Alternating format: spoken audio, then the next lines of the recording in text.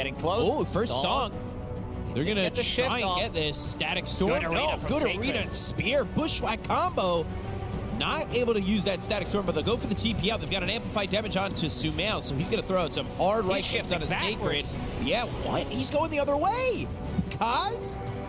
Stampede used, right clicks in, Sacred gone, double kill there for Kidtrack. They're right on the stairs. Sotoms. Nightmare. Spear attempt, but the sharpshooter with the ensnare. Grip. Oh boy. Yeah, that one not in the 3-second grip. They'll get the kill in a night and Sotom. They'll look over at Panda. And he's in the Shadow Amulet, but he has to start to run. He'll end up dead. That's 4 heroes gone, and GG is called. Bulls in the air again, but just extending what seems to be inevitable. But Bulls is up. This Kunkka. Now Sotoms is in trouble with Arteezy coming from behind. They get the kill to Sumail, and they'll end up losing him. The Black Hole's in on the 2, but the Terrorize. Oh, stopping it again, and look at all these quills stacking up on the Saberlight. They'll get the kill to the Enigma. That's 3 heroes dead on the side of Shopify as they are chasing for more. They want Arteezy, who is without this BKB for 5 more seconds and will die. There's another avalanche, a toss out of Kaz, but he goes to the Wind Waker immediately. Sotoms is going to jump in here. The Sharpshooter misses again. Torrent Storm going to send a lot of these heroes into the air. Saberlight taking so much damage. He's got buyback, but Arteezy's dead with no buyback. That might just be the game.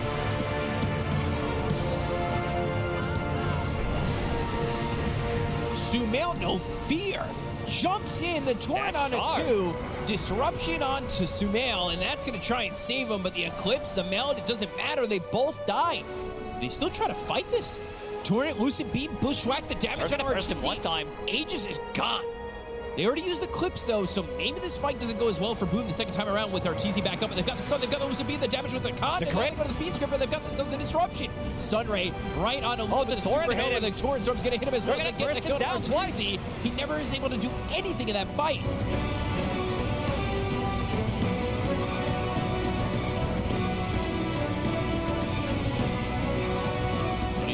Aegis will send these illusions over, but now they go with the Fiend Scrape.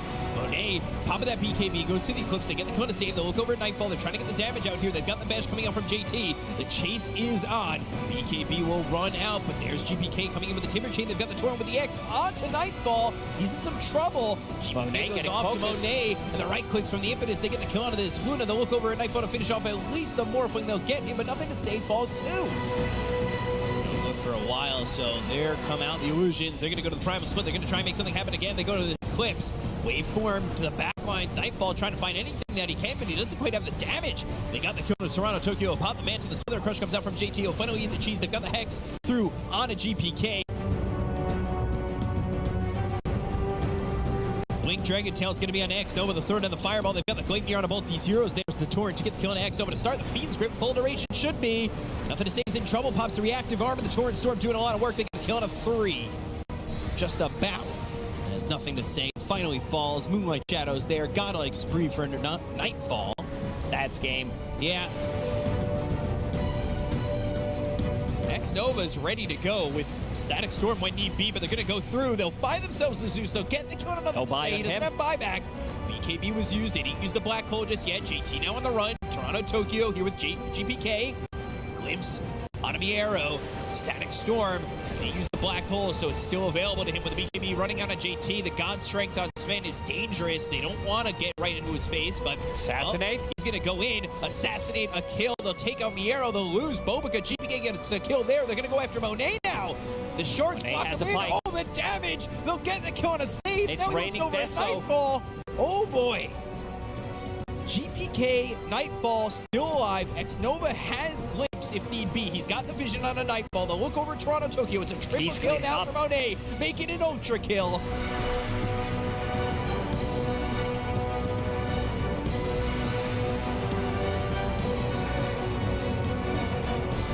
Riders moving forward, wanting to find an opening. He's looking for that back line, but immediately they're right on top of him. Wind Ranger runs forward. They just want to kill Sniper, make it stop.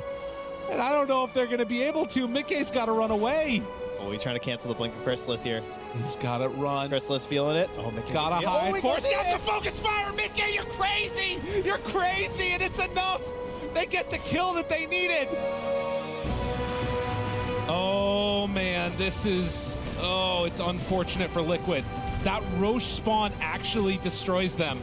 As they try and make it through, they try and run away. Can they hit it? Can they kill it? Roche is so low, they're waiting desperately, and they move through. They go through. Wait, Roche is dead. Wait a minute. The ghost ship comes down. Aegis on the ground, every damn thing. 33 got it. He takes it away from them, and now they're gonna chase down Corden. Mickey's on top of him. Corden in some trouble, but Mickey is too. Force staff to get to the far side. The relocate, but now they can pull him back. Corden separated from the rest of his team. They have a nightmare. The boat is out, but do they have enough damage with that black hole to take him down once? But guess what? He's got an Aegis. Nisha has now shown up to the party, and Secret, they're going to get punished hard.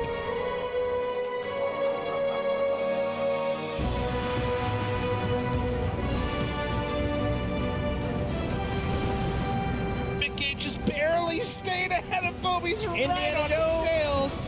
And they do find him. Can't burn through enough mana. In the meantime, Nisha is killed off. Mickey, or Puppy rather. Boom, in some trouble. He goes down. Are they really going to go in and try and do this?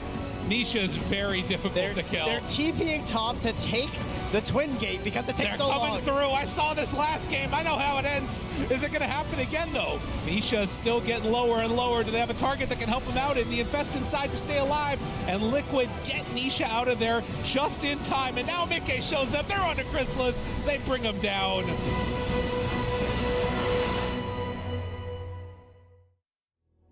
Oh, we saw big smiles on the camera there from Nisha and, of course, everyone from Team Liquid as they were the final team yesterday to punch their ticket to the playoffs. And that's where we are right now. Good morning to all of you and welcome to the playoffs of PGL Wallachia. There are 8 teams out of 16 that managed to make it this far, and that means today is the day. It truly, I mean, we're way past halfway point, but today is the day where it truly properly starts with a double elimination bracket, and this is the road to first place in just a couple of days. We'll know who our champion is, but one step at a time. Everybody starts in the upper bracket, and we're going to talk about every single thing here on the broadcast together with Kezu and Tigov. Good morning, gentlemen.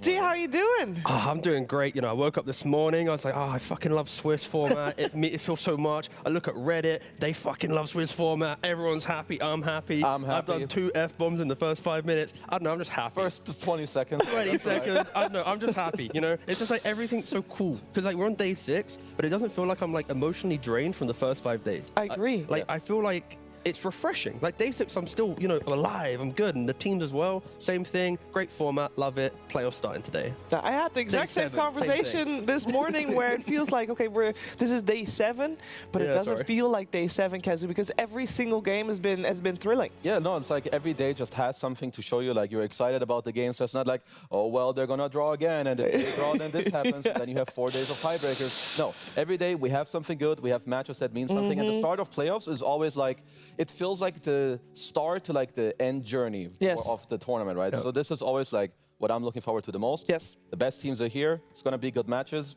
Can't ask for anything else. Yeah, well, before we move to today and to the playoffs, I do want to take some time to look at yesterday's games because we went the distance very frequently yesterday with 3-game series. Yesterday was all elimination or qualification on the results. So let's just start at the very beginning because we had a couple of upsets at the beginning of the day. Boom. 2-1 Shopify Rebellion, Tigov. No, it was incredible, especially when you think about the initial seeding of Boom and Shopify. Boom come in, they are the underdogs. They haven't really been able to leave the SA region, and then they come out swinging. They finish finally at a 3-2 scoreline. They get into the playoffs. It's incredible for SA to get to the top 8 position. It's always exciting to see that, and it was somewhat the upsets right there. Boom was able to achieve it. G2IG, on paper, they could maybe muscle up against BetBoom, but you often expect BetBoom to be the team in the final moment just to clutch it out to get to playoffs at least. And no, it wasn't to be the case. No, it's like G2IG, I feel like they definitely outplayed BetBoom. When it comes to like the Boom series, I just feel like they really improved a lot and they stepped it up. I want to highlight again, their squad is very young. Their average age is like maybe 21. Their oldest player is 23 years old. You go up against Shopify, they have like a lot of experience and everything. And even then, you clutch it out. I will have to say it one more time. I think Shopify, you have 2 stand-ins, but their gameplay in game 2 and 3 definitely left a lot to be desired. But, you know, you need to be able to capitalize off of that, and Boom did just that. So just deserving to be in the playoff bracket. Yeah, they really are a squad to look out for. This is a team that we haven't seen that much of in the international waters, as they normally don't make it out of their qualifiers, because Heroic has been doing well. Heroic this event, by the way, they already long gone. Not doing well. They already eliminated, but the way that Boom is playing is definitely inspiring, and I'm sure that we're going to see a lot more of them. We're definitely going to see, obviously, a lot more of them even today as they made it to the playoffs. Now, our second series there indeed did have BetBoom eliminated, and I think that was, of all of yesterday's games, the biggest shocker, because it is a team that generally people expect to see in the top 3, Kezu. Yeah, I don't actually know what happened to them. So G2IG, they played very well. I want to definitely credit them with what they've been doing, like their strategies, the Slaughter, Klings here. Just feels like it opens it up so much. They all help each other in the draft, in the gameplay.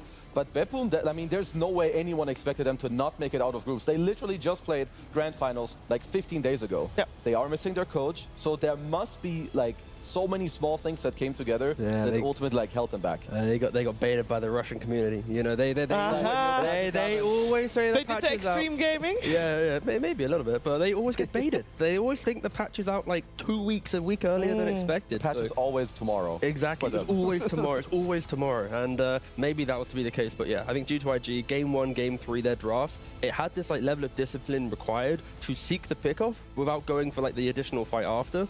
And I think that was it was incredibly beautiful to watch. I think Game 3 specifically, when you're playing against like Sniper Gyro, if you don't have that simple initiation and you continue going for it, like you can falter. And they just never let off the gas. Like they utilized the vision of TA, Zeus, and Disruptor so beautifully that Primal always found the jump to break open the fight. And I think that I think it was actually this clip here as well. You see the TA with the Disruptor. Disruptor's like putting the Thunder Strike on. TA still chasing, and then like you see the Disruptor even jumping in again just to continue the hunt. Like I don't know, just like these level of plays. I think if G2IG can just get these types of drafts, they look incredible. But a team who's locked into a good draft is always a scary team, because it's like sometimes if a bad draft happens, they just fall flat instantly. So I'm a little bit worried for them. But if they can find that, the recipe to a good draft, then they have chances. They do have chances. Another team that's having chances is Team Liquid, because they were the final team to qualify yesterday. They managed to get a 2-0 over Secret, and I feel like that scoreline, I feel almost a little bit misleading, T, because I really thought... I'm sorry. I feel like the way the Team Secret was playing, they could have gotten one win out of this. At least. At least. Yeah, I really want to know if the highlight comes in on this one with the Roshan situation where Secret's like peppering the... It will, right? Because right now they're still ahead at least. Yeah. If you, come on, there's no way you leave that one out. I'm sure productions put it in. We saw it in the pre-roll to the show, but it's the fact that like Secret in this first game, I'm like, oh damn, they're doing it. Game 1, this is hype. They start hitting bot Roshan. Pew, pew, pew, pew, pew, pew, pew. Roshan's like, nah, sorry mate, it's night time. I need to go top. He starts running out, and 33 emerges from the twin gate, and he's like, I am Kunkka. Water park everywhere, just fucking takes the Aegis out. And that entire game, when that happened, my heart sunk, because the entire day was about upsets. Was about like the idea of like, okay, the underdogs are gonna do it, and then 33 just like kind of slapped Secret. Says no. And then it never felt like Secret was able to return to that. Oh, here it is. This is what we're looking for. I mean, they've just wanted to take Roche so badly before it goes top. You see that many other times people get to like hold it in place. Maybe they didn't have the tools left, or you had to like use this is not the one. No, it's like, this is a different game. They baited us. They put the same Roshan pit, but Roshan was still alive. This is the next game. Because the camera's like blocking. I still see Kunkka in the game. No, exactly. Yeah. The other thing I did see from Liquid that you also mentioned about G2IG, like there was this one clip earlier, they're 2v3, they're still manning up with the Disruptor. Mika did it in game 1 as well, where he's alive on his own. Against Crystal is DK, one more hero, but he mans up and he sees that he still can do it. So it's not like, oh, I'm the only one alive. Just stay back and don't do anything. He feels it in the moment. I can man up, make a clutch play, and go for it. And you need those type of plays and feelings, and you need to follow them in order to go through in these tournaments. Yeah, and they did go through. You want to have one more side, one more, go for it. Go players that people like on Reddit, they flame because it's like, oh, why are you trying to go like 1v3? But like when it works, they're a god. When it doesn't work, it's like the VP we forget it. Yeah, it fails, and they're like, wow, these guys are terrible. Really, but it's like, no. If you go for it and you hit it, like you need to know your limits. So you need to know your limits, and also, I mean, in the VPK, case, if you execute it properly, that's also kind of a requirement. Yeah, you would be gone. For the If calls. they manage that, we would still be seeing it on Reddit today. Yes, true. We would be. But we won't be this time around because, Virtus.pro long eliminated. Let's take a quick look at the standings. Obviously, group stage now finished. We have our final 8. And that means all these 8 teams are seeded into an upper bracket. Obviously, the other 8 eliminated. Very sad. We talked about them at length, and the reality of it is we won't talk about them again because the other 8 are the ones that count. And the double elimination bracket, this is what we want to talk about. Actually, more specifically, Tigav could not wait to talk about this. Take it away. I'm so excited for this because, of course, I'm really upset for Boom. They get to the playoffs, but they're seeded 7th. Yep. And Falcons, they're now seeded 2nd, and they're going to play each other. So I'm really sorry, Boom. You got out of groups, but you got to play Falcons. But just the fact that we have Falcons and then like Gaimin Liquid all on one side of the bottom side of the bracket, Yep. it means we have like China versus China, SEA versus like Eastern Europe, and there's a chance that we are going to always have this like beautiful like regional versus regional matchups going through the upper bracket. What do you mean, beautiful? What do you mean? That No, is a lot of beautiful. people don't like inter-regional matchups. No. I mean, after round 1, like we're gonna have like China versus a non-region. Okay. We're gonna have MENA or SA versus Europe, and then the upper bracket will be international Dota the entire way. So other than the China versus China, everything in the upper bracket should, in theory, have this like international level of Dota. We aren't gonna have the snooze fest of like, oh look, it's Gaming versus Liquid for like the billionth time, and we're living in the 2024 world. Blah blah blah. No, that's done round 1. Get out the way. Shoo. We want to have like beautiful Dota where it's like international teams playing up against each other, not this like one good team and everyone else. So I'm really hoping that we are just gonna have like this. I don't know. Playoff bracket is cool. I'm also hoping that we get similar performances to like yesterday where, the upsets were happening. Because I would say Aurora, I still don't know really how to rate them. Yeah. T talked about, Boom, you made it here, but now you play against Falcons, who are obviously a great team. 2nd place, in the seeding. I want them to also like put up a really good fight. I know that they're capable, Yes. but I want them to, hit the right day, have the right emotion, and bring us a good draft and gameplay to like give us just 3 games all around. Yeah, it's time to put all the lessons that we've learned over the last 6 days into practice. It really is just that simple. It's like we expect the best of the top 8 teams that we have here for Wallachia. We should be focusing on our first series of the day, though, because that is what our attention should be on, because it is an interregional matchup. It is G2IG taking on Xtreme Gaming. Now, this series, these 2 teams have only faced each other 1 time. And, they don't normally face each other because Xtreme Gaming gets invited to everything, whereas G2IG, they have to qualify, T. Yeah, I'm kind of, this might sound a bit silly. Okay, take it away. This is why I'm kind of happy with the lack of DPC. Because like when we have this like interregional matchup, Yeah. before we'd be like, oh, they've played like 19 times already. Now we actually have this like, oh, they've played once because the groups allowed them to match up at some point or something. So it's like we're internally, sure, when they're back in China, they've probably played each other a lot, right? But it's refreshing not having the buckets of information that sometimes the 4 seasons of Chinese Dota forced us to have. Azure Ray, they've played like probably 1,000,000 times in the qualifiers, but the top dog teams that do get invited, they actually don't know as much about the like the 2nd level and the 3rd level of teams. So honestly, that's a good point. Where Just seeing this graphic. one of the scary things. Xtreme Gaming are the only team at this tournament so far that didn't even drop a single game. Okay, there's one thing about Xtreme Gaming that people should know. If you look at their results recently, you're like, okay, they started well. Obviously, 3 of the 5 players won in Kuala Lumpur. Then they came top 8, and then they started like getting 3rd at a Dream League, getting 1st in Elite League, and then they come at Birmingham, and then there's like top 8, and everybody's like, what was that? But there was a reason for that. Xtreme Gaming were one of the baited teams. They specifically said, oh yeah, we did not practice. We did not scrim. They thought there was a patch. Because we thought there was going to be a patch. Guys, just literally just wait for the waiting room. It isn't that hard. Literally just load up T-Governor and there keep we it go. there. Self-promotion. Wait until he's online. PGL, there's a banner on the bottom right now. But here so G2IG, I just wanted to highlight the last time they faced Xtreme, they're the ones that beat them in Birmingham. They knocked them out 2-1. Yeah. Since then, Xtreme haven't lost a single game. Not a game, not even Not a single game. So they may be the ones that created this monster in Xtreme Gaming. And then here also, they beat Azure Ray and knocked them out of this tournament 2-1. Yeah. So they have yet to lose to a Chinese team. Maybe that's all it takes. Keep playing against the Chinese teams and knock them out. Yep. The problem is they would be the last Chinese team available to knock out, that is. But we'll have to see, because Xtreme Gaming, they're really scary.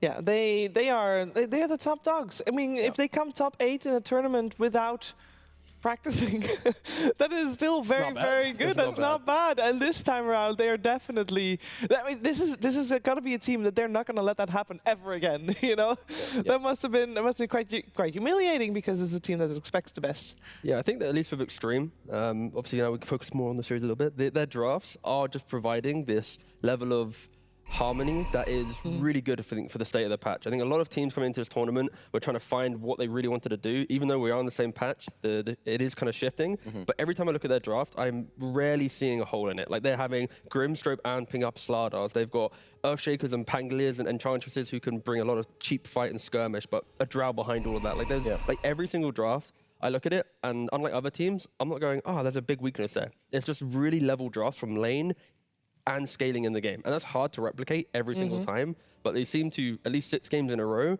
have found that beautifully. And there's yet to be a team that actually has challenged them in the draft that stops them from playing their game. And it's also like it's multi-level, because when they have the Grimstroke, like T just mentioned, it's with like a, you have a Primal Beast, but then in the safe lane you have a Faceless Void. Yeah. In the mid lane you have a Storm Spirit, so it's like multiple layers of where your supports can go, who to play with. Their Marcy is by far the best. They keep playing so it good. with like these range heroes. Like Jin Q, he kind of makes this hero look very OP. They have Bane in every game where it's available as well. So like these guys are just incredibly good. So for G2IG, I hope that because they have played so many more matches, that they could learn something about some of these heroes and like bring us a good strategy into today, because Xtreme have not been challenged yet at all. No, they have not. I think actually for G2IG, it's a good thing that they played as many games that they did, because it felt like they needed this improvement that we've seen over the last few days. Obviously, the start of the groups did not go well, and they definitely seem to have found themselves and created a bit of an identity more so for themselves. For G2IG, there's one thing in particular, that's not specifically G2IG, but G2IG and Xtreme that I want to talk about, because yeah, these teams, they don't play against each other that often, but that's also because obviously G2IG hasn't been around for that long, and definitely not in this iteration. But there's 2 players that have played each other a whole bunch. I'm talking about the carry players, because we got Ame versus Monet, and I think that if you ask anybody who are the 2 best carries coming out of the China region, Ame would be at the top of their list, and Monet is probably going to be second. And it does show in the record. They have over 150 games played against each other, with Ame being 94 games out of those wins. 58 wins for Monet, so he does get there. But I do think that these 2 going up against each other, Kezu, is just, I mean, it's just great to see. I mean, they're just the best carriers in the region, like you said. I feel like when I look at Ame, it's just so stable. This guy even, like, he took a break for a long time. Yeah. He just came back, and it's like on the top of the board, like in terms of what he's doing, the heroes he plays, and also, like, he doesn't really sway away from like playing maybe different heroes. No one else is going to play Spectre in this tournament. He did. Monet, if I look at his hero pool, it also shows it here. This guy, when he plays range heroes, he's like a different beast. I remember the Singapore TI, when they got like top 3, they were so good at going high grounding and knowing like how to position, that these 2 carries, I mean, you can't really expect a lot of mistakes from them. They're not going to falter. Just the fact that I'm seeing like the top 3 being the range tier, like Marcy already comes to mind. Like you've got to balance out. Do not let Jinku have a Marcy if Monet wants to play the range tiers. That already sounds like a recipe for disaster, but that's getting a little bit carried away to 2 steps later. But again, like, when you think about the region and these players, it's like Ame is always like the forefront, and then Monet's always kind of behind. Like 1 step behind. You know, at some point he might be able to break out and create that moment, but that it's going to take a little bit more time. But at some point it was also, oh, Monet is going to be the new Ame. Yeah. But then Ame returned. Ame returned, but then came back. But like he kind of almost never left. Yeah. So it's like there's a 3-year age gap between the 2 players. Monet also needs to get at least a 2nd place at a TI, right? Yeah. He's got what? He's got 4th. He's got 3rd. Yeah, that's definitely if he gets not a good 2nd, enough. then he this guy goes needs to level up. Yeah, exactly. Isn't that mild? I mean, these 2 carries. How would you place them? Obviously, Toro is coming to mind as the best carry in the world as well, being definitely up there, probably first, maybe even, especially with having 2 TS wins, definitely first. But how would you place Ame and Monet in, like, for example, the top 5 worldwide?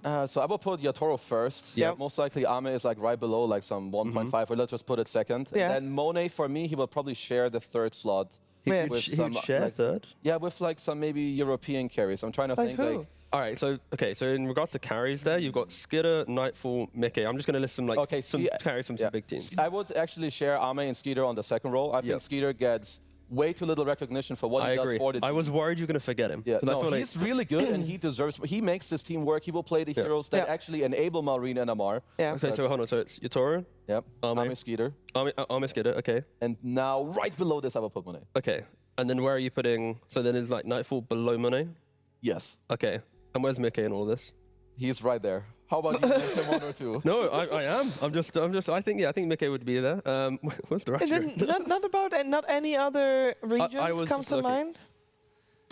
Because is it really like that? For looking for pedigree, looking for if we were power. Okay, so if we're in the spur of the moment, or any research prep or logic trying to tier or list, any names in front of any of the 20 carries possible. If we just look at PGL, all right, then I would probably so it's like Yatoro.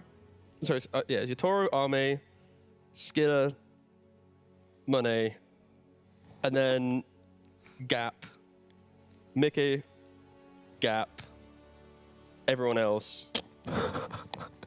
I think like Mickey, Done. Nightfall, 23, Gap, and then the rest. Yeah. There's like we can make it here. You know, right now we can do this properly. Maybe we'll do it another time. We can draw right now. You can definitely put it on the drawing board. I think tier lists are a great way of creating content, especially if they're literally maybe for some people maybe a little bit controversial. You know, if they are controversial. I can't even remember what I just said a minute ago. I'm fucked. And the next time you'll say it, you might say it differently. Yeah. Yeah. Maybe not. Maybe not. No, it's fine. So what we can do when we finish with the draft, we can go to the whiteboard. We'll quickly write our tier list, and then when we come back, we can start talking about the tier list. And screw the game. Yeah. Great. But I want to talk about if Ame and Monet are having a spot apart on you guys' tier list. Yeah. Surely that means somewhere on the side of G2IG, Monet is going to be needing more help, or how is that difference going to be fixed within a match of Dota 2? Like, how is that going to showcase itself in terms of the way the teams play? I think this is it's less about the carries and more the construct of the drafts. Because like Xtreme, they always have this layering that it enables Ame to fight when he wants to fight because there's already so much aggression occurring. And G2IG is a little bit more fragile. Like when you look at their lineups, it's like the Axe needs to have a good lane, or the Slardar has to get his timing with a Klinksten and find kills for then carry to play behind. So I think there is a bit of vulnerability with G2IG that they require lanes to go well to activate them, whilst Xtreme, even with bad lanes, their heroes with levels can make moves happen. Therefore, Ame will look like he can do more. So I think I am a little bit worried that if G2IG draft a little bit too weak for lanes, they could just get picked apart in the matchup so far for Wallachia. I also think like just because we rate a carry below the other, like Monet under Ame, it doesn't mean that I necessarily think he's a worse player. A lot of the times, how well you do is about also your teammates, your draft. How do you communicate? At minute 6, like 7, when I see Xtreme play and they have a chrono and they smoke somewhere, they make sure that like Ame is already walking towards the move. So when the play hits, he's already coming, which happened exactly against Aurora, whereas for other teams, you know, this clutchness and being there at the right place at the right time, it may not happen. So it could be, you know, it can start in a draft, it can start in a gameplay, in the communication, because obviously it's not like there's worlds apart. No. And Xtreme will win because they have Ame and G2IG have Monet. There's a lot more going Imagine if it was that simple. Like, his contract would be insane. Dude, this guy would make. Oh, we just got the trump card. We just go, boof, put that down. What I will say is that G2IG, they obviously are going to look towards Xtreme. They know the players very well. But you guys have also been saying the last 6 games they've played here in Wallachia, they have not been challenged. So how much can you really learn from games like that? And especially when it comes to the drafting portion of things, as that's where we're headed. Like, how are you setting yourself up for success in that case? I mean, already they're doing it beautifully with some of the bans, right? Like the Bane ban, the Marcy ban. These have been, you know, key components in at least a good majority of the draft so far for Xtreme. And I've already kind of harped on it a little bit, but I think just make sure Xtreme don't have this overwhelming amount of early like poke fight that scales immensely. Because if you're able to get some cheap kills that prevent you from progressing the map, and they also scale better than you, it creates these like high pressure moments that if you don't get that hit, that smoke, if you don't get that first Roshan, or you take the mid tier 1 tower, you just feel like the game is slipping away from you, and then you're making like Hail Mary plays from like minute 15, 20. And that's what Xtreme kind of, they do like, indirectly through the type of heroes they pick. I do also already see the fact that there's some heroes that these two teams share that are being taken out right now. Like Marcy, of course, Xtreme Gaming have played it a lot, but also Boboka has been pubbing it.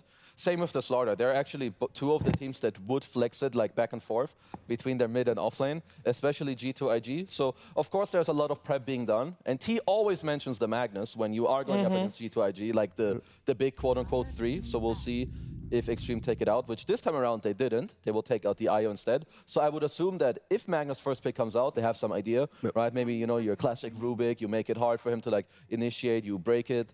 Maybe that's something that they're going for, so we'll have to see. It does also look like Xtreme is basically taunting G2IG a little bit. They're like, Magnus. no, it's Chen. And No, it's but Magnus. where is No. the Chen?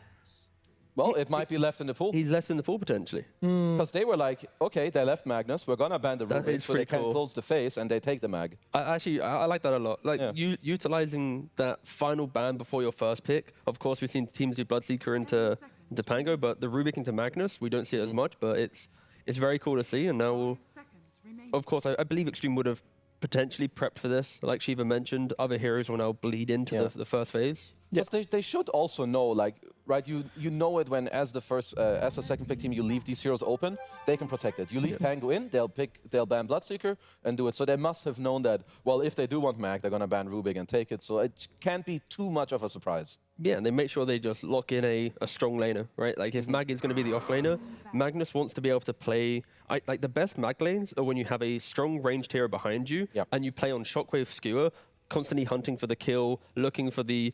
We're not just farming out the lane, because I think people expect Magnus to just want to right-click the lane, but you are hyper-aggressive in the correct matchups. So Xtreme go, okay, that's not going to happen. We're going to have like an artillery cannon of a support. So if you want to come to this lane and be aggressive, you can actually die if you go too far. Does that also mean that Xtreme is not planning on banning out the Chen in their one ban that they have got coming up? Because Enchantress is like it used to be a soft counter to the Chen. And like, I don't get why Chen has been like 100% banned in every single game. I think we saw it maybe once max. And now it's just like, oh, you know what? Because like, We're just going to do it differently. That's what happens when teams have like their favorites. Because like clearly G2IG, they care like Doom, Slardar, Magnus, maybe some Primal. If these aren't available, sure, the heroes that you mentioned are good, but the foundation of a Magnus feels more comfortable for G2IG to play in. And also, if you have Magnus, you probably don't mind playing into a Chen. Yep. So because of that, it's like, well, I'd rather take the Magnus and have many more options in my draft. Yeah, than no, pick I the get Chen. why they pick Magnus first over the Chen. That makes 100% sense. But the fact that it's now ignored. I think that's like the progression of the draft. If I see a Magnus, I don't really want Chen. If I have Magnus, I would rather also have different fives in a way. Yeah. Like just, you know, I want to kill inside the like, RP, or I want to set up the skewers. Yeah, Yeah, like so more follow-up damage. I set up your plays, I go in for you. I love the bans from G2IG. Like Void he doesn't really lane well against Mag, but he gives you like, he cements the fight. It's really hard to RP. He gives you like a win condition. Morphling, lanes well, high damage, can buy the shard to never die in RP, so very spot on. Follow-up pick with the SD, save against the Mag, aggressive purge against the constant empower for whoever would be empowered, so love that as well. So yeah, a really, really nice pick there. Yeah. And it sets up for future picks of potentially the Centaurs, anything like this that enables the SD in lane. And we'll see what G2IG are going to be going for here. They already are picking straight away. They're going to double pick straight. Okay, they're not. So Crystal Maiden, of course, Ench counter, Frostbite. You can now do that if you want to play that into that lane. I most likely not, because you'll be playing the safe lane, but throughout the game, you can think about it a little bit. I think it's less about the whole Ench thing and more just the tempo that a Mag wants to bring. Mag, once you get Blink, it's about pushing your team forward, constantly looking for that next play. And of course, Crystal Maiden, if you're in the area, amping up additional mana, it just helps the team want to continue fighting. But you do need to pair it with a 4 that wants to look for the fight. Traditionally, that would have been like a Tiny or a Tusk. They're not going for that this time around. They're just going for the Lion. It is a Boboka hero that he's been leaning on a little bit. And I think for other teams, I'd be like, it's a bit uncomfortable. But with G2IG, with the type of play they make, having that instant Hex against some of these mid laners, it is pretty handy. Okay, so they go for... G2IG just went for like the easy laning setup, right? With all the reasons you mentioned with the Lion CM. So Xtreme, I wonder how they want to go here. Do you pick the Pango, keep the flex open and take your carry? Okay, they will do that with the Bristleback. Yeah. I like this Bristle pick. I think just Magnus wants to like have some poke damage and like try to do stuff to you in the lane. I think Bristle can kind of offset that. There is a decent amount of damage on G2IG, but these heroes can also die incredibly quickly to a Bristleback. You have SD who can stack around the game as well for you. Because you're the Bristleback, you have a lot of tempo with the Pango. Yeah, I like the adjustment of wanting to play faster when you see this Magnus lineup, which is generally fairly slow. I mean, it looks like Bristle just buys Shroud, and you don't die at all at this point.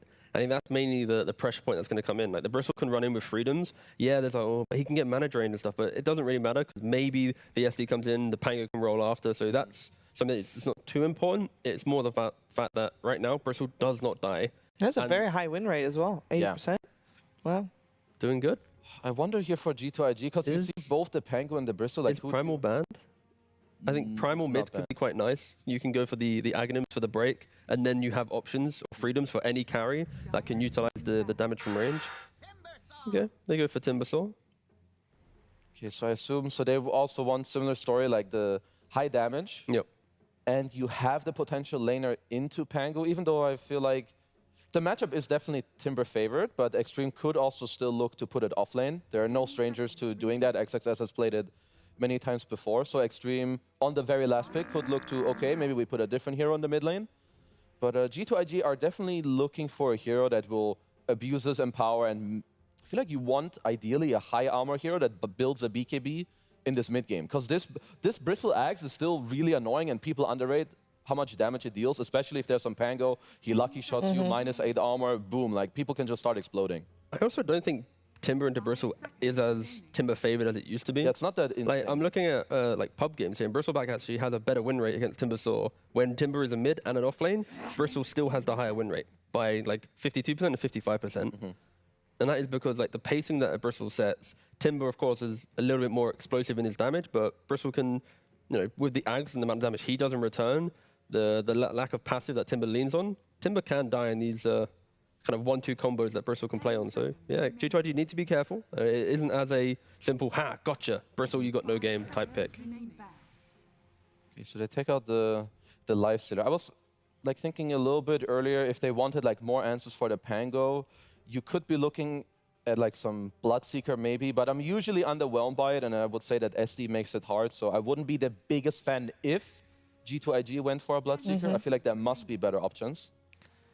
Is there still something that they could go for that might build into a Silver Edge? When we saw Bristleback played the other day, we said that there's some other ways to deal with the Bristle, but we were really missing a Silver Edge, which is why the Bristle got out of hand. Like, is that, like, or another break mechanic for that matter? Is there another way for them to deal with that? With their final pick? They could try to look for a hero that like builds into it more naturally, because I would agree, I am missing these type of breaks quite a bit when we do see these Bristlebacks. Like, they're not literally being broken in the draft or in the gameplay, so that is something you should try to think about. I mean, I don't really call the hero too often, but this could be the moment where Drow doesn't look that bad, because you have so much frontline with the Mag, the Timber, the Lion Hex. There's no real backline jump from Xtreme other than maybe the Pango. It's a lot of, I need to run at you, and to run through the Timber and Mag can be pretty hard. So they could be well, but the fact that then you have the last pick counter pick for Xtreme as well to then further find it, it makes the pick where it's like if you oversubscribe to going for the Bristle, then you have one more counter in play. So I'm on the fence with the hero, but like that. But that would be a natural Silver Edge builder, so it could fit. In mind, yeah. Also, you have your Ags and ways to also further punish. I mean, I wonder if I feel like something tells me that they want a melee hero. Another to just like pair up with the Mag, like another body in the mix, that when the Pango rolls in and the Bristle runs in, that you can like stand your ground. I don't know. There's the Luna. Okay. It will just be Mr. Luna. It's the melee range hero. It's Miss Luna. True. Please. Miss Luna, of course. Or Mr. Nova. Mr. Nova. Mr. Nova, the melee range hero. Actually, Nova also sounds like a girl name, so it's Miss Nova as well. Miss Nova. Yeah. Okay, you at least have a lot of the tempo does fit. Maybe they want to like offset a little bit the Timber, right, to like fight into it. The Luna a bit faster paced, can build a BKB in the mid game. Let's see, what shall it be for Xtreme?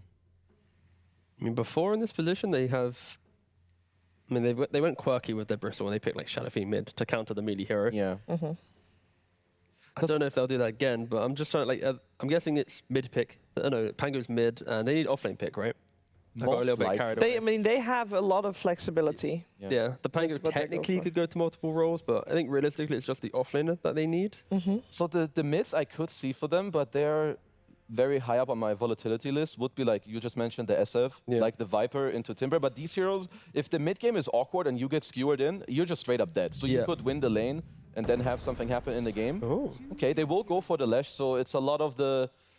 I do feel like this tanking up with multiple heroes and having heroes that run in together, with we have mentioned at the start of the tournament, it does look like it's making a big comeback, and those heroes are looking incredibly strong. Like the Lash running in with the Bristle, you have like all this tank ability, you just keep running in there. So the Lash overall, I like it quite a lot. It's like another way of answering the Magnus to some degree, because if you go for the Bristle, you don't kill him. He can then cool turn around. If you go for the Leshrac, you don't kill him. That's a Bloodstone heal up, turn around. Pangolier shouldn't really be in position to ever get hit by the RP. So it's like the two main cores are able to make the post RP plays, and then your supports are so far back because they're ranged that, again, shouldn't really be caught. So I think it's kind of Xtreme's way of going, okay, you've got your Magnus, but we control who you RP because we have two heroes who kind of want to be RP'd. Yeah. So I'm intrigued to know if G2IG will ever fall for that bait of being somewhat behind and then going for the RP and then it falling apart miserably. Yeah, I want to see how G2IG deal with this early game, because if I look at Xtreme's heroes, I feel like they all come online like a few minutes earlier than their respective counterpart. Bristle online super early, Lash mid earlier than the Magnus, they can go together. First of all, Xtreme will have a lot of stacks. Will G2IG answer that? Yep. If they do, they need to make sure to do it correctly, because I feel like this Xtreme ball will always be a little bit too strong at the timing where G2IG will look to fight into them. You're basically just saying that Timbersaw needs to utilize his offlane strengths to then bring that to the game. Like if he sits back and then also hits creeps, then it's too much farm for the ball up of Xtreme. Okay, well, Xtreme Gaming has not dropped a single game in Wallachia just yet. Will G2IG be the first one to make a dent in their armor? We're finding out. We're heading over to a commentary duo of B-Cup and Lacoste. Thank you so much, Shiver, coming into this one. It is a China matchup for the ages. It's Ame, Monet, XM, nothing to say. It's going to be exciting. It's going to be fun. It's 10 names that have just been a staple in China for so long. Lacoste, you excited for this one? Oh, absolutely. China against China always hits different. I've been a fan since, 20 years ago. And looking at both of these drafts, I do feel like Xtreme Gaming that they have a lot of early tempo. And their draft, it does remind me a lot something that Gaimin Gladiators did. If you remove the team names, my initial guess would probably be Gaimin. This is how they play. Pango from the mid lane, Enchantress, Shadow Demon. These are the heroes that come online super quickly. Some casual Bristle back from time to time. Bristle sitting at 80% win rate so far at Wallachia. Hasn't been really answered yet. One of those, surprise you gotcha picks, I would say. Yeah, we saw it yesterday feel really strong, so let's see how Ame plays this Bristleback. This is, truthfully, Xtreme and IG, whether it be by team name or player name, this just feels like an instant classic of teams whenever this China v China happens. I mean, everybody on this list feels like they've had such a lucrative career, and I'm ready to see what they bring to the table. I was saying it to you about the IG draft. It felt like it was kind of a Kaka draft. Maybe that's just the Lion pick that Kaka would pick all the time. But these are the heroes that he would definitely draft for his team. Yeah. So, interested to see it. Interested to see Bobica on a Crystal Maiden. He's pretty greedy. We saw him on a Tiny yesterday. That didn't exactly look too go good. well. He was in a struggle mode throughout the whole game. 0-6-0 at one point. Still had a good timing on a Blink Dagger, but they only managed to get 2 kills in that game. This time around should be easier, I would say. Xnoa will be playing that Lion, and panel did discuss about earlier timing from Xtreme Gaming, and I gotta agree. Having Enchantress, having Shadow Demon, also there's gonna be a lot of stacks going on. You have Shadow Demon being played as position 4, you have Bristle back in the team, you have Leshrac, so they can easily clear the stack. Same goes for the side of G2IG with Magnus, with Timbersaw, and Luna. So I expect stacks like 10 minutes into the game, 10 plus stacks. Damn. We've been seeing that. Sometimes we've been seeing singular players have 10 stacks at that point.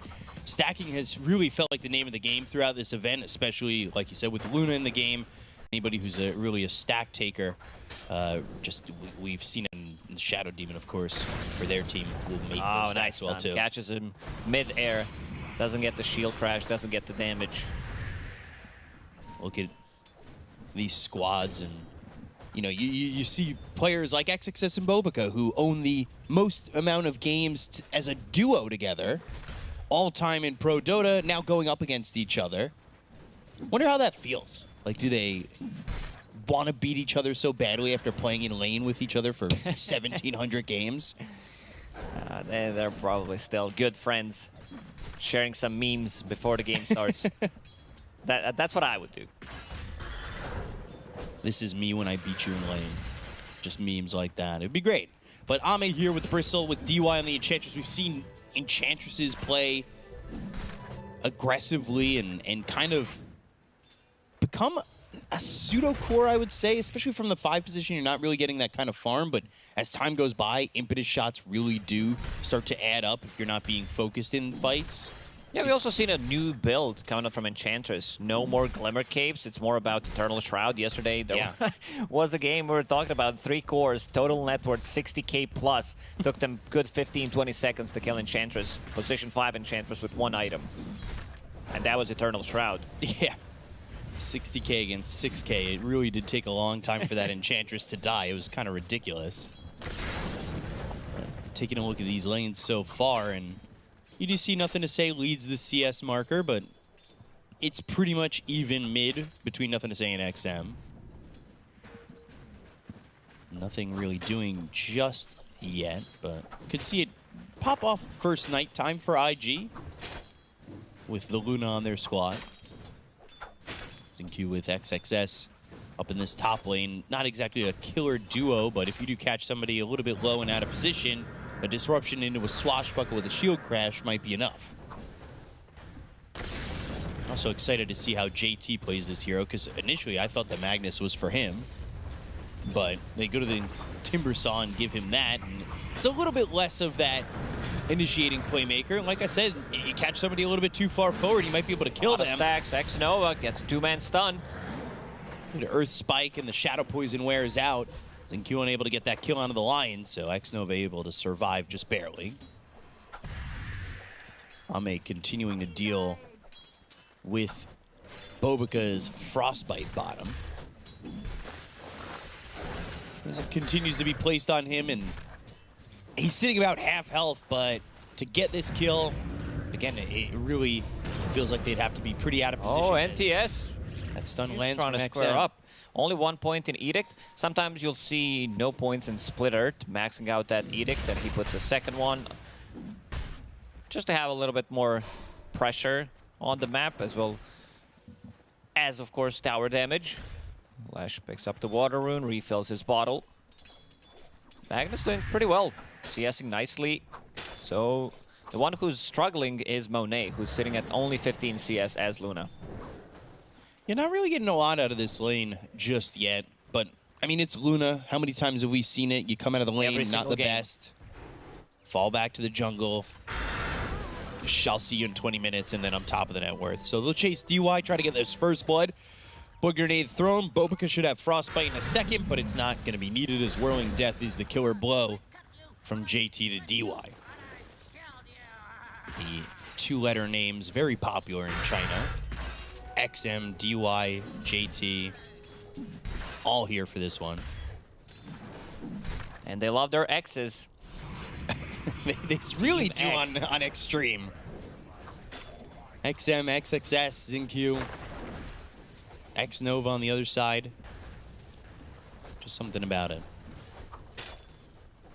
You can see Monet only level 4 and playing a little bit safe. How many Novas are in this game? That's a question for you, Bika. How many what? How many Novas? Novas. 2? Wrong, it's 3. Nova from Luna. She's riding Nova, X-Nova, and Supernova. By Supernova, I mean Crystal Nova. Okay. I didn't have confidence in my 2, but I thought I was going to be right. So Bobica, like you said, stacks the name of the game, especially with a Luna there. He'll make a couple of stacks. Nothing to say now, level 6. So is XM. But nothing to say will be the one who picks up that shield rune. And, you know, to no surprise in a China v China game, a little bit slow to start. But a lot of respect coming from both these sides. I feel like they know each other really well. Oh, absolutely. These players have a long history playing against each other, with each other.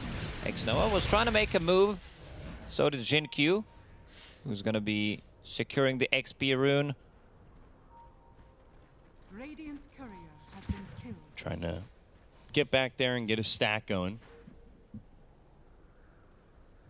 So, Ancient Camp not there, so Bobica will do the same. Both will stack their camps, their respective Ancient Camps, and pick up their Wisdom runes, 280 experience. Easy does it. We've seen some supports struggle. We've seen some supports have great starts, be level 7 at 9 minutes into the game. We've seen some supports be level 5, 15 minutes into the game. We've seen yesterday G2IG completely ignoring their XP runes, even though they were the ones dominating the whole game. I mean, they had a chance yesterday to get 2 XP runes and ended up with 0. Which was a very odd move, considering what feels to be like how necessary getting your supports to that level 6 is. Especially with, say, someone like Lion who has that burst damage that you're really going to use to blow up some of these heroes. So Monet forced under the tower, and you can see net worth. He's starting to struggle a little bit, but anything within range and with stacks available makes Luna's game possible. They go to this RP, skewer under the tower. Xnova with the follow-up Earth Spike. They've got the Hex. Frostbite, the damage is there. They'll take out XM, make it 2-0 for IG. Yeah, making a move during the first nighttime. Look at the damage from Magnus. So he has Empower. He has 3 points in Lunar Blessing, hitting for 170. And he's going to try to clear some stacks. That's a nice move from G2IG. They still can't clear the Ancient stacks, first of all, because there are none. Just second, it takes a little too long. Well, this is a good move from IG. You know that stacks are going to want to be made. You've got someone like Bristle who can take those stacks eventually. Same could be said for Xtreme, so we'll see if maybe Ame and potentially a couple of supports look towards that triangle to invade. Swipe some stacks. Get some gold under their belt, but right now Ame's sitting top of the net worth, and he's going into that Ags first. And we have seen, especially with a Crystal Maiden and a Lion, if you are not careful, that Ags is going to blow you up. It's insane amount of damage in a short period of time. Any kind of a stun, like one Shadow Demon ulti, even Enchant Slow should be enough. And we said 10 minutes into the game that there should be 10+ stacks on each side, so I'd like to see where we at right now. Ooh, Ame's courier died with the Blink Booster on him. So, 14 for IG. This is 6 on Xtreme Gaming, but IG supports have been very busy. And the standout to that is the fact that both Bobica and Xnova are making stacks on opposite sides of the map. Xnova made it in the top end of the jungle for the Luna, bottom end of the jungle for JT, or if Luna wants to take them eventually. So I just think that's massive. And look, another Ancient stack. This is a 4 stack that's going to be made here on the edge. And this is also, yeah, they've got double 4 Ancient stacks, 4 or 5, because they've got this one and the Outer Ring one. That is so much potential gold. We did nerf stacking by a little, but I feel like we've been stacking way too much. It's getting out of hand. Is it? I think it's so good for supports. As a support player, I need the extra gold. But sometimes when there's 20 stacks 10 minutes into the game, you might be right. You have 2 kills combined, then you have 20 or 25 stacks. So, yeah, I think we need to focus more on kills rather than stacking. Bobica going to use his Freezing Field to help take this stack with JT. This was another 5 stack of Ancients. Just a boatload of gold there. A boatload of gold. I mean, Crystal Maiden has almost 3,000 net worth at this point. Yeah, creating gold out of nothing. He's about to finish off drums. It's also Boboka, so he plays slightly on the greedier side. NTS with his Blink Dagger and Skewer ready to go. X-Noah, Finger at the ready. Let's see if they're going to find something. Rightfully scan the triangle, but not going to spot anybody. So maybe get Pango here if they go straight upwards. XXS, catch a glimpse. There's the blink into the RP. Skewer, Hex. Now the Earth Spike with the Finger and a Shockwave right click to finish him off. Magnus has 200 plus right click damage It's when insane. standing close to Luna or during nighttime. Yeah. And I'm not surprised that he has Echo Saber in his quick buy. So he wants to scale. He wants to be able to go in, get a lot of farm, and these supports are going to suffer. I would also love to see, you know, maybe him or Luna to pick up Silver Edge, maybe even both of them. NTS with another one. Yeah, Blink Skewer waiting for the rune was XM and DY. Disruption save for XM for just a moment, but the Timber Chain across will get the kill onto the Leshrac. Now they're going to look over at DY and Xingqiu who are trying to run away. DY, very tanky as an Enchantress, no matter what items you have, and they don't want to spend too much time going for that kill, so they let him leave. Now we also know what NTS means. Nicely timed Skewer. He's been popping off. He's as soon as he picked up a Blink Dagger, immediately makes a move, makes another move after that, gets 2 big kills, and he's keeping up. Luna still needs a little bit of time to recover, but as you said, we've seen it so many times where Luna is struggling in the lane, and then with the stacking, she comes back to the game easily. XM will use the smoke and clear this Ancient stack. More stacks.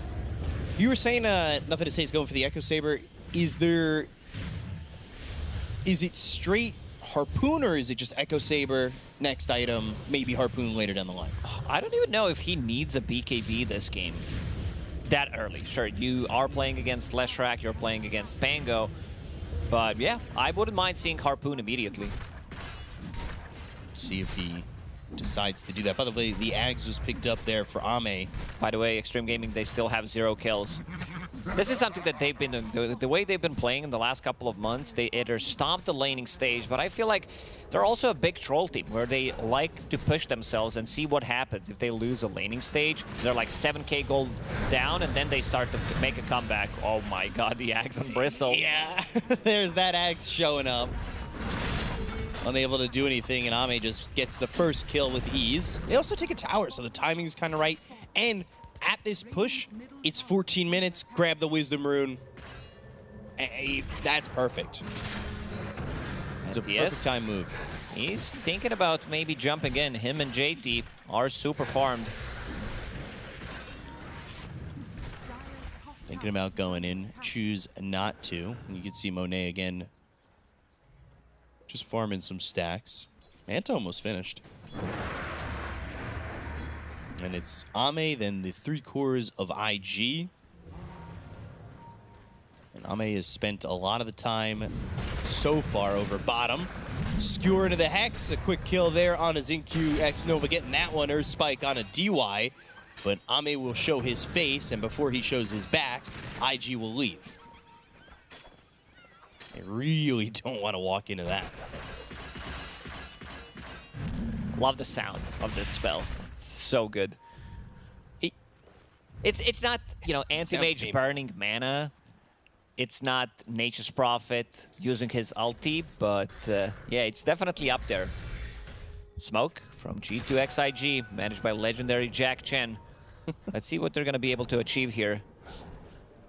There's still a tier 1 tower standing, full HP. Monet also making a move through the Twin Gates. It's nighttime, so he wants to join. He wants to take a fight. Eclipse not ready yet. It went 3-4-4, and XXS TP's out. Monet waiting there for the right opportunity and his team, only to miss out on that kill. Both Xtreme Gaming 1 and 2 are going for Bloodstone as their core item. There is no Spirit Vessel.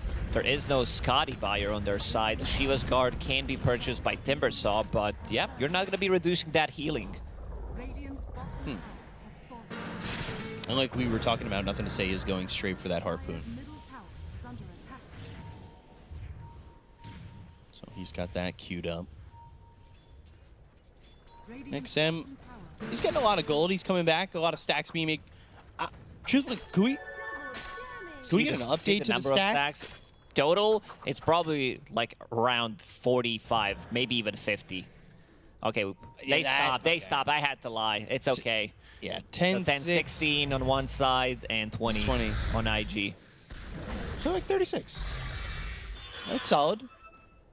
I think you little overestimated disappointed. that 45. but Because the amount of stacks that the IG did in the first 9 minutes, you was thought through the the pacing roof. was going to stay the same. they had to do something else other than stacking. I don't know. Sometimes I feel like you might be able to stack for the first 15 minutes of the game. Just purely do that. XM, he's going to continue to clear creep waves, go through the jungle. He's had a couple stacks made for himself. Do have X-Nova walking over. He's got about 1,300 gold saved. I assume he's going for a Blink Dagger. Bobica doing the same. He's picked up drums and a double null. Specialist Array is the neutral of choice there for Monet. Ame getting close to finishing off this Bloodstone. Double Bloodstone going to be available pretty soon. They need another 1,200 gold on XM. This is going to be the big timing. But they also need to be aware of Roche. IG could easily sneak in Roche with their lineup. They have more than enough damage, more than enough sustain with Luna. Push out the waves with the illusions, plus Empower on top of it. I got to keep checking. This damage from Magnus, 270 right now. Yeesh. RP. And there's the skewer after the shockwave. Didn't quite have the right positioning to get it immediately. And nothing to say he's going to die here. They lose him. They'll lose X-Nova. The freezing field will be stopped, and JT's going to be run down. Ame with the double kill. DY gets a kill. Bobica next on the list. You're a Crystal Maiden. You're dead on your screen already. You might as well take your hands off the keyboard, as you are dead to Ame as well. Triple kill I want to there. see the damage. I want to see the damage from boy. Ame in that fight. It has to be super high. 4,000 damage. And that was in the spawn of 30 seconds, maybe even less. Like, Yeah. the heroes exploded. That was also the fight where Monet did not take participation, so he's playing on a different side of the map, trying to get another farm. And Ame now with the Bloodstone, that's going to be his sustain. Bristleback with his... I love when we have same name for the hero and same name for the spell that he has. Bristleback. Doom. Yeah. Doom. There has to be more. I don't know. I mean, this is unfortunately Shadow Poison. I don't know any other heroes that have it. If you know, let us know. Chat, Twitter. Just hashtag PGL Wallachia. So, 4,000 net worth lead here. It was 4-0, by the way. With a 2 to 3,000 lead for IG. That's changed. In 5 kills for Xtreme Gaming, they've got a 4,000 net worth lead. And it has been a brutal turnaround. Due in part to the fact that they left Ame free to farm bottom. He got this Ags pretty quickly. And then just these heroes on the side of IG can't deal with that at the moment. No, they don't have the answer for the Bristleback. At least not right now. So, Sanj now completed on Ame. Roshan will be on Radiant's side, so that favors Xtreme Gaming. They do have outpost to TP2. They'll go to Tormy immediately. Yeah, both teams stealing their opponent's Tormentors. Radiant's bottom So Ame's going to be over here. Wait a second. And they get theirs. Okay. A bit odd there. Skewer away from nothing to say. He will TP out. That stun just missing. Bobica has got that shard, so he does now have access to the crystal clone. Bobica, he's all about that farm. Try to get as much mana as possible so he can continue to farm up. Crystal Ame- clone is certainly going to make it easier. Yeah, Ame's super tanky. Status resistance, almost 3,000 HP. Has good amount of armor with the Dragon Scale. Has a little bit of protection from Shadow Demon, of course. No Dispel mechanic yet. coming out, but eventually SD will pick up the shard. Right now, Jinkyu playing this greedy game. Blink Dagger into Aghanim Scepter. Love it. RP. It's on Ame. Can they get this kill? The finger, they're trying. They are not succeeding in killing off Ame. That wasn't XM even gets close. the kill and a nothing to say. He only got down to half health. Bobica's gonna fall to Ame. The swashbuckle lands on X-Nova. And Earth Spike, but X-Nova really needs to run. He'll hide behind these trees, but they know he's there. That's not great camouflage, and Ame's got a double kill again. That's why this hero is called Bristleback, not Bristlefront, because they try to turn him around and just not successfully. Again, Ame explodes. They need damage from Luna. I think there needs to be some earlier Silver Edge. Usually Luna doesn't buy that early. Most of the time it's her like 5th, 6th item, but they need some kind of a break mechanic because this Bristle is not dying. Also, it was a bit of a weird one. It's like, I want to know what the comps were. It's like, oh, who's the most tanky guy on Xtreme Gaming? Ame. All right, focus Ame. They got him down to half health. You talked about stacking being a little bit too strong. Oh, they're stacking for Bristlebacks. Well sprays. Yeah, I think that's too strong. And going for the same item build that he did before. Bloodstone, S and Y, so he's super speedy. And then into AC, have more armor, gives you push potential, and then pick up a Wind Waker. Still needs a shard as well. Does he? Well, he doesn't, but eventually will pick it up. They even gave him Aegis, because it seems like G2IG are thinking about focusing him down in a fight. I would have appreciated that going just to XM. I don't think they're killing Ame. Unless there's a Silver Edge that comes out of nowhere. And right now, that's just not the build for Monet. Now, Okanda is too superior, I would say. So that's why I said Silver Edge is kind of for the later stages of the game, but the lack of heal reduction is what's causing them the issue. A lot of the times you'll see this Bristle, you'll see some kind of a response from a mid lane, some Coddle that buys an early Spirit Vessel. This time around, there's nothing. As I said, they don't buy into Spirit Vessel, they don't buy into Scotty.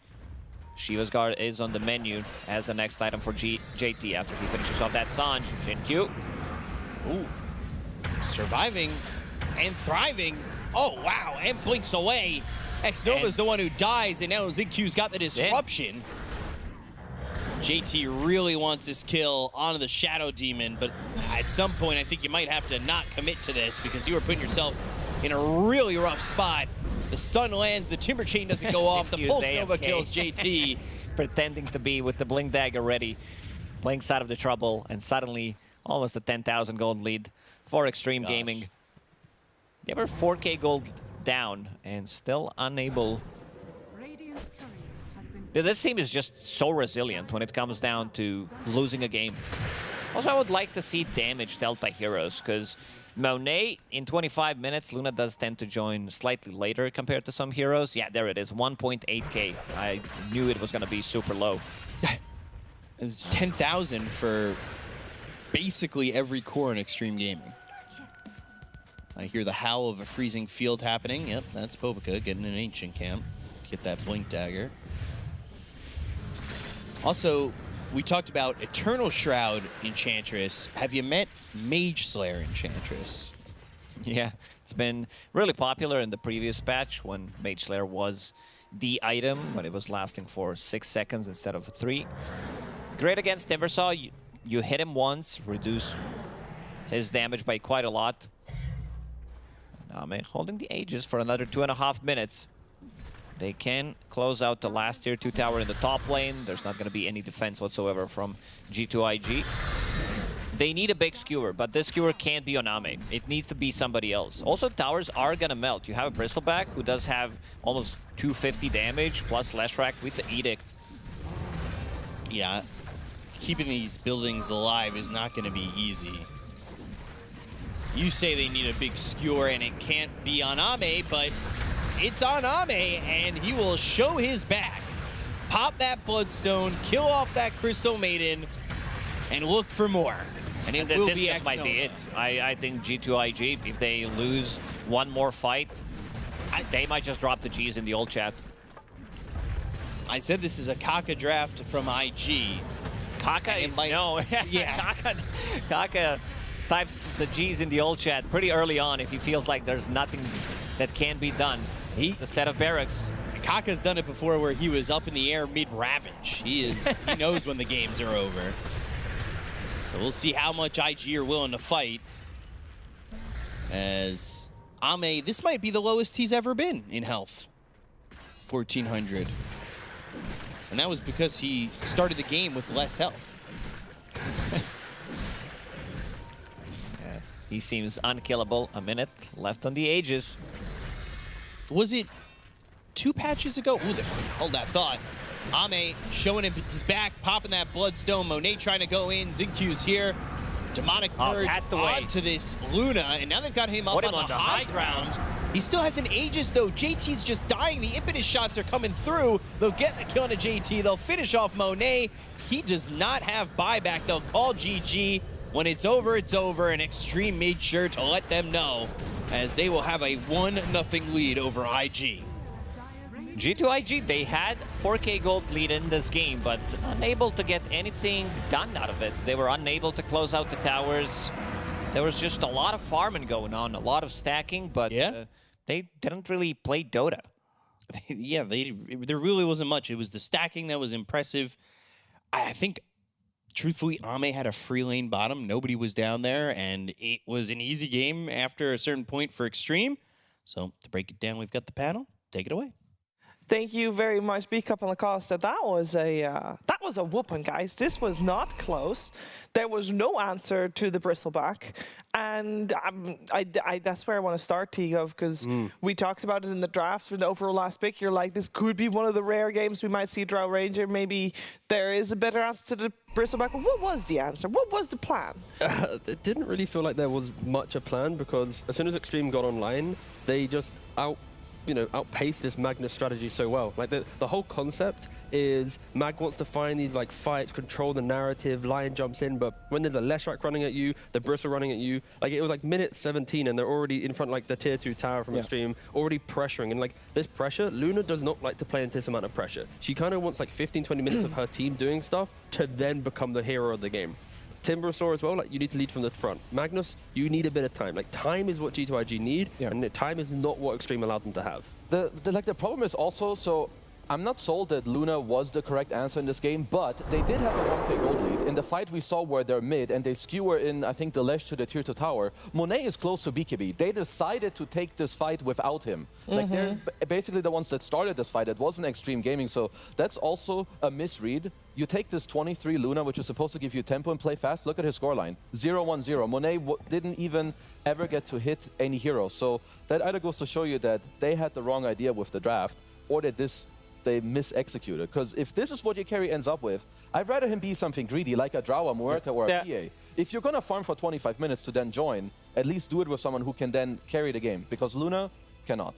And I apologize. I should have asked for the item, the head-to-head, because like this is one of those perfect tells with like Ame here. Like he had the Ags, the Bloodstone, and the Sange at like 21 minutes. Medusa. Luna had only like Manta, Mask of Madness, and about to complete BKB. Like entire Luna's toolkit was like defense, because when you go like Manta BKB, it's to push waves into position for a fight. But Bristle already had nearly 60% of his inventory that we're seeing right now at the 21-minute mark. Like the disparity in what the Bristle could do compared to the Luna was such an issue. And we should have had the graphic. My bad on that one, but that was, just having that matchup between the two of them, it was too much for them to handle. Because after the laning stage was done, it wasn't like the lanes were really, really unbalanced or anything like that. Both teams like came out of the laning stage maybe 6-7 minutes in with a basically even net worth. No, but both teams played well, like especially like the first 15-16 minutes. It's just the problem, you play against this Ledge with Bloodstone, Bristle with Bloodstone, you make a mistake, the map is going to explode on you. Like there's just no way that you can really do anything about it. So that just goes to show in the next game, they really need to like figure out more how they want to do it when they're ready online, because this game they just misaligned their time. I know what's going to happen. I'm sorry for bringing this on broadcast, but it's time for an Ancient Operation game. No. Okay, never mind. No, all right, we can. Oh dear, that's not the sound people would like to hear. But let's look at the matchup. Production truly OP. God tier. Like, this is pretty much what I was talking about. Like, the fact that you have, like, not only have they countered the Magnus, like Keza was mentioning, that we have the Bristle and the thing, it's the fact, like, when you put two big, titans of the region together, and one of them has to put her tail between her leg to run away, whilst Arme is just an absolute juggernaut of a hero. Yeah. It's like, juggernaut of a hero that's a bristleback, just to clarify for the Spotify listeners. But yeah, just like, I think this is where I am so excited to see Xtreme in their potential run of the upper bracket. Of course, they still have another game to win potentially. It's like they're picking Bristleback in a carry role because they know, if they go for a Luna, I don't care. If I have a Magnus, I can already counter it. Like, this is a rare moment where I look at Bristle carry and go, damn, this is an insane pick. There's also like two things. The moment that they got Aegis was the moment Luna got BKB. Yep. It's like, it's over. Even now you have the BKB, now you still don't want to fight, you still can't do it. Xtreme are ahead, like they play super well, and like even something super small, usually the Bristlebacks will buy Ring of Health or like a Vanguard. He got Seeds of Serenity, so he's like, I don't even need either of these two items, I will go straight Ags. And like these 30 seconds or 1 minute timings that you get to skip to do something else, it really matters, especially in these games. It was like a 25-minute game. We were off to a very fast start to our first series. The question is, can Xtreme Gaming repeat that result, or will G2IG find the answer to Xtreme's onslaught? We're finding out after a break. It's time to welcome Xtreme Gaming to Wallachia Season 1. I've got XinQ with me here. And first of all, just how are you feeling coming into the event, and how well prepared do you feel? 我觉得这个赛事办得非常的棒，就是它整体的给我的感觉非常的好，就是它住宿包括它的比赛的条件都很棒。So that's very good. That's a nice start for you. Birmingham, you finished 7th to 8th. You lose in the opening game for the lower bracket. How disappointing was that for you guys? 这个肯定是我们不想见到的，但是对我们来说，我们会吸取每一次失败的教训。And did it hurt you more as a team, considering you beat Falcons Elite League, where you must have been feeling very confident after that tournament win? 不会吧，因为我们在赢得 Falcons 之后，就是大家都可能就是非常放松吧，也没有就是非常用认真去训练，所以我们输掉那场比赛，但是我们会吸取教训，就是在下次打得更好。You said you were able to learn from this. I want to see, what did you do after Birmingham? Did you stay Europe and stay practicing here? Did you go back home at all? How did you guys prepare for this event? 我们有回一趟中国，但是我们会就是在中国的时候，我们会一起研究战术，包括讨论如何对这个比赛的进行一些战术安排。And what did your learning and what did your research teach you to be better here? 我们就是有对这个版本虽然没有更新，但是我们有对它新出的英雄进行讨论，包括5号位上有 Ben， 然后那个魅惑魔女这种比较强势的英雄，我们会围绕它进行一个组合。Very nice, interesting as well. For you guys at this event, where do you feel you would rank? How well do you think you can do here? What is the goal for Xtreme Gaming? 我觉得我们肯定是想要达到我们最好的成绩吧，就是我们尽量是往上更冲一层，但是我们的预期肯定是比较，就是预期在我心目中其实是没有的，但是我们肯定更希望我们打得更好一点，就是更高，就是往排名上。Okay, so manage the stress, try and be calm for sure. That's a good way to do it. Who would you say are the favorites for this event, especially now Falcons are playing with a stand-in? SR， 因为他有最强的中单和4号位。Okay. And where do you feel like you would put yourself in the order? Like, if you're putting them at the top, where do you guys come? 我们也是 SR， 大家都很强。You're the number one. Okay, how about this then? Give me your top 3 teams to win. So first, second, third. You guys first. Who's second? Who's third? Falcons and BB. Okay, interesting. Why? 因为他们是伯明翰的，就是第1名和第2名。Okay, so you feel like it'll still be close. It will follow that. Sure. All right. Well, let's see how it goes for you. I wish you the best of luck in the tournament. Thank you very much, man. Thank you.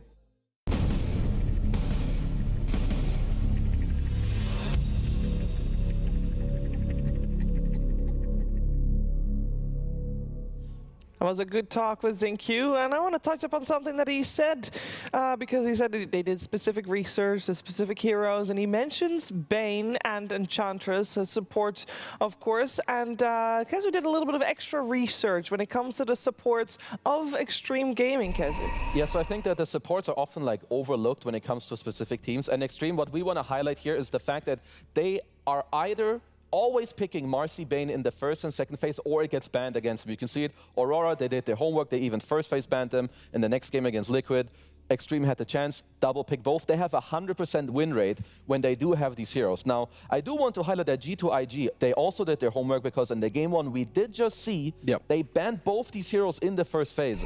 But Xtreme Gaming, they're so good with their supports, they did it again. You have SD, who can stack for the Bristle, can stack for the Lash, he can save them, he gives them the Dispel, so they don't have to buy any Lotus Orbs. You have the Enchantress, he can move around, he's freed up by the Bristle. So it just seems really hard to draft against this team, because they know exactly what to do with their foundation of the draft to set up the rest. And it all starts with the supports, because they help the cores and then open up the map. No, again, like this team is incredibly refreshing to watch, because you know that, like, let's say the Bane and Marcy, for example, the way that they would play it is they control the pacing in the first 10 to 15 minutes to then ensure that when the team wants to make the big moves, they're all ready. Like the Marcy, you can play aggressive in off lane. You can clutch TP to mid to jump off your mid, then to get a kill to then offset the mid matchups. And like Bane, you can make sure your safe lane gets free farm to then walk to contest runes to set up more other plays. So I think like these heroes in the right hands feel so aggressive and so like map, breaking in so early on. And I think that is at least what Xtreme are able to replicate so often, and it's so commendable. Yep. Do we think G2IG playing against Xtreme Gaming, it changes their style a little bit? Because I feel like the way we've seen them play it over the last few days for G2IG, I feel like we've had, I don't know, we've seen a different G2IG, and that might just be because of the way that they were forced to draft against Xtreme here, but it felt a little bit more forced. I think G2IG right now drafted a very big comfort draft for themselves, if anything. Like with the mag pick, I think they got baited into it. Yeah. But what they're showing us is they are a team that is locked in to the script of their strategies. I think Xtreme, when they enter a draft, they might have concepts to open, but they have the freedoms to lean on whatever they want based on the game. And I think that is where G2IG, like being given the Magnus, like, okay, cool, now we got the mag, now we'll go for the Baboka Lion, we got our Luna, we're happy. And unlike that, like Xtreme's like, okay, so if we bait them with the Magnus, then we just need double tanky cores to be able to survive that, to then turn around. And that's where potentially G2IG's ceiling is to be the top 8 team. Just because they don't have that depth to see problems in a draft and change. They see problems and they go, don't worry, we're still going to complete our draft because we're getting the heroes that we want. They for sure they had a very comfortable draft. Like you said, with the mag, the Timber, it's what they want. But they want to play fast. I think they got incredibly outpaced in this game one just now because of the Lash, because of the Bristleback. And I fully agree with T that I feel like G2IG, they're more like about the entire draft structure. Yeah. Whereas Xtreme, I think they're more about like 1+1 combos. Like they have some Bane, they find the Spectre pick. They have an SD, they pair it up with the Bristle. And then they make sure that like these 1+1 combos synergize with each other while being good against the enemies. And ultimately, that's how you get a Giga draft, which they usually have somehow. Let's see if they can get another one at this one, as we are in game number 2. We got Xtreme Gaming on the Radiant side again. And we do have G2IG then on the Dire side, with first pick going the way of Xtreme Gaming. So that is the change-up that is going to be there for this game. Let's see how that changes the bans a little bit, because I mean, obviously that's where it starts. We had both teams ignore the Chen in the previous game. I don't think G2IG want to, I don't know, would you want to try to open up with the Magnus again? I feel like they were just baited into that. It looked like Xtreme just planned everything out and G2IG was just picking what I feel Xtreme like was expecting. If you're G2IG, you don't have to ban it. If you get to close the face with it, maybe you feel better because you get to hold the flex until later. Yep. Or I would also say maybe for them it's just better if it's JT playing it as opposed to nothing to say. He's an incredible mag. I don't think he made any major mistakes, but overall for perhaps how their draft structure should look like towards the end of the draft, it to me looks like it's just better if it will be on the offlane. Yeah, also for G2IG at least, they might have lost a little bit of confidence in revealing the main piece of their strategy so early on because of how Xtreme was able to exploit it. I think you can already see a little bit as well, like because of the regional like for Slardar, like they're banning out themselves against themselves. They respect the Bane. The Marcy's still available, so Xtreme might just be able to, if they want, first pick it. They have yet to first pick it normally. It's been a later pick once they see something. Yeah, so I wouldn't be opposed to, like, what else is actually available? So Bane's gone, Ench's gone, CM's gone. There's a lot of supports actually. Heavy focus on supports. It could just be the Marcy then. Yep, there it is. So to ban Crystal Maiden to pick Marcy, Crystal Maiden is one of the best heroes early on against a position for Marcy because you have the Frostbite to root, you then have the attack slow with the Nova. You can mirror the movements of Marcy as well. So if you go mid, the CM can just TP as well. Like it really removes Marcy from the early cheap fights until BKB. So I love the Crystal Maiden ban into the Marcy pick. Yeah, and this is just like teams leveling up. They always pick it second phase. Eventually they don't get it in the second phase anymore. So, well, you have to move it forward into the first phase. Until eventually, if you win with this as well, then teams have to start swapping out their first phase bans. And for G2IG, what T mentioned, them having to ban out Slardar, it is actually a super big deal for them. More than half of their wins come off of the back of them having this specific hero.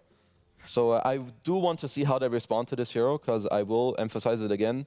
Marcy on Jin-Q has looked overpowered every single time. So other than the Crystal Main that is now banned, are there any other support answers that you can go for in the first pick that leaves your draft open enough to still, you know, take your own route in it?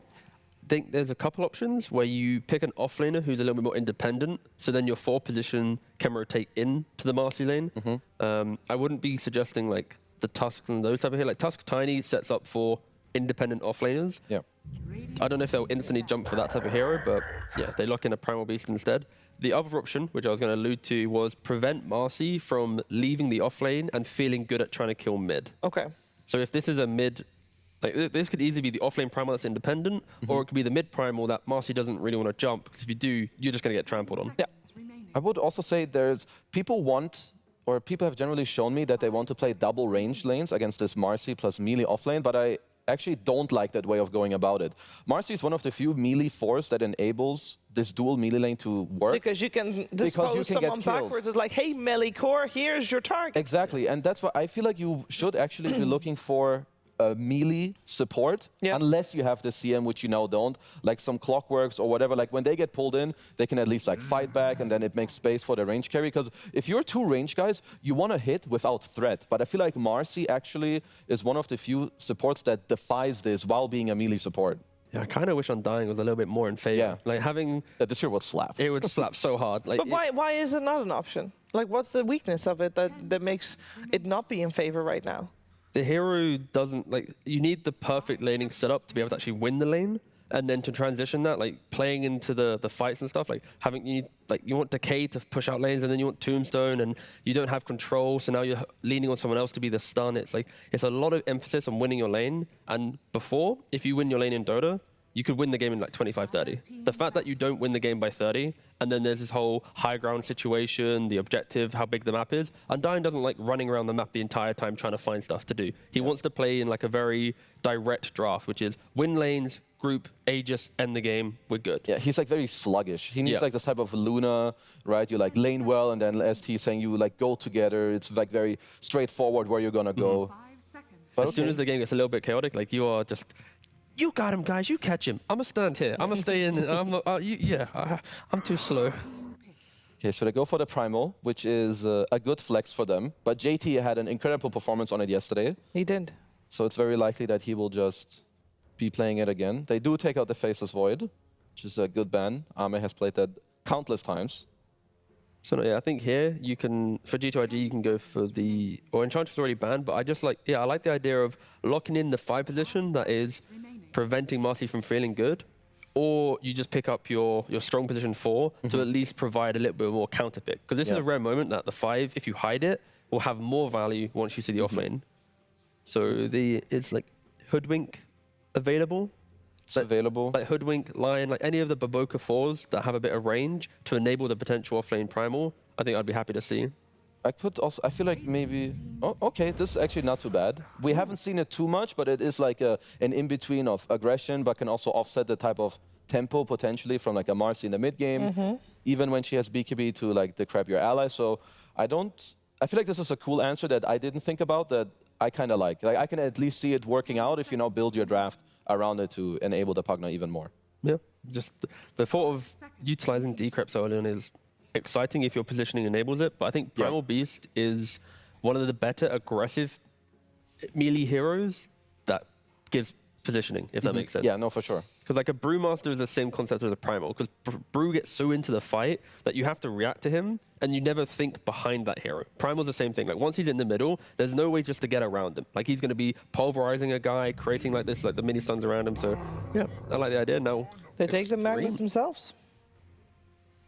Okay, so they will have the Marcy Mag. I feel it's more likely that this is just a XXS hero. Like to me, XM seems more like I play these like quote-unquote asshole heroes. I'm gonna slow down your game, you know, with my Viper, Sniper. You know, I'm this guy in the mid lane where Magnus, he doesn't really fit. He's like more, I hit my creeps. I'm gonna set up some plays. Does seem like an XSS hero. Yeah, this is more like the XXS, you know, I cement my team fight. Ame, what you need, I'll do it for you. And there's so much damage amps now. Like, okay, you got the Marcy buff up, Mag buff up. So you got bonus damage, lifesteal, Empower. You have a hard dispel from the Grimstroke with then the healing as well. So whatever hero wants to jump in, there are potentially 3 buff ups available now to make sure that hero is extremely strong. Yeah, this is actually the start of the ultimate 4 protect 1. And then 4 buff 1. Yeah, 4 buff 1, exactly. Which, get an Invoker. And then you can, you know, then you get a fat carry. It's a fat carry, yeah. That's going to be one happy Ame. Yeah. Ame, my captain. Oh, we got Morphling coming out. Very early Morphling, but I guess in this position for G2IG, they do have overall last pick, but they do know that this is a hero that most likely would get banned otherwise. Yeah. I'm on the fence with this pick. Because you already have... So it is a carry that at least doesn't insta-die to the Marcy jump because you have high armor. Yeah. And you can like attribute shift. But into a Grimstroke who can eventually go Ags. We've seen the transition of support meta go from buying cheap items into big items to... Why not just straight buy the big item? And this already now is a game where this Grimstroke, if you are in the the 5 position but getting kills, you can entertain an Aghanims by at least 25 minutes. That will pretty much put Morphling to the side and slaughter his team. I do feel like they needed this type of hero. So last game when they had Magnus, they did actually ban out Void and Morph because they're good answers against the Magnus. But to add on to T's point, I want to make sure that they pick heroes to already think about this Morph Grim matchup. Because it is very crucial, especially towards the mid-late game. Like now they covered it a little bit with the Tiny. You have Tiny Primal. Make sure they go in and you need to murder this Grimstroke, especially at the timings where he's going to have the Aghanim Scepter.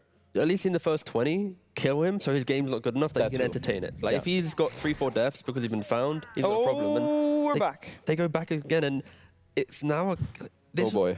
The other concern I had with Morphling, which I hadn't got to yet, was Morphling is a hero that, again, needs time. He's slow as hell. Very slow. Yeah. And the emphasis on the Primal and the Tiny need to be such big kind of movers on the map, but with Bristle... When we saw J2 play Primal yesterday, he was able to set a very high tempo. Yeah. And he's going to have to do the same this time around.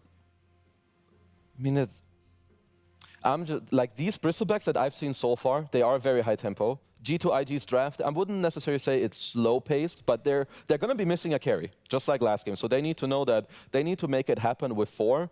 And Xtreme Gaming, just like in game 1, have a very explosive draft in game 1. I just don't know if G2IG have damage right now. Like the Pugna, they are low. Pugna's going to get Phantom Embraced by the Grimstroke, so you'll never really be able to life drain. Yeah. The Tiny can't really kill a Bristle or a Marcy. Primal can do it, but Tiny can't. So it's like there's a little bit, again, it's just so much emphasis on the Primal that I feel the mid lane from G2IG needs to be like Puck Witchblade, which has been banned out. Like the super, I farm for 9-10 minutes, but then I go. I can just do anything I want. If you farm on mid lane, they're going to have massive problems. Well, G2IG do have last pick. So this is, we are kind of supposed to like Xtreme's draft more because they have the closing pick of the phase now. But basically what we're saying is G2IG's last pick needs to be S tier. It needs to really, really hit the spot. Or at least in the last pick, counter 1 hero so that everything that we've praised for Xtreme is now, but that hero also can't join them. So it's only 4 heroes we like, and the 5th hero, they're taking the L. Okay, so for Xtreme, most likely you're looking for a mid hero. There is, of course, the option that you can put the mag into mid if you want to pick a new offlaner against the Morph. I like the Zeus ban. I think right now you have the foundation of such a strong front line that Zeus, Sniper, any of these high-ranged heroes that are obnoxious to find will complicate G2IG's ability to play the game. Well, is XM's Viper still an option here as well? He loves that one. Oh, actually, I think Storm would be really good. The Viper, I would prefer more if they saw the matchup, which they don't. True. They banned the Storm. Oh, they banned the Storm. So they must have a backup, because obviously you need to know, like, you usually want like 3 heroes, because you expect your enemy team to know what you want. They'll take out 2. Yeah. So what will be the backup? I mean, the hero that we saw at the start of PGL Wallachia, but we kind of fell off, was the Ember. Ember into Primal, you do really well. Into Morph, you don't do anything, but because you have all the amps, the weaknesses of Ember right now have been solved. Because you can play with Marcy early on for the sight spam, the Empower for good. You utilize Inkflow quite nicely, but it's a little bit more of a... But yeah, with the puck ban quarterback, it could become a thing. Yeah, I wouldn't mind the Ember. I just agree with Kezu that I like the idea of going. I'm going to go for the Viper. Viper anyway. I mean, if you ask SM which hero you want to play, he's gonna say Viper a lot. Okay, there must be heroes that you can... I'm shivering. I mean, it is like his #1 wanted like play hero for sure. Might not be the most exciting one, don't get me wrong, but... I mean, he's had a long enough career it. that Viper's like still not in his top 5, but at this trajectory, like, give him a year or 2. Oh, it will be. I mean, so you probably get like Lina or Snipered here, but maybe they're playing with the idea that if they do pick these heroes, their Magnus kind of like destroys it, because you run in with your Bristle, you pull them back. Yeah, there's a Sniper. I would assume, because they know that these picks will come, that they feel like, well, if they do that, I'm so happy with my Viper anyway, and my other heroes cover my weaknesses, that they will just destroy it anyway. It feels like this is like the way in which they've drafted Viper was not because of like any desire to screw over a lane, but they're forcing, like, if you mention Lina Sniper, that doesn't fix the problem that we were mentioning with G2IG. If anything, it's like, it's good for the lane, but the game is now, you got a farming mid, a farming carry, an offlaner who has to do everything, a Pugner who needs to amp up but can't do that. So it's like, we're looking at Primal and Tiny to be the saviors of the draft. I think the Sniper pick was just reactionary due to Viper. Of course, you need to survive the lane in some way. And sure, surviving lane is going to feel good for 10 minutes, but 15, 18 minutes when Xtreme's online again, it could just be a repeat of the last game. Waves of aggression and nothing to stop it. The supports for G2IG, they don't look to me like they're going to offset this mid matchup. Sniper is supposed to do well, but my eyes, just like yesterday, are on JT. I need him to go mid, abuse this Viper, get it killed, maybe TP to the safe lane, do the same thing there, because the timing of Xtreme in the mid game, T just said it, I'll go with it, their mid game is disgusting. It is literally disgusting. Yes. Will JT be able to do well on the lane? Because I think that was something that yesterday, when he was able to set the high tempo that we need from him, yesterday he was able to do so because his lane worked out. I mean, luckily PGL has paramedics on site, because his back is going to be broken. If they win this game, he is going to have, like, his spine's going to need to be replaced, everything. This guy's going to be carted out of the studio if he's winning this game. What happens game 3 then? He's gone. It's fine. We'll get there. We don't entertain that. The paramedics will be good. We have fix a very, very grim picture painted here for G2IG, but of course, we're going to find out if they can do it here in game number 2 and will force out potentially in game number 3, or maybe Xtreme is just that good and we'll take this one 2-0. We're finding out together with B-Cup on the cost. Thank you very much, Shiver. The picture may be grim for IG, but with a stroke of luck, they might be able to change their fortune here, and we'll see if they can do that. It's looking like a Bristle game that might get out of hand again, right, Lucas? Yeah, I don't know. I'm old. I tend to forget things. I don't know if they also forgot that they played against Bristleback in the previous game. Now they have Sniper and they have Morphling, so 2 heroes who tend to need a lot of... Sniper can be, you know, it's not like he farms all the time, but this is a very squishy guy. If he gets initiated on, he gets jumped by Marcy or Skewer from Magnus, he's straight up dead. So, yeah, again, little worried for G2IG in terms of what they can do. It needs to be Boboka, it needs to be JT, who's going to be pulling in weight, as panel discussed. Boboka yesterday played Tiny. He was 0-6-0 at one point. This time around, I feel like the lane's going to be better than what he was facing last time. Does have extra mana coming out from those Quill Sprays, already having a Magic Stick. And the big difference is he didn't take Toss. He's got that tree grab. He didn't take the Toss and Avalanche, and he can stack, right? Yeah, he's also this time around, they are playing into melee heroes, so there's going to be pulling, not as much pulling. Yesterday he started with Boots of Speed because they did not want to play the lane. It was more about dragging the creep wave. Right. Ame is hiding, but will be able to get to the lane safely. Yeah. All right, he's under the tower. JT now looking to pressure that. Next Nova will go top with his Pugna through the Twin Gate. We're seeing a lot more of this blocking of the opposite creep wave and maybe trying to get something going. So now nothing to say. XM, what's this Sniper Viper matchup look like? They needed something. They needed a hero that can keep the distance away from Viper, try to outrange him. Sniper, he loves to peep onto Viper, and you can see XM. He knows the matchup, starting with Corrosive Haze. I don't think he's going to be able to put as much pressure onto Sniper. Also in this one, I think Nothing to Say will play with more points and take aim headshot compared to more shrapnel points, because he wants to have that extra range. So we'll have that extra range. Sans the shrapnel. Does that mean anything for him going forward with, like, say, the stack making or taking? For Sniper? Yeah. He's still gonna get the farm. Like 1 point and shrapnel 2 points is enough, but I want to see 0-2-2 build up until level 5, then you put a point in shrapnel. Okay. So Monet on this Morphling. You know, with the Luna, he didn't really have a chance to do anything. What do you mean? There was 2k damage dealt by Luna in the previous game. Okay, yeah, fair Morphling enough. is a bit on the slower side as well. Like, he doesn't provide you with any extra damage in the other lanes during nighttime, so he needs to play for himself. And XXS, he is farming nicely. 8 CS on him. How's JT doing? Sitting at 6-2. Yeah, happy with that at the moment. I think the big one to look out for is Monet as well, because that lane in game number 1 didn't go well for him. He was sitting bottom of the net worth coming out of the lane. Obviously, with Luna, you can afford to do that. We'll see if the same could be said for Morphling going forward, and you can already see mid, Nothing to Say, really putting the damage on XM. Yep. Sniper at these early levels, especially once he hits level 2, headshot goes from 20 to 50 damage, so extra 30 damage. 40% chance. I think these numbers might be slightly too high. Sounds like you might want a little bit of a patch, maybe a little change.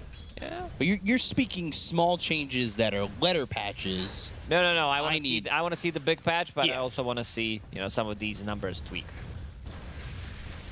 Yeah, definitely some things that need some tweaking. We'll see if Bristle feels the same game 1 to game 2. We talked about how that Bristle went Arcane Boots, Ag straight up, and just felt so strong in game number 1. And do these supports really deal with it well? And speaking of supports, X-Nova skewered under the tower. Blood Grenade is there. This should be first blood. It's just a matter of who and when. But Shockwave in a second. X-Nova, Hype it up, B-Cup. Shockwave, The first blood. first blood. Got him. So XXX off to a good start. Going into Bracer. He's not going to be too much pressured in this lane.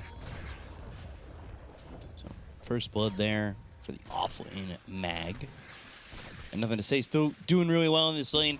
Not really stopping XM from CSing, though. He's still 17-3, but he does have 8 denies on this Sniper. You can see Onslaught onto Ame, but Ame just stands his ground. Thanks, JT. Just killed off Yeah. Bobica there. All that damage for not 1,000 damage. 4 minutes into the game. And that's just the death report on Tiny. He still did a lot of damage to JT. In that one interaction alone, he had more damage than Monet had in the whole game in game 1. That's insane. That's crazy. Different heroes, what they do. Yeah. I won't go further. I feel like it's rude to say what I was going to say. JT working on having these creeps off in this camp right here, getting as much farm as he can, but DY threatening as well as Ame. XM forced to kind of go back into the jungle. And there's those arcane boots for Ame, so he'll always have this mana available for Quill Spray. He's also holding on to a Lotus Petal, so he's happy with that. XM making a stack for himself while Bobica spots him here in this bottom lane. XM is the mid, but he's just kind of farming here bottom a little bit. Go mid, Ame. Like, this is my lane now. Refill. Somebody die, refill my bottle. XM struggling. I mean, he got sniped. And also looking at the build on Nothing to Say. Triple raid band, double branches, so kind of difficult. He even put an extra point in headshot. Oof. So XM TP's all the way back to base. This is a free game for Nothing to Say. But is a free game going to change their fortune against Bristleback? We'll see. I don't know. Sniper, he can keep the distance. There's been a lot of early shard pickups from Sniper, so he can be maneuverable in the fights. Bobica making a move. XM, he looks like he's going to get caught here. Tossed up, avalanche in, and Bobica gets the kill. He is now doing better than he did on his last tiny game this game. Ooh, Nothing to Say. We'll pick up the region rune. Bobica, give him the tango. He's securing the rune for you. That's the least you can do. They're starting to shift their way over bottom. Gonna catch DY. Nice, bounce on the high ground. Now puts him on the high ground, and the Inkswell will stun. They've got the Assassinate. They need a little bit more damage, and with one more right click from JT, that allows the Assassinate to finish off DY. And a good start from IG, but so far, games 1 and 2 are similar. IG had a 4,000 net worth lead, and then Xtreme had enough and took it personally. Yeah, not as much stacking going on. JT, creep skipping here. They're going to pop the glyph and try to get a kill. Inkswell is ready. No onslaught. Has that wand available with 4 charges, but the Inkswell will stun. Ame's here. Giving up extra gold to him is not going to feel great, and it will be another kill for Bristleback. Just making his game that much better. The Wisdom Runes go to Xingqiu and Bobica. So, level 7 for Nothing to Say, as his lane has been as free as it gets.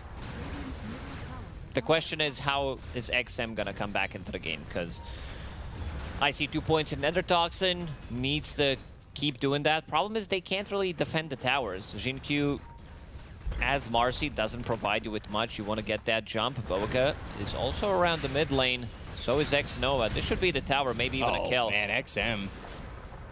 He needs to be really careful, but XXS coming in.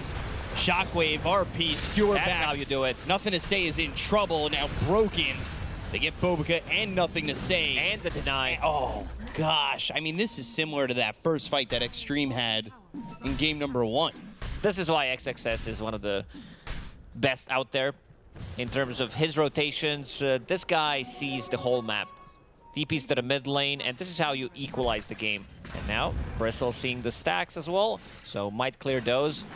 It was also the nice spot that he TP's in. Perfect timing. They already committed. Gets an RP. This was like very close to the edge, and then it's the skewer back. Ame. They're doing this thing again where they really try to kill Ame, but it works this time. A bit too deep. Yeah. He had some help from DY, but IG, that's the difference now between 1 and 2. Is they finally killed Bristle. They have slowed his game down a little bit. Now they have to work off this. Some stacks being made. Of course, Sniper at some point with Shrapnel should be able to take those, or if you just give them over to JT with the trample. You can get some gold that way if you want to pick up that blade mail a little bit quicker. With that kill over mid too, XM, his net worth is maybe not close, but still the experience game between him and Nothing to Say is pretty close. It's close. Sniper did die 1 time. In the bottom lane, continues to drag the creep wave to get some extra farm from the big camp, and about to finish off his Aghanim Scepter. You would say this is almost done, right? Yeah. Needs another component, so that's going to be like 12, 13 minute Aghanim Scepter. There hasn't been as much stacking going on in this part of the map yet. Jinkyu's trying to stack the Ancients. He's playing Marcy. You can only stack one camp at a time. It's not that easy to stack with a hero like that. Multiple camps, that is. Only one stack in the Ancient camp that's in the triangle. They've got a stack that's being taken by XXS on the outer ring. So he's getting some gold and didn't need that Blink Dagger in the last fight to kill Nothing to Say, but with the Blink Dagger it gets much easier and it forces Nothing to Say to have better positioning, and he's going to try and accomplish that by getting a Dragon Lance, of course, stand a little bit further back and hope, truthfully, that he could stay out of the eyes of Xtreme as much as possible. And that is also helped by the fact that JT, he's having a good game. If he's in your face with a Blade Mail, he has that opportunity, right? He definitely does. Nothing to Say, making a move in the bottom.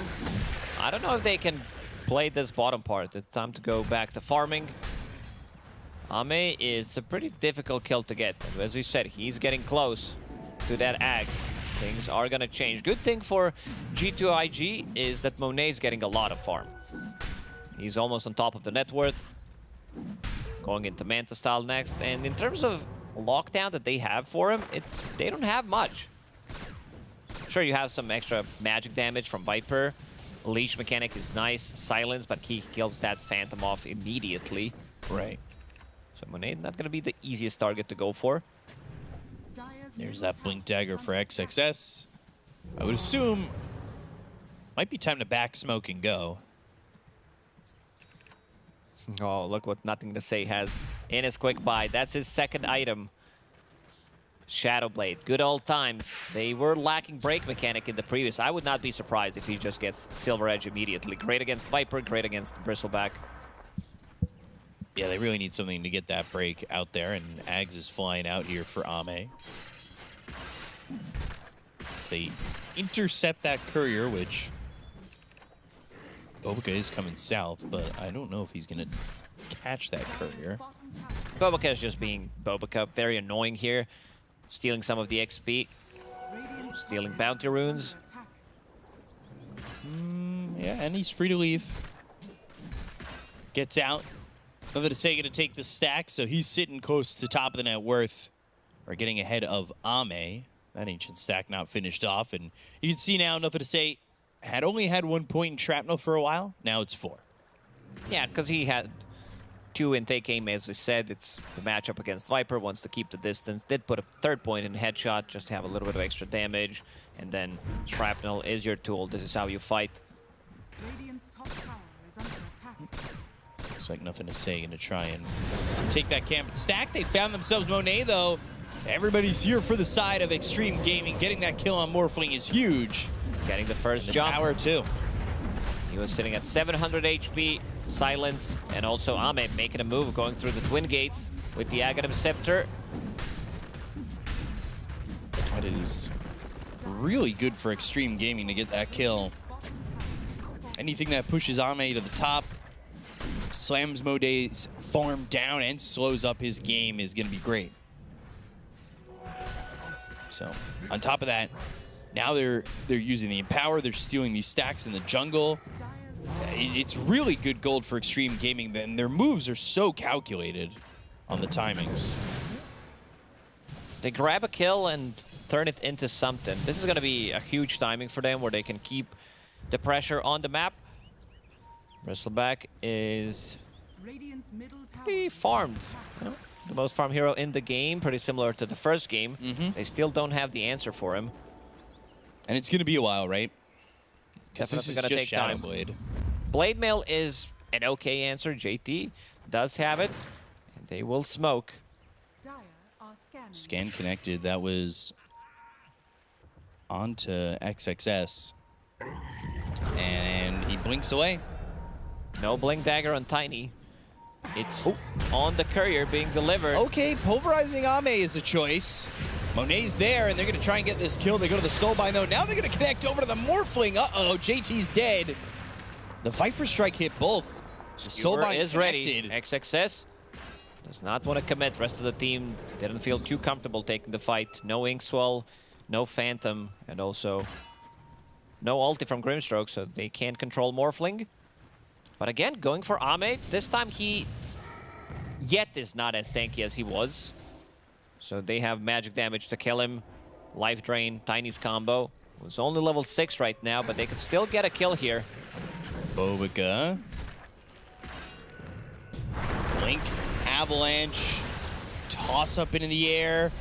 The Decrepify, the Life Drain, the Waveform, and the Adaptive Strike. The RP's a little bit late, but they catch Monet, who will start to shift, but it's not looking like it'll shift enough, and it's a trade for your carries. Ooh, another Avalanche. one. Bobica's in. Xingqiu, tossed up into the air. Giving anything to Nothing to Say would be nice. Decrepify, meaning he won't die to the Unleash that was popped from Xingqiu, and Nothing to Say getting gold is good. So at the end of the day, I think that works out for IG because it's just pushing the potential Silver Edge closer and closer. Yeah, to they want reality. to delay this as much as possible. It's the name of the game pretty much for IG. You have Sniper, you have Morphling, which means that you want to take it to the mid game. You want to take it to the super late game if necessary. Dire's middle tower is under attack. So 16 minutes in. Radiant's bottom tower is under attack. See if Bobica finds somebody else again. It must feel so nice to have such contrasting games. Now you've got this Blink Dagger, you're active, Avalanche tossing, being a part of kills. Being part of all kills. Yeah, I mean, it's such a load off, right? To get to this point when you've had such a turnaround game in the previous one. It's like when you lose that ranked game and your next one's just dominating. Ugh. Form and Smoke, leaving Monet to farm, which is exactly what they want. Great scan. River Ward is scouting 3 heroes, so they're gonna get the big jump. Inkswell. Oh, hits on 2 with the Unleash. They're going to go for Nothing to Say. That might have put him in a bad spot. He'll big pull to try and leave. They've got the Soulbind that's going to connect JT to Nothing to Say. Viper Strike hits both of them. Ami's going to go in everybody's face with the Bristleback. Oh, Nothing to Say. He walks away. They lose JT. Xingqiu dies. XXS. No, Nothing to Say fell. XXS was able to get the kill. X-Nova falls. Oh, I thought he got away. RP in 2 seconds. It's not enough. That was like such a gone. clutch play, getting that Inkswell before the toss goes off. So he buys a little bit more time. And then gets the a Unleash 2-man stun. damage. Unleash damage. He kills himself off the Blade Mail. Doesn't matter. JQ playing a bit of a sacrificial role right now, even though he's the most farm support in the game. Oh, the skewer from XXS. He got the really good angle. Yeah, I mean, Nothing to Say got the Shadow Blade off. I thought he was going to survive. He got down the steps. He was walking away. But the second he dies, I mean, that is just a big win for Xtreme. The Soulbinds have been perfect too, always connecting cores. The Viper Strike is brutal. JQ again. He survives this one, and now Bobica's the one in trouble. XM just that minus flying armor. forward with that Hurricane Pike, and yeah, Bristleback. Minus armor, minus magic resistance from Viper. So you don't have any kind of protection. JQ pops the ulti, continues to farm up. Just a recipe away from his BKB. He's gonna start to scale. So now 2,000 net worth lead. It's not the same as game 1 where it just kind of went from 0 to 100 real quick. So I'm IG, they're in an okay spot. But this Silver Edge timing is going to be massive. Needs 1,500 gold for it. Great against Viper again, great against Bristle. And looking at what he has in his quick buy, Ame wants to buy a little bit more time. If he gets broken, Silver Edge is only going to be effective for half of the duration. 5 seconds, Yule Scepter 2.5. They will stack more. They want Ame to stay on top of the net worth. Yeah, once he grabbed that spot in game 1, he didn't leave it, so. Now you've got Ags for Magnus. They're smoked up, so with this Ags having that horn toss, even more control. Dire's middle tower is under attack. Tier 1 tower mid going to be taken there by Ame. Dire are scanning. Magnus going for the BKB after this Ags, and they're smoked up in the enemy triangle. But again, these intuitive scans that just come through every time there's a smoke. That is Dire's bottom tower is under really well attack. done there by IG to avoid, Radiant's or well, bottom currently avoiding Dire's bottom tower has fallen. Xtreme Gaming. But Ame and the rest of the team is here. They've got gap closed in the Hurricane Pike. They have the ability to blink forward with XXS and get an RP off, but there's a ward down and it spots them coming over. And a scan from the extreme end of the Radiant side. They will see that IG were backing off, but they're still in this scan, so they know they're sticking around. Let's see if they decide to take this fight. JT is not there. He wants his BKB, needs another creep, and then he can TP and try to take this fight. They're in. Avalanche coming through. They go to the Soulbind. It's not going to connect to anybody, which is good because the Viper Strike was out. Oh, it actually got over to Monet. He's life-stealing so much. Shard from Grimstroke and also the Bloodstone that he didn't even pop. And also finds another Dragon Scale for him. So that's going to be a sieging tool, extra armor that Missile does need early on. Xingqiu gets it. Not an S-tier Shard by any means, but it's an okay one. Monet wasn't in that Soulbind initially, but walked into it. And he's going for that Conda. So, hard to take a fight there. I think. Let's see. The Shard in action. He can jump off of them. That's, yeah, definitely possible after the Pulverize. Could just leave. But on cooldown for 3 seconds, so he'll unleash. Dispose, and has the rebound. They give up on the chase. They just don't have the waveform or the onslaught available. That would have been a good kill. Xingqiu is really farmed. Almost as farmed as XM, and that's his BKB now completed. So that fight over by the Tormentor is rough for IG to take because they know they were so close to having a Silver Edge. You don't want to miss that timing, and Sniper has that Silver Edge now. But is it in time? This is a good timing still. Having a break mechanic, 22 minutes into the game against Bristle feels really nice. Another Shard. Let's see who gets it. XM. So that's going to be more stacks of poison, and also you can use it on the building, so the siege is going to be good. Avalanche, toss, Inkswell, though. It makes this really difficult because, yeah, you could do that. Stop Pulverize immediately. Ame comes in. The Nether Ward is on the low ground, so they'll take care of that first with the BKB being popped here by JT. They'll go to the Viper Strike. Ame taking some damage. Onslaught, but no. Stops it. TPs. RP. He's gone. But they got Ame. With that Silver Edge, they were able to get Ame. BKB's been popped by Xingqiu. He's going to try and rebound off and survive, but Monet's got another. The Shockwave just misses DY, but the Assassinate, ready to the jump break, in. the Adaptive Strike, the Avalanche, the kill on a DY, and IG are back into this game. But it did cost them JT. Didn't see what happened Well with worth it. Bristleback. I assume he got broken by Sniper. I was watching a different side. Yeah. RP on JT to be able to kill him off so that he can't TP out. Yeah, there's that break mechanic. Avalanche toss combo. Couple of right clicks. Morphling turning into Magnus in the previous one, sitting at 400 damage per hit. Radiant's bottom tower is under attack. Why did the death summary say 1800 from unknown source? Or is that just told us? Where do you see it? At the top. Oh. Okay. Yeah. Nobody knows the damage. That's why we were also surprised. Who killed Bristleback? It was the butler with the candle in the kitchen. Let's see. Bristle, he needs that Yule Scepter. Needs to be able to buy a little bit more time so that he's not broken. So 3,000 net worth lead here for Xtreme. And they were pushing bottom. They do have an OBS protecting them if they go to push this tier 2 tower in the bottom lane, which they're trying to do. Monet going into the Scotty next after finishing off the Conda. So Manta Conda and Scotty. Shard in the selection coming up. Go looking for another jump target, but they're smoked up. He's in the right spot to break this smoke. Breaks it on Ame and blinks away. So trying to get some distance. The rest of the team coming around, though. Monet with the adaptive strike. They go to the Decrepify. They rebound off of Monet. Waveform back to the rest of his team. Nothing to say. Gonna break Ame. The right clicks in. The Bristleback. There's the Soul Bind, but they get the kill on Ame. They'll take the Bristleback to start with the BKB pop by Xingqiu. JT get the kill on the DY. The RP on a 3. Look at the damage of the Unleash. Oh, Xingqiu, the Empower Unleash. Oh my.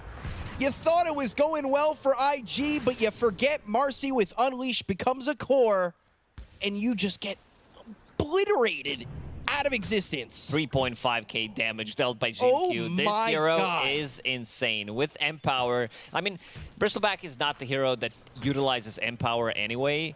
So after they killed Ame, the plan was, okay, this is going to be a pretty easy one. And then XXS lands a 3-man RP. Xingqiu cleans up. Next item for Xingqiu. He's getting there. Almost has Sacred Relic. Needs another 1,000 gold. And he'll continue to farm up. That's going to be great to remove, potentially, Morphling, who does have, and we're going to see that again. If he has Empower, great against the Decrepify as well. Just his positioning coming from the same side. He was even Yuled, but that was not enough. They were sticking around still. A little bit of a surprising one. That is so much gold for Xingqiu there, like you said, getting him closer to that Sacred Relic. He also disposed the Sniper to put him in the RP. They're trying to focus their attention on Ame. They've got this Ace-12 with Soulbind, stops the onslaught. Looks like they're going to get the kill on Ame, but he's able to get back towards the rest of his team. XXS in the face of X-Nova. Both supports are dead. Nothing to say is gone. XM's got the damage. Monet needs to leave. Going in. JT's going to pop the BKB, and they're going to go to the backlines. They're going to look for Ame. The onslaught, the right-click damage with the pulverize, but it's just not going to be enough. Ame's going to survive. The skewer is there from XXS. JT's going to fall. They'll look over at Monet, who's going to respawn now after that Aegis, and it is just looking rough for IG. Back-to-back fights. The guy who lived, he goes in and tanks up all that. He effectively tanked 10,000 damage, I would even say, in the previous fight. Even though they did break him at the start of the fight, he still manages to run away, pops a Bloodstone, and this is a disastrous fight for G2IG. Losing 6 heroes. That just feels terrible. That was also the fight without them even using RP. Yeah. It's just... XM comes from the side, rips apart, nothing to say. It's tight positioning, which is really, I mean, if you're a sniper, kind of not what you want. Doesn't have a shard, so he can't run away. He does have Silver Edge. No Hurricane Pike. It's being delivered as we speak. All of a sudden, XM has a Scotty. So Sniper's life becomes much tougher, and so does Monet. Great against Morphling. Life Drain is not going to be as effective. Xingqiu had, what, 22, 23-minute BKB, 28 minutes. He does have a full Nullifier. This is a super expensive item, 4,000 gold plus. Yeah, he's now more farmed than JT, who's looking for that Ags. That is another level 8 break mechanic. Marcy, same level as Morphling. And Unleash at level 3 is disgusting. Like, he is truly a core with that. Oh, he became core a long time ago. Give him the Empower, sitting at 400 plus damage on Marcy. Ow. The objective is to kill Ame, but now they're at this point in the game, there is so much more to deal with than just this Bristleback. Truthfully, this Bristle feels like he's just the attention seeker, while the rest of the team of Xtreme do the work. He can buy so much time. He can be the front line with the shard from Grimstroke. That the spell is pretty good. Also gives him a lot of lifesteal in a fight. Has Yules now too, so he just has survivability. Yeah, and they're chasing JT. XXS is not there. He's the only one who can stop the BKB TP out. Nothing to say. Okay. Like, oh, go back to the trees. Stay in the trees. All right, he scurries away within the shroud of that Silver Edge. So well done there to at least escape. That was an odd position for him to be in anyway, which wasn't even for a Wisdom Rune or anything. He just happened to be there farming, or at least trying to. Level 20 here for Ame. He's taking that extra 20 quill stack damage. So you thought Bristleback was bad before. It's going to be even worse. An extra 125 shockwave damage for XXS. It's Shard plus Ags. Who's missing the Shard on their side? Bristle doesn't have it. He's the only one. Unneeded to buy at this point. Eventually, he's going to get it. That's why he's not investing, because 4 members do have it. And Tormi is about to spawn, I believe. They're over here. If they want to stick around, they can always just take their own. Don't have to put themselves in a bad position. BKB, Xinq's going in. He wants to get these kills, dispose, and dead. That is damage coming at you quickly. Also, not a lot of commitment. Unleash, it's level 3, so 60-second cooldown. Plus, he's already down to 6-second BKB, and he continues to farm up. This Shard is actually good when you're going for some of these solo kills where you can get the rebound off the enemies. Yeah. Rebound, dispose them, and then kill them. XM, Hurricane Pike pushing him away. Viper Strike used. Ame's behind them. They get the break onto Monet. They're going to try and get this kill onto the Morphling. He's getting low. He's trying to shift. He rolls up into the air from Ame. They're going to soul mine to each other for a second with the BKB hopped here by JT. Will try to get the pulverize. Gets the kill into DY. They've also taken out XM looking for the RP, but the waveform away. JT. A bit of Kale. Oh. Bobaka. Kale. There it is. So he got broken, bought a little bit of time with the Yule Scepter. Now down to half HP. Still has Bloodstone. Another Bristleback available in 9. Still is Onslaught, though, for JT. And I think, truthfully, with the way that Kale kind of lined up, Jinkyu's not there. That's the problem. He is going to go through the gates. Doesn't have BKB unleashed ready in 5 seconds. So they're going to go for this because they've got the Onslaught to continue on Ame. Monet shifted all the way. Toss over to JT, who's up on the cliff. That allows nothing to say to get the break. They're going to start right-clicking. They've also got this Uproar Ags upgrade. So the break on break is there, and they'll kill him off as IG take a fight. Good fight for IG. Keeping the dreams alive to stay in this upper bracket. Roshan, long respawn, unlucky. What can you do? So now they have multiple ways of breaking the heroes. Aghanim Scepter, of course, on JT, and also Silver Edge from Sniper. So he will need a little bit more protection. Will need some extra armor as well on Bristle. Sniper has Ags, by the way, flying out.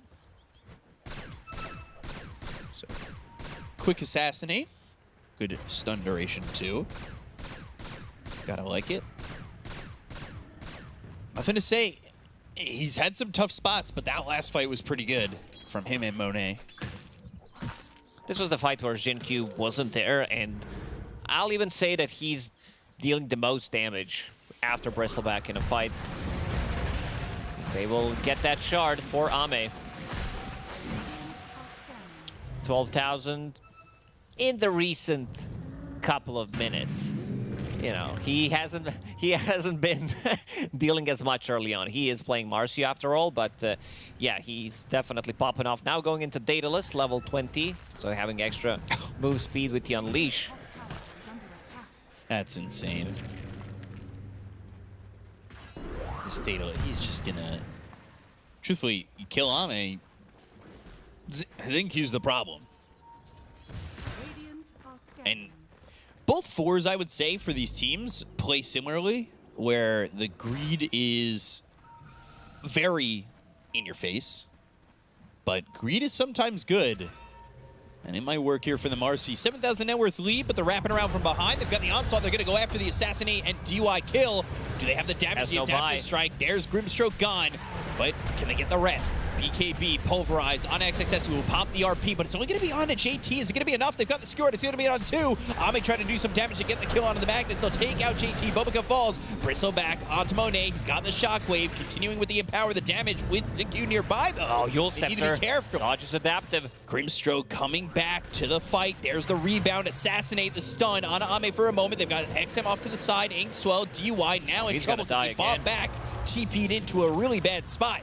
Stroke of Fate hits on X Nova, slowing them down. They've got the Decrepify. They're going to try and dispose their ally to get XM out with the Assassinate coming through. They're stunned up for a second, but the side of IG can't keep up. However, with a fight won, their prize right now is Roche. Monet's online. He turns into Magnus and has a 700 damage almost, so that adaptive strike is gonna hurt a lot with Kanda, of course, and second Roshan does belong to them.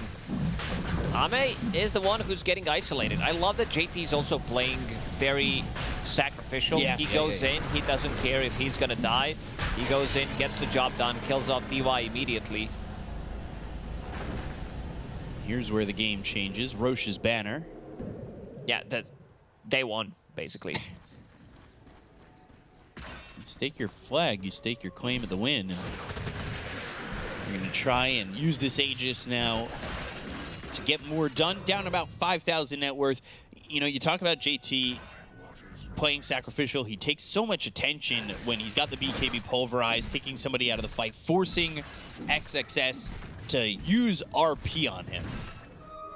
And, you know, earlier in the game when we were seeing XXS get those 3-man, 2-man RPs, they need that. They need that again. They need to combo it with Marcy one more time. They need it way more than just those 1-man RPs. But truthfully, IG aren't exactly giving it to them. They're allowed to stay spread out with their lineup. Positioning. Sniper to level 20. They take Shrapnel DPS. Usually we see the other one. Headshot knockback distance. Keep people away. He's going in for the solo kill. Does have Gem. Unleash. Oh, man. 1,000 gold. Got 2 levels out of that one. Update the damage numbers. Pulverize, Another Avalanche. Rebound. Never mind, Toss, he's not Monet here, rebounding, but adaptive strike, they'll get the kill. And now Ame coming in. He's got the Inkswell on him. He started with that hairball. They'll get the stun on a Monet. JT trying to stick around, trying to see where he can help out. They've got the gem now onto the Grimstroke, the Soulbind, the Avalanche on a 4, but nobody else is here. Xingqiu is the one who starts it all. He finds Sniper, gets 1,000 gold. That's 3,000 damage coming out from Marcy. Solo kill. Now has Crystallis, running out of slots slowly. Will need to pick up that gem. So much experience. He wants to go again. Yeah, level 22 on Marcy. Radiant's bottom tower is under attack. So gems available for both sides. Tier 3 in trouble. No nothing to say for 15 seconds. No Boba Down for so a minute. quickly. AC, Shard on Viper. 500 damage on Bristle with Empower. That's fun to deal with. Radiant's bottom tower is under attack. So much damage on this Xtreme team. They're going to have Bobica back, who's going for the Wind Waker, which we've talked about this item to exhaustion almost. Everybody's trying to pick it up. Yeah. One is going to be done soon on Ame. Again, just looking for that survivability, but just the Wind Waker allowing you to have that repositioning will really help Ame in these later fights. Just stay alive, because he knows a lot of attention is on him. I'm keeping my eyes on Xingqiu, what he's going to do. He's been popping off completely. 9, 4, and 12. Whew. Just added 3,000 damage to his total. That is insane. I think in a game like this, we might see him get to level 25. And truthfully, I think he feels like the one at this point. Even though he's the 4th most farmed player on his team. But there's not much difference between him and Sniper.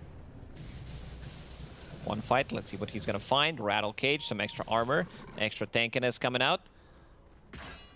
Ancient Guardian for nothing to say, so 50 damage plus an extra 50 as long as they're within 2,000 units range of an Ancient. There's going to be a lot of attack speed slow, move speed, unleash, Rattle Cage from RC. All these like small instances of it. People are not going to attack.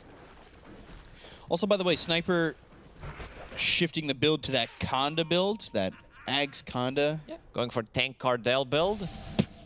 Conda, Silver Edge, having Ancient Guardian, everything's color coordinated. And they're in on the ZQ. They need to get this kill. Assassinate with the BKB. The Unleashed is going to be turning it around. They go with the BKB, but can they get the kill on a DY as well? ZQ, they look over. They've got the right clicks. Monet gets them at least 2. They don't have buyback. Ame's going to chase JT with the help of XM. He's the right broken. clicks are coming through. They get the kill there, but Ame's going to be broken and killed off very quickly. Wave 4, Monet skewering across the river. XM TP's out, but Bobica has eyes set on XXS. He'll pick up that bounty rune on his run away from the side of IG.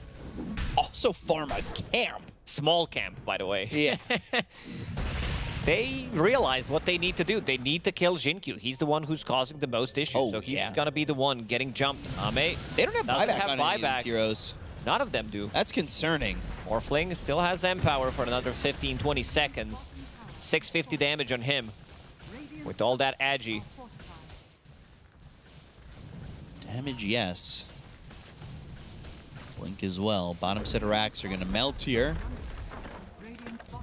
They're starting to fall off. Damage coming out. Viper only level 21. You would love to see that 25.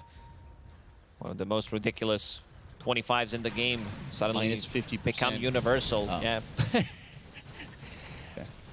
Refresher on XXS. So sieging the high ground is going to be difficult if they want to go for it, but he needs to be careful. Not having buyback without Magnus, you're not winning a fight. Yeah. So the net worth sits even. IG, they might play this one a little bit safe with Roche back up in a minute 45 potentially. But it does seem at times like this, that Roche timer, that extra timer shows up and it's 2.5 minutes.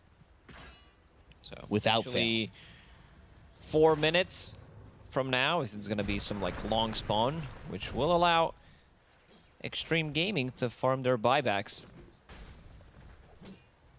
So if you're IG and you kind of assume the worst in that long spawn, do you try to put the pressure on now? I don't think they're going to risk it too much. Just sieging. They want to take a fight first. Wait for the next Roshan to respawn. Skewer could cause a lot of issues. Definitely. Radiant are scanning. I mean, RP skewer, refresh, RP skewer, and you're in the base. The damage on some of these heroes is insane.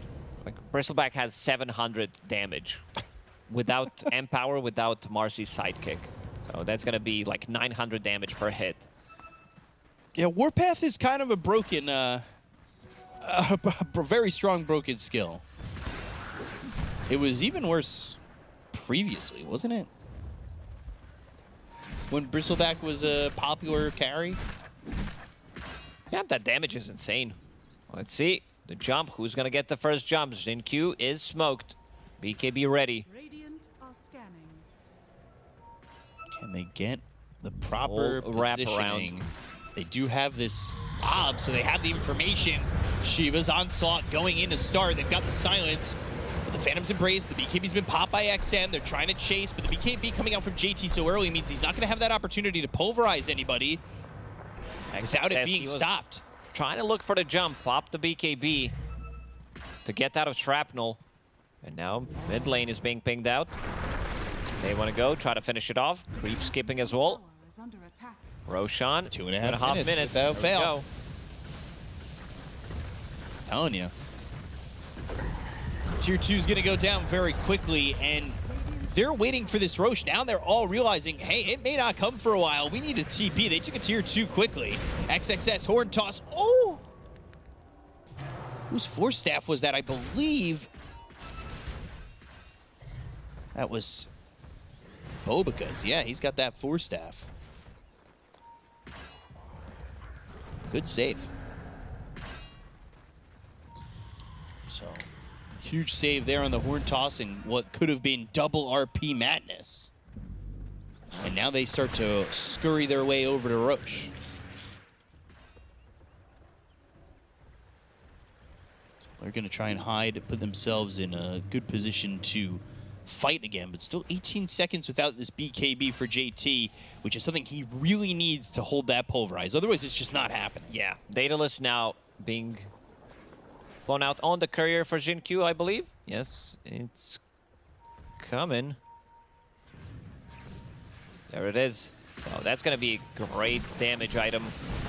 If he locks onto the target, people are going to die almost instantly. Even the cores.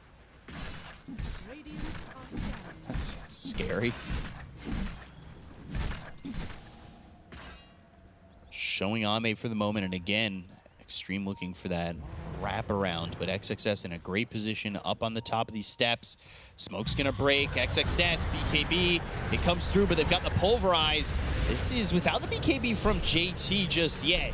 So XXS falling to the backlines with the Inkswell on him. They've got the Soulbind that connects Monet over to JT. Xinq going in with the dispose. They get the RP. They've got the damage coming out of Monet. Can they get the kill there on this Morphling? Yes, they can. He's going to buy back immediately. Onslaught, do they have the damage? Nothing to say. He's on the backlines. He's far enough away to have himself the space. Ame's low, but Bobica is all by himself. The Assassinate flies through. The Inkswell pops. And now Bobica, he'll finally die, but Monet's going to go in to get the kill on Ame. He's going to buy back as well. RP comes through. It's going to be on a 2. JT in a little bit of trouble. The life drains are going to keep alive JT for a moment, but X-Nova falls. XXS is gone. The onslaught is in. Xinq's finally dead, but so is nothing to say. He's got buyback as well. Blade Mail's been popped by JT. They've got the break with the Uproar. Going to be activated by this Primal Beast. They got the pulverize onto this Viper. They'll get the kill on a JT, but they'll end up taking out XM. They'll look over at Ame once again to bought back.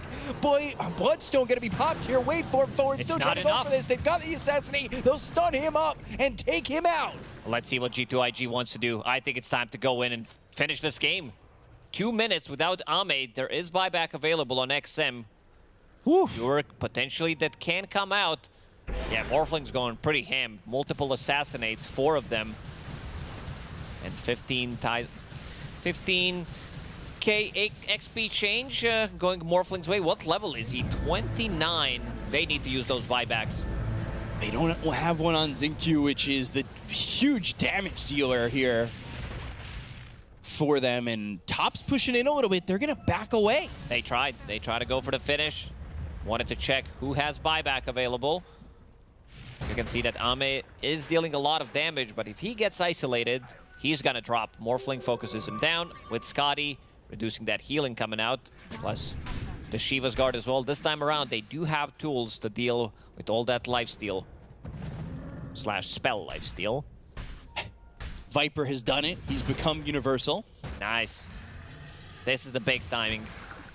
Him as well, 500 damage per hit. I feel like the damage numbers just don't matter. They're just so high for everybody. Jin-Q also about to crack level 25. Ag's Blessing. Pick it up. Health. Some scaling. Who wants this? Sniper does have his. So does JT, so... It was past the JT. Maybe JT wants to sell it. Wants to sell his own Ag so that he has heart. Nothing to say. It does work. Uh-oh. Yeah, he sold the Ags, consumed the Blessing, and now has enough for heart. No heroes have buyback available. This is 9 out of 10 on cooldown. The only one who might have it is Jin-Q if he manages to get... So whoever wins this fight is pretty much GG. Let's see what happens. 11,000 net worth lead due in part to the fact that they do have that Ag's Blessing. So it is closer than it seems. At this point in the game, net worth, not the biggest indicator. Shield rune for JT, so he is even tankier. He has 7,000 HP plus a cheese, so that's almost 10,000, 100,000 HP. See, on Primal Beast. Just add a 0 and you're in. With level 25, he cannot be rooted or slowed during trample, so Doesn't care about Viper Strike anymore. Doesn't care about these goos. And Viscous Nasal Goo not really the biggest part of Ame's kit, that's for sure. But he's got that Wind Waker. We'll see if he could survive. 3 minutes left on this Aegis when IG are ready to push. Almost level 25 here for XXS. Everybody on side Xtreme Gaming does have 500 plus damage, all 3 cores. I thought you were including Grimstroke there. I was like, how is that possible? UI with Daedalus. He's going Ags. This is something that I think they maybe needed even earlier. The Ags? Finally has it, yeah. Yeah. You create illusion of Morphling, it can make things a lot more difficult. There is no butterfly, so every single hit is gonna go on Morphling. XP Rune, Jin Q needs to be careful. Dire are scanning. Don't want to get too far out here. Still, tier 3 is mid and top. Like, it's really not a bad position for Xtreme, especially if this Aegis doesn't get used to push in down towards the base. It gives opportunity for buybacks to become available again. In 3-4 minutes, everybody will have buyback available again. Yeah. So, BKB finally on the list for Ame. Holding off as long as possible, but a late BKB like this where you have 9 seconds is huge. There's BKB is going to be pretty big for Ame if he can farm it, because Silver Edge doesn't go through debuff immunity, neither does Break from Uproar. So, might want to give a lot of farm priority to Ame. I'm a little surprised that maybe he's not even farming those more obscure outer ring parts of the map to try and get as much as he can, but risking it without buyback is... It's too risky. You'll lose. For this stage of the game, they know if you lose a hero, he's going to be gone for a really long time. Jin Q getting close to his, needs another 500 gold. He's also level 25, took that plus 65 sidekick damage. Ouch. 113 bonus damage. Oh my god. Smoke from all 600 five. damage on Marcy. Yeah, position 4s do that these days. With crit. 51 minutes in, we might be seeing some tier 5 neutral items coming out. Oh, don't get me excited. I love tier 5s. 40 seconds on this Aegis. Then the question is, do they stay passive? Xtreme might be trying to figure out the timing on this to go and fight right now if they could find IG. A little worried how they're going to kill JT. He does have Refresher, so double BKB, double Uproar, Shiva's Guard, Cheese as well. 4.5k HP. Luckily, they don't have to fight him when he had that shield rune. Ame closing in on that BKB. Are scanning. And a minute left until Monet has buyback. So the timings on buybacks are going to get there with the Aegis expiring and all that farm being had. 52 minutes into the game. And we might be looking at a slow roll to next Roche, which 2 minutes and 40 seconds plus the guaranteed 2.5 minutes, it feels like. We're about 5 minutes out from that, which will put us at 57, right around the tier 5s that have potential as well. Let's see what the play is going to be for Xtreme Gaming. They don't have their buybacks available yet. Will come out in the next 30 seconds or so, but they haven't been farming much. They've been stuck in their base, while IG have been farming pretty much the whole map. We'll get down here and believe, yeah, Grimstroke has that Dark Portrait. So that might be the difference maker as well in a big fight. Yeah, we haven't seen it being used yet. Can definitely make things a lot more difficult. That illusion deals 150% of the damage. Looking for their moment to get in here, and you can see that Dark Portrait trying to push out mid.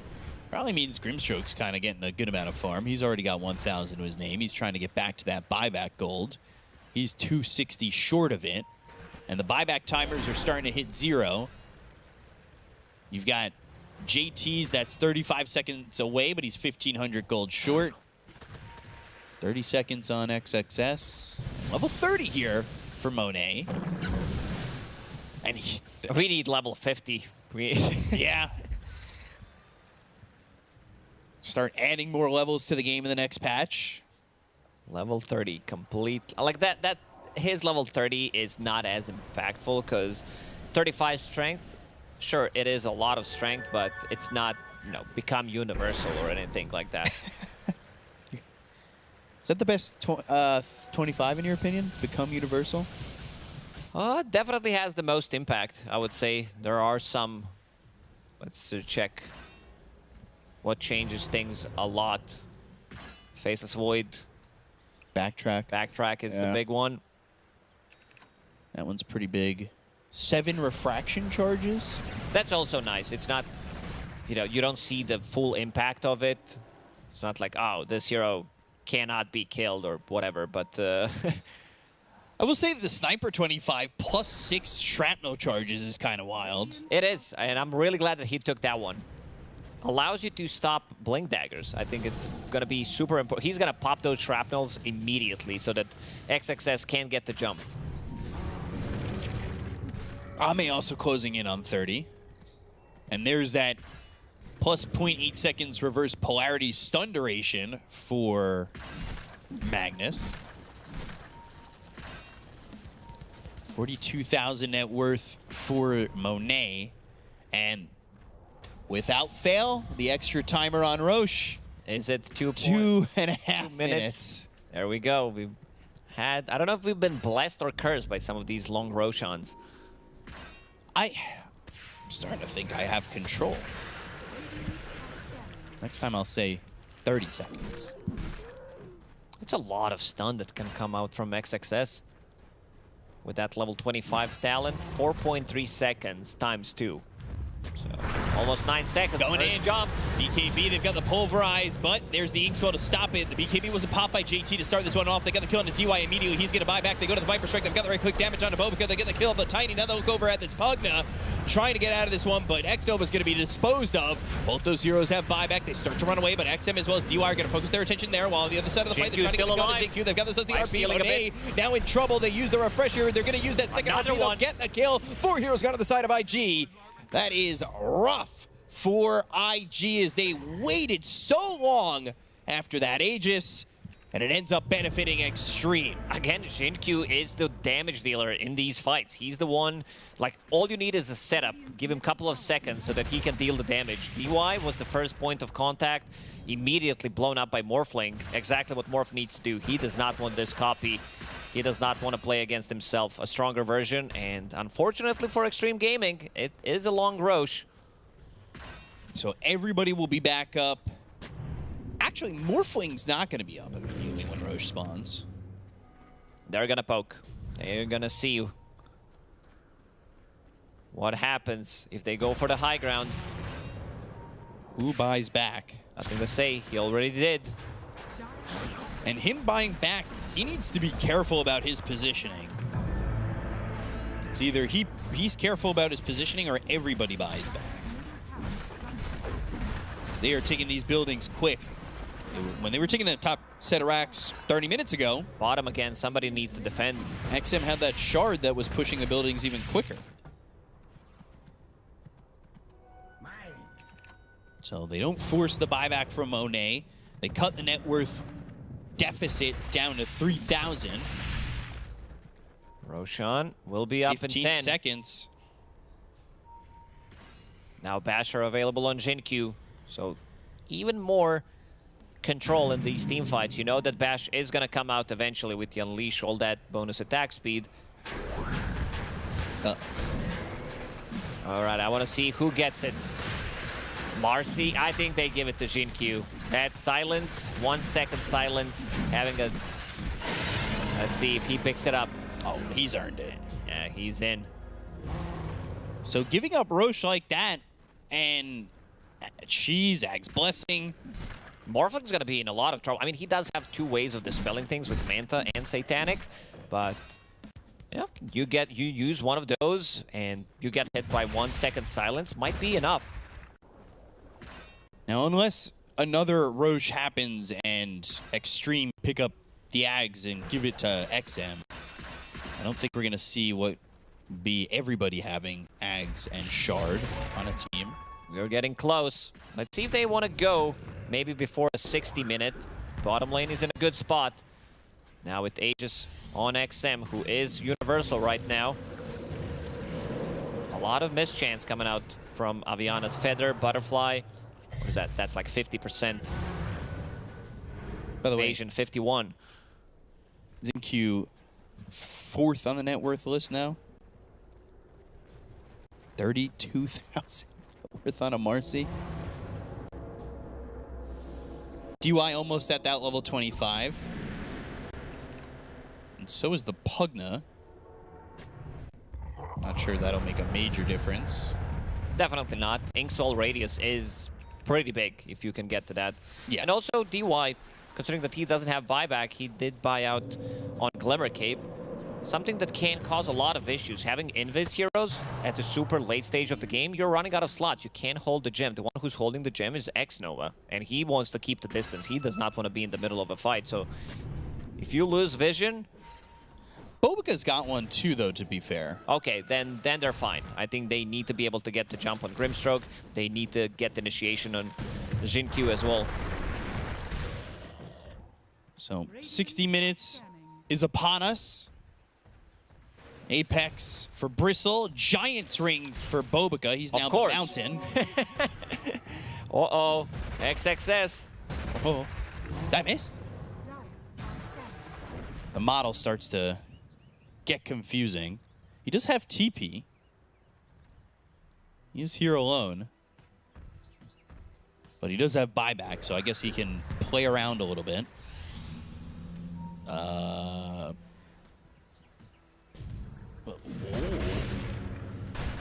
Oh my. Mirror shield for Viper. Dude, he's bigger than the tree. How do they not see this mountain? He's just right. He's right there. Christmas came early this year. Look at that.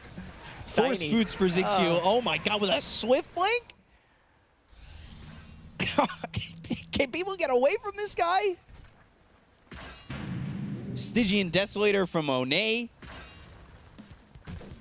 And nothing to say, still holding on to the Ancient Guardian. And of course, another Giant's Ring. This is a meme. You have Primal Beast, one of the biggest models in-game, also picking up Giant's Ring. Sniper now choosing to take Force Boots. Yeah, JT with that Giant's Ring. Kind of looks the same, though. Deso 2 on Morphling. A lot of right-click. Who's missing a tier 5? Searstone on Pugna. Look at the cast range on his abilities. Very far. If he can life drain and keep somebody alive. Double Searstone for Xtreme Gaming. Ame with Apex. 5.5k HP. XM onto the high ground. That's going to be a toss from Bobica with the BKBB pop by XXS. He's going to skewer back Bobica, who goes to the Wind Waker, trying to get away, but they've got XM. They get the kill onto the Viper. They're going to take out the Aegis. He's all alone, isolated. Avalanche comes through, but Bobica, they'll go to the Dispose. They'll pop the Unleash. They'll go for the damage with the right clicks coming in from nothing to save. They get the kill onto XM. Bobica, he's got buyback. Might want to use it. XM uses his, but he needs to get back into the fight. He'll TP over to the outpost. So he'll be with his team. Bobica holding on to buyback for now, maybe expecting that his team can handle this, but I would expect him to buy back soon. Dispose into the skewer. They've got the silence. He'll pop the Manta. They go to the RP. They're going to buy back on Bobica. Now JT's going to have the trample. They're going to look over, but this is going to be Monet surviving. They've got the break from the Viper Strike coming through onto this Primal Beast. The right clicks are coming in. He needs to survive, but he'll end up falling. He's going to be dead for 2 minutes and has buyback. Monet now looking to fight. 3v1. XinQ in his face, trying to get the kill on Monet. They'll take him over. He's going to buy back as well. Nothing to say from the high ground. Goes for the assassinate out of the Viper, but he's going to be used up into the air. Right click still with the link insert. It's the mirror shield from the tier 5s. They'll get the kill to XM. They'll take out Ame. It's going to be Bristleback dead. 2 minutes gone without the Viper. They've got themselves no XM for 2 minutes. Ame's got buyback. It's a chance for IG. as the buybacks around the horn once again. 17,000 damage being done here by Morphling. This is the peak time for Morphling. He's life-stealing off everything that Deso too, and he just bought a refresher. I also want to see a refresher maybe on Jinkyu. Okay, he changed his mind. He was thinking about getting the Abyssal Blade, but he needs that second Unleash. He needs a second BKB so that he can lock onto a target. 90 seconds without XM. They're going to poke. See what happens. Bristleback does have buyback available. So Monet, Divine queued up. Will he even need to go there? Oh my! They are jumping in. They blow up XXS. He does not have buyback because Xtreme trying to do it all with the dispose. Oh! Monet he gets got Monet! evaporated. They blew up and turned him into vapor waves. They killed off Monet. He's done for 2 minutes. They'll look over for the rest. Bobik and JTX Nova need to leave. Xinq's not going to allow them to. He's going to rebound off the ulti from Grimstroke. They'll get the kill on Xinq though and turn it around. JT had the damage. The rebound off the Dark Portrait to get in on these heroes was ingenious, but a bait. Xinq does not have buy. He has one available, but he did buy out on that refresher. Another illusion from Primal Beast. Oh, super tanky, 5.5k. Viper out in 30 seconds. JT's jumping in again. Pulverize. They're going to try and get their hands on Ame, who's going to pop that Wind Waker, go back towards the tier 4s. They still have the tier 3 over mid. They've got themselves the toss onto the Grimstroke. Can he make a Dark Portrait before he dies? The Inkso is going to be placed on Ame. He's trying to fight the buyback on the Grimstroke. It's still going to be a 2v4 situation with Monet dead for another minute. This is XM coming back in 10 seconds. Is the Viper going to be enough to help them out? They'll go for the mid-center racks, but are they going to commit for the tier 4s after they take this? The game's sitting at even in terms of net worth, but it doesn't even matter at this point. Who's got what in terms of gold? With IG backing away from Ame with the Inkswell on him, they need to get away. But they think about going back in with this Silver Edge. They'll break him. They'll pulverize once again from JT. They'll look for the Avalanche. They've got the control on Ame, but the Wind Waker once again with the Soulbind coming out of 2. They look at Bobik, who gets out of the high ground. Both these heroes have giant rings, so they're able to just walk it together up out of the high ground. But XM from the low ground trying to get anything he can. They go to the Abyssal Blade. They get the kill there on X Nova. They take it out Bobik. JT over to the crystals, but XM trying to get the damage onto JT. It's a long TP out, but he just escapes because their base is in so much trouble. Oh, they have only one tier 4 tower left, and look at the bottom lane, also pushing in. Somebody needs to push that one out. They managed to survive, and Monet is also going to be able to get out. Nothing, it's anybody's game to take. One hero with the buyback, and that's Sniper. Man, of all the buybacks, Sniper still has his, giving a slight advantage to IG, I'd say. But there's 80 seconds without Bobica, and everybody's alive for Xtreme. They're up 8,000 net worth. They're 1-0 over IG in this series. Giants rings are causing some serious issues. They're running over these hills like they can't catch them. Ame has a lot of lifesteal. We've seen in the previous fight that level 25 or level 30 talent, whatever you want to call it, on top of the Bloodstone, plus Inkswell. Let's see Xinq. He's ready to jump in. They want megas. I think that was a quick Roche this time, but I wasn't exactly looking at the timer. 67 minutes in, Ame looking at the bottom set of racks. They're already into the fact that they're going to be going up against mega creeps. Going for the throne without Tiny. They can be pushed to the fountain, and they're going to focus it down. Glyph available. JT going in, but the Soulbind's going to be used. Now they're going to force him back with that Hurricane Pike. Xinq doing the damage. They'll get the kill. JT's going to be dead for 2 minutes. Now they're going to focus their attention. They'll go and get the Glyph, but is it going to be enough? Xinq's going to be right onto the Sniper. He's trying to get the kill and nothing to say. They'll focus the throne, trying to take it out. There's the RP. Looks like Xtreme's done it, and they have. Oh, IG fall 2-0 to Xtreme in a game it looked like they had in their hands. What a back and forth game. Xinq, the real carry of Xtreme Gaming in this one. Even he can't believe he's checking the numbers right now. Look how much damage I dealt you, scrubs. Oh my God, he's definitely bragging about the damage dealt and bragging about the 2-0. It's bragging rights here in the China v China matchup. Xtreme Gaming take it 2-0. We're going to throw it to the panel. Take it away. Well, I think that is a shame that we are not going to get a third game between these two teams, because that was an absolute treat. Game one, we are going to forget about that one. I know it matters for the scores, but this is the way that these two teams are going head-to-head. This is what we get. Oh, maybe they'll meet up again later down the line, but for now, it is indeed Xtreme the move forward. But what a game. Here to break it down, Kezu and Tigov, and it's always a little bit of a question, where are you going to go? The game that's plus 60 minutes, you know, which moment? But Kezu, I think we want to go to the amount of chase potential and the catch-up potential and the runaway potential and just a brawling. There was so much brawling. Honestly, this entire game, there was so much back and forth, like clutch moves from both teams, like G2IG being behind and making good moves to come back, building good items. You have Xtreme Gaming where like a lot of the tier 5 items like coming in clutch with the Seer Stone and everything. Like, I don't even know where to start. Maybe T?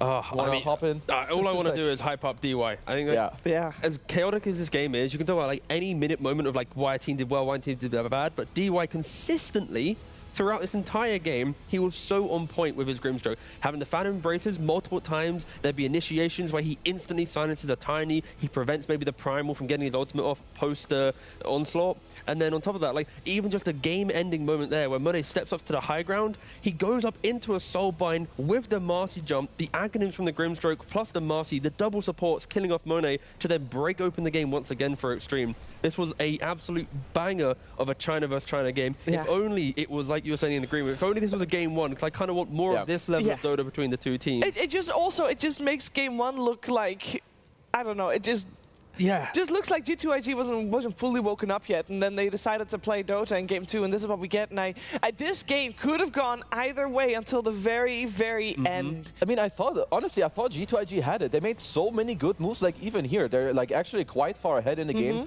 They have this Monet Morphling who kind of looked like he was going to be Exodia, right? With like the backline behind him, but my god, Jin-Q on this freaking Marcy as well. Like with DY, the supports this game 100% for Xtreme are like the heroes. Even like later in the game, they're the ones who even held the game for them to even come back and win it. Because honestly, for Monet, he put some disrespect on Xtreme there. He's not allowed to die. Like when you think of the hero damage from Xtreme, like look how happy he is. But like Jin-Q, he did 48,000 hero damage. DY did 40,000 hero damage. Like Monet, 62,000 hero damage. Yeah, he did a heckin' ton of hero damage. But I just wanted to point that out there as well. But that's the thing. Like compare that to, of course, you know, Pugner, Tiny. You can't expect him to do it there like 20k, 18k. But just like the raw amount of damage Xtreme had. Like this was such a cool game. Like I think G2IG to even be in this position, it showed like the craft in baiting Xtreme into fights to then chase them down after. Of course, you can talk about itemization, and so many other things, but this was just such a like you have to just ignore the drafts and think about like how they played the map, where they took the fights. Like even at the end as well, using the Seer Stone to check for the Magnus on the high ground to jump him. He had no buyback at that moment too. Like I thought it was done. Like the fact they even did that as well, it's like it's just so cool to see. Yeah, and there was a moment that we wanted to talk about in particular in well, it was a little bit of a different game. This is obviously from game number 1. And these items are also from game number 1. So can you just tell us what you wanted to talk about so that we have you know, the context there? Yeah, so what I was talking about in game number 2, of course, was the fact that we saw the sniper going for the Silver Edge. I think having the sniper go for the Silver Edge so early on gave life to G2IG. Like this type of game, if you don't get the early Silver Edge, it can struggle. But also, I think the highlights we're showing now actually is about the Grimstroke. For the DY that you mentioned. So that's, let me just hype up DY again. Like, let's just savor this moment. Like DY, his positioning is always so good. He's always in that time to hit the Phantom Embrace. And because of him, I think a lot of these fights had that comeback potential. And they're the two big takeaways I have from this game. The first was DY Grimstroke is OP, and the second was G2IG, because they went for the Silver Edge Sniper, they had so much life. So that's my giddy excitement from Dodo here, and luckily I get to sit back and just savor some excellent Grimstroke performance, because like, even the Inkswell, it amps up so much initiation, so much fight. So like if he had not done that, like the fights could instantly break off of like a tossback, but he gets the silence off, and here are our little items. So you've got the Silver Edge. Yeah, no, I was going to say, to conclude that point, is because Nothing to Say went for this, it was alright, this was 24 minutes, but 22 minutes 30, they kill off the Bristleback, and that then gives them life to Roshan. Like, all the highlights of this game, it was G2IG post 20 minutes, like getting all the Roshans. Like, all the momentum was going kind of their way. They started building up their lead. Yeah, it actually looked like from that moment on, I thought G2IG was going to win it. To some degree, it could have happened. Yeah, they did it there. They got back in the game. Then 10 minutes later, they did like another really good fight with a good smoke where they go around, they get another Aegis, which then put them in the lead. But honestly, I think in like the last few minutes, there was a lot of back and forth. Yeah. And Late Game Dota is incredibly volatile. Yeah. And then if you make one small mistake, boom, see you later. That's all. That's all, and that means Xtreme is our winner, and therefore they get the winner's interview with Banks. That's right, and I've got a very relieved Lillian and a happy XN, I'm sure. And I'm going to start with that. Lillian's coming in to translate with us, and I just want to look at the Viper, right? Was he surprised that G2 and his fellow countrymen allowed that through? Yep. 就是毛哥，他想问你，就是好像那个 G2IG 不是很尊重我们的那个独龙，你对此就是他放出来给我们玩了，你有什么想法吗？因为我还有别的英雄让他们更怕吧，可能，而且这把我们没有ban独龙ban人。Because I think they afraid of my other heroes, and we didn't ban the heroes that Viper is afraid, so they might be afraid of other heroes, so let the Viper out. Well, it certainly worked out for you. And right now, you're winning every game 2-0. The confidence must be higher for sure. Does this feel like Xtreme are standing in a position where they feel like they can go all the way for this tournament, especially off the back of Birmingham, where you finished top 8? 就是我们现在到此为止的比赛都是2-0结束的嘛，这是否让我们更加有信心了呢？然后就是尤其在一个就是不太顺利的伯明翰之后，我们对这次比赛的期待是不是会不会更高了呢？就是我们上个比赛1轮游了嘛，这比赛打得好就感觉运气也挺好的，就也很开心，就打得会更自信，所以打得好了一点。We lost the first match of last tournament in playoffs. So in this tournament, we are on a winning streak. So we play more confident. So we play better. And you definitely seem to be playing better. I want to ask on that. Looking at this side of the bracket that you're on, does this fill you with more confidence that you can go all the way? 就是这样的信心是否能让你觉得在这比赛能走得更远呢？是的，就感觉我们应该能取得一个不错的成绩。Yes, I expect a good performance in this tournament. Well, let's see if they can get it done, Shiv. Thank you very much, guys. Thank you very much to all three of you, of course. Yeah, I mean, Xtreme Gaming, this game might have been the closest game they've played so far, but the record still shows not a single game dropped here at Wallachia. I don't think anybody ever was having any doubt. No, again, I'm just so happy because like we've been having some of these more like right now because of course patch is at kind of its final days, weeks, who knows. It's the fact that we have like such high level, and for us, we haven't had like the close one, the one that's like the nail biter. It's always been like draft is pretty good, they play good, 35-40 minutes, boom. But this is it, and like now I'm giddy. Like I see like the playoff bracket, I'm like, ooh. You get like this 1 hour game, you get some tier 5 items, right? You get the nice back and forth. But Xtreme, like the scary thing that I see now is that they have every individual player on this team can pop off. Yeah. And that's what makes a good team. If someone has a slightly less good, performance, suddenly there's DY and there's Jinkyu on their Marcy, Grimstroke that can like pop off. So still have yet to lose a game. It did get very close. It did. Very close. So we'll see if they can keep the streak, because for now, it's looking kind of hard to beat this team. Yeah. They itemize to be relevant in the game. Some players, they think sacrificial. They don't. They think for like themselves, but to do it in such a, I don't know. I'm just happy. That Dota just makes me happy. Well, I hope that for Xtreme that they can keep their streak. I hope also that we can keep our streak, or maybe the streak just started with a nail biter of a game we just witnessed. Will our next series provide some of those games? It's going to be Aurora versus Team Spirit coming at you after a break.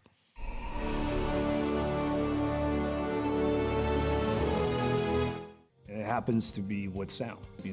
When a chef cooks for you, he's trying to do it with obviously presentation and taste and all that. For me, it's really capturing an emotion with sound. And when you do it with the right equipment, then something special happens. We here at Verse, we want to be the best at everything. We have the best monitors, we have the best drum kits, the best amps, and naturally we had to have the best mics. And I remember walking around and thinking, man, I like this song. I wonder what it is, because I curate the playlist and I didn't remember putting the song on, right? And I look over and it's a band playing. I'm like, oh my God, it sounds like a record. And I go up to Steve and I'm like, man, that sounds so good. And I noticed that he was using Earthworks and I was like, oh, okay. Hearing those drums was incredible. I had never heard it in here. There's a spiritual thing that happens when you get a whole bunch of human beings together in one room. And the artist is using that energy, and that energy helps to inspire them to keep going. One of the first things I notice about these microphones is they're solid, they're rock solid. You can tell they're just high quality when you pick them up. And so then you plug them in and you throw up the channel and it's like, oh my God. Because the articulation is so consistent across the entire frequency range, it doesn't have to be loud to be in the mix. I have so much confidence in what I'm getting is accurate and what's happening is accurate. I don't have to use any of the RAM in my head up on, oh, do I have to compensate for this or compensate for that? No, I can put that energy to creativity. When Earthworks talk about a fast microphone, they're alluding to the capsule in the microphone moving really fast. How fast it reacts is going to determine just how accurate it is, how fast that capsule can move in response to the signal that it's presented with. So the faster the better. You know, the quality these microphones are putting out is something that, you know, needs to be heard. It's really great. Once you use these, you just simply can't go back to anything else. My name is Manny Mariquin. My name is Steve McGuire. My name is Kevin Madigan. And I'm here to talk about Earthworks.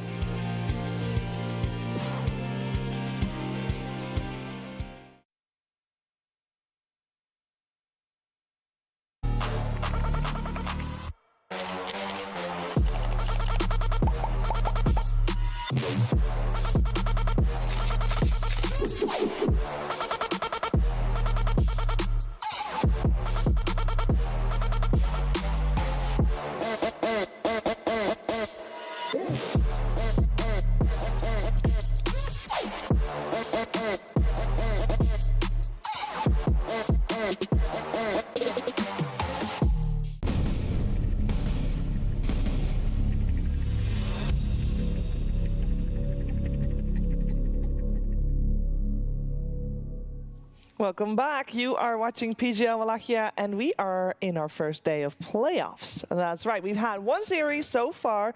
Just now, Xtreme Gaming was able to 2-0 G2IG.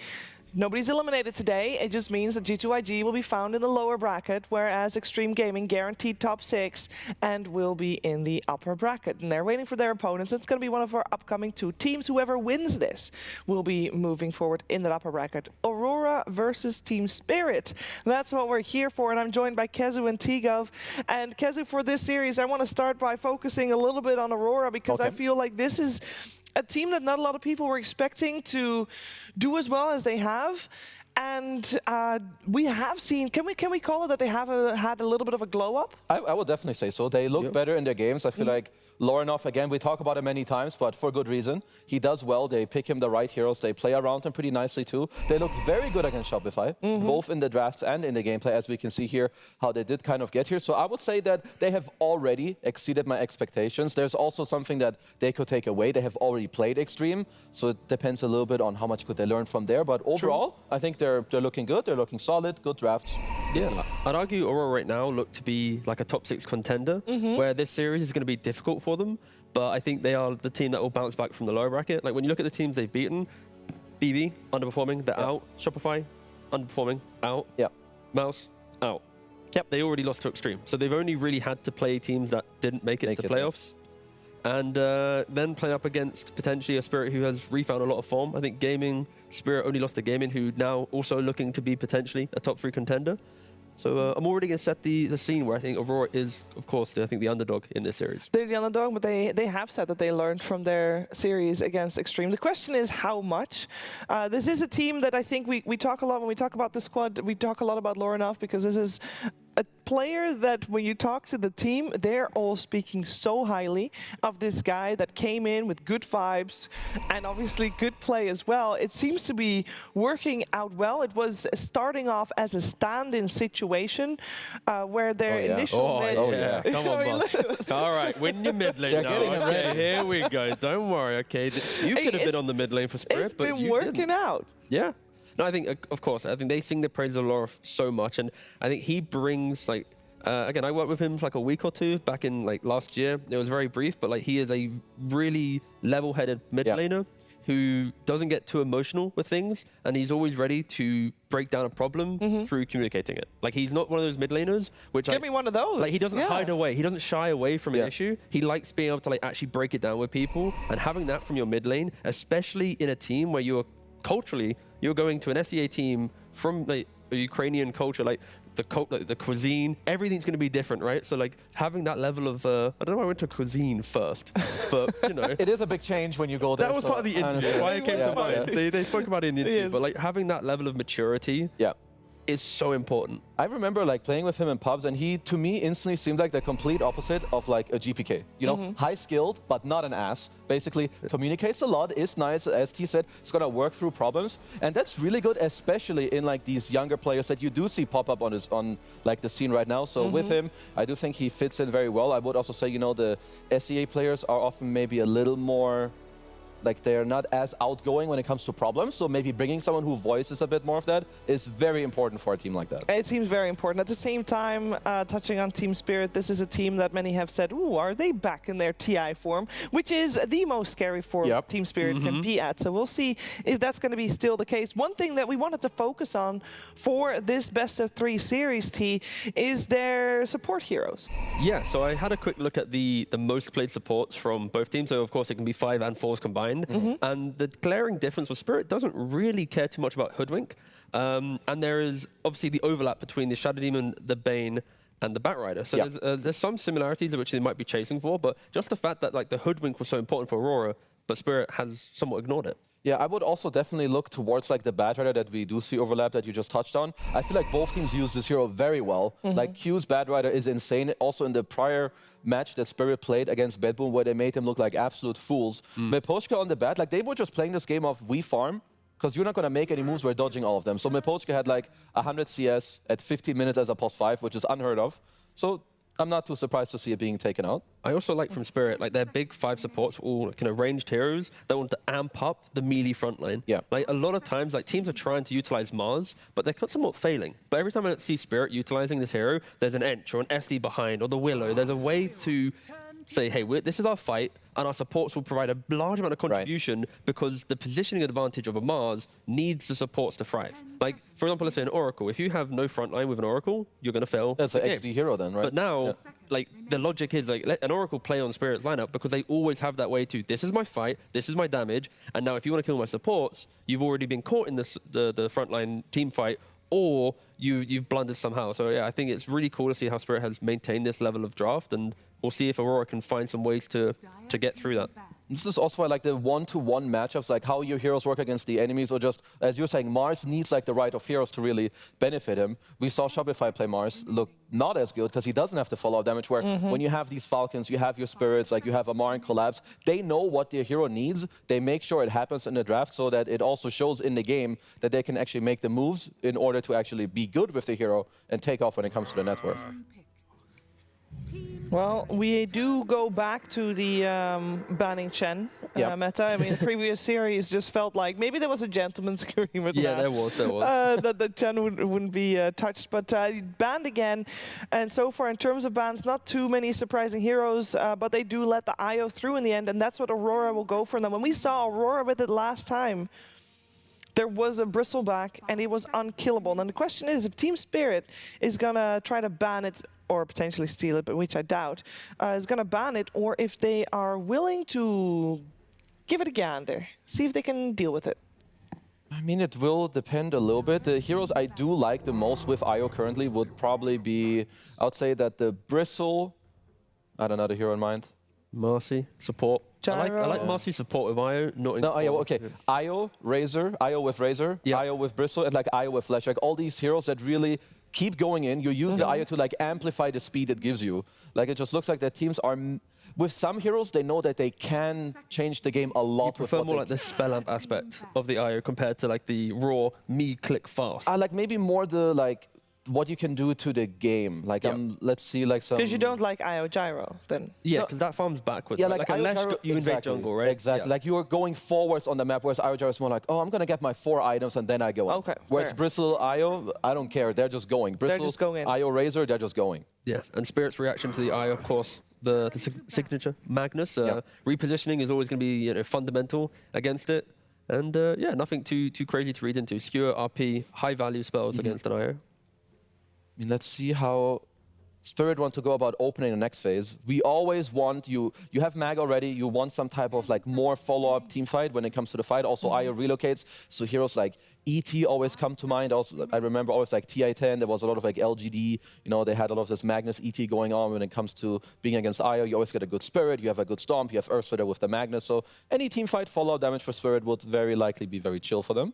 Yeah, and they have to respect ban the Willow. I think Willow has become the tournament staple for when you have the big offlaners. Again, it's like the return of initiating offlaners has become the thing for this tournament at least, and Willow excels at that. Great damage against IO as well, so yeah, nice little bit of respect. And Faceless Void as well. Another one of those heroes that you don't want to be put on a timer where it's like, if my IO doesn't break the entire game in the jungle and we punish the fact that they need to farm, then we fall flat. And that's exactly what like a Void would do in this game. I wonder if Spirit are thinking a little bit, or that they have Tidehunter in mind, either by knowing that their heroes are somewhat equipped against Aurora potentially closing the phase with it, or banning it, because Aurora will have the closing phase in the next phase. It's very good against Magnus. Spirit also know this, obviously, because they've also played Tidehunter against Magnus already in their recent matchup against BetBoom. So I really wonder if they're not going to ban it here if their next heroes are equipped, because that's already one hero that is a little bit in my mind when it comes to Aurora.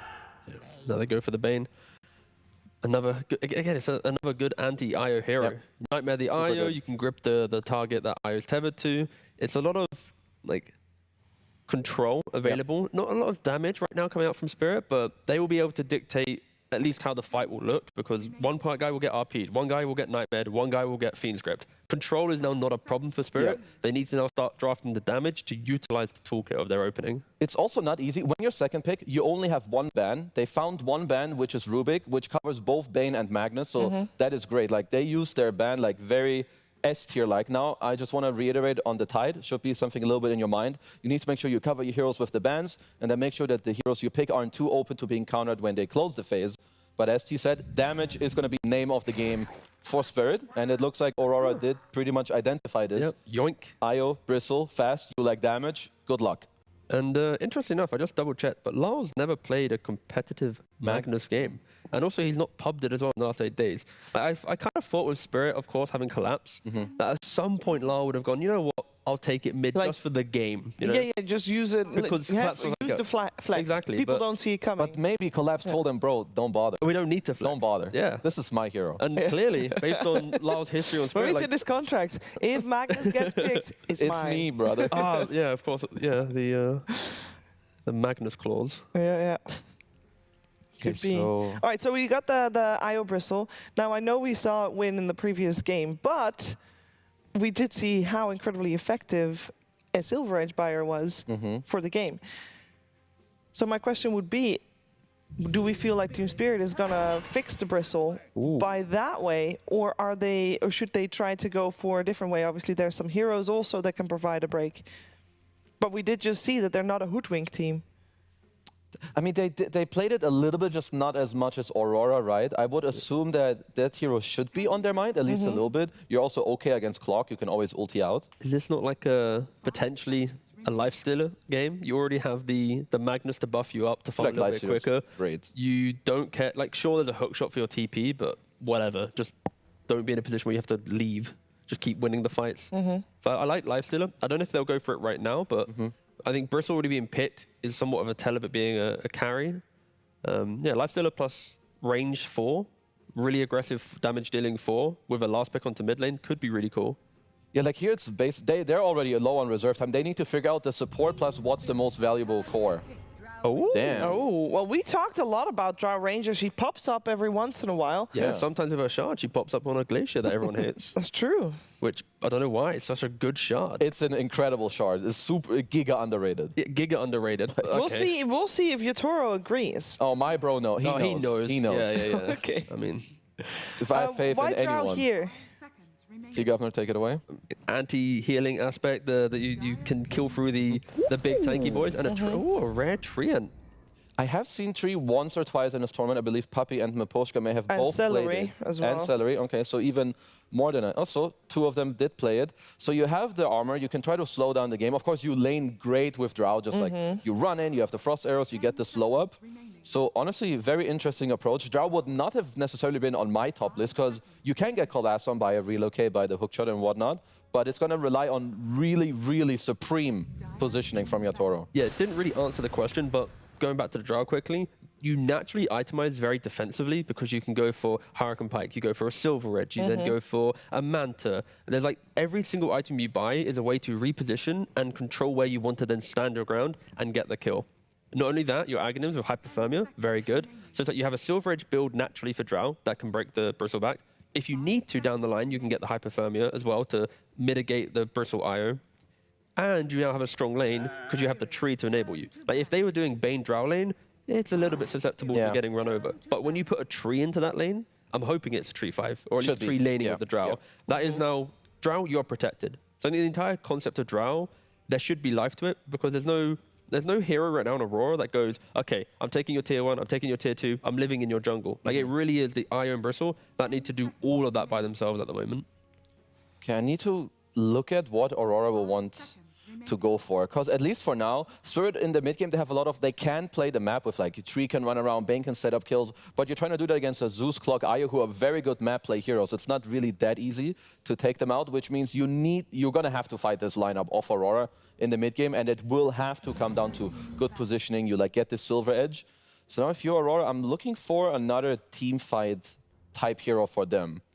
I still have Tide in my mind, but the lane is not great. It is definitely a lane where you're going to get blasted quite hard by both the Drow and the Tree. So they might be looking for like a middle ground hero that does better in lane, but still gives a little bit of team fight. Which I'm trying to look what that could be. Well, it can no longer be a Mars. It can no longer be a Broodmother. So that one is removed by Spirit. And it's Aurora that's banning out heroes that they don't want Lorinov to have to deal with in that mid lane. They already removed the Storm Spirit.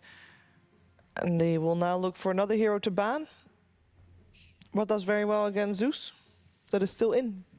That's the question they are trying to answer. Most of the jumpers would be something that they should be eyeing. Which is of course why the Storm has been taken out. I feel like DK, actually. Yeah, there's some magic damage, but you have Drow Aura. Drow, DK, and Power, honestly, that stuff is nasty. You can play long fights as well, so I can see that. I'm thinking potentially for Aurora, even though the lane is not going to be too great, that's the thing, the tree makes the lane so good. Like I was thinking, like a Beastmaster, like it brings the draft to life, you have some more siege, but a tree Drow lane should, in theory, do really well against that. So I'm like just because the tree is such a lane-winning 5, it makes it kind of uncomfortable to entertain some of these potentially better picks for the offlane. I don't know, I have like Tide and Bat in my mind. I don't know, there's like something really... Bat's such an old school look. Like when you see these heroes, like Bat is the... Yeah, Bat would be good. Not really sure what else they're looking for. There's like some... I don't think I really care if... Do I like Darks here? I don't think so. Like you have Clock. I don't really care Enigma either. Yeah. These are sometimes lane winners against this. Let's see what jabs it's gonna be cooking up for me. Team Spirit's turn. Okay. Darkseer. It did come to mind a little bit because it's like some old school stuff against like Tree. You can try to overrun the Drow. You do have a Clockwork, so you enable that, but the lane definitely volatile. Yeah, like when I was looking at the offlaners, it's like most of the offlaners that I like against Drow, I was worried about getting through the lane because of Tree. Yeah. And they would have been like Enigma, Darkseer, and what was the other one I was mentioning? It doesn't matter. So yeah, anyway, they go Darkseer, and sure, it's going to have that jump to the backline. I think as long as you have multiple forms of jump, but less about that, it would be the surge onto the Bristle and the Clock to get them deep into the fight to then take the engagement. And Spirit's response is just tanking up just a little bit more. Sure, you're going to have the whole, there's a Darkseer against DK. They picked DK into Darkseer. But I think for the game, they just need more forms of tankiness to frontline. Like the Bristle will now have to get through the DK, past the Overgrowth, and the Grip, and the RP to then get to the Drow. So I think Spirit have a nice lot of layering to help your Toro. But at any minute, if Aurora come out of lanes with some momentum, they can just fully try and break a map with Darkseer, Clock, IO, Bristle. Zeus behind that, that is really scary in the post-laning phase. I really liked Aurora's, like 4 picks in, I preferred Aurora's draft. I feel like the Darkseer, I'm not the biggest fan because of how volatile it is, and they should have seen this DK coming. I feel like DK is too good in this game. You have Drow Aura, you have Empower, you lane well against Zeus, you have super high armor against the DK as well later. So now I definitely prefer the Spirit draft. I give them like a fairly big advantage, 65-35. That's quite big. I mean, you did call the Dragon Knight, and you know, when that might have been someone that they should have thought about banning in this case, but obviously they went for something else instead.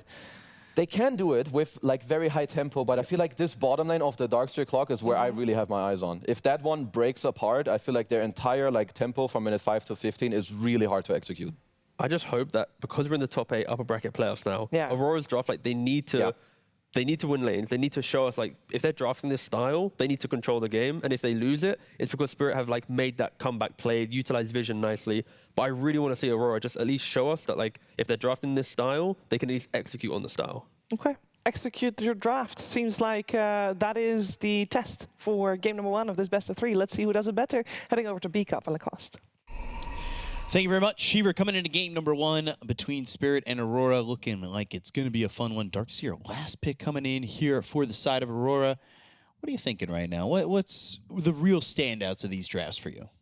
I thought they might go for Darkseer, but I'm not sure if I like it too much. You know, it is a good pairing with the Clockwork, of course. They have a little bit of a tempo lineup, I would say. This lineup it's not that great when we talk about like the scaling going to the super late game, even though in the previous series Bristleback winning a game 60-minute plus, so anything can happen. I really like this Dragon Knight pick as well. It does allow them to get the jump and also Drow Ranger.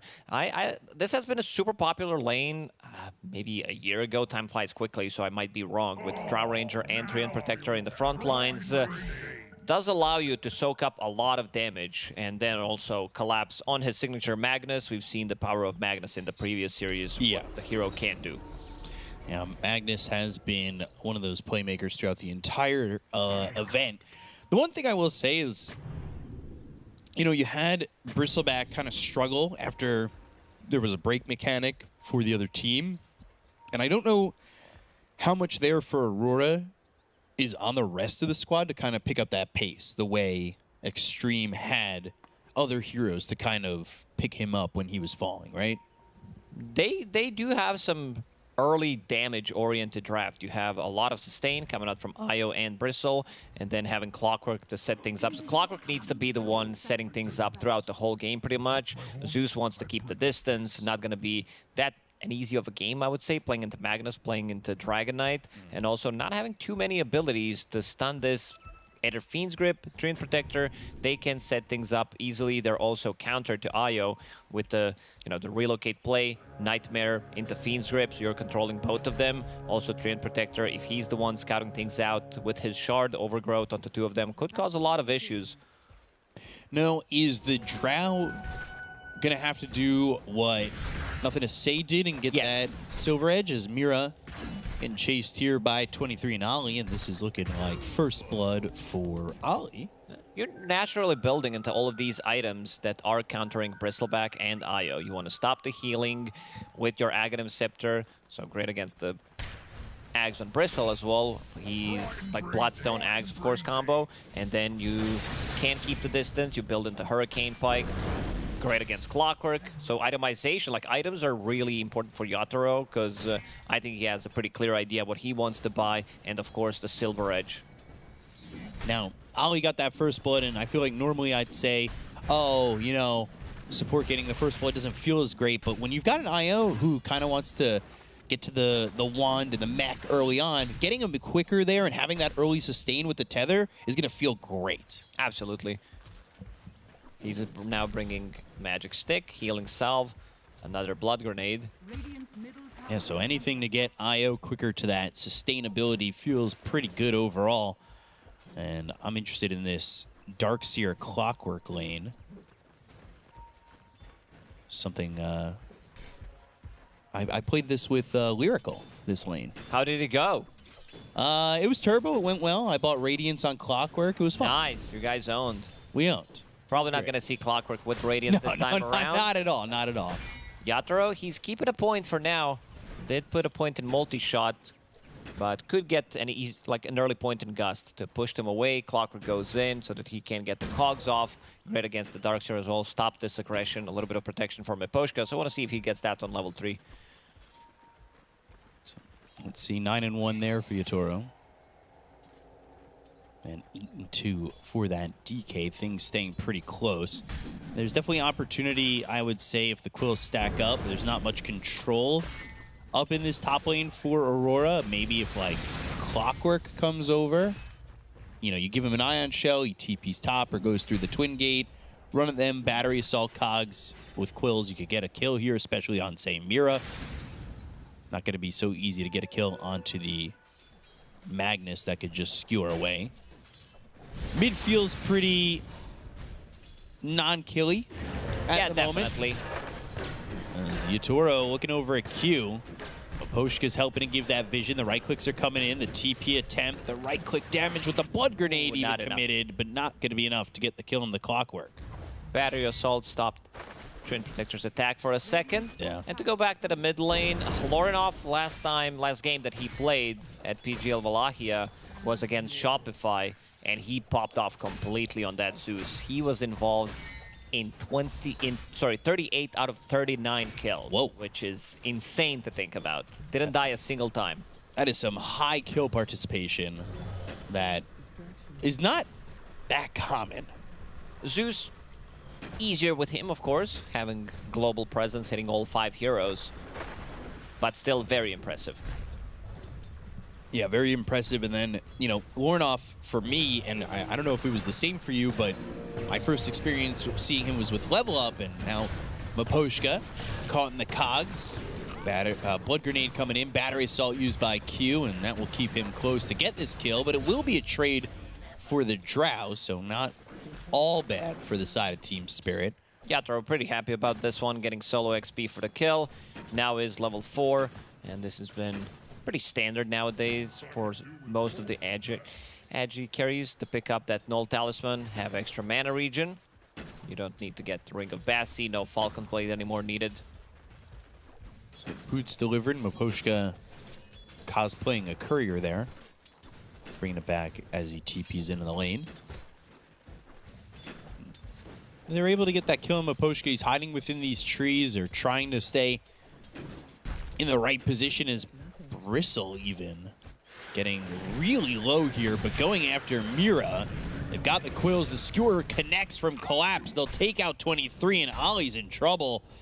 He's got Another Tether, Shockwave, but another Shockwave, Brain Sap, both dead for Aurora in this top lane. That looks so cool. Collapse running in with Skewer and just blasting him, killing him off immediately. So top lane, they do have these magic ones, so turnaround potential, especially from Bane. Level 2 Brain Sap, 160, you pop a magic wand, 10-15 charges, can make a lot of difference. Zeus was still not level 6, so the next time he is level 6, they should be able to get the kill in the side lane. Also Q is level, or will be level 3 after this creep wave. Yatoro doing a good job keeping them away. And Miposhka getting some CS here and there. He's 6-1. He's been looking over at that neutral camp off to the side, so he's stolen a couple of those. A little bit of farm for him there, and continue to look at both 23 and Ollie, truthfully, because he's going into the Holy Locket. Like I said, he got that first blood to start, and that was going to push him even closer. But Holy Locket, you need Diadem. One would even say that he's going for Holy Locket. Yeah. Oh, yeah, that's going to be... I mean, we've seen different builds on IO. It's either mech or it's Holy Locket and then some kind of a Glimmer Cape to have a little bit more sustain in a fight. Q losing that courier. Actually, that courier is pretty huge because it had boots on it. And that makes it way easier to get around someone and get those cogs with a battery assault. And missing the cogs there. And Laurel, they're going to try and kill him on the side of Aurora, but he's back towards Miposhka. They'll vacuum him in. And Region Rune this is a DK, cannot be cancelled. Plus Dragon Blood, so a lot of region over time. Mira setting things up. Dragon Tail onto Ollie. He gets towards the tower, but he'll fall to Laro. Now the cogs are around Mira. They've got Jab still here. With the Ion Shell on Q, they'll at least get that trade and even look for more in Miposhka. So he's on the run. Jabs will surge himself forward and doing as much damage as he can with that Ion Shell, but this is a tanky boy in the Tree and Protector. I gotta be honest, I think Jabs is playing, because he's an old school player. He's been having a lot of success in the previous teams, but in this team, I feel like he's playing the best Dota of his life, especially in the past month or so. They still haven't had, you know, those results that they want, reaching these top threes, winning a tournament, but Jabs has been popping off. He's had some amazing performances in this event so far. This is a little bit rough now for the side of Aurora, though, in this bottom lane, because Yatoro hit level 6. And, I mean, that marksmanship can take you by surprise and really ruin your day. So, Yatoro will farm up as it looks as though Q will, at least for the moment, try to stack up a couple of these camps. He backed off for a moment. But he comes back in, so not going to be making those stacks. He's got himself an urn. See what he wants to do here. This combination of Darkseer, Clockwork. It's a lot of damage to level 3 battery assault, Ion Shell, so he's making a move. Also, Darkseer does allow you to have a game pre-level 6 on Clockwork, so you can close the gap with the Surge. Zeus ulti, we still haven't been used, but Bottle, Arcane Rune definitely wants to use that one. So Arc Lightning clearing up this stacked camp over here. Ollie, he's just nearby, giving off the tether, anything he can to help out that Zeus. Like you said, he's got that Arcane Rune with the full bottle ready to go. This tier 1 tower, though, at about half health. And they start to protect it. And now, coming around the back is Q with the battery assault. Surged up around on Laurel. There are the cogs. Lornoff, he's got enough for the Thunder God's Wrath, and will use it to get that kill. And with the Arcane Rune, that's only on a 90-second cooldown. And he's getting closer to having that phylactery. They've been very active. Q and Jabs playing together, moving to the mid lane, moving close to the mid lane. This is the second time they make a rotation. 9 minutes into the game, making some stacks as well. Jabs will continue to farm up. One of the reasons why he's not going for mech this time around is he does have Darkseer in the team, and he's going to fulfill that role. So Darkseer, not something you see too much from offlaners, that they're willing to come off the lane that many times, especially before level 6. Yeah, we see Primal making a move like that most of the time, pre-level 6. Darkseer didn't find much success so far in this tournament, sitting at only 25% win rate out of 4 games. Again, between 4 heroes, and Lornoff now with a killing spree. If there's somebody you don't want to give a hot start to, we've said it, and we'll say it again, it's Lornoff. He is so solid. And Laurel gonna get chased. They've got Hookshot, level 6. This early on for the Clockwork may come as a little bit of a surprise. The Surge, the Battery Assault, the Rocket Flare, and with the Ion Shell, they get the kill on Laurel again. You might have extra armor, but don't have sustain against all this magic damage. And level 6, as you mentioned, on Clockwork, pre-10 minutes. Pretty impressive. Going into Spirit Vessel, love that build. Just a recipe away, gonna be great against healing, coming out from Tree and Protector, canceling the Blink Daggers, and also great against Dragonite, stopping that healing. Collapse continues to farm up in the top lane, so is Yatoro. Collapse on top of Network, clearing some of the stacks. Level 9, almost level 10. He's been left alone in this lane against Bristle. Can't really be killed. And he loves the axe. He loves Horn Toss, so he's going for it after this Blink. Try to do something with his Blink Dagger, but a bit far away. We'll go back to the top lane through the Twin Gates. Continue to farm up. Zeus, by the way, has that Thunder God's Wrath available to him once again. Lots of haste rune. They're controlling the runes. Yeah, he's got the haste rune. So if they want to make an aggressive move once more, he can go for it. So it was the Arcane Rune when he used Thunder God's Wrath. Now he's got the haste rune. If he wants to make a move maybe towards top or even bottom to find Yatoro, would be pretty beneficial for Aurora, especially, you know, you've got Hookshot 2 to be that initiator, which level 1, long cooldown at 60 seconds for what Hookshot usually is. At level 3, 30 seconds. So, especially with Vessel soon. Changing his item build. Was thinking about picking up a Blink Dagger, but your off lane does have a pretty early blink, 10, 11 minutes in, so he's skipping that, getting some protection from magic. Mage Slayer just completed. That's also going to be good against Bristleback. Does work against him. Great against Zeus, of course. Miposhka in the trees down here trying to get his level 6. Bane has his, so Mira ready with a Fiend's Grip, potentially after, say, an RP. Have that extra bit of control. Jab's here level 9, and things are looking good for this Darkseer, who went into the mech, and that is why you're seeing Holy Locket first for Ali.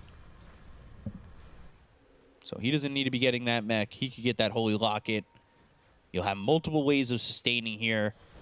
As soon as Miposhka shows up, hook shot immediately. Q was so ready with that one. But it was into the creep wave. We'll see if it matters as Lornoff comes in. They've relocated. Pigpole moving pretty quick, as he will be back to being a Treant protector. Just kind of sliding around here. But they have found the relocate back. Ali in some trouble. The Mage Slayer is there. The gust hits. The right clicks trying to get into the trees, trying to survive with the Seeds of Serenity, and Jabs has that mech. Lornoff got the kill on Miposhka. They'll blink. Shockwave, wall down, and now Spirit, they're in a bad spot. Yatoro's gonna die. They'll look over at Collapse and Mira. The cogs around on 2. This is gonna be brutal for the side of Team Spirit, especially if they also lose Collapse. Lornoff doesn't have a lot of mana, but it's not gonna matter with 23 making the rotation. And eyes are on Mira now because Q, he's right in his face. He's got the rocket flare. They know they have the vision on him, and they just need to get this finishing blow. He's hiding. Trying to stay away from Nightmare so he can stick with him, have that hook shot, and now get this kill. Can't get out of that one. Such a great start for Aurora. That's exactly what they need. Bristleback is online with Aghanim Scepter. Oli was playing with Lornoff in the previous fights, providing him with mana, and that's exactly what they needed. Now Oli will start to play with 23 a little bit more. Lornoff, Diadem, Phylactery done, going into Shard next to have Lightning Hands. That's going to be his farming tool, then back into Manta style. Yeah, and then the Diadem was picked up for Io, who has that Holy Locket now. Q, Vessel, Axe. Q's been getting a lot of farm priority in the team, and I'm really loving it. How many times have you seen him playing Hoodwink, being more farmed than Jabs, but Jabs still having a huge impact? Yeah, Jabs has that early game impact, and then by the time they, with the Hoodwink, they get to like that mid-late-ish. It was a Q with all those items on Hoodwink, which felt really good. So 23, he's happy with what he's got out of the map so far. We saw Collapse, who was sitting at top of the net worth, I would say, a couple minutes ago, but with the turn from Aurora, it's now 23 who sits by himself at the top. Yatoro even going to take that Wisdom Rune. Bloodstone next for 23. Also looking to purchase the Shard, which we don't see as often, but we will see sometimes. If you want that extra little bit of oomph in having that hairball. Q catching Miposhka again. Jabs is here. Miposhka, he jump rope can't while play they the get game. the kill. He can't do what he wants to do with Treant. Try to push out these waves. Getting closer to his shard, but Vision Game is definitely there. Zeus with ulti, Clockwork cutting things out with Rocket Flare. And again, being paired up with Jabs makes things a lot easier to go for these solo kills.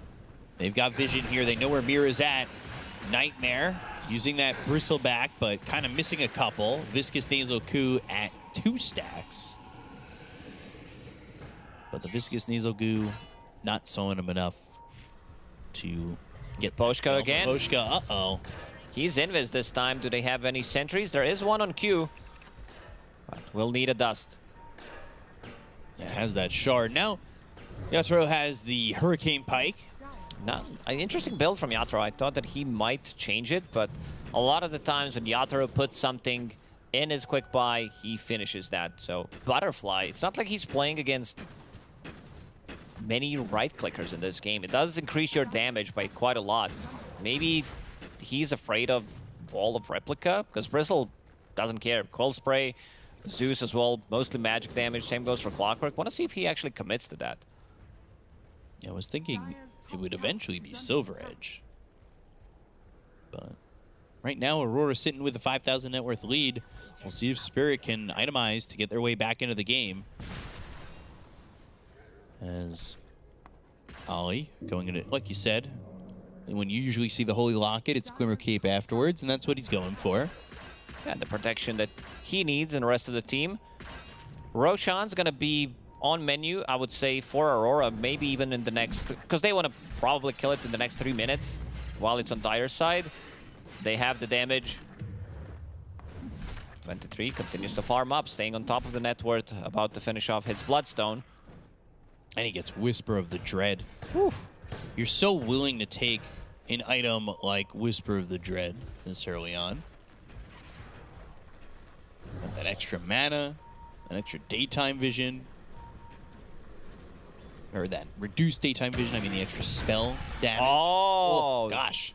Sidestep, and he also got rooted. Miposhka scouting things out with his newly purchased shard. Dude, Q has so much farm compared to every other supporter. I know you said that, but like, that bar is starting to really have a difference. That's where actually the least farmed core, and okay, now he got a creep, so he's back in the middle. 1 CS. That's the difference right now. But it makes my storyline right, so it wasn't fair that he moved back to the middle. Amplified damage over bottom, and this is picked up for the Drow Ranger. Yep, Horny Toss available on Magnus. So that's going to be his initiation. Horn Toss into Skewer back. Still wants to hold RP, most likely for the second round of initiation. 23 continues to farm up.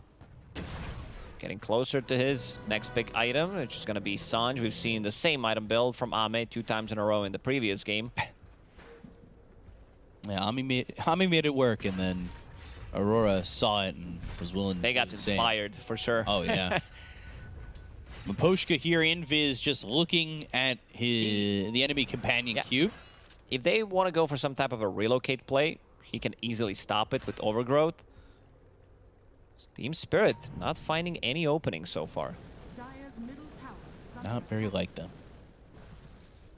Especially the commitment here from Collapse to want that extra bit of control with the Horn Toss. Like, they really didn't get much with that early blink from the Magnus either. Which is a bit surprising. And Miposhka, he's getting experience in this position, AFK, but he did not move. Don't breathe.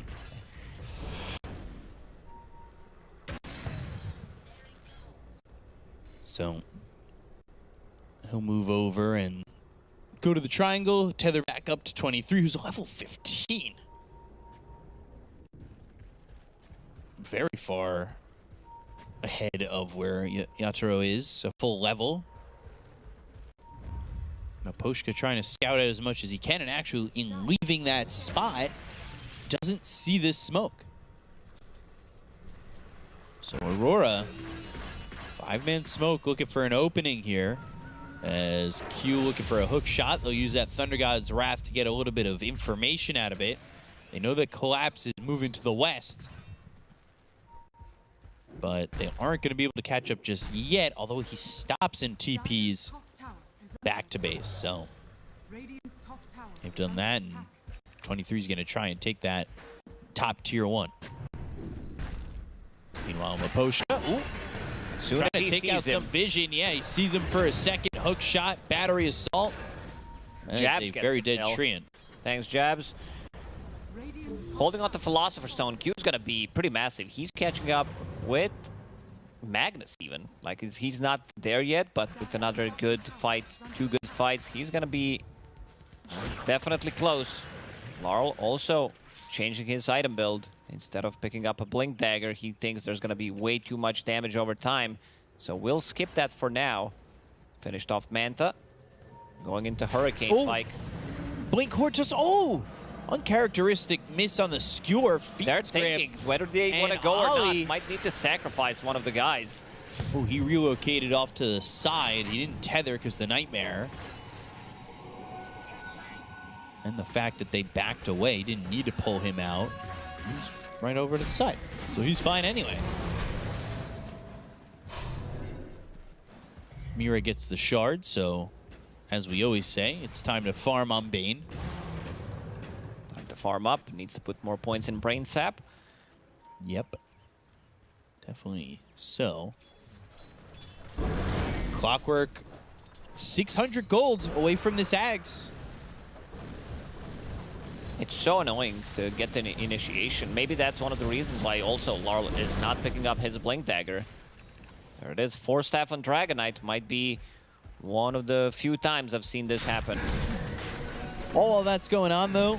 Aurora, they're down here bot going for Roche. An early Aegis, early Ags, Bloodstone here for 23. And with the Ags coming out soon for the Clockwork, maybe, honestly, a heavy-duty push or team fight look for Aurora. Yatoro did finish off Butterfly as his second item. It's the most damage you can get. If they are not getting on top of him, he probably, did the math in terms of like, oh, what gives me the most? Because Butterfly is a bit of a complicated item, 20% base attack speed percentage. You get good amount of damage, 25, 35 agility. And also, it's a little bit of extra protection for Dragonite in his true form. Okay, I'm bringing back the bear. Has the hero been picked so far? Let me just double check. I don't see him in the unpicked heroes. Somebody played it. Somebody went for the Lone Druid. So, never mind. He's not picked. I just didn't see correctly. I thought maybe Liquid somehow managed to sneak it in. Normal punch in 900 gold. So Jab's even going for his Ags. He's got Guardian Greaves. Relocating, going top towards Yatoro. Q ends up dead. Yatoro trying to escape, but the vacuum is there. They'll get the trade, taking out the Drow Ranger. Very worth it. Q does give up a lot of gold to Drow, but to slow down the farm is well worth it. And then right back over bottom in his safety. So we'll have that Sanj. And 23, still top of the net worth. Aurora will make a big move pretty soon. Aghanim Scepter completed on Clockwork. Bristle going into SNY. Wind Waker, we've seen that 2 times before on Ame. And also Normal Punch with Philosopher's Stone. They have 3 Philosopher's Stones on Aurora. Love to see it. A lot of extra gold coming in. Yep, Darkseer is not the hero that needs to right-click. He's farming with his Ion Shell. And that'll put him into the Ags in just a second. But Poshka needs to be careful. That Ion Shell connects, and all of a sudden you're in trouble. There it is. 3,000 gold for Jabs. All he's got to do is right-click the items in his quick buy, and he'll be ready to go. Who is your target to Normal Punch? Is it always just Yatoro? Drow Ranger, that's it. You might create an illusion of Dragonite, but mostly going to be looking for Drow. So, with his blink already there, he has the way to reposition himself and get onto the Drow Ranger. We saw that just a moment ago. He was able to blink, vacuum, pull in the Drow, and then get that kill. So, positioning is going to be very crucial here. Not going to be easy. Zeus will pop ulti immediately to scout things out, to see where Bane is standing, where Magnus is, canceling the Blink Dagger, and then you can get the jump with Clockwork. Jabs is in. He's there, Normal punching. An illusion from behind, and now the relocate, the vacuum. The skewer, though, on a Jabs will drop down the wall. He doesn't have a vacuum. Horn toss. Jabs behind the tower. Another Normal punch on a collapse, so multiple illusions being made. Nightmare relocating out, and the overgrowth was used. They'll get the kill on the Jabs, but they won't get the others. A bit of an overcommitment from Aurora, which forces them into the Tier 3 towers of Team Spirit. A bit too deep. Q was not there to help him out with the hook shot. Zeus also didn't use the ulti. So Team Spirit, they'll take this one. Drow Ranger, she does hurt. Almost 400 damage already on Yatoro. About to crack level 18, so that's going to be even more. 400 plus. There's that Ags Rocket Flare. Coming out from the Clockwork. That is honestly so annoying in the middle of fights. Hook shot on Amira. And Thunder God's Wrath, Lornoff hadn't gotten a kill in a while, so he felt the need to finish that one off with his ult. It was really itching him. Had to click it. Now going into Octarine Core, pretty standard stuff on Zeus nowadays. We don't see too much deviation from this build. Man, 23 is really pulling ahead, and he's also going for that Yules. With no break mechanic, truthfully, it just seems like not yet. Laurel has one in his quick buy. I guess that's also the reason why he did not want to pick up a Blink Dagger, because he wants to keep the distance with the Hurricane They're Pike. relocating in for Yotaro again.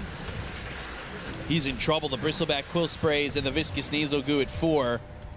You know he's going to die eventually, and 23's on a killing spree. They also lose Q while all that's happening, but the trade is certainly worth it, and with the relocate used, they're back into the fight. They just smoked. It's broken. Laurel, he needs to get back as the Viscous Nasal Goo is starting to slow him down. The Dragon Tail, the Hurricane Pike pushing him away. And now, just moving forward as they've got the Fiend's Grip. They go to the RP, but there's the tether. There's Ollie no keeping damage. alive. Jabs, they just don't have the damage without Yatoro. The vacuum back into the wall. Horn toss, skewer away, but Mira's dead. Jabs falls. Ollie's gone. And Laurel starting to clean up.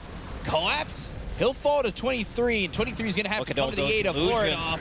As Laurel's out of mana, but it's not going to matter. The right clicks are in. The illusion's doing work. Laurel will end up dead. But they lost a lot for this on Aurora. Maybe not what they were expecting. This is a fight without Yatoro, who is still the biggest damage dealer on the team, but Laurel going pretty ham, hitting them with that Mage Slayer, reducing their damage output is going to be pretty big, and having Manta Style on top of it. Level 21 now on Dragonite. He did collect most of that solo XP. All of a sudden, he is the biggest threat on Team Spirit at the moment.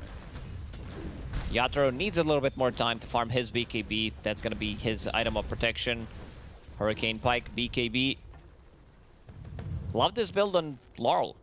He did not have a good time. His Blink Dagger was delayed. Would definitely go for a different item build if things were going correctly, but this item build right now is paying off. Yeah. Almost a blessing in disguise. 23. Looking for that Wind Waker. And he's got AC Basher queued up. So, a lot of items in his future. He sits at just under 21,000 net worth. Silver Edge, not soonish for DK, but in the realm of reality, soon. Recipe is very cheap, 250, so basically you need Demon Edge. Yeah. Radiant's bottom tower is under attack. We'll say Mira, though. Fiend's Grip, full duration. It does kind of slow down what Aurora wanted to do in that last fight, giving the opportunity to Laurel to get that damage out there. Meanwhile, Zeus, who's still very fragile, looking for that Ags, trying to get that Nimbus online. They don't have the best heroes at dealing with Nimbus in a chaotic fight. Drow can kill it. Yeah. In a second, not what he wants to focus, but if it's badly placed, he will definitely take it out immediately. Q is searching with the jetpack. Maposhka spotted, hook shot, Bristleback immediately used, wall down, vacuum out of 2. They go to the Thunder God's Wrath. They're not doing a lot of damage onto Laurel just yet, with the right clicks coming out from Yatoro from the low ground. Not able to kill off Q just yet. They'll lose Mira. 23 will show his back, but he's going to be hit with the skewer. Pulled back in. 23 taking some front shots from Yatoro, and they'll get the kill into 23. They'll take him out. His streak is going to be ended, and now the attention is on to Ollie. That's going to be another one dead. From Yatoro. Enchanted Quiver on 4-second cooldown. When he hits you. Ooh, Shockwave hit. TP gone. And the Horn Toss on a 23 puts him in a no man's land.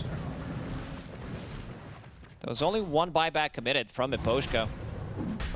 Again, Laurel is the one who deals most of the damage and about to finish off Silver Edge. So Bristol is not going to have that good of a time anymore. I don't think this would be considered so much a timing missed by Aurora, but more so, I think, now Spirit coming into their own timing. Yeah, it's also difficult to push the high ground. You're playing against Magnus, repositioning Tool. He had a pretty early Aghanim Scepter, pretty early Blink. Laurel changing his mind. He was thinking about getting Scotty and feels like they have enough, that Bristle with Bloodstone is not healing enough, that he doesn't need it. So switches his mind. Poshka trying to clear up that bottom wave. And even down 10,000 net worth, it feels like Spirit somehow are almost in control of this game. If they can keep the distance from Darkseer, if he's not getting the first jump, getting this big wall, I think they're in a good spot. If they can keep protecting Yatoro, they have multiple Force Staffs available now, 4 out of 5. There's the Ags for Zeus. So he's got that Nimbus ready to go. BKB finished off for Collapse. And second Roche available. They're going to start to smoke down towards bot. They do take it pretty quickly on the side of Aurora, but heroes are here. From the side of Team Spirit, and you need to be careful. Laurel outputs so much damage. Roche, get out of here. You're giving up my position over here, walking to me. A Vision game is superior from Aurora, having Zeus, Clockwork, sending out some of these illusions in front. If Darkseer gets the wall, Laurel will do the same. Try to scout things out. They've got these rocket flares, giving them a lot of vision. But Q gets spotted by the illusion. They need to be careful. You can see the nerf from the previous patch. If you go back to melee form, so do your illusions. Illusions get them information. Maposhka off to the side. Ob Sentry placed right there to give them that info, and just out of range of that Sentry. And the other one, just a game of inches in terms of the information that they need. We need an outer ring so we can start hiding there. People have figured out these new spots.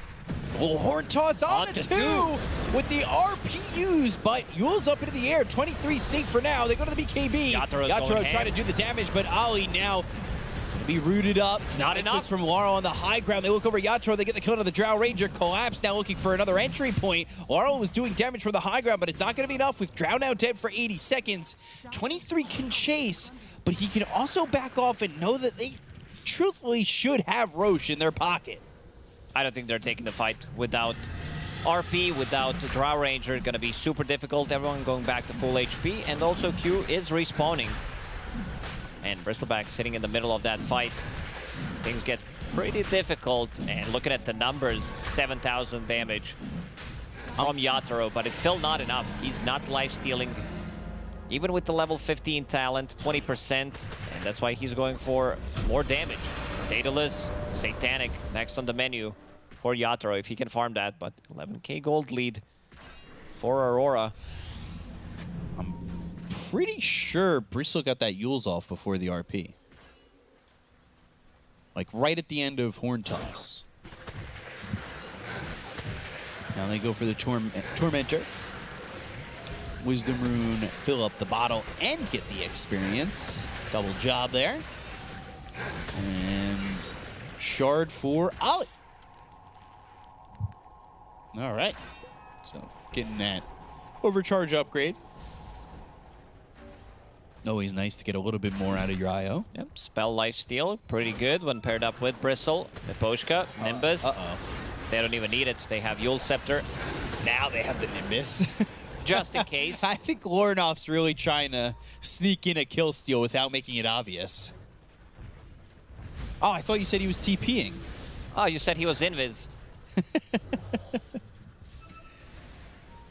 IO's still holding on to Roche's banner, by the way. Wonder if they hold that on the potential that this Aegis takes a Rax to then place that Roche's banner down. But you still have to break through Tier 2 Glyph, Tier 3 Glyph, and Rax, so it's not exactly right there for them. 23 about to crack level 25. This is quick. 36 minutes into the game, yeah. Yeah. His XP per minute's at 937. Big numbers.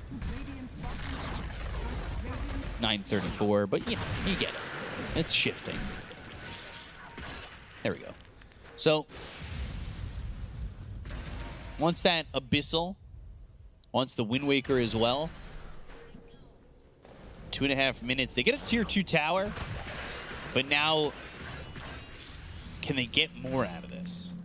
Aegis. There's a lot of time left on it. We've seen in the previous series, especially game 1, not having break mechanic against Bristle. There's no Spirit Vessel Shiva's Guard. This time they have Silver Edge, but he's about to finish off his Wind Waker. Does have Aegis for 2 minutes. It can cause a lot of issues. They have nothing to stop this healing from coming through. No Scotty as well. So, IO healing, Mech / Guardian Greaves, Bloodstone. They have the sustain.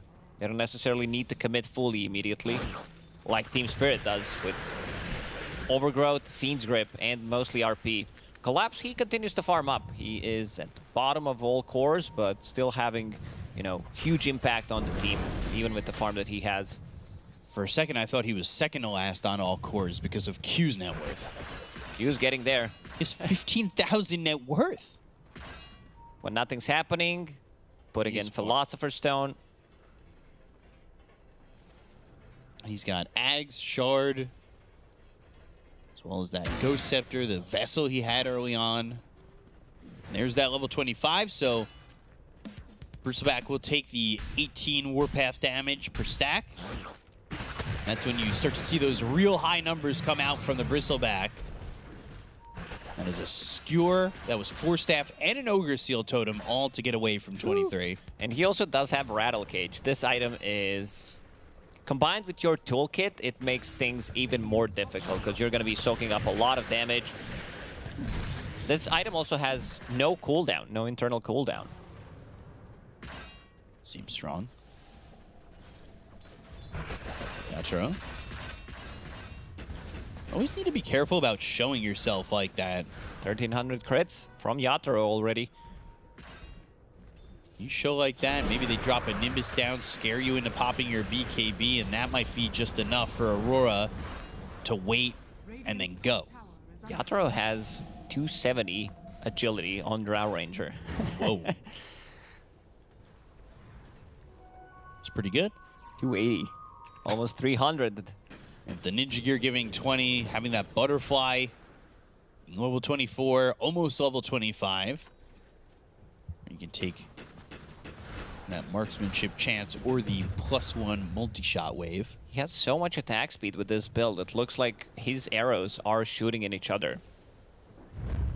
Well, you have to see with the Arcana, it's an automatic crossbow, so it does work out that way. 16,000 net worth. Yeah, really loved in medieval times. With the automatic crossbow? Yeah.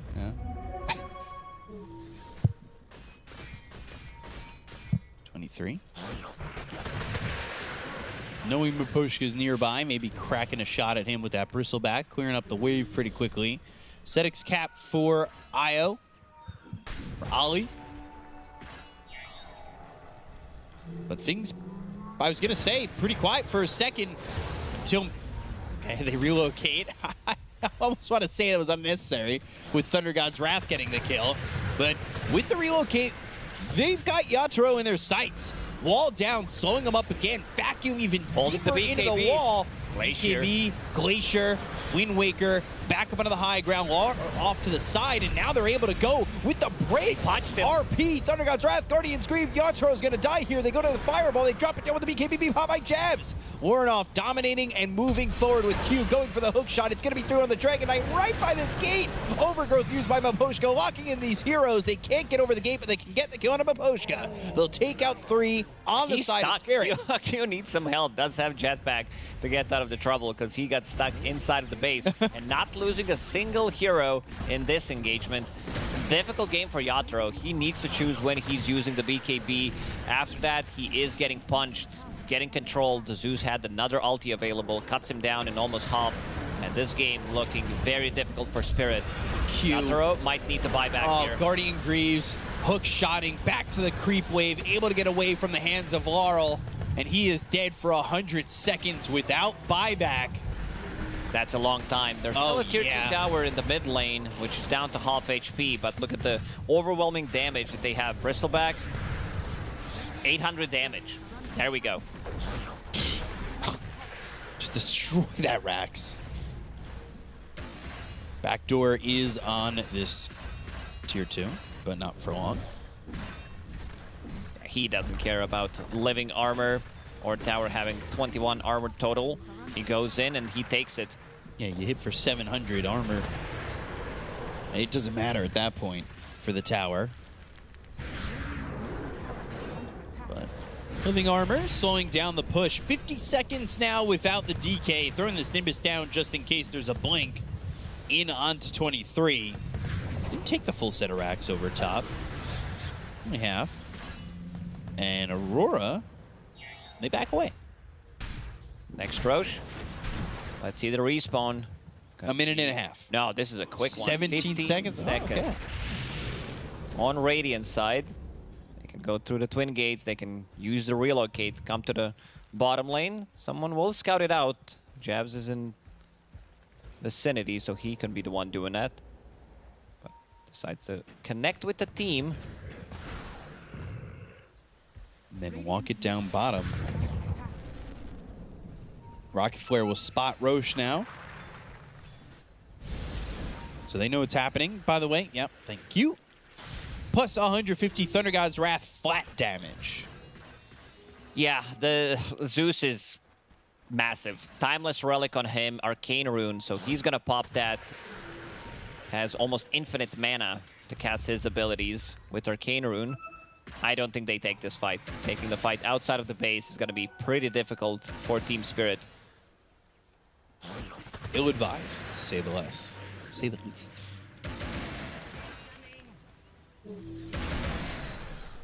So, 23.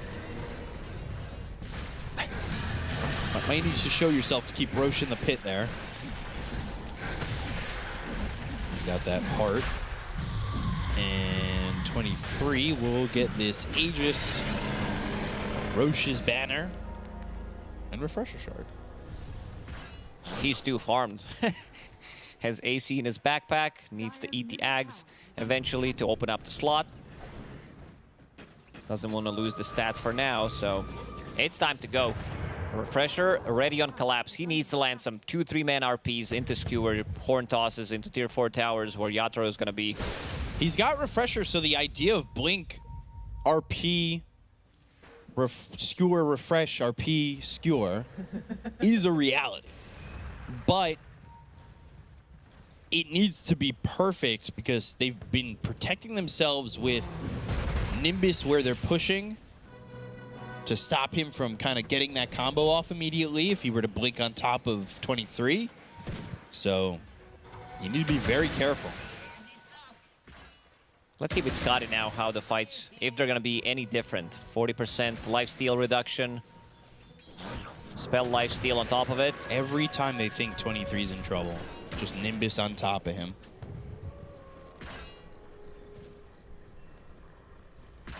Weird to see that spell used so defensively. Yeah, it's anti-Magnus. If he blinks in without a BKB, will get mini-stunned and gives 23 enough time to use his Wind Waker, get out of trouble. Even though it would be kind of a suicide to go on Bristleback there, who's holding the Aegis. They can also show up out of nowhere. Darkseer, Surge, Blink Dagger, Zeus with ulti, Clockwork with the hook shot. So they don't even need to be right on top of him. So top lane get pushed in. 23 will focus his attention on that. Spell immune, Roshan's banner have been planted. Has been planted, so in the mid lane, this is where they want to push. Still giving respect to this Refresher Magnus with Aghanim Scepter. Ether Lens. It's all about finding that right opening, right? But Spirit isn't exactly giving it to them yet.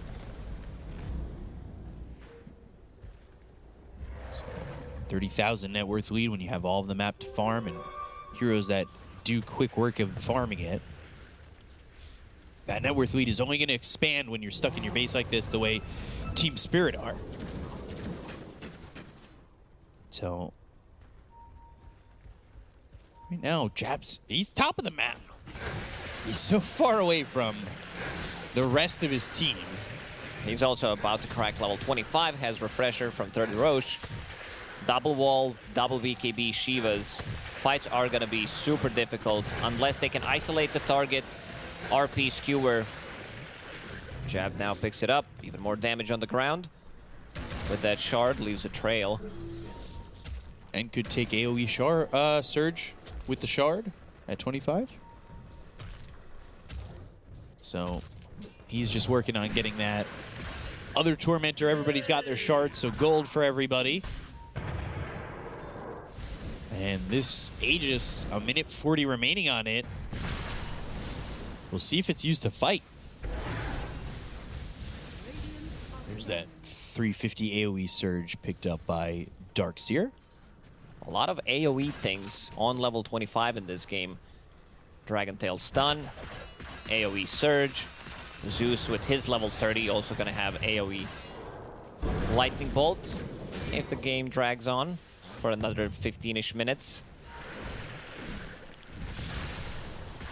Top lane pushing in as the side of Aurora are there. Spirit, how perfect does this defense have to be for them? Looking at buyback status, there is one available on Miposhka. Dragonite will have his in 100 gold. Yatoro does have one. But Magnus doesn't have it. Needs another 1,000 gold. Will take him a while to farm 1,000 gold. Because right now, it's very difficult for Spirit to get out of the map. I'll say, it looks like this Aegis is farming Aegis for Aurora, which is a little bit surprising. I'm truthfully shocked. It did feel like the momentum was there for them to finish the game. But going to the high ground, sometimes a little bit scary as there's the horn toss into the skewer. They've got the break. 5 seconds left on this Aegis. Collapse almost dying from Bristleback and Zeus ulti. God. Oh. Whoa. And Rocket Flare. Look at them. They're so low. Seems like they don't want to commit too heavily now. Waiting for Zeus toolkit to be ready again. 2 minutes for Refresher. Another minute for another ulti. So they can take this one slow. They don't necessarily need to go in. 35,000 lead for them. 23, 8 Diags. Going into Abyssal Blade next. So, Basher for 23. Is he buying out? No, not yet. I was going to say, if he's buying out, and they full Abyssal. But next Roshan, 2 minutes, which, if it's an extra 2.5, kind of puts us close to tier 5s. And let's take a look at that replay. Look at the damage. Watch collapse his life. Oof. Those rockets, Zeus ulti, cold sprays. And then Rocket Flare again. Slowly coming out, smoking up. Dodging some of that damage. Nicely done. Wow. So, surviving. That could have been a big opener. If Collapse died there, he did not have buyback at the time, I believe. And now he does. 23 doesn't have his. Neither does Zeus, but they're very close to having it. And just yeah, there it is for Zeus. And then 23 should be next. Blink Dagger picked up for Yatoro. As he wants that swift blink. Uses that ninja gear to smoke up solo, of course. And they do have a smoke on Miposhka if they want to go for a full team smoke. 23 aggressively farming away from the team. Hairball thrown over. Laurel actually going to find himself Q. And Yatoro's here for the damage. The hook shot's not in time. They vacuum back into the wall, but now things are being used by Aurora. Maybe you don't want to commit too far to this fight. And he relocated in, and now will tether all the way back to the Darkseer. This was another ulti with Arcana Rune, but you can see the damage coming out from Yatoro now. He's fully jacked, 6-slotted. It's a little scary how much time Aurora is giving them. I thought that they were going to go and try to finish the game, but yeah, still giving a lot of respect to Magnus. High ground defense. He can still get Aghanim Scepter on Drow Ranger, of course. It's going to be a good one. We kind of panel expected, myself included, that there's going to be Aghanim Scepter on Drow early on to stop this healing. Bloodstone now even has a heart on Bristleback. Io, of course, Guardian Greaves. Can we look at the healing numbers? I want to see Io, because his numbers are always super high. Also getting a Lotus Orb on the courier sent to him. He's also getting some extra farm, holding the Philosopher's Stone. The game is slowing down. he has this courier following him with the smoke. He's full. Drop a Lotus Petal. Drop something. So 16,000 healing coming from Ollie. 20% of that for himself. Whoa. That is quite a bit. 5-minute smoke here from the side of Team Spirit. See who makes the move first. I thought it was funny, by the way, they showed the Drow Ags explanation, and I love that Glacier is such a long explanation for basically just a hill under your feet. Okay, it's a little more than that. That's a little bit more than that. But, that's a long explanation. Spells are getting complicated nowadays. 23 smoke breaks. Miposhka's there in the trees. Hairball is going to be spit out. Hook shot used. That grabs Miposhka, but he's going to get out of the cogs with that Force Staff. Now, overclocking, trying to throw these rocket flares out. They go to the Thunder God's Wrath. Lornov's going to get the kill on Miposhka. They go to the RP. They get the kill on 23. He's going to be dead for 100 seconds. They look over at Gems with the double wall down. It's in an X, but does it mark the spot for Aurora's victory? It doesn't look likely, as there's going to be an RP on both Lorinov as well as Ollie. They've got the damage coming out with another Thunder God's Wrath. They get the kill on Yotaro as well as Laurel. As unlikely as it seemed, though, Aurora are fighting back and having so much more success. They just have this overwhelming damage, a lot of sustain coming out from these heroes, and if Drow Ranger is not killing heroes during a BKB, they have a huge issue. You get stunned, you get bolted, blasted, any kind of a slow mechanic, it's gonna make a lot of difference. And of course, Zeus, the most damage coming out from him. Yatoro, 11,000 damage, but only killing Bristleback in that fight. Once they got 23, it looked like things were looking good. They got the RP on the 2. They were set in a good position, but Yatoro too much sustain. Unable to get the damage out, yeah. Like these walls punches have been on point from Jabs. He's been super active. Again, heavy involvement coming up from him in 28th out of 31 kills. He'll take the Aegis this time as we get to about 55 minutes. So it's either this Aegis is going to be the end of the game or we'll have tier 5s, which back-to-back games with tier 5s is always nice. Knowing that there are no buybacks available on Miposhka and Yatoro, I feel like they should go. As soon as 23 is out, it's go time. He's got the Abyssal Blade too, so it's looking like they've got the items necessary to finish this game off. Yatoro struggling with where he's able to stand in these fights. The attack range isn't exactly massive, say with the sniper we saw in the last game. And he's vulnerable in these spots.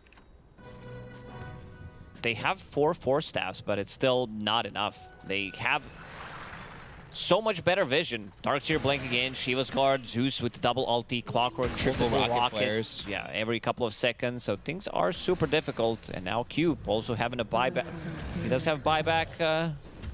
No, he invested all of his gold into BKB, plus a Wind Waker. He's running out of slots. Has Ghost Scepter in his backpack. Damn. Making sure they're not making a move. So, Thunder God's Wrath, Rocket Flare for vision coming through. By the way, Q has 25,000 net worth. He has kept up with Magnus. To be fair, they've been stuck in the base for quite some time now. True. 56 minutes. Let's see if Aurora wants to push with this Aegis. Not the Aegis carrier that they wanted. 23 was dead, so somebody needed to pick it up. Okay. Mira tipping Q. Q being super annoying with those rockets, with Octarine core, also lowering the cooldown. Shield rune is bottom, so whoever wants to pick that up. And that Wisdom rune almost pushes Bristleback to level 30. Hey, am I seeing that correctly? Zeus has 10,000 gold in his bank. What do I buy? You are seeing that correctly. I thought it was bugged for a second. Lot of gold there for him. Again, Ollie just the only one who doesn't have Ags. It's always one person. Although, again, Ags for Io in this situation, not exactly what you're looking for. Is Yatoro going Ags yet? He is. Yeah, okay. Needs 2 components to finish it off. He's actually buying straight to the yeah, blessing. He bought the recipe. Okay, so he bought the recipe on the blessing.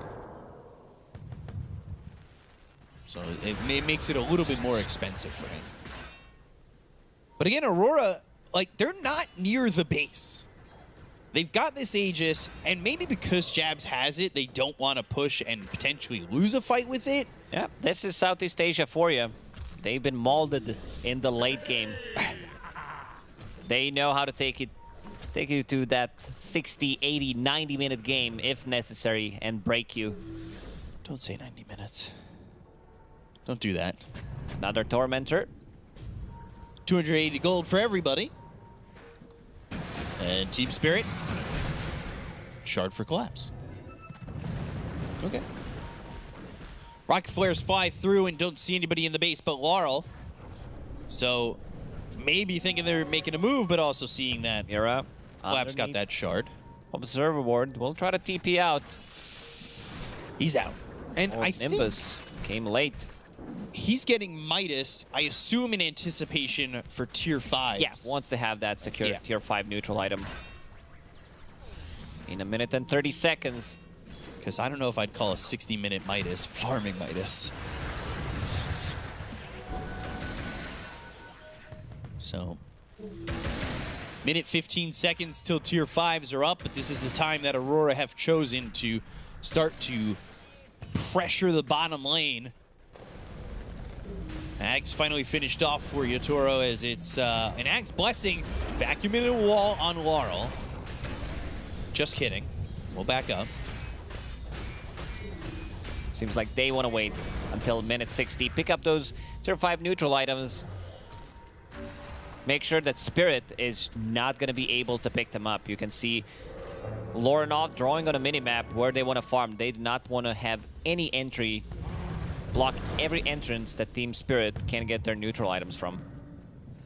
So Aegis expires, and it's time for the tier 5s. So there's the Midas for Bane. So Mira, get out there, get us our first token. He kind of is leading I pack. love this play. They know exactly where Team Spirit wants to play. Smoke, outer ring. They could scout things out with Thunder God's Rat. It's coming, rockets. Flare. Oh, Mira. Rocket Flare, all the camps making sure they know. Oh, that Midas not paying off. Massive Midas. Oh, no. And Collapse is under vision. So they have another Nimbus if necessary with the refresher. Have they cleared like all those camps and not gotten one token yet? Nada. That Zeus has one, Clockwork as well. You gotta be kidding me. This is awful luck. Oh, Zeus, is he gonna refresh? Do they want to find Collapse? Pirate Hat. They need more gold. Yatra. More attack speed as well coming out. Yatra is gonna keep that one. Ooh. Ooh. Ooh. They've got Gem. Debuff immunity inside power cogs and TPing out, not risking it anymore. He went the entire length of bottom, every camp, and didn't find a token. That's ridiculous. It really is. The chances are messed up. That's, yeah. Mirror Shield on Zeus. Great protection against the Fiend's Grip. Blink Initiation from Dragon Knight. Giants ring for 23. Those quills looking even more pointy and dangerous. So now Mira's back up. Io is also level 25. Has that. Midas was used. Has that talent. What did he find? Is Bane gonna take this token for himself and not pass it over? No, I think he's checking for the options and we'll leave it for somebody else. Yeah, there we go. All right, good. Actually, they both got him, so they're fine. So Giants ring for Laurel, Giants ring for Collapse, and 23. Everybody just wants to be bigger. So Mira, what's he gonna choose?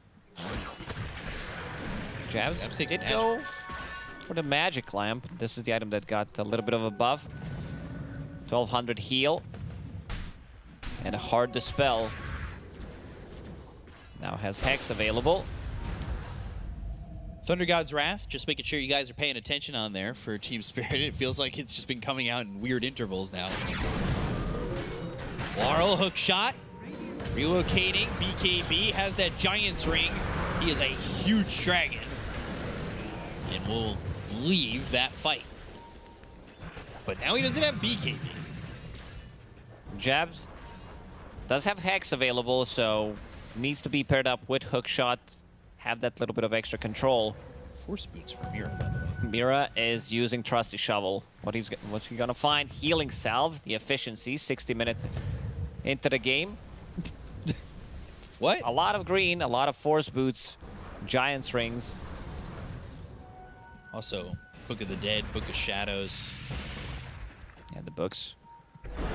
It's always nice to read.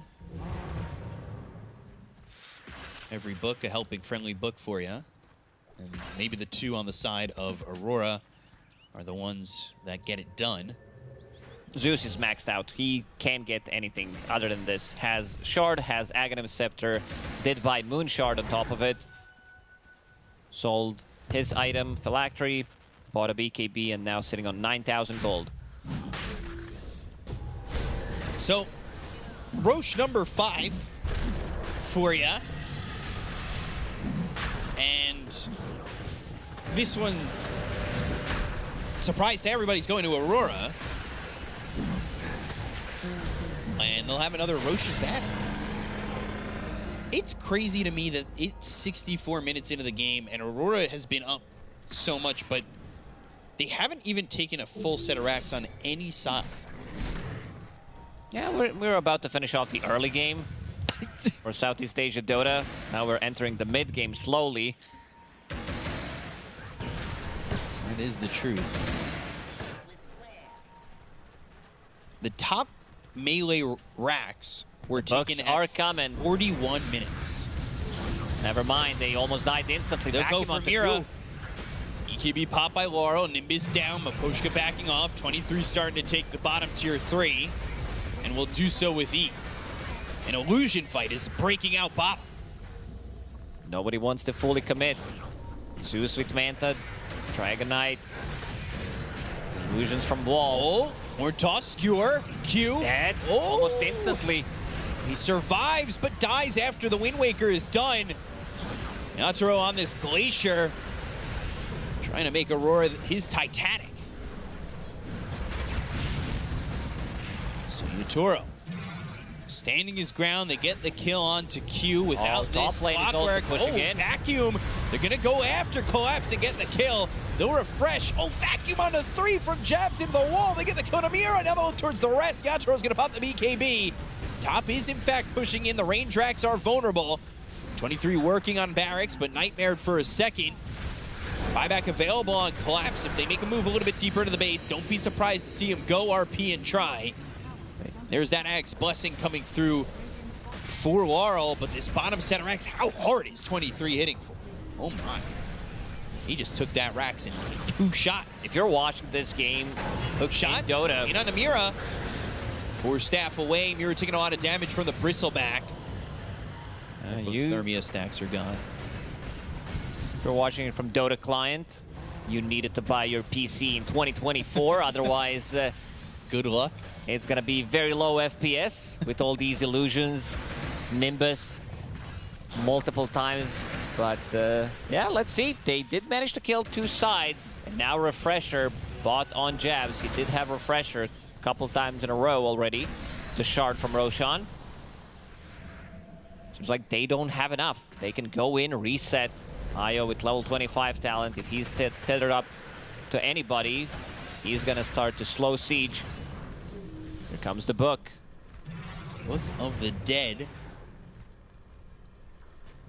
But they don't have those Necro Creeps pushing just yet. Laurel on the high ground. Thunder God's Wrath gets them vision. They stun up Laurel. He has to get back up to the high ground. Otis Orb was on 23. They'll drop down the wall. Now they've got the Abyssal Blade from 23 Savage as well. A little viscous nasal goo for his troubles. And he'll just show his back to the side of Team Spirit, who are lacking the damage to get this kill. Hairball thrown over at Yatoro. He'll Glacier again, right-clicks in, but he's not the one who holds the Silver Edge. So without breaking him, it's really not doing anything when he shows him your back. BKB, pop by Collapse. Jabs, Horn Toss, Skewer all the way back into the base. They've got Warnoff going in with the AoE Lightning Bolt. They've got 23 deep in the base, but Laurel low on health. He needs to go invis for the moment. They've got the Nightmare. Now another Horn Toss, but RP into the base. He's in. Is he in trouble? Yes, he is. Fiend's Grip's there, and they've got the Aegis out of his Wind hands. Waker, BKB, can he get it off? Can he get it off? Looking for the Skewer, normal punch, BKB, Wind Waker, but can they keep up with him? BKB's gonna run out in just a moment, but Mira towards the front. These Necro Creeps coming in. They only got the Aegis out of his hands. They've got a Refresher available on 23. He's gonna pop it with that shard. Collapse also looking for a Silver Edge. They're looking for other ways to break this Bristleback, but 23 looking like the raid boss that Team Spirit would have never imagined. Still no Mega Creeps, 68 minutes. 23, healing the damage coming out from Yatoro. Does not want to commit too heavily. Got down to half health. That's going to be a blink foe from Jabs. It's going to be the vacuum once again. He goes to the Refresher. Laurel's going to be really low, as well as Yatoro. Yatoro's going to end up dying. He's going to buy back immediately. Laurel back to the tier 4 towers. Here comes Yatoro out of the Glacier with the BKB being broken. They're being used as they'll go and get the break onto the Darkseer. They got 23. They'll get him off as he's dead for 100 seconds. Another but Horn there's Toss. the Horn Toss as well as the Skewer. The vacuum out of the 3 back into the wall. Laurel trying to stand his ground up against Ali. They take out the IO, but the buybacks aren't used. Laurel needs to be careful because he's dead again. Uh-oh, 100 seconds. He does have buyback, but by being in that wall, those illusions started to do so much damage and ended up finishing him off. Yeah, this is basically one-man army coming out from Drow Rangers, 17,000. Double wall, and didn't deal that much of a damage. Having Mjolnir, these multi-shots, they're destroying Collapse. the illusions. Uh-oh. Hexed, vacuumed, back on the high ground into a Nimbus. Hook shot in. Cogs, buyback. Divine Rapier, by the way, picked up for the Zeus. Maposhka chasing, trying to get them some vision. Collapse, skewering forward. He's only got half his health. RP, but now BKB, Laurel with the right clicks. They've got the overgrowth. Zeus off to the side. Q with the Book of Shadows. Now goes into the jetpack. Jabs, blinks into the wrong position. Skewer again, catching up to Q, who's debuff immune within those cogs. They've got the Nimbus. They'll go to the Thunder God's Wrath. Vacuum out of Yatoro, who's going to pop the BKB and start to right-click down Jabs, trying to get this kill with the hypothermia, but he's not going to die just yet. He finally gets the kill. He's dead. Buyback comes out from everybody. They'll go after Yatoro, who's trying to stand his ground, going up against 23. He's under the Nimbus. He's trying to survive the Hurricane Bike. He's low, disarmed. Oh, 4-step back, surviving for now. The hairball hits him. Now they're going to look over at Laurel, who's trying to stand his ground as well. Jabs wants him. Going in, looking for the blink, looking to find himself the Drow Ranger, who walks away from the fight. But Laurel, he's in trouble. He's dead for 2 minutes. I think it's time to go in and try to close it out. Now you're playing against Mega Creeps. 70-minute game. They're drawing the lines on a mini-map. Want to close it out.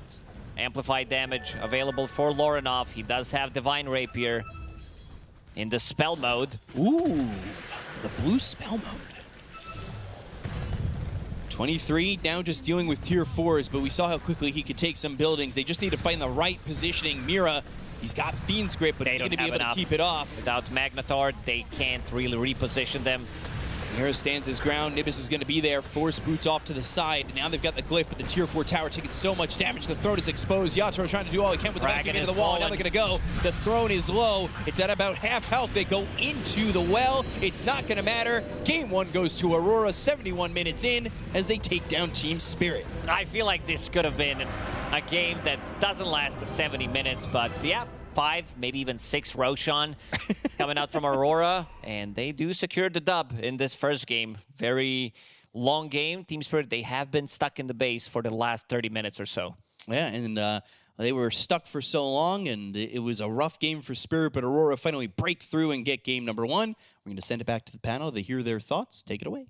Thank you very much, Bika Valacosta. This was the longest, one of the longer high ground defenses we've seen in a little while. At the end of the day, Team Spirit did not manage to hold and break through Aurora as the one to take game 1 in this best of 3, which, by the way, is a first match in the playoffs. It's upper bracket, so they are one step closer to getting top 6 here at PGL Wallachia. But what a game! We get 2 bangers in a row, T-Gov. Woo! I mean, this game as well, like Aurora, they exit the gates with some early aggression. They get some 10,000 gold lead. They get an Aegis. They then utilize that to dive this the top area of the map. They then turn it into 20k gold lead. They get another Aegis. Now it's like a 35k gold lead. But every single time, they are respecting the fact that going high ground is very scary for them because only the Bristle can hit it. So if they go up the high ground with only a 15,000 gold lead, Magnus into Drow, you're dead. Suddenly the game's back in favor of Spirit. So the amount of discipline required for a team that wants to be aggressive, to hold off and wait for the perfect time to go, I think that is so commendable. Where yes, it's a very long game,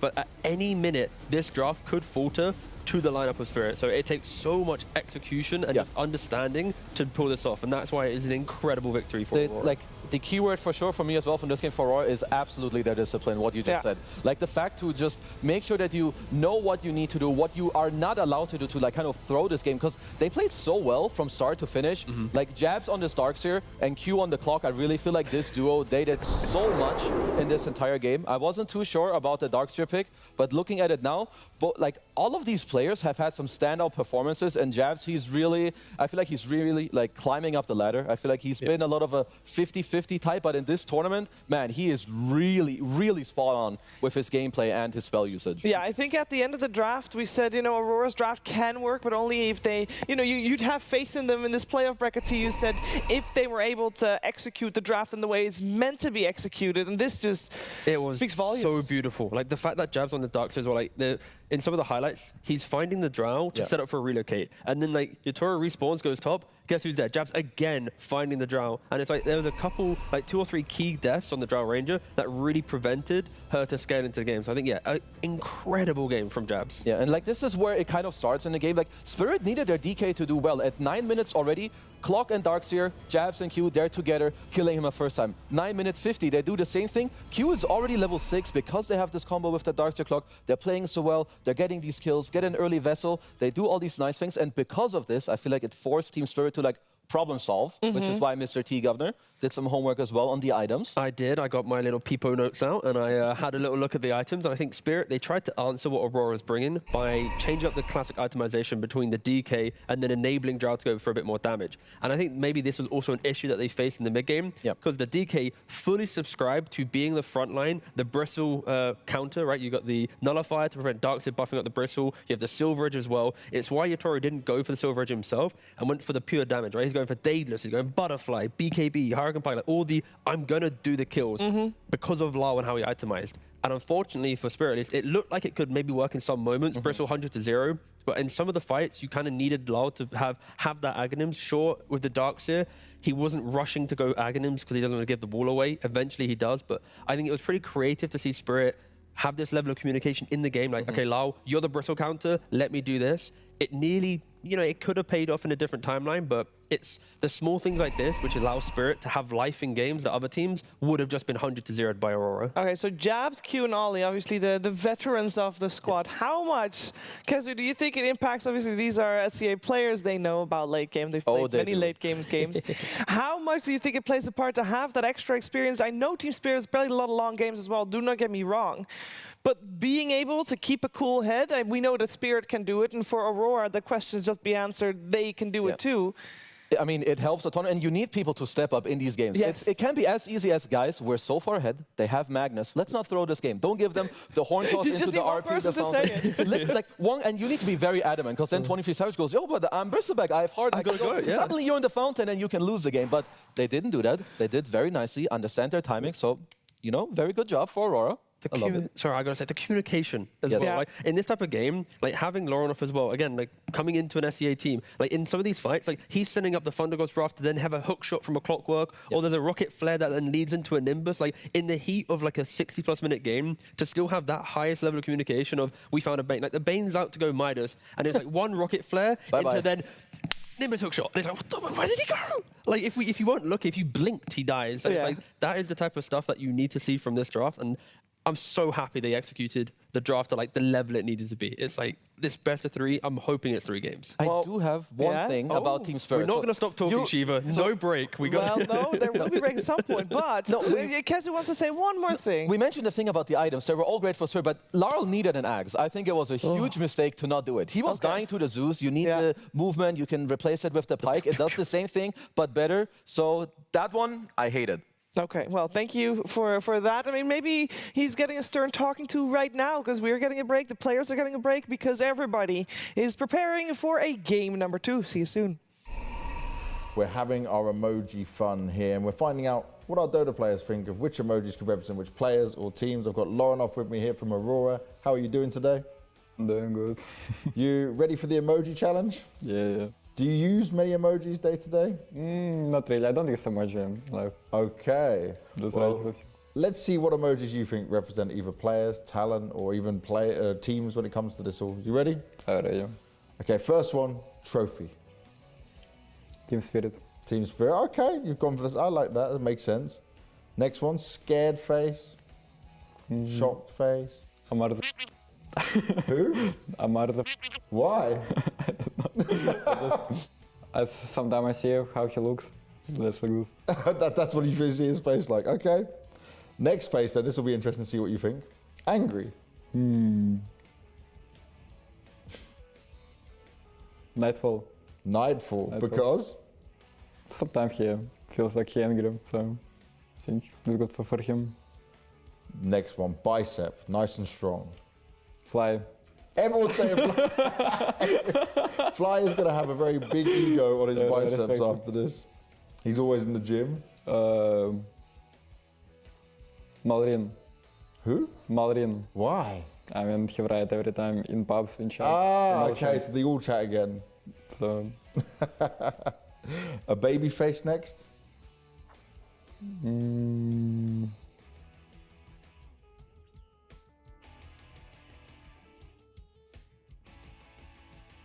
I think... Actually, I don't really know who can be a babyface. I can't say, I don't know anyone. Maybe a very young player? New player to the game who's done I think it can be Satanic. Okay, okay. Satanic, yeah. That works. Nice. Next one, hamburger. Okay.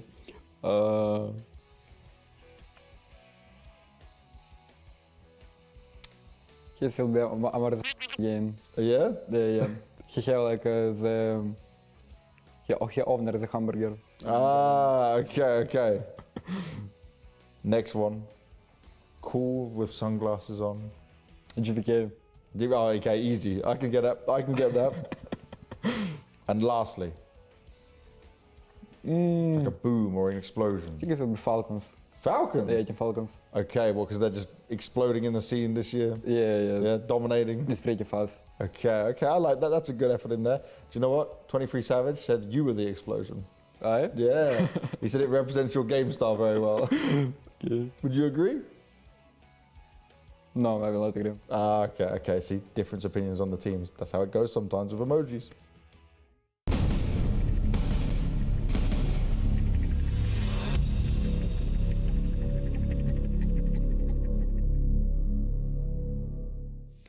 It's great to hear from Lorinov, and I do think we're going to hear from that guy a lot more, because there's one more point that I wanted to make regarding Lorinov joining the team. This is, and please prove me wrong if it's the case, T-Gov, I've heard that in the past, SCA teams, they are very skilled players, but for a long time they weren't able to breach very high in the international field. Part of the reason is the coaches aren't able to work with the team as much because the respect for coaches generally isn't as high as Western players have for coaches, and Chinese teams also that take over the draft and stuff. Is that fair to say? It's a very heavy question. I know it is. I've never really heard that narrative. I've normally gone down the line of like, there's a lot of energy in SEA teams, so sometimes the game can become more an emotional reactionary game rather than the more methodical, if they do X, we need to do Y style of like Western play. So I think it's mainly that, potentially. Because when you said you worked with Lorinov, would you say that the way that he approaches problems outside of the game, do you think he does that inside of the game as well? Because it sounds like, I mean, he might not be the captain, but it sounds like he would be a good voice of reason 100%. in a game like that. I think that is exactly the angle I'd be looking at here, is the fact that in these high-pressure moments, when he's having a great game, he's able to understand what he wants to bring to the game, and that will then kind of like filter out the noise that sometimes the baseline players will bring, because it's like, if he wants to go play a certain area, it's like, okay, just follow Zeus. We know what to do, right? So I think because of Lorinov's kind of calmness, it does bring a whole new kind of lease of life to this team, that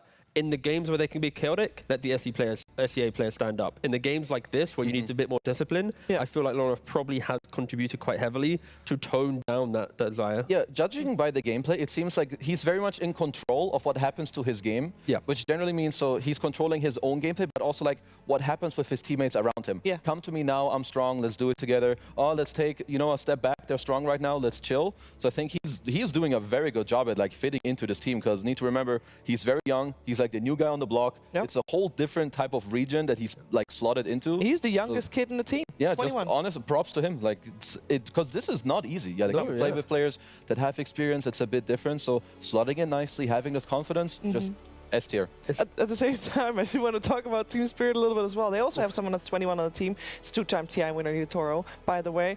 It's actually pretty crazy, because I saw that, I'm like, it's pretty crazy to think that, is definitely a veteran, but then... Dota ages you. Come on, let's be real. Oh, it does. It's like, what's the average age you think every Dota player gets? After playing for like a year, it's like plus 5 years to your age? Or? Yeah, I think like 5 years to your mental age for sure. Yeah, I'm like 27 going on like, early 60.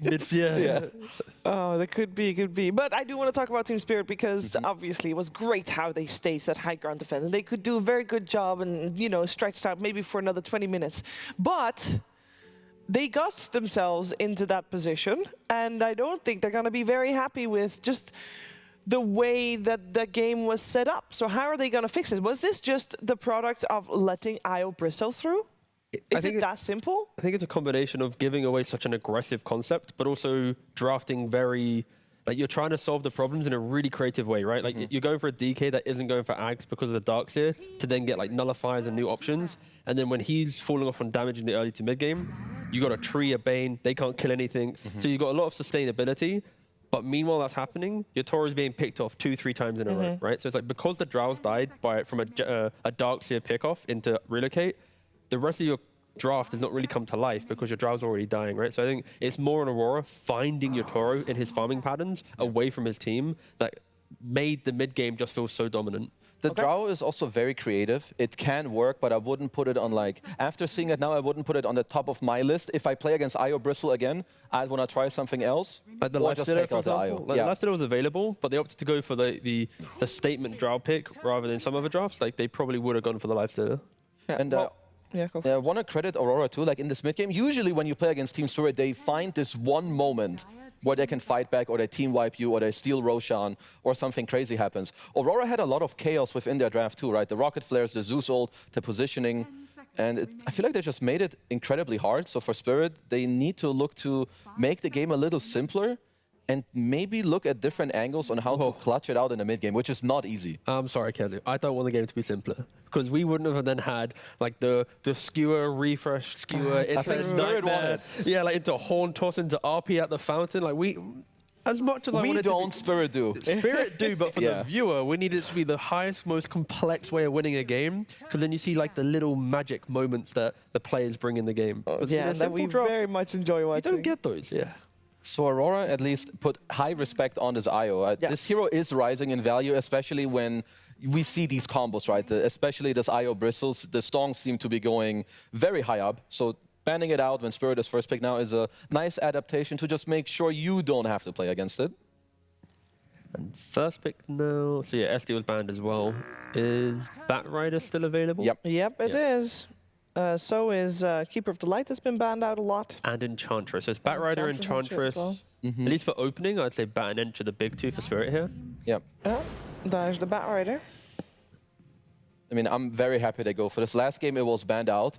Like, another thing that Spirit could look to, they did have the DK and the Mac who can start fights, but it was a little awkward. And I always like Batrider. He makes your mid-game a lot simpler, right? Blink, lasso, you most likely will have a 4-7, bring the fight to you, make it simple. Yeah, so Tree wants to start fights like using the Shard, but in that type of game, with how quick they are to find you, the Zeus as well, like at any minute, like Tree never become the hero that was a fight starter. He was like kind of a backline, let me throw out living armor, maybe I get an overgrowth off. So yeah, I think it's nice to see the Batrider and play it. It just simplifies the chaos of the mid game, especially because it's a 5. I like seeing Batrider 5, I think, out of all the roles personally. Yeah. You can, like, once the carry has, once you've done the job of securing your carry's farm, you can just go to the jungle, farm quite close to him. So if you need to help, you're right there, but you're doing your own little job to kind of like be efficient. Now they pick up the DK. There's not that many teams in the last few days that are like picking the DK up early. Falcons are definitely the best team at playing it. But so they do pick it up this early, which means I hope that they will at least keep the idea open of flexing it. Because playing into a Batrider, it's not like some giga matchup, but it can be hard if you get dragged out of position, if the stickies like kind of stack up on you. So I want to make sure that Aurora makes sure that the DK will be covered throughout the draft. Yeah, so far they've only played it in offlane on jabs at Wallachia, so there is a chance. Of course, I think I've seen Laurenov play it. Yeah. It's a fairly straightforward hero. Yeah. I think if anything, I just don't expect it to be carry for them. True. Let's see. So Aurora will have to open up with, well, a following pick. Very likely just going to be a support. I would generally say you have like 2 ways of going about it now. You go your generic support that gives you like kill threat and good lane with the DK later when he has blink. Or you go for a hero where if you want to look for some combo break against the Batrider, but my favorite one with the SD isn't really available. So I will just be looking at some Bane. Yeah, some pace hero that gives you some damage. Can be, they could even go for some Ench if they want to play quicker on the lanes. Little Hoodwink, whatever. They banned 2 really strong laners though against the Batrider. Yeah. The Willow and the Clinks. They play on high range. Batrider can never really punish them. Therefore, the damage would go towards the carry, not the Batrider. Yeah. So they're just really trying to secure the safe lane. And also, it's a bit of a tell. Like now you know, position 5 Batrider. These are the type of heroes that Spirit don't like laning into. Because let's see. Because yeah, I would have loved the Willow. We mentioned it quite a lot. The hero is also definitely on the come up. Just very solid, good follow-up. It does feel like Aurora probably will go down the line of Falcons a little bit more, like the Hoodwinks, these type of heroes. I think they do need a range position 4. Or it could be, I mean, I guess I like Mirana a lot more in the 5 role as well, but like Hoodwink Miranas, I feel like very high up on the radar, like why not? Yeah, I was thinking Mirana as well, but for the damage aspect, you go for the Hoodwink, and for the fight, you go for the Mirana. Ooh, okay. Grimstroke stocks rising. Yeah. Their first Grimstroke of the tournament, but we've seen it so many times now from other teams that I feel like it should be higher up there. Into Batrider, when you want to blink in, if it's a double jump of Bat plus Core, now you get Soulbind up, you're stuck together, it's not as easy to disengage from the area. Not opposed to it. Inkswell is a great carrier on the Dragon Knight to utilize it in the middle, so yeah, Yeah, actually, I love it. Like, I overlooked it. I feel like the mid-game Dota right now is a lot about very small things. Having this one little thing that allows your core to continue to go in is, like, so beneficial for you, and it's just great. It pairs up well. You have good items to buy. Very nice. Yeah, often here, Spirit, when they have the Batrider, they go for off-lane plus strong 4 position. Like, they cement their off-lane duo. With the Mars? Yeah, the Mars is still available. It's, like, too good, probably. Yeah. Like, you always want to jump Grim. You want to lock down the DK with then, like, some high damage coming through. I mean, I would love to see Mars, don't get me wrong. It's great. But Centaur? I mean, the Magnus again?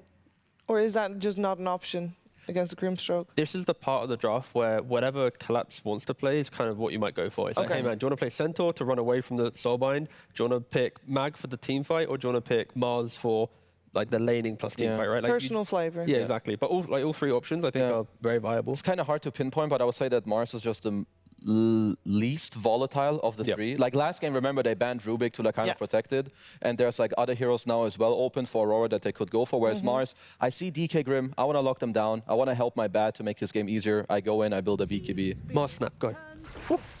Or okay, hold up. Viper, please hold. Entirely. Yeah, the cameraman. Even the cameraman's like, oh my god, what's happening? So where's this Viper going? Please hold.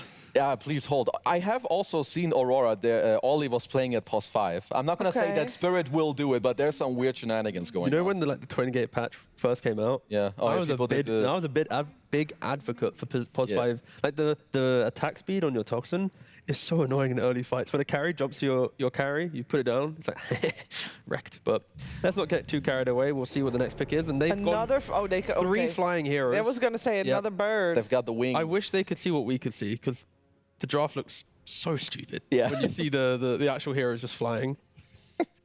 I do. So ugly.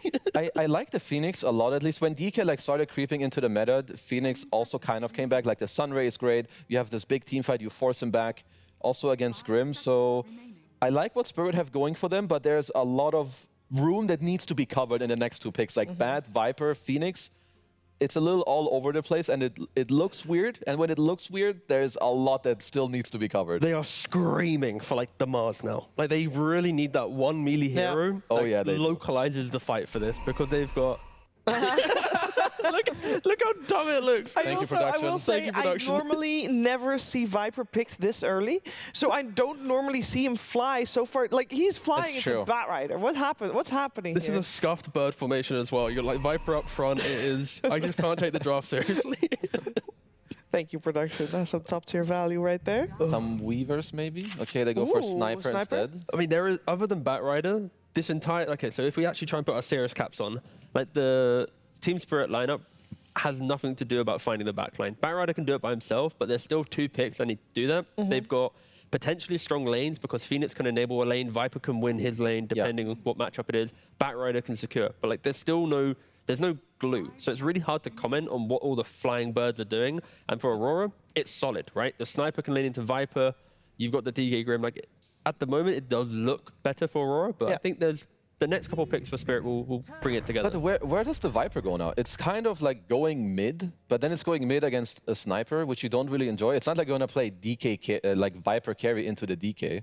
Or do you want to put the Viper offlane and pick in? Like, we saw it in the previous series, though, where it's like you still just put the Viper against the Sniper. Yeah, it's like he farms, you farm, and then you play the game to be aggressive.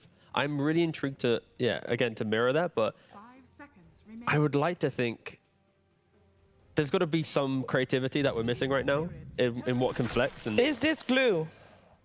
It's the start. I think the key thing here is they've got a carry that is fully independent of whatever the fuck they drafted beforehand. The Lifestealer, he can get Rage, he can buy BKB, like he can do his own thing. He doesn't need anyone else. Yeah, Toro was on the toilet, came back. Guys, this is the only way to salvage what the hell I came back to. But no, it's the Rage is good. Lifestealer, he's like the 50. He's not necessarily the guy that goes on himself, but he will always join the Infest Bomb, so that's good. But they need another layer. Like the bands I'm looking at for Aurora is like, what, Centaur, MOUZ? Centaur, MOUZ are so cool. There has to be like your go-tos, kind of. Because unless there's some weird flex with this Viper, of it being a support and you're like playing bad core, or you just put the Viper mid. Like, I will just want them to pick a collapse hero, you go in together, you drop all your stuff, and you take the Aurora heroes out of the game. Whereas Aurora, they will have last pick themselves, so they can kind of just choose what's up. They ban out the MOUZ, which probably was the scariest of the three big ones that are still in. Which means if you're Spirit, you need to kind of assume that those two are getting banned out. So what will Mr. Collapse be talking about? I'm going to load up my little hero page to activate my brain. Yeah, interesting enough, I don't think any... So between position mid and both supports of Spirit, none of them have played Viper in any of their pubs in the last 8 days. The only one to play is Collapse once, and he lost. So they ban out the Mag. So yeah, Viper could still go offlane, but the Centaur you mentioned could still be picked up because that's the one they left in. when I look at this, I think if this was Xtreme, I feel like you just put the Viper mid no matter what. Yeah. Allow him to play his game. And like down the line, he can then get a blink, jump the sniper. You just force the sniper to have to like disengage. Like, I don't mind that. But I think I want the team fight to come from the off lane. Just because like Lifesteal is a really strong laner. Bat will enable it. Phoenix will enable the Centaur, any strong laner, and Viper's mid. So like it might look weird, the journey to get here. But I think if the off lane pick brings the team fight localization, then the draft looks fine. The only mid hero that I can see that like will then cover is like Kunkka. Otherwise, don't pick anything else. Like just pick this offlaner that gives us team fight. Something in the back of my mind tells me if they pick Viper this early, there must be something. There must be something. Or they were just like, I see DK, I'm gonna break his ass. Give me Viper. Like that's good enough. Like, okay, let's see. What's the connection? Because other than the heroes we called, I have a very hard time like pinpointing what it is that they want. Yeah, this is again. I think we just both agree here. They need the off lane, but again, they've only got 15 seconds left. They're cooking. No idea what they're cooking. They're cooking something, that's for sure. And luckily, in 2 seconds. Centaur. Then Centaur. Okay, cool. This is okay. Now I feel fine with it. Like the first 3 picks, it's I think one wrong pick with this opening, the whole draft kind of falls apart. But I am happy. Like the Lifestealer who doesn't really need assistance, the Centaur who can start fights, don't care about the mid lane matchup. Overall, draft now looks like a playable draft again. You're happy with this? Yeah, I feel like the last 2 picks are kind of brought it together. We said there was a lot to cover. I would say they did succeed in doing so. Yep. For Aurora, I'm looking at maybe like some Weaver type of hero. I was looking for a melee hero that will nicely like benefit the sniper, but most melee cores aren't like super happy into like a Lifestealer and Phoenix. Something we didn't mention, by the way, is with the Viper pickup, it forced the flex of the DK to have to go to offlane, right? Ooh. So DK, no, sorry, let me rephrase that. Now DK, so DK's actually carry. Okay, but either way, like the DK had to go to a side lane. They forced the sniper mid, and now we get to see offlane Slaughter. So at least for Spirit's logic, the Viper was like okay, we now control where the DK is at least going. But it is nice to see the Slaughter. I think Aurora, a thing that they will lean on is the ability to jump a hero, but damage from a distance. Like DK can send illusions, Slaughter can initiate, ET Spirit with Assassinate, with the Stroke of Fate from Groomstroke. Like there's a lot of ways for them to poke out a hero, but having to really overuse their toolkit, that puts them in a bad position. So I actually, again, I like both drafts. I think Aurora should be really happy with this second game draft as well. They have a lot of ways to protect this sniper. Yeah, I think so too. Like you've got the sniper against the Viper mid. You have the Slaughter like into the Lifestealer. That's pretty good. Yeah. I'm looking at like, honestly, at Miposhka to have like pretty good impact. I feel like he has to do a lot to like set up your Toro in the laning stage with your Fire Swords against the Slaughter. Otherwise, the laning stage is a little problematic. But I actually slightly prefer the Aurora draft in this game. For Spirit, they need to do well in this mid game with the team fights. Infest the right target, go in together, drop your spells, and like try to like really get in there for Aurora. Because if their jump doesn't work, I think they're gonna lose. We commented on Lars' itemization in the last game being kind of quirky to enable your Toro. I think this time on his Viper, he needs to kind of hit the right items to make sure he keeps finding like the assistance to his team. Like if he becomes the sluggish Viper and it's only Centaur Lifestealer finding the backline, there could be some issues. Okay, so Aurora having a slight upper hand here against Team Spirit. Will they be able to 2-0, or will we get a much desired game number 3 to this best of 3 series? We're finding out together with B-Cup and Lacoste. Thank you very much. Coming into game number 2, Spirit on their heels a little bit, and maybe not many people would have thought Aurora could push them so far, but with a draft like this, they may be able to push them even further to a 2-0, right, Lacoste? Yeah, the Burb lineup from Team Spirit. I don't think I've seen anything like this opener with the 3 flying heroes. And I'm a little worried for the early game from Team Spirit because they do have Slaughter as a counterpick. Dragonite doesn't care too much about Centaur. In the lane, you do have Sustain. And also, we've seen the exact same matchup in the mid lane, Sniper against Viper, where Sniper does get ahead because of his long range, doesn't get the point in Shrapnel, doesn't trade that much with Viper, but manages to get a lot of denies. So I feel like early game should be good, and then Team Spirit will need to pick up the slack and try to get on top of these heroes because they have a good vessel, good vehicles for Lifestealer, Batrider and the Centaur on top of that, so they can definitely close the gap. So we'll see how this goes. Both teams 5-man smoke. You're all right.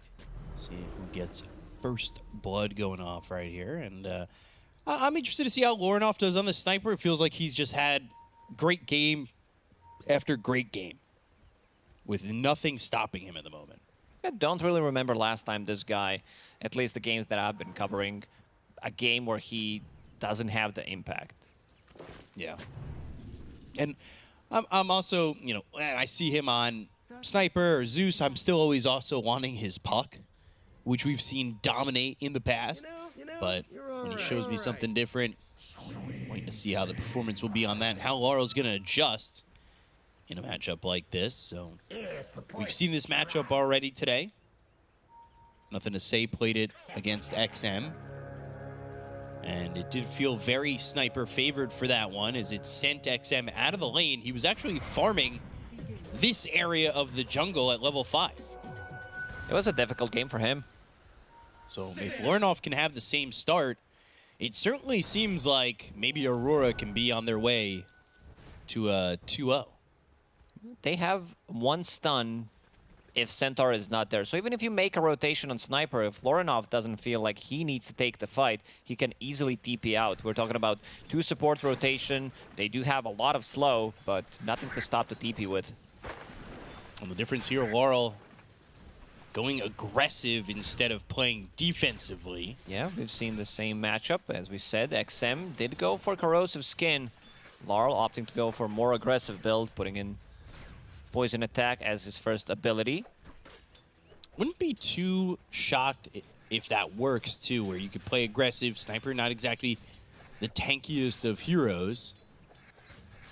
So we'll see how Lorinov feels as he's trying to put the lane in the right position for him to just peep away at Laurel and kind of take advantage of the fact that he didn't go into the Corrosive Skin early on. But we see all 3 lanes, and Elder Titan Dragonite, not your most common safe lane, but how do you think it does in this matchup? Dragonite doesn't like to play into Petrider, this overwhelming magic damage. You have a little bit of protection from Ollie. Ollie also one of the better ET players out there.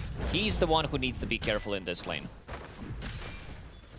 Gets down to about half health. That Flame Break, Hoof Stomp combo could put you really out of position where you're just a bit too far from the tower and ultimately end up getting picked off. Maposhka chasing Q. We've seen Q with a lot of farm, and he's on this Grimstroke now. A hero that can, in fact, farm with Stroke of Fate. The only thing you need to do is put more points into Stroke of Fate. This is something that Jin Q does when he plays position 4 Grimstroke. Icarus dive. A TP attempt from Q. Those Alpha Wolf's not going to add enough damage to get that first kill or take out somebody to start this game, but there's a Flame Break. As 23, like you said, he really doesn't like dealing with this magical damage and early harassment. So they're both level 2 here. Q went back to lane. Jabs on this Slardar. We talked about him in the first game as well. You know, everybody on Aurora is performing really well, but Jabs has certainly been a standout in his own. Absolutely. He is playing some really good Dota nowadays. I mean, he always did, but right now he's on top of his game. What is he bringing on the Courier? It's going to be Boots of Speed, 1 Bracer for him. We've seen different builds on Slardar. This time around, going to be Phase Boots in the lane. Probably a Blink Dagger. Jabs loves to pick up an early Blink Dagger so that he can play with the team. Combination of Grimstroke and Slardar can be something that turns vicious later on. When you've got that Corrosive Haze, Ink Swell, maybe you go and get a Harpoon if you know, you want to upgrade the Echo Saber. And all of a sudden, a hero like Phoenix isn't going to survive long. I'm more looking into Orchid type of a build from him. Uh-oh, mid lane, Laurel dropping very low. Has Healing Salve, knows the matchup. Brings that extra Healing Salve, knows that Bottle is not going to be enough. Shrapnel did cancel it, but he got some value out of it. Lorinov 14-5 to the 13-5 of the Vipers, so sticking close. Ollie getting some CS here, and Sia's Mira's just trying to disrupt the wave. 23 hitting that level 3 mark, and he's trying to not feel too awful coming out of this one. 19-2, so him and this Lifestealer are both pretty even. And Jabs. Level 2 in the Slithering Crush, you've talked about this. The Slithering Crush now being the build more so than the Bash. to focus on. Yeah, this is your farming tool. You do farm with it ever since the changes to Bash. It was mostly, you mostly see 1-1-4. Also, Slaughter wasn't really popular. It's mostly been used as a counter in the lane against Lifestealer, Anti-Mage, when he was relatively popular, when also Medusa was popular to be a counter pick, a counter pick, if you want to call it. Right. Twister there from the Wild Wing. Sweep lands, but 23 getting burned out. And he's going to run into the tier 1 tower, but they will commit to this. Blood Grenade, Double Edge, once again, Fairy Fire pop, but first blood's there for Mira. As Phoenix is going to die to Q. And they'll also lose Sniper mid. Laurel. That was a mid trade with no Viper Strike. I was watching the top lane, didn't see what happened in the mid lane, but I guess Sniper thought he's going to be able to square up against him, get that XP and die, but didn't happen. Let's see the damage. Just right-clicking his whole way through. I would assume that other damage is shrapnel, because there were shrapnels laying on the wave. And he has no charges. Yeah. And then 846 damage being done here by the Viper. Just I thought Viper Strike would have had to have been involved in a kill like that. Mira coming over mid again. Now level 6 for Laurel. You could just go to the Viper Strike, but Mira deep on this tier 1 tower, trying to get under it. Miposhka also in. Sleep, Q, Inkswell, and a right click for Lorinov. That's a good kill for him to get. They wanted to play aggressive. Lorinov's still not level 6, but you could see that Laurel wanted to dive in and get that Viper so ready. Strike. Both supports from Aurora ready to help out Sniper. Lorinov doesn't have a TP. I think that's the big one, because we did mention that he can TP out if he gets initiated on. 23 again. 23 again, yeah. Blood Grenade on top of it. Blood Grenade, Flame Break, They're breaking the lanes. 23 is going to be dead once more. So bottom lane is what's going well for Aurora in the fact that they got the Miposhka kill, but mid and top, not looking that great. Yeah, that was a nice move. Mira was the one who TP'd to the top lane instead of walking like Ollie did, so they had this good 15-second window where they can play aggressive on Dragonite. Second death on DK, not what you want to see from the safe lane Dragonite. Well, not at all, and it feels like he'll be put into a position to kind of back off into the jungle once he hits 6, has that Elder Dragon farm up that way, and maybe Jabs has to be the one who really opens up the game for Aurora, which has been his role a lot. Yeah, and look at what 23 has in his quick buy. He does have double Blink Dagger, one for melee form, one for range form, so he can get initiation. Needs to go back to jungle, try to farm up something there. Neutral items also about to drop. Wisdom Rune for Q, Wisdom Rune for Mira. Bottling up a amplified damage was Laurel earlier, but that's only got a fourth of the duration left. So not this domination that I thought was coming out from Sniper, or so it seemed, but he's 1,000 gold ahead. Yeah, it's the matchup, and also he was the one who died first. Looking at Lorinov's item build, he does have Band of Elven skin as his first item. I don't know if that's a misclick. Ollie. Or maybe when the Power Treads was delivered. Because I'm not sure what he's going to make out of that Band of Ellen skin. The only thing you can make is Yasha. Yeah, that... Maybe a casual one. Sleep, Inkswell, and the damage is there to kill off Miposhka. We've talked about how dangerous that combo is. Not in the right-click damage, minus armor. You have 3 cores who deal a lot of physical damage, and then you also have ET Aura, which is only level 1 right now, but it's going to become much more difficult. Heroes are going to melt. If we're going to see another 50-60 minute game, heroes are going to disappear immediately. With that, Jab's trying to get that early Blink Dagger, knowing that he needs to be the initiator, so it's sometimes Echo Saber, this time Blink. First item for Jabs, knowing he has to open it up, but also 23, he's going Blink too, and This is something that we don't see nearly as much anymore, I would say, the double movement purchase for Blink. We usually see one or the other, knowing that you kind of need that extra damage. I think he was thinking about picking up Mage Slayer immediately and then change his mind after dying the second time. So we'll pick up a Blink Dagger. This is something that Falcons do when Skeeter plays Dragonite, always rushes a Blink Dagger so that they can keep this aggression going on the map. I don't mind it here because you're not going to lack damage. You have Slardar's Corrosive Haze to amplify that damage. Speaking of Slardar, TP out. Hyper Strike, TP, the damage, not enough, and he's back to base. So the lockdown is Lasso, Hoof Stomp, and that's it. Yeah, I did say lockdown. If you don't have enough to stun them, it's going to be an issue. So you have Centaur, who's about to finish off his Blink Dagger. Mira's getting good amount of farming the mid lane. He's also going Blink. Yeah. So a lot of blinking going to be happening. Dire's bottom tower is under attack. Level 9 for Lornoff, I believe, has that Dragon Lance flying out. That's the last component.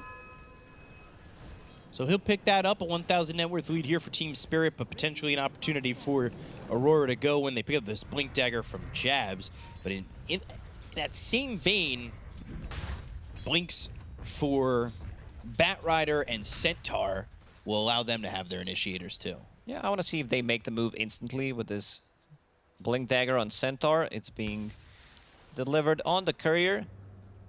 Yatoro also going for Armlet. Sometimes we see Lifestealers picking up Radiance immediately, maybe Corrosive Haze Bracer, but right now he skipped all of those items. Got that Armlet. Trying to farm up this Ancient stack.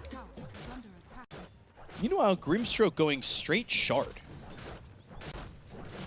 Has a lot of gold. Might fit in one more item in between because he is really farmed right now. Would be nice, maybe Shard Ags. He finishes off a wand, so he knows he'll have that extra gold. He'll have this little bump up from the stacks that he made for Jabs. Who, after this stack, will in fact have that Blink Dagger. Then I think from there, maybe Aurora Smoke. Especially because it looks like Jabs and 23 are going to have their blinks at the same time. Just about. This is also super scaling lineup from Aurora. If we're talking about ET as support, Grimstroke, maybe he gets some farm Aghanim Scepter. We've seen it in the previous series against Morphling. Worked amazing. Can be said the same thing here with the Lifestealer in-game, making the Radiance illusion. And also scaling, it's going to be a lot of right clicks. There's going to need to be some early AC that comes out on Team Spirit. Maelstrom next in line for Lornoff. He's sitting top of the net worth, but the other cores are behind, and Jab's mostly behind, whereas Mira has so much gold, like you said, going Blink and Boots of Travel next. Yeah, pretty much you play that Batrider position 4 as a core. We've seen that mostly from Hoodwink. And now the smoke action. Double Blink is available. 5 heroes missing, so Team Spirit should know something's cooking. Nobody showing on the map for good 15-20 seconds already. They could follow this Courier all the way over. Know that they're close. There's the Inkswell Blink with the Elder Dragon form. No chance for Miposhka to do anything. It's clean kill, but it's 5 heroes going down bottom for a smoke to get Phoenix. So Spirit gonna be happy with that at least. This should be a tower, and the top lane, Laurel will be able to finish off that one. We've seen 2 Blink Dagger pickups from Spirit, but no smoke action. They didn't go for any of the kills. Ollie will get that obs on the high ground. That being said, here it is. Radiant's bottom tower is under attack. They will smoke up. Try to find an opportunity. They do have Miposhka Supernova available to them. And more stacks being taken by Lornoff. Closing in on that Maelstrom, and He's getting a real good amount of farm, but compared to the Lifestealer, what's more effective if they stay even in net worth like this? Oh, I like Aurora scaling. Jabs, hoof stomp, double edge, and they've got the flame break, slithering crush, not gonna matter. Jabs is gone. Assassinate for good measure. Yeah, the Aurora lineup scales really well. It's just a matter of getting there as they're kind of falling behind. Not really through fights. It's a 3,000 net worth lead. It's only 4-5. And the net worth, the farming capabilities here for Team Spirit early on are quite high. Grimstroke, he does not want to farm. This hero also with the build that he's going for, 1 point in Stroke of Fate. Inkswell is maxed out, just bringing the shard. They want to keep taking these fights. You picked up the Blink Daggers. Now you want to use them. And another smoke from Aurora. They need a bigger kill. Who can they find? Maybe they get their hands on Lifestealer. They have to have complete control, not allow him to get that rage off. He's towards the back. They've got this obs, but just miss him as he goes down the steps and goes across the lane. The only hero they see is Miposhka. Everybody else hiding. Yeah. And Miposhka, Dragon Tail, Inkswell, and Jab's getting that kill. But again, it's just onto Miposhka, and everybody from Spirit's happy with it. They continue to farm up. Yatoro getting close to his Sacred Relic. She's going to turn into Radiance. Mira farming on the different side of the map. We've seen Batriders from position 4 becoming a core super early on. Man, 1,400 gold for him. He's just about as farmed as Jabs. This is so insane. So much farm. Whereas we're seeing the refusal from the Grimstroke to get that kind of farm.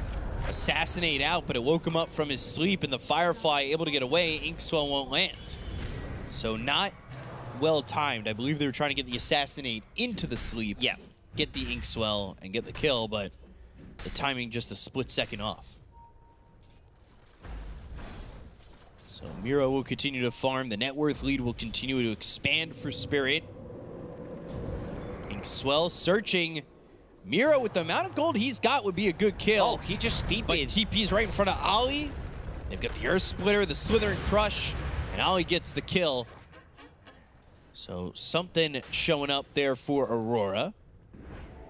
Manages to get the stack. That was the last millisecond. Lorinov again, clearing the stacks. The game did slow down. We are not seeing much fighting. A pick off here and there, but no real engagements. So, yeah, Yatoro just taking all this time to farm, and he's going into the Radiance. I would assume if you're Grimstroke, you're going to look into Ags next when you see that, right? Yeah, might need to pick up a Blink Dagger, maybe some Ether Lens, but also Aghanim Scepter. If he can get the farm, sure, I'm definitely down. See if he can get there. Viper Strike used. That's through onto the Elder Titan. But just like the last few Viper Strikes, just TP out. Easy peasy. We haven't seen a lasso yet? I don't think so. They are farming, getting closer to bots on Mira. Everybody feels comfortable, but Team Spirit, I feel like after Yatoro finishes another item, they're going to be fight ready. We still haven't seen them use these infest bombs. Miposhka again. Silence, that means no Icarus dive, and another kill for 23. Maybe they start to add up as Ollie stands his ground for a moment, gets invis, but eventually dies. They go to the Stampede. There's the lasso on a Jabs. Viper Strike from Laurel. They'll take out 2 as 23 Blink, Dragon Tail, Soulbind used as well. And can they get this? It goes Sniper over is peeping. onto the Bat Rider, and yeah, Sniper is peeping, but they're going to infest. They'll get the save on a Laurel, turn this around as DK will run and die. They can't quite get the damage out. Laurel was low, so was Mira. So 3-4-2 trade, I believe, overall. Miposhka did die earlier. Team Spirit, they're getting a lot on the map. Level 15 Lifestealer. compared to 13 on Dragonite. He continues to farm up. They desperately want to get to the next set of items, having these Dispel mechanics. Miposhka going for one. Yule Scepter finds Philosopher's Stone. Then you have both cores going for Manta style. By the way, the sniper, the band of Elven Skin, just sitting in the backpack. So I just don't know what he's going to make it into. Nothing. I think there was a misplay with power treads. We'll see. As Lornoff Mjolnir is delivered. That's the saving grace right now for Aurora, is at least he's got that. At least he's got that kind of fun. Item sucks. You can only get 2 items out of it. I mean, and then you can turn Yasha into 3 items. Okay, that's good, but I guess what Sanjin Yasha's not awful. Yeah, get Yasha, Kaya, and Sniper. Tank Cardell. Tank it up, bro. Ooh, I like that. Yules, even with Miposhka dying so much, he has picked up Yules, and that will stop them from just TPing out after the Viper Strike. Infest pop. Lornoff's dead. They got him in the midst of doing the Tormentor, and Team Spirit, they're not done go yet. For more. 23 is dead, and this game is falling apart for the side of Aurora. Oh, completely. We need to stop attacking. Both supports dropping very low. Mira gets the shard, one of the most useless shards in the game as a support Batrider. But nice moves from Team Spirit. Suddenly 9k gold lead. They continue to farm up. This is going to be Manta pretty soon on Yatoro in the next 2 minutes or so. So doesn't need to care about Breathe Fire damage reduction. The big one is Corrosive Haze. And you can also kill Phantom instantly.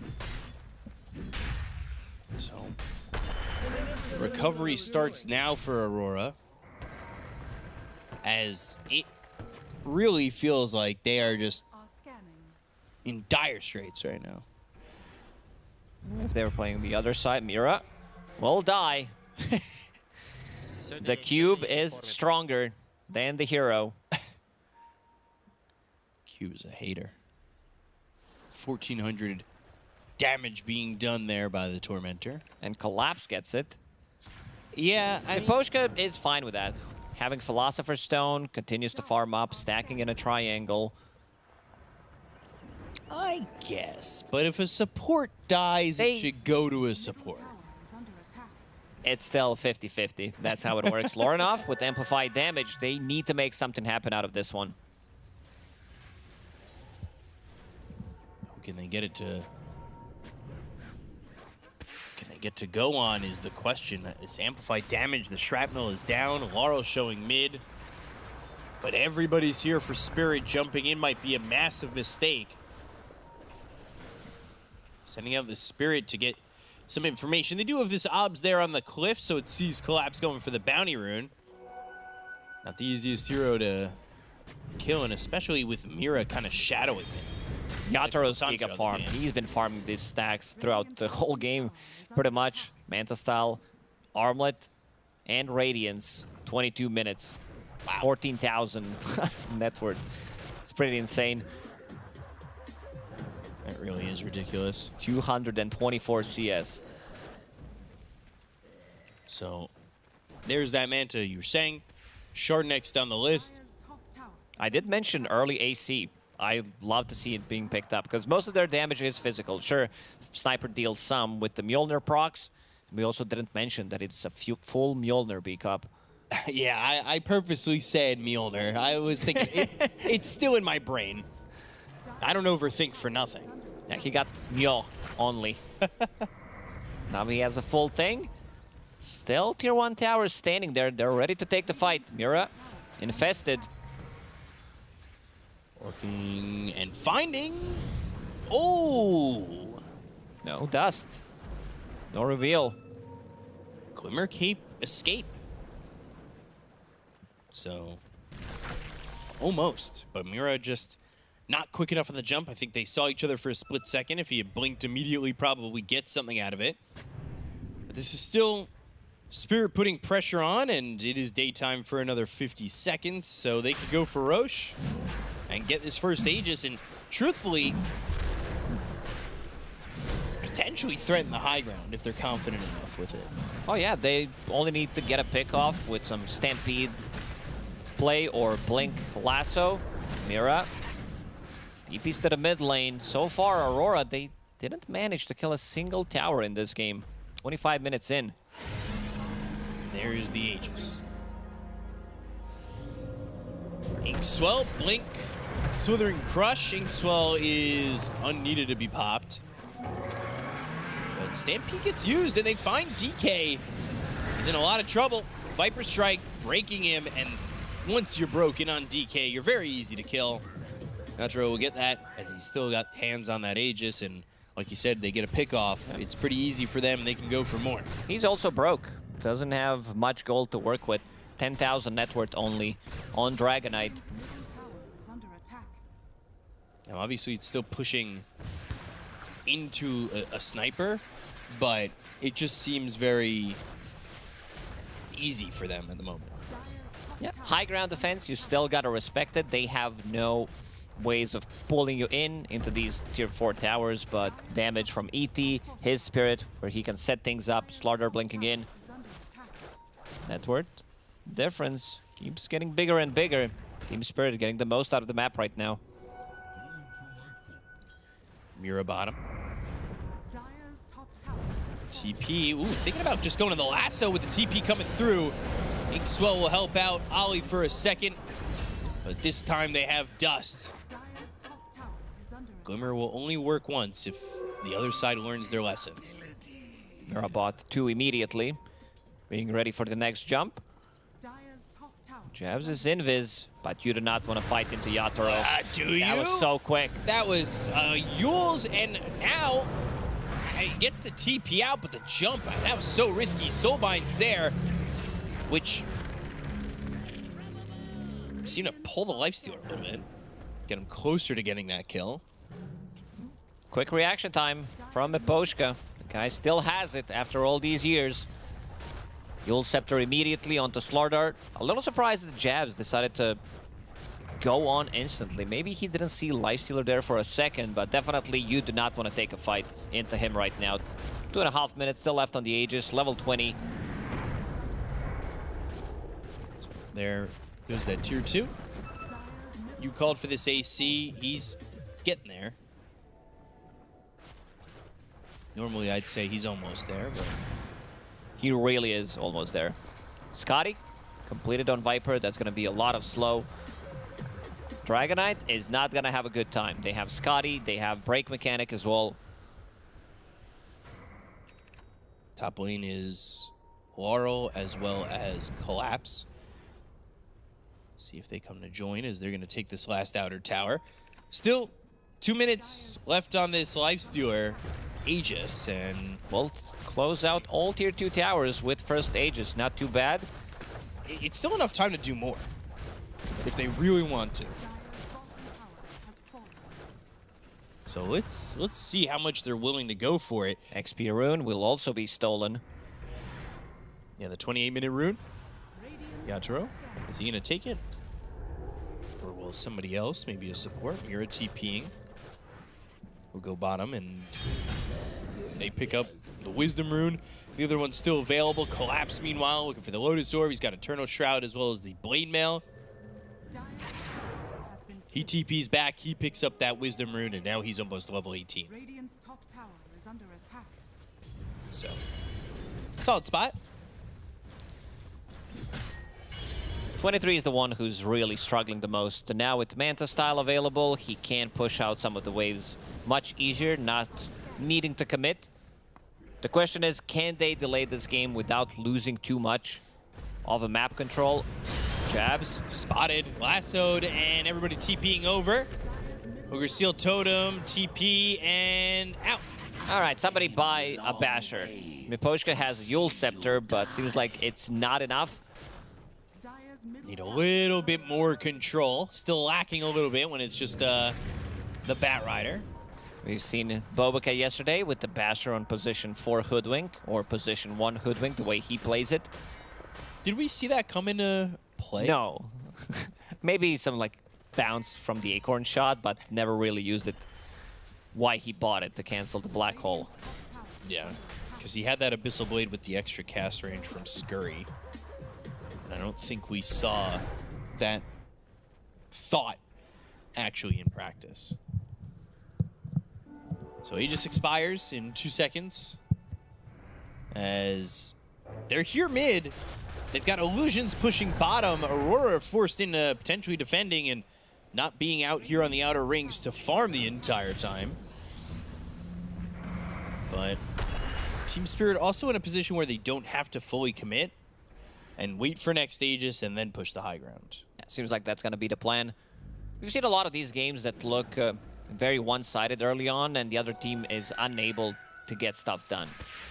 We're talking about these professional e-gamers controlling certain areas of the map. They know how to play it. Not allowing team to get out, even though the map is like really big, so you're still getting some farm. Things are pretty difficult because the gold difference keeps increasing. Puts them down about 18,000. 1,000 gold needed here for Jabs to get this Ags, but I don't really feel like this item is going to be the big change that they're hoping for. It's going to help him, but if he gets initiated on some Blink Lasso that Mira is looking for right now. I also wouldn't mind seeing Laurel pick up his shard if they want to siege the high ground with the next Aegis. He still has time, sitting at almost 3,000 gold. Even if Poshka has 3,000 gold in the bank. Wonder what he could go Hex. I mean, he could do a lot of things, truthfully. Jab showing bottom, Blink Lasso in his future, and away from the rest of his team, so he'll pop the Infest. The Ogre Seal Totem stop thanks to the Yules. And Jabs is dead. This happens right by the tier 3 tower. They even saw them. They had Observer Ward on the high ground. They smoked after it. Now they're going to go uphill, see what happens. AC is going to help quite a lot. Gataro doesn't seem to care too much about Sniper at the moment. Definitely needs more damage. Tormentor. This one, not killing Sniper is a plus for Aurora. But shard there for Laurel, you asked, and he received. He got it. So a minute until potential Roche spawn. Aurora, they've been stuck in the base. This is the classic Sniper experience. I think everybody who plays Dota had this type of a game where you're feeling you're playing 4v5. The guy who's playing Sniper keeps telling you, go play for the high ground, guys. I got this. And 40 minutes later, he doesn't. Guys, I got Ancient Guardian. It's fine. Great. 23. Ags in his future. And there it is. He'll buy and ship that out same day. But they are just, these cores are so far behind. 4,000 between the Sniper and the Lifestealer. I guess really it's 5,000 between the DK and the Lifestealer, and 2,000 between the Viper and the Sniper. 5x available on 3 heroes. Everybody has some kind of a dispel mechanic against Corrosive Haze. So the only thing they need to do is get level 25 on Slardar. Easy peasy. Corrosive Haze undispellable. Gonna take him another 25 up to 30 minutes. But he's totally gonna get there. Yeah, absolutely. Okay. Because they have Sniper and they're playing for the high ground. Tank Cardell made a call how to play for the next half an hour. Infest into collapse. Lornoff on the run, but maybe they could catch something. Stampede, jump, go. That's going to be an illusion. But you killed it. You got it there with the Infest pop. Pop that Manta, push this creep wave, have that Radiance going. I'm interested to see, is Grim... Grim's going Hex.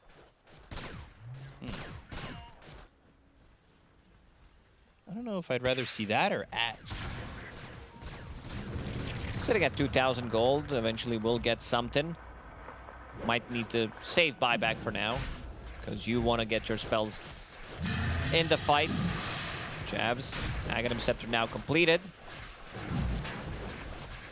Bigger puddle Ooh, having HP regen, armor, and status resistance. They smoke out on Aurora, but it's only going to line up with seeing Mira. If they can get Mira here, that's pretty big. It's a kill in the It's a kill. Batrider, but 570, 600 for the rest of the team. But now, what can you do with this? Are you just buying time for what seems to be inevitable down 20k? Or are you turning this into more kills? It's fighting into the Aegis still. It almost feels as though they're waiting for just the respawn of Batrider.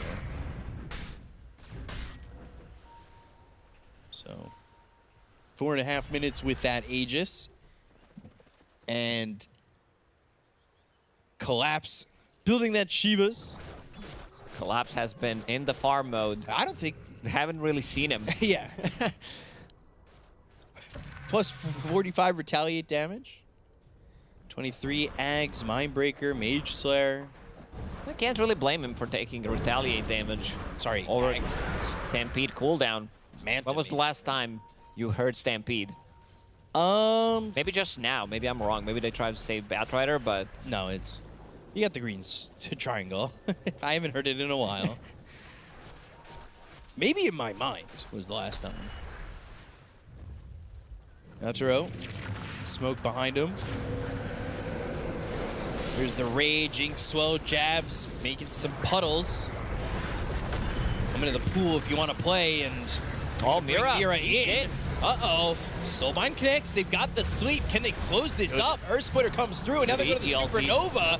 Jabs burning out with the Sunray. They get the kill to Mira, but they'll trade jabs. They'll look over at Q. BKB was popped by Lornoff, but he doesn't quite have the damage. 23 is going to have Elder Dragon form in a second. That's the last glyph. Sniper just finished off MKB. They need all the damage they can get. Rax being hit. 23. Ooh, blinking forward, going for Ollie. You can see the damage coming out from Sniper. Yeah. No joke. 23, if you can get in there, maybe they can do something. They're going to buy back here on Mira. Mira's going to come in with the boots of travel, looking to get a grab here on the Sniper. They've got the break on a 23. The Inkswell's going to pop in, stun up Aposhka. Right clicks from Laurel. Dragon Tail through, but double edge from Collapse kills off 23, who does not have buyback. Yatoro needs to use Infest, needs to heal up so they can continue this pressure. Laurel is the one sieging right now. 23 saying stay down.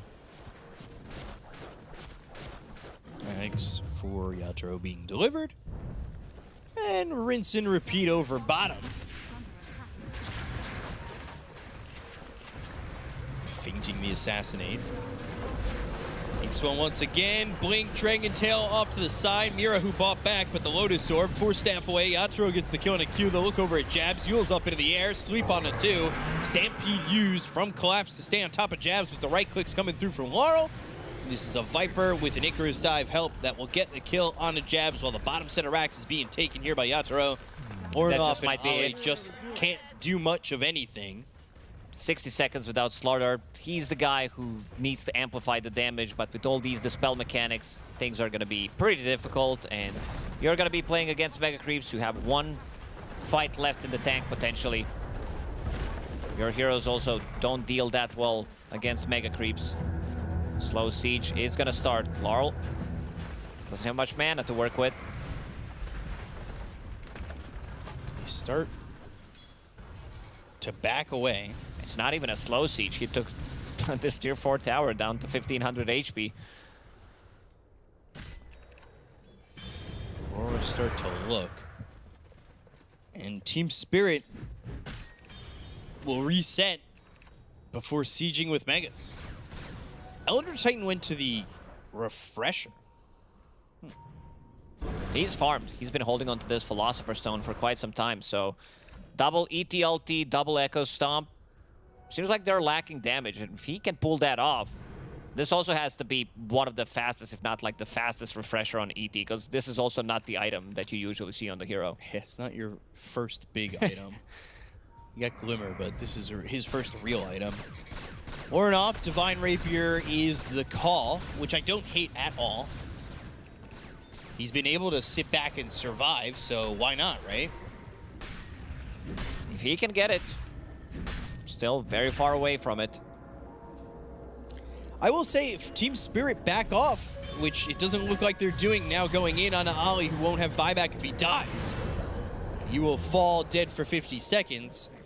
That nullifier from Miposhka. We've seen that recently. Phoenixes do tend to pick it up. Toxins, does Soul not Mine. care.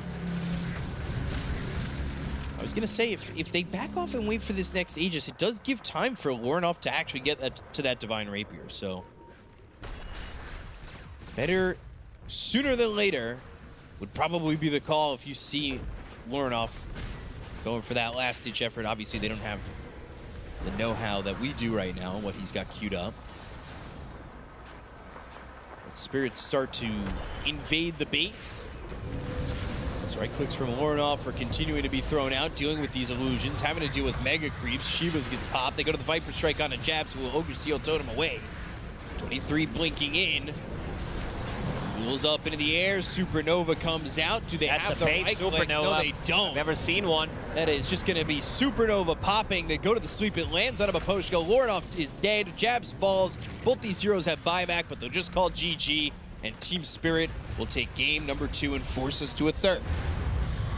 A very one-sided game. Aurora, after the laning stage, it was, what, one pretty even 1k gold lead for Team Spirit, and then Yatoro continued to farm up. He's not very happy about this win. He's like, this looked pretty easy on his life stealer. I don't think he died a single time in this game. He's going to check some of the stats, of course, but yeah, pretty flawless performance coming out from Team Spirit in this second game. Yeah, so they force a game 3 up against Aurora, and a breakdown game number 2. We've got the panel. Take it away. They very much become Very good, guys. I hope that was on. I hope that was on mic. Good intro here, T. Governor. Back to you, Receiver. Great stuff. I will say that this felt like Team Spirit game number 1. They were just very unhappy with game 1, and they just smashed game 2. They did not give Aurora a chance to really properly execute their draft. We did say that Aurora had a slight edge when it came to the draft, but Kezu, tell us why we were wrong. So I think I probably had a wrong read on this last pick starter. I like it in a vacuum against the Lifestealer, right? We all know that's a good matchup, but having to play into the Phoenix and the Viper in a game makes it very hard. We can see it here. Like, you don't really get to get out of the fight. But on top of all of this, there's some laning stuff that most likely shouldn't happen. Top lane, Spirit destroyed the DKET. I feel like that's one thing that we're already offset. Laro killed the sniper first at mid and then getting return killed. So like a lot of these small things like leading into later, it's very important. And from then on, Spirit, goddamn, they just ran away with it. Yeah, kind of, I double checked it, but this is 23 Savage's first ever competitive DK game and a pretty decently long career. And this is the first time, and of course it is a product of the Falcons, you know, bringing the hero to light, but it did feel like Aurora was a little bit disconnected in what they wanted to do. And like Kez was mentioning, the Slardar didn't really punch into the lane, the Lifestealer free farm. Lyle then got a solo kill on a sniper, which isn't meant to happen. And you have a DK who's behind, so you lose 3 lanes. And with the lineup that sorry, not your Toro has, but Spirit has, it naturally plays into your opponent, right? Like your Batrider's hunting. How many times in the highlights were we seeing like Batrider find a hero with Collapse? Collapse was playing with like the smaller combos, and they just whittled down Aurora. And to be honest, it felt like an empty game. Like we just had game 1, which was like this thrilling, you know, insane game, and now I just feel a little bit just.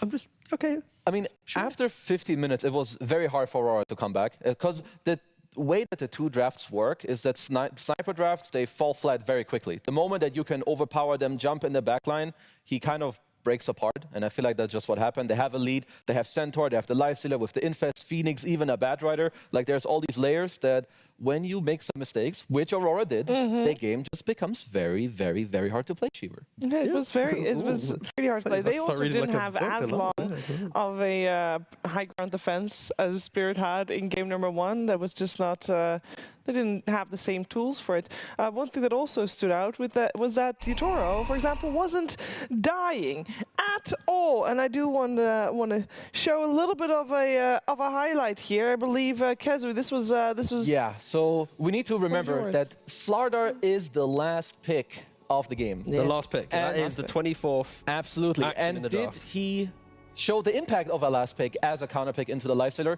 No, he did not. But I also thought he would do more. I would say that he was just not set up for success. We talked about it earlier, you know, the Viper, the Phoenix in the lane, you can't really pressure because of the Fire Spurs. And this is like the net worth at 33 minutes. He's nearly 10K behind the guy that you counterpicked in the draft. And when this happens with like a wrong read and missed execution, it just makes for a very hard game. Yeah, like Lifestealer versus Slardar is meant to be, you shut him down in laning phase, so every time Lifestealer gets an item, Slardar's already like an item ahead with map pressure and kills. And like when you look at his items now, like Radiance, Manta, AC, you do not care about this Slardar at all in the mid game. So was this just an outplay then? The lane was Because it was pretty supposed disastrous. to go different than what it did. I would say it's a bit of an outplay, and me maybe looking too much at how Slardar goes versus Snakes, as opposed to there's also a Phoenix, which will offset the tempo of Slardar. And if you don't have a BKB in the mid game, how do you fight versus Phoenix Viper? Then it becomes really hard. Yeah, I also like the fact that this team spirit really focused on mid lane as well, because like, we praise Lonoff so much, but there's like Mira's walking to mid, even though he's not diving the tower, he's forcing supports there. So now you have like Lifestealer who's able to chill with his advantage bottom, Sentinel's chilling top, whilst Sniper's getting shut down. Like they've just really picked apart Aurora in a lot of things that we praised them for. Yeah. I feel like the Bad Rider in the next game might be a problem. We looked at it earlier. Come on, they say share the hero. line. Say the line. Well, what's the the line? Kezu line. It's gotta go. It's gotta go. I don't know how many times I've said that. I thought illegal would have been the line. You know, No, giving them Bad Rider again is illegal. Like my favorite words, like we do is like we like casual, we like illegal, but like the Kezu thing is like it's gotta go. It's gotta go. Bad Rider, he needs to go up on the list. Wait for the close-up. Wait for the close-up. You know, Bad Rider, he's got to go. You're either first pick or you ban it. It has to be one or the other, because both teams, they use it very well, and I don't want to see it again on the first pick team. They get the free last, boom, and you're dead. Well, if you want to see any hero picked in the draft or banned, then you got to stick around, because Game 3 will happen after a break. It's time for the Dota surprise. I've got Aurora's Lonoff with me once again. This time, you're going to have a bit of random on your side. You will pick a team from this, and you'll have to choose your ultimate team you can, with a bit of help from the surprise Dota capsules we have in front of you. You ready? Let's try. All right, pick your first one out. Let's see which team you're going to get. Gaimin Gladiators. Oh, okay. I will take Wallachia. Yes, okay. So you're taking position 1 to start off with. Yeah. Nice. Let's get your second one in.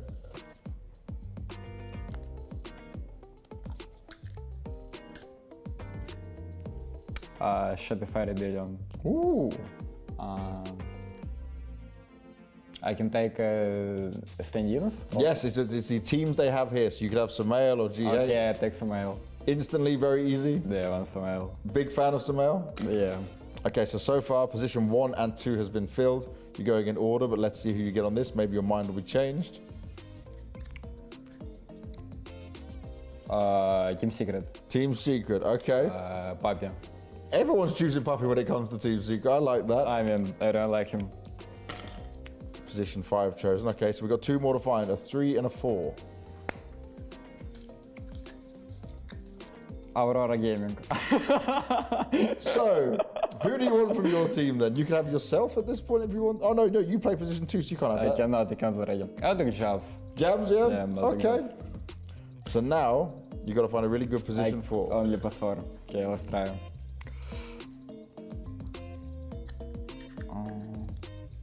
Nouns Esports. Ooh. Ladies. Yeah? Yeah. Okay, that's the way to do it. Now, my question to you is, you take this team, you could be the coach, maybe just the manager, and you put them here into season 1. How well do you think they do? They make it out of groups? They will lose everything. You have no faith in this team, though. I think it's all working together. Okay, well, there you go. Lonoff's team is not going to do very well, but it's a surprise for everyone.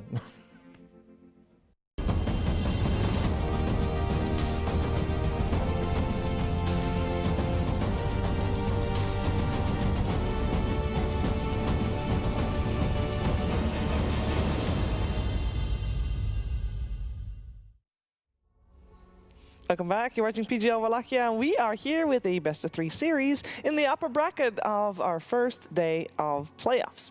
So we got Aurora on one side, and we got Team Spirit on the other side. And for the first time today, we are going the distance. It's 1-1. One more game will determine upper bracket or a lower bracket. I'm here with Tigov and Kezu, and we're here to talk about all the lessons that these teams have learned in the first 2 games of the series, and obviously all the series before this during the group stages, to see which team will put those lessons into practice better. But I want to know about those lessons, Tigov. What did they learn? Yeah, like, what would you learn from the first 2 games, and especially in Aurora's case, because I felt like they just got handled. Yeah, so we had interviews before with Aurora that they mentioned that the side lanes feel like the most volatile aspect of the team. And if anything, like what we've been talking about in game 2 was you have the safe lane, a DK losing a lane that you don't often lose. You have a Slardar in a matchup that's meant to go well, but the Phoenix offset it. So maybe the side lanes just kind of let Aurora down in the second game. So if you're looking at adaptation, make sure you have a little bit more punch in your side lanes, because Lorinov, other than the one death against Viper, which was illegal, shouldn't have happened, the rest of the game was good. They just didn't have anything else to bolster him up into the game. Yeah. The other thing I'll be looking is maybe like the tempo. Aurora have looked very, very scary with the IO. Spirit, of course, they did take that out. They should take it out again in game 3 because... We don't know yet. The draft order might have a difference as well. I feel like Spirit may even want to ban it from either side because they don't really love it themselves, or at least prepare against it. Because Aurora, to me, have looked the strongest when they have either like really high tempo with some IO Bristle combo or like big team fight in the mid game, which they had both in game 1 with the IO Darkseer. So that's what I would be leaning on if I would be an Aurora player. Yeah, I'd argue that Lorinov likes leading from the front. And that's where certain heroes, of course, like Zeus doesn't do it, but he does it with the damage. He pushes him forward. Putting him on a sniper where it's a little bit more kind of downtime, where he like wins lane potentially into farm, and then, hi, I'm here. Farm again. Like I like seeing him in my heroes. Like every time he gets an item, it's like I'm going 10% closer to the enemy base each time. So yeah, so sniper is not really for you the hero that like he's not playing it bad, but the nature of the hero doesn't suit him as well as, for example, a Timbersaw. Timbersaw, TA, Zeus, Puck, like all these heroes. Like anytime they buy an item, you expect them to want to go punch their ticket into another fight and do something. Honestly, from looking at their games, I feel like they usually have him do that, and it's a good point that in the last game you don't do that on a sniper. You might TP, throw some shrapnel, like offset a play, but you're never the one that like you kind of like ride the wave of the game. I have timing, I go forward, now I go back, because Aurora were a little, I mean, they lost the lanes kind of hard, which makes it harder to play the game, but we didn't really see them like try to really be alive. So maybe Lorinov being on this more setback hero, it's just not the best nature for the team. I definitely agree with that. Because we talk a lot about, obviously, the draft as we're very close to the third one, but at the end of the second draft, we didn't really dislike the draft of Aurora. It just, the way that we're talking about it now, it seems like it just didn't fit their style.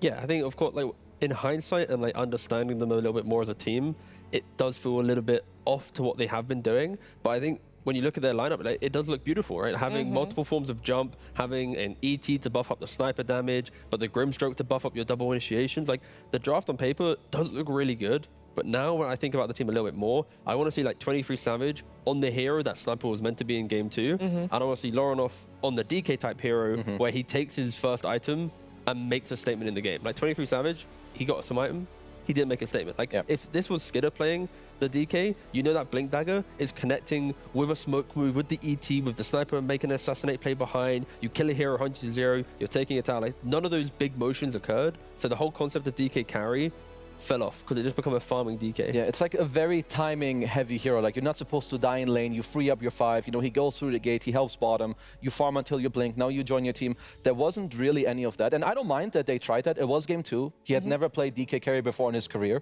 It is a 3-game series, so you can try it out.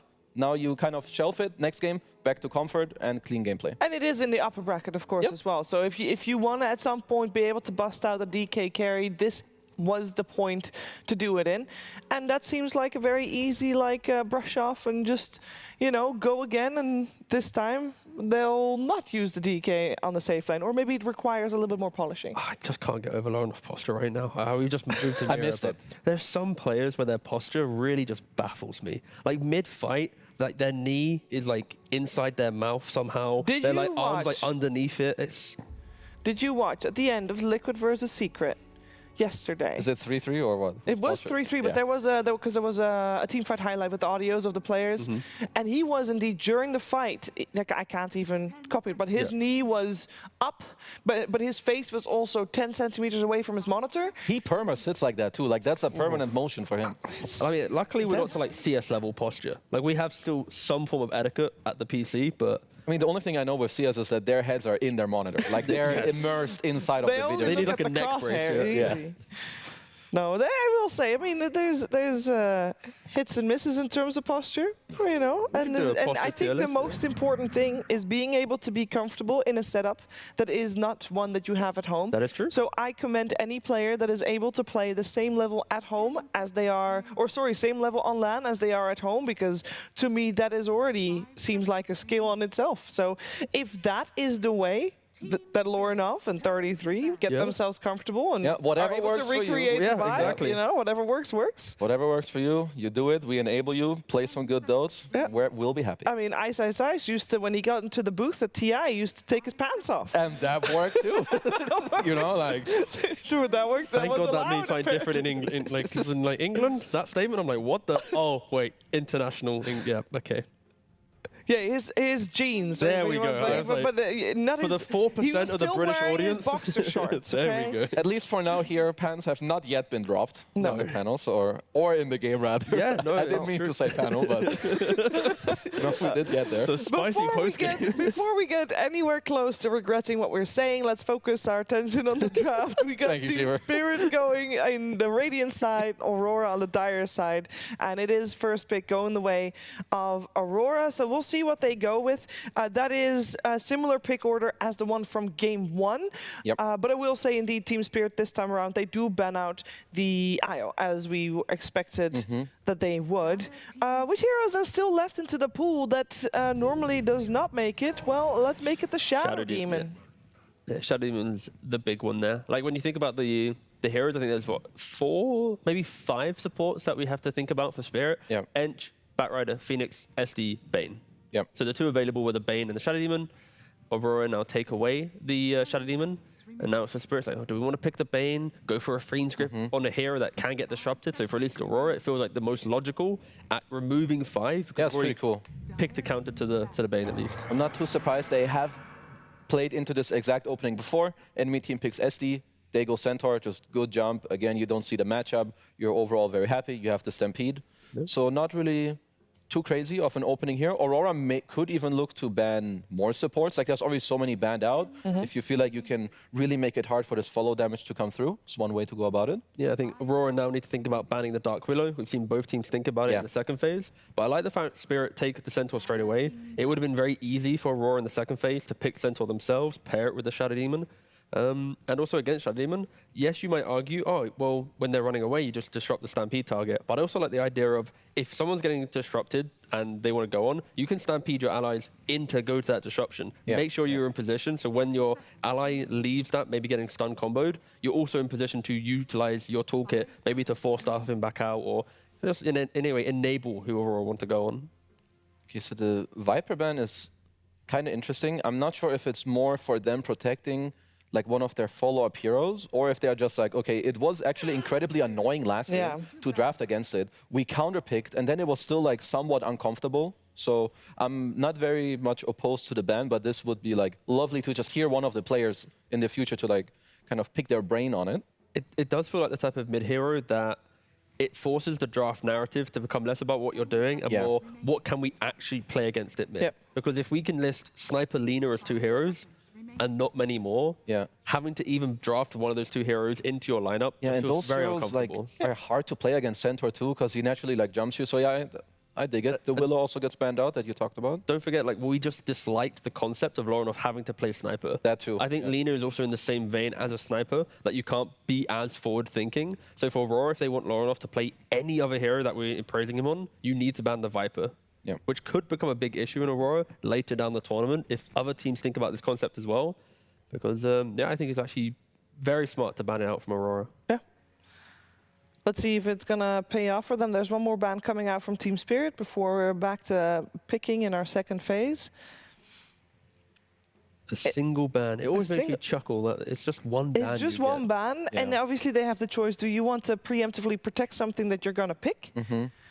Do you want to protect the hero that you already picked? In this case, a Centaur, which it doesn't really need any ban in particular, potentially a carry or something that you don't want to lane against on the lane. Is that where their thought might go, Kazu? I mean, they're probably gonna think it's hard because sometimes you need to think about like a few different options. Either A, like this team fight, maybe some MOUZ or Tidehunter so that they can fight into it, or are you more like, okay, I want to have Sven out of the game, so in the mid game I can always live. There's definitely different avenues they can go. The Timber as well that they have to think about. Or it's like Yatoro's like, okay, I want to pick Sven on like 16, 17 before Aurora close, but I can only play this hero if we now ban, I don't know, Lifestealer. So it's like a lot of communication and stuff that's going on. Or they ban out the Bristle. Okay. So we are seeing the other series like kind of bleeding into the other the later playoff games. Bristle has, you know, I think day by day people entertain it a little bit more, and at least today it's been very even without the IO. Yeah. Because IO already obviously removed. I think it's also a tell where you have Centaur in offlane. Centaur can't really pressure Bristle back in the carry role, so you know he'll automatically get to the Bloodstone, like Sanj Kaya timing. Just here it comes the casual and classic, you know, +4. Line, I've seen this matchup a lot with like the SD, the Lion into the SD. I know Lion's just overall a good hero. I don't know if there's a lot that people value in like the mid game. You get the shard, you quickly mana drain, and there's no more illusions left if there's like an aggressive play or because you can burst heroes. But have seen this matchup many times. Yeah, it reminds me of the old 2022 Alliance DPC days where they go Centaur Lion pretty much every single game. Yeah. Like the combo plays itself out really nicely. Any aggression onto Centaur, you have the double control from the Lion. You have plenty of stuns to also be aggressive in that lane. And Lion often gets freed up to do whatever he wants on the map. So use the Twin Gate, go fight top, rotate mid, score wounds. It's just a combination that is really quite hard to punish. Yeah, solid opening from them. And with Aurora, I mean, the thing is, this draft order, I mean, I know we've had it for quite a long time now, but it's still, for Aurora, they have not needed to reveal anything. Yeah, like they only have their SD, and like that's kind of about it. They are definitely heavily debating on what's going on. I feel like it would be the easiest for your draft if you can pick your other support and the carry here. But then it depends if your carry feels comfortable. Okay, I want this hero here because I see the Centaur. Because if not, then one of the other two cores they have to just man up. And because one core needs to be picked here. What's your opinion on Tusk falling off a little bit? I think Shopify with GH was the one team that really pushed it. Yeah. But when I see double jump, single target heroes, and you want to somewhat maybe mirror that movement, I kind of feel like Tusk is that hero, but other teams don't really go towards it. I'm not sure why Tusk like fell off. Because I think we're going to see him later today. I mean, I think Crit still plays a lot of Tusk. Yeah. True. Yeah, he's like one of the ones that would do it, right? Like, because I like it against Centaur too. He like lags against the physical department, helps you take Roche. But I guess for now, they went with we have more team fight with the Brew, Hoodwink for follow-up damage, so overall good foundation. And I feel like this is more of the one core needed to man up and call his hero. He goes with Brewmaster, he feels good about it, seems to show. So now for Spirit, they have the option of either locking in their safe lane because they also see the Brew Hoodwink, and they go for carry +5, or they, like other teams, go for like the mid carry. The mid carry flex doesn't really exist as much. But either the mid or the carry has to be picked here for Spirit. I'm intrigued to know who's taking the kind of the sacrifice aspect. Yeah, it's really hard to find this mid carry flex. There's usually two that come to mind, but I don't like either of them in this game, like some Wind Ranger and TA. I wouldn't really want to play them into double purge of SD and Brew. Is Void available? Could they go like, okay, Gyrocopter. Oh, wait, don't you hate that hero? Yes, Gyrocopter. Jatoro, every time he's asked, what do you think about Gyrocopter? He says super trash or garbage. Interview question already locked in. Yeah. That being said, could it be support? This next pick will likely reveal it. If they pick mid here and they're flexing the Gyro from 5 to carry, that's a pretty cool way to get to the final pick of the draft. Let's hold a maximum of 20 seconds to see if that will be the case. Holding. Okay. That's not a mid? No, not happening. No. Yeah, it's not happening. No. Because let's go Gyro mid. Yeah. Here you go, Laurel. Enjoy your game. Have fun. Okay, so it is one of the most like iconic Brewmaster answers, right? You have your Sven, you have your Gyro, you stand your ground, you can kill the split. You don't care too much about SD. Your illusions aren't really strong. If you get ulted, you can stand your ground with Flag Cannon. So all in all, I like the Spirit answer. Yeah, the last pick for Spirit, it really just becomes I don't think they really need a playmaker mid lane, but anyone who just continues amping up the, if you come to us, you will die. Like a Kunkka, any hero in this kind of realm, and Aurora, they go for the lifestealer. If you don't get insta jump, so this is where Lion, of course, is quite nice, because Lion can jump the lifestealer, but there isn't that real perfect damage after the fact. Gyrocopter likes flacking over time. Centaur doesn't kill the lifestealer by himself, nor can Lion. There's that one little missing piece of the puzzle to threaten, and that's why lifestealer looks very good. Of course, you can rage up into the gyro. You can buy Ags to jump on top of him as well to prevent the flak killing his own, killing his teammate. So yeah, I like the lifestealer pick. Yeah, it's also protected by the SD, so even if he does get jumped, like Spirit would need like more layering, another jump to really make it happen. If I'm Spirit, I'm most likely looking to ban a hero like Kunkka. I think the X mark is too good against the Stampede. It locks the fight down, which is what Spirit don't want.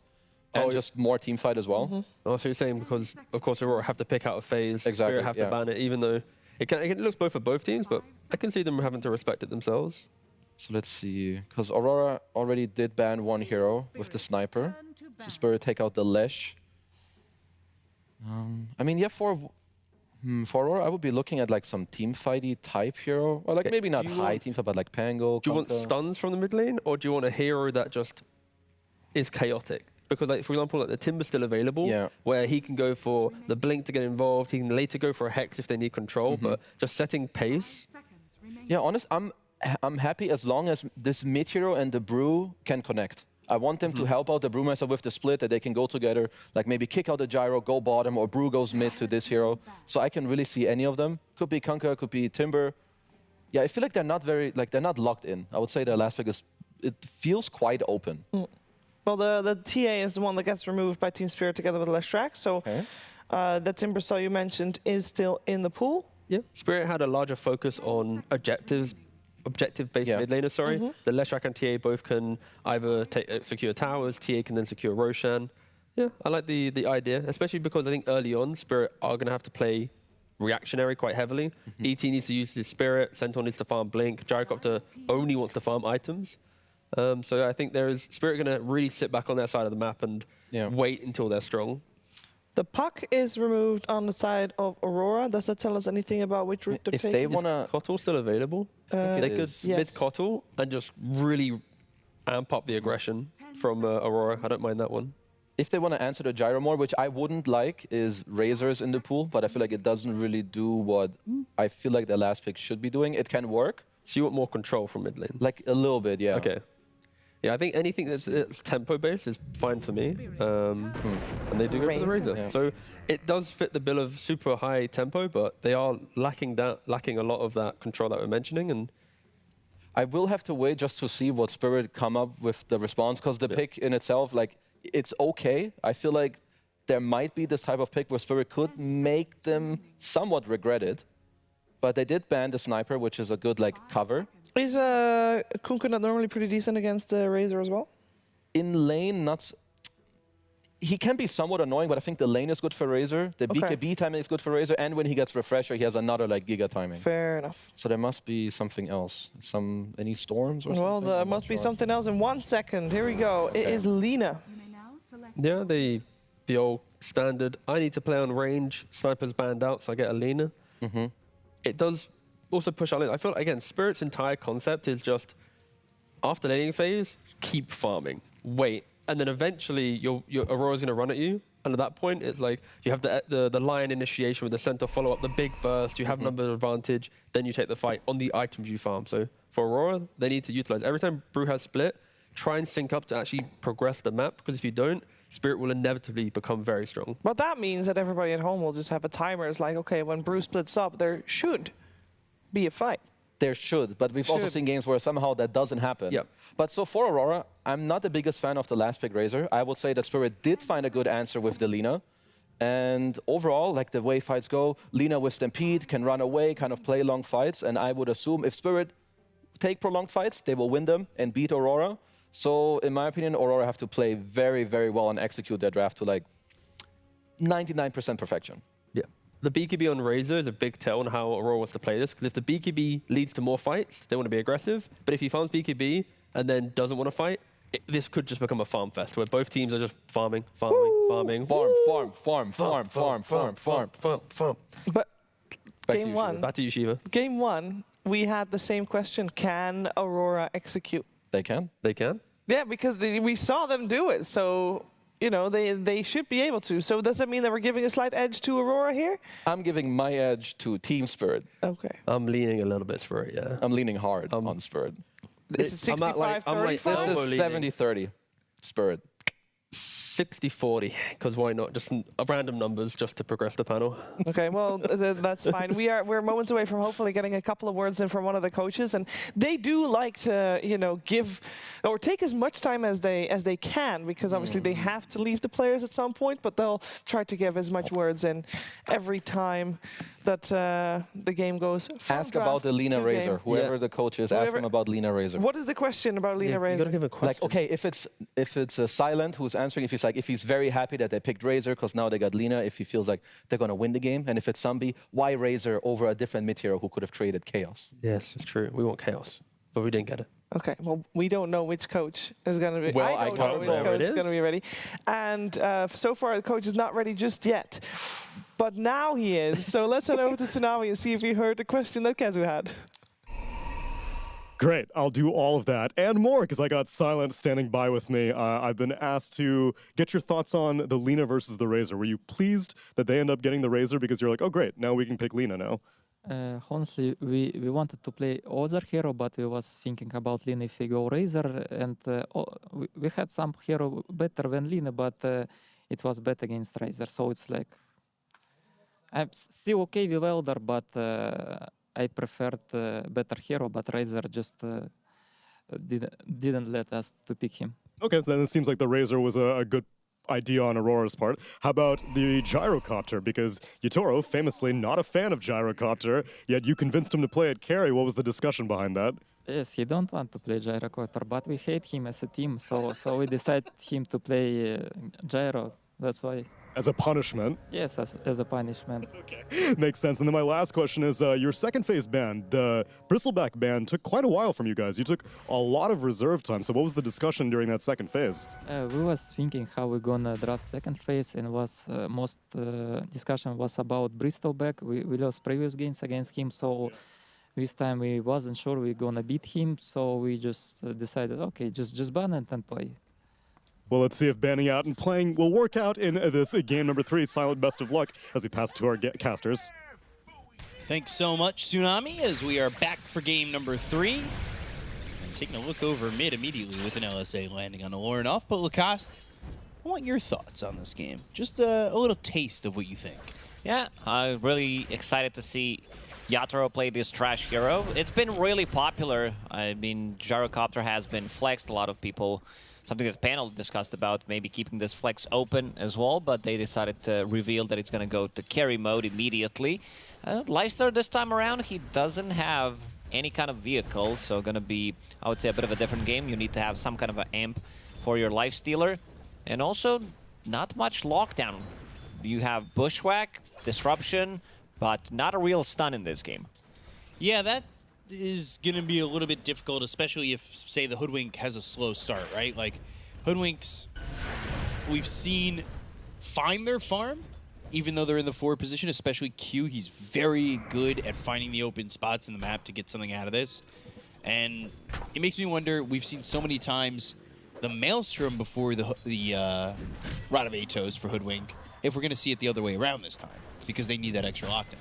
Yeah, I would love to see Rod of Atos for some extra lockdown, stop the TPs from going off. Because they can easily TP. They have Stampede as well on top of that, so they can easily run away. So you're going to need a little bit more lockdown to work here. And Aposhka getting bushwhacked for the moment. It was funny that they were just like, as a team, we just don't like him. We're giving him gyro. Yeah, they don't like the player, they don't like the hero, so somebody has to play it. In this last game of this series. Yeah, let's see. All the way to 3 games. Game 1, a 70-minute burner. But game 2, a little bit quicker with Spirit on the draw on that one. But the lack of lockdown is concerning if you're rooting for Aurora here, where it is definitely not lacking at all for Spirit. Every single hero on that team has something to give. That's what I want to see when you're playing against the Lifestealer, against Brewmaster, having this instant stun. a lot of burst damage that can come out from Lina, Lion, Centaur on top of it. Mid lane, so far so good for Laurel. But the bottom, they are playing super aggressive jabs, soaking up a lot of damage. He has to be very careful about where he's standing right now. That was half his health that was just drained out thanks to Rocket Barrage at level 2. Q moving over, trying to get himself onto the Lotus Petal. But he doesn't really have maneuverability without that Scurry, and he's forced away from it, where Miposhka will now pick it up with his Flat Cannon doing some extra bit of damage on the jabs again, as this lane is not really too comfortable for him. Top lane, 23 sitting at about half health, and we've seen it so many times with Centaurs, especially when they have a follow-up stun. That lane is always going to be a killer lane. Yeah, it's a killer lane. Hoof stomp, a couple double edges, and all of a sudden, that's it, you're dead. So Lina, 20-3 to the Razors, 15-3. Lornoff, we've talked about how he's had really great performances so far, and he's really got to make it work this time. A little bit behind this Lina so far. Q. Top lane. SD's in trouble. Yeah, Ollie in trouble under the tower. Double Edge gets the kill. Like we said, once you get that Double Edge to level 2, that's really the moment when you can get yourself a kill, whether it be on the Lifestealer or the Shadow Demon. And it now forces you into this position where you have to play, I would say, really defensive top. Not much you can do with these two heroes. It's going to be more about stacking and playing defensively. Maybe you can get a return kill, but that's about it. You can't be the aggressor in this lane.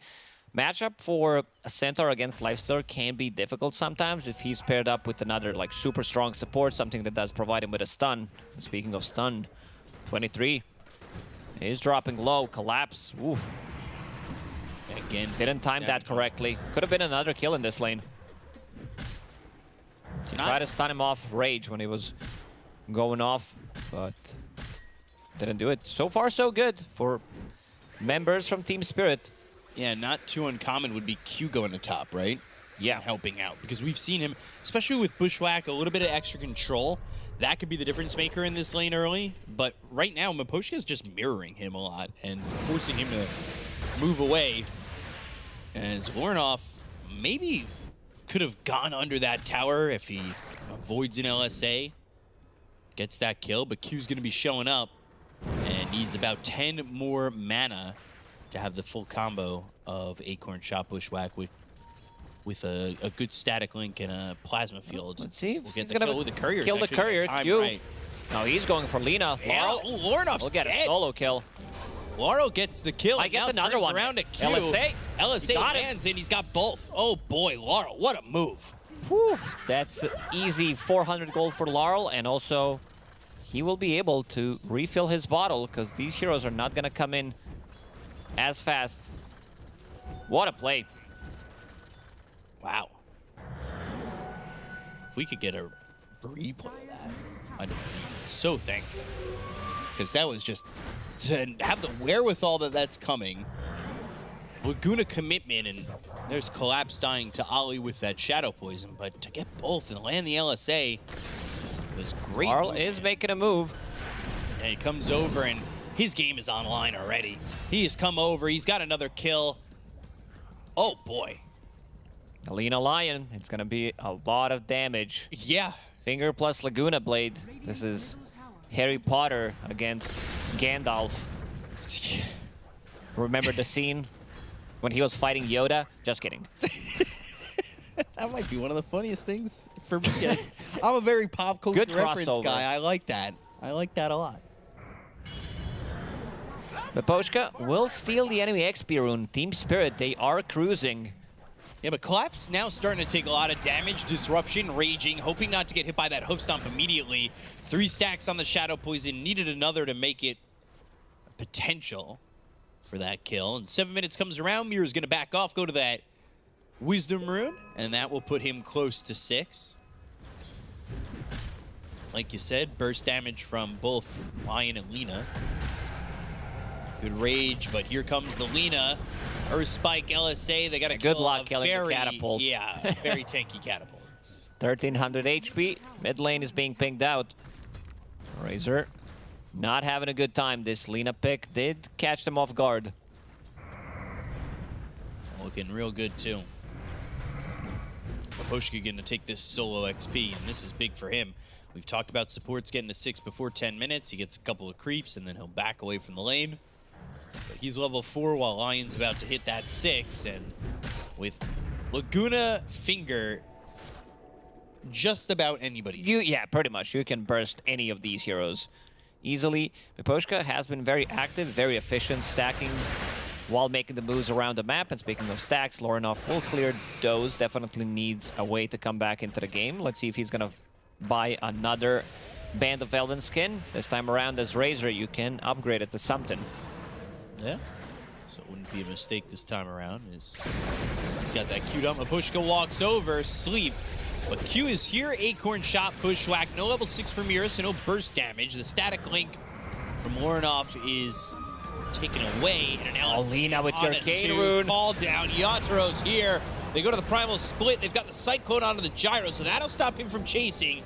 The damage on Tamira will be enough. It's from the high ground. They look to get that sweep. He's coming back. Got the LSA on a Jabs once again. He needs to be careful. These Pandas are not that high on health. Rocket Barrage, he comes back to form. Laguna Blade's used, and it ends up being a trade.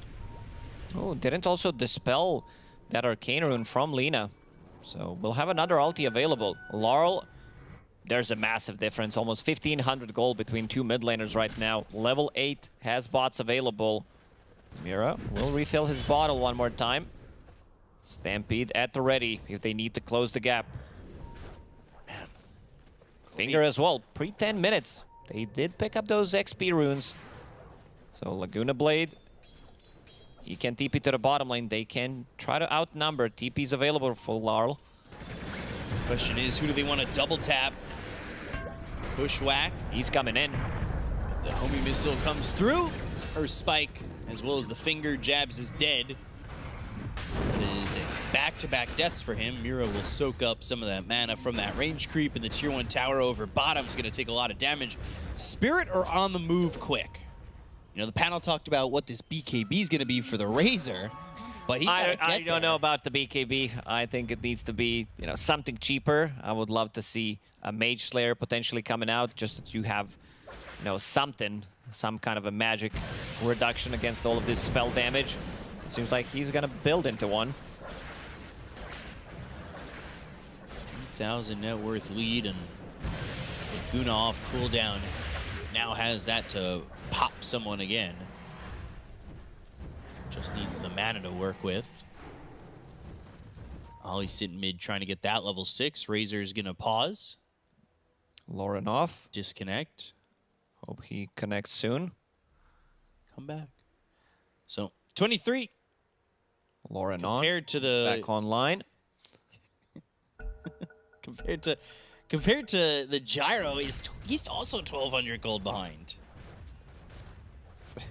Brewmaster's going to be the one struggling. He has Spirit Vessel, so no Radiance build. This time you do have Lifestealer in the team. He's going to fulfill that role, so you need to adjust your item build, which means that scaling is not going to be there from Brewmaster. We've seen a lot of Brewmasters picking up double bracers straight into Radiance, no boots, then Manta style, so you can push out these waves. Be very annoying in the fight. This time seems like Jabs needs to take an L with his itemization. Which is gonna throw off the complete game plan of Aurora, because Jabs is the early game guy. So him not having a good start, and nobody really had a good start. Actually, Shadow Demon did. But other than that, yeah, we're trying to find 1 out of 5 heroes who had a good start on Aurora. Other than that, it's been really rough. Ags being built for the Lina. Nothing queued up for Q just yet. But again, I'd like to see him go for the Rod of Atos. I think that's the best call. And there are stacks being made and taken for the Dire side, so there is that way back in to get a little bit of gold going your way, as another stack will be attempted and made. What a very accomplishing sound. And with that many stacks, it helps Razor boost up a little bit, but I just don't see how they slow down Spirit without fighting. And they're not in fighting. It's going to be difficult. They're losing way too much. Another Finger Ready, another Laguna Blade. They can instantly burst down heroes. Ollie in a good spot to break the smoke. We'll break it. He's hexed. The Rocket Barrage Finger. Make it 2 stacks. 23 comes over. The Bushwhack misses. Unable to get that control onto the Gyrocopter. And he's got that Quelling Blade. He cut the tree that Jabs Bushwhack in a good was going spot. to. Gets the split off.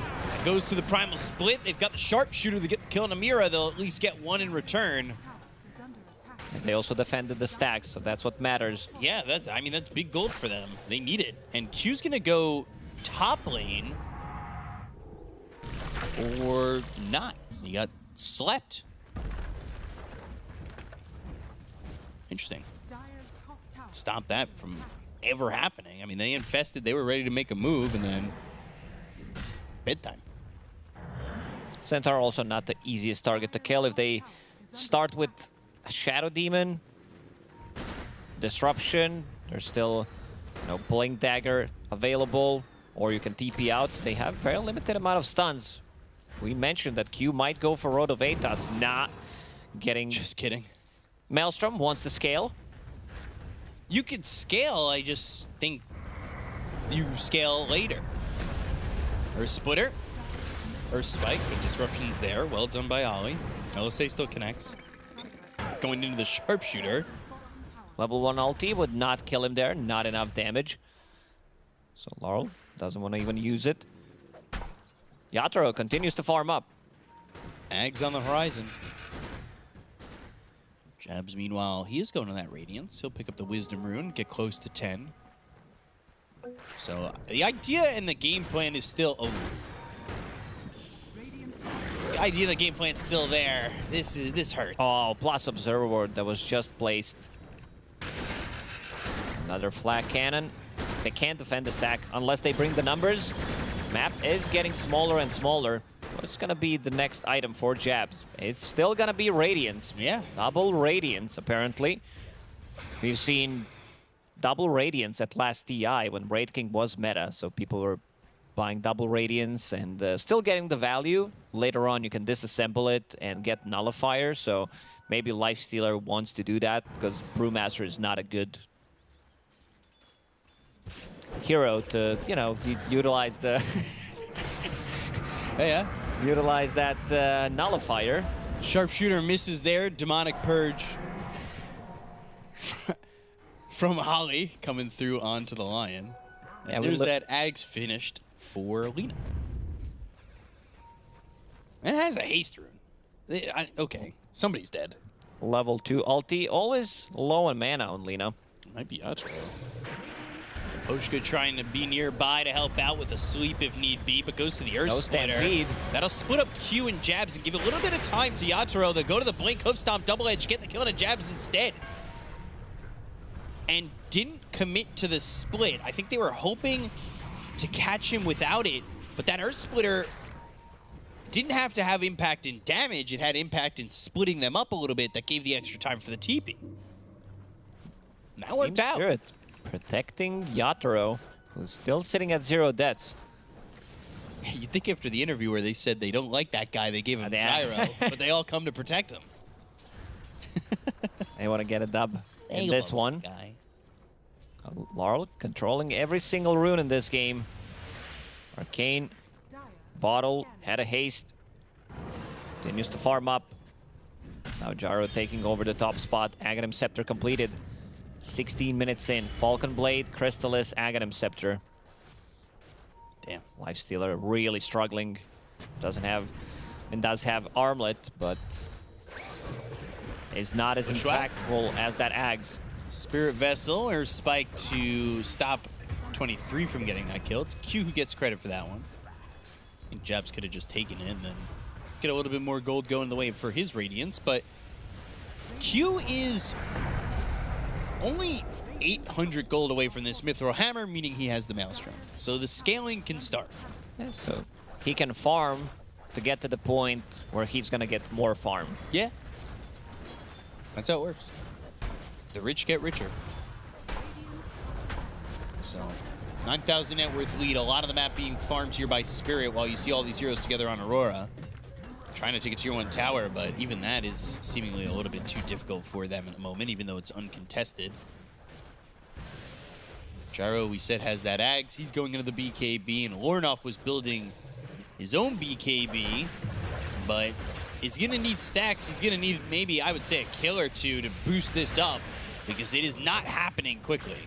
Yeah, we did discuss that Lornoff usually has really good games. This time around, one of the few times where he's been shut down and not really feeling his impact. Not yet, at least. Maybe a little bit sooner. Or a little bit later. And 8-4 favor of Team Spirit as they're 8K up. Blink, Hoof Stomp, Lornoff, LSA, Laguna Blade killed. I mean, it is that easy. Sans BKB on the Razor. Ooh, now amplify damage on Lina. We'll have that for the next Laguna Blade. Somebody's gonna get one shot. We're getting close to that territory. Fiery Soul, Shard upgraded, Flame Cloak, Spell Amp 35%. And you also have ET on your team, so playing with Spirit. While on Spirit. 23 going to continue to farm despite the fact that he was chased by that Spirit. Pretty greedy. But I think luckily for him, Mira doesn't have a Blink Dagger at that exact moment. Now he does. Had that been any other moment but then, well, Lion might have been able to get in there, Blink, Earth Spike, and kill him off. Aether Lens picked up for the Shadow Demon. There's Q getting on to this Maelstrom. 30-ish gold away from it. He even has a Philosopher's Stone on Q. Just to have that extra gold. It doesn't get greedier than this. No. No, it really doesn't. Casual Gloves of Haste in his inventory. For now, which he's going to turn into Maelstrom. Getting there. There pretty quickly. The stacks being taken again. Lornoff getting the benefits of a lot of stacks. I think there's been a good amount made by Aurora throughout the game, 20 minutes in. But they just don't know what they really want out of this game other than farming at the moment because they have to. They're just so far behind. They need these next items. And 23, he got hit. TP. He got hit by a random flak cannon. Immediately uses Rage to TP out. Pay to lose is more like it when you get that Ags. Gives away your positioning. Yeah, I should have put that Aghanim Scepter in the backpack. Turn it off. And then they burst you. You don't have HP. Amplified damage popped here on Laurel. They'll go after Roche. 20 minutes in, I mean, this could turn into a good amount of objectives. You go Roche, TP to your Tormentor, pick up the Wisdom Rune, get everything. Or Roche, push from the bottom lane, take the tier 2, get their Tormentor, get your own Tormentor. There's a lot here post-Roche. Let's see what they decide to do. Jab's still farming pretty deep. Lifestealer has that Radiance, by the way. And Team Spirit, not looking like they're going to get the Aurora Terrorizer.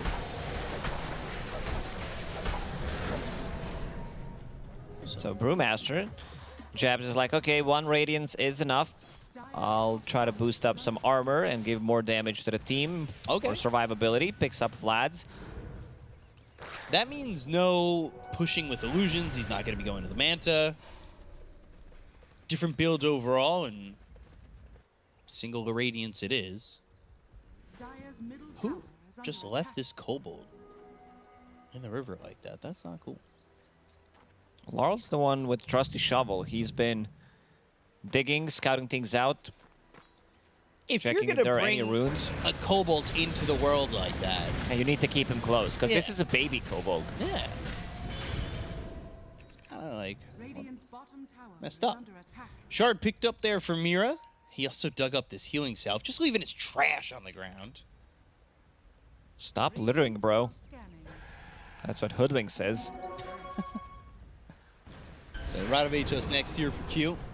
has finally picked up that Maelstrom. Ornoff, he was working on a BKB. He's just the recipe away. And then Sanj for Lifestealer. So this has to be the moment to fight, right? Like BKB. Trying to make something happen. Maybe you wait for Gleipnir.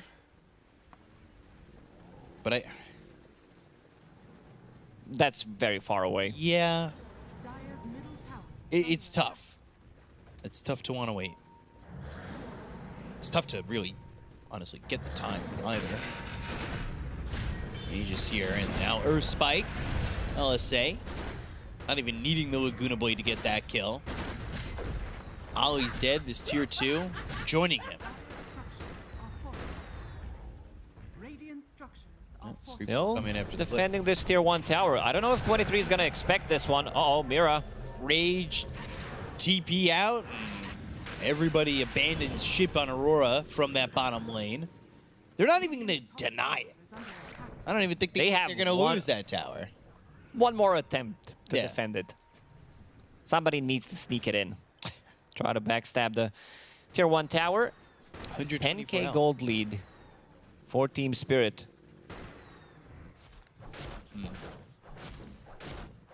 Sanjanyasha, Ags, if he can get there. Grouped up together, this tier 2 getting low. I thought they were going to take it on the last siege, but this creep wave will do it. They've got Yatoro here. So, very casual about this take. 2 minutes remain on this Aegis. 2,500 gold for Maposhka. All right. He got it this time. Oh, boy. Call down finger and a kill. Easy peasy there, getting 23. They place this ward, spot him, blink, go. And there is not much saving this Lifestealer at all. The previous game, I don't think Aurora killed a single tier 1 tower in that game. Maybe one in the end, but again, 25 minutes in, all tier 1 towers are still alive. Laurel's having enough. Solo kill on cue. Now imagine if Laguna Blade had Finger of Death style stacks. I don't think we need to touch Laguna Blade anymore. We've been buffing this spell for quite some time now. It costs 150 mana at level 1. That's getting supercharged and stuff. 10 stacks of Fiery Soul. 50-second cooldown level 3. Compared to Lion, who's, you know, in a bad spot, considering that Lion is exclusively played as a support. So getting that level 18, things are much more difficult. And everybody's tanky nowadays, so you're really not feeling that 600 burst damage. What, from Finger? Or yeah, also there was a Mage Slayer in the previous patch. Yeah, or maybe 2 patches ago. We've been on the same patch for quite some time now. Yeah, a while. 17,000 net worth for Yatoro, 6k ahead of the Lifestealer. MKB is going to be picked up. There's the Rod of Atos. Should be Gleipnir soon for the Hoodwink. Finishing that, but I mean, they want these items, but these items, truthfully... You need gold for items. Yeah, that's the problem. That too, but I think they wanted these items 5 minutes ago. With a little bit of a better start, maybe it could have been that way. Oh, Yatoro will take the bottle from Laurel. Put the amplified damage in. When you hover over the bottle, it says rune double damage inside, so we need to fix that. That's very important for the gameplay. Next week. I can't do it. It'll be here next week. That's the one that we need to focus on the most. I agree. So, amplified damage. Next Roshan, 2 minutes. But this tier 2 gonna get pushed. Laurel, Earth Spike, and there is the double nuke. Oh, he lives. Oh, oh, not for long. Dragon Slave for good measure. That was good by Ollie. Just unfortunate that he couldn't survive. That's 23 dead again, so it just feels like Spirit have such a stranglehold on this game. Yeah, we haven't seen much. Like, we haven't seen much from Aurora in this game and in the previous. They've been stuck in the base for a really long time. They also don't have Sniper in this one. They did set up a vision around their triangle, playing off of that. 3 observer wards. Poshka does have gems, so they could lose a lot of that. Poshka could get a lot of gold. There's one. He bought that gem, has that perseverance, going for the Lotus Orb. And Smoke, Atro with the amplified damage. This is risky business. But they're gonna go for it, and Stampede, BKB, they got him. The hero is trash indeed. Of life. As he says, they managed to burst him down from 100 to 0. No Satanic on him yet. And they also don't have any saving tools. Both supports, they are kind of playing for themselves. The only thing that can save him is Stampede. So Shadow Demon, popping that ulti, removing amplified damage. They do have ways of dispelling things with Brewmaster, SD of course. So with that happening, if this is a quick Roche spawn, it's gonna be on Dire's side. Yeah. Maybe if they go through the gates, they could try to do it. Gyrocopter. 22 seconds. Needs a little bit more HP to be able to survive through all of that. Not too bad of a kill. Signs of life for Aurora. Yeah. EKG's picking something up now. So, Aurora are continuing to still farm, and Roche will be up, but Spirit is there. Well, however, Roche does come bottom in 50 seconds. They have damage. They definitely have damage. Gyrocopter has MKB, Crystallis. Let's see if they decide to go through the gates, maybe contest this. No. Doesn't seem like they're having a read. Maybe thinking it's going to be a longer spawn, playing the bottom part of the map. About 25 seconds should be enough for Spirit to finish it off. Scan does connect on Lifestealer Illusion. Now they know with the roar that it's happening. Age is picked up, Cheese is there. And Team Spirit, they've got an Aegis to work with 30 minutes into the game. For the second time around, let's see what they can do with it. As Aurora is still trying to piece together a comeback at 5 kills. And kill mid and safe lane. 6-minute average. Yeah. Their mid and safe lane down almost double their net worth. Look what 23 has in his quick buy. Thinking about getting Eternal Shroud. Hey, playing that's a strong item. Centaur, Lina, Lion. There's a lot of magic damage coming out. I don't know if he wants to commit to that. He bought the Ogre Axe first, thinking about it. Can turn that into Aghanim Scepter. Yep. Smoke used. Ollie, as well as this Lifestealer of 23, hanging around a long time. And they just saw the hoof stomp there. Ollie, disruption, immediate rage, TP out. And Ollie's gonna die to Yatoro. But at least the Lifestealer gets away, who's still looking for this Ags. And I say get away, but now Jab's getting chased. TP's came towards top. Blink, Hex, Stampede, blocking him in. And they've got the Finger Laguna combo. That's an insane amount of damage. No matter which items you have, you're still going to be burstable. Almost 2k damage from Lina and 1400 coming from Lion.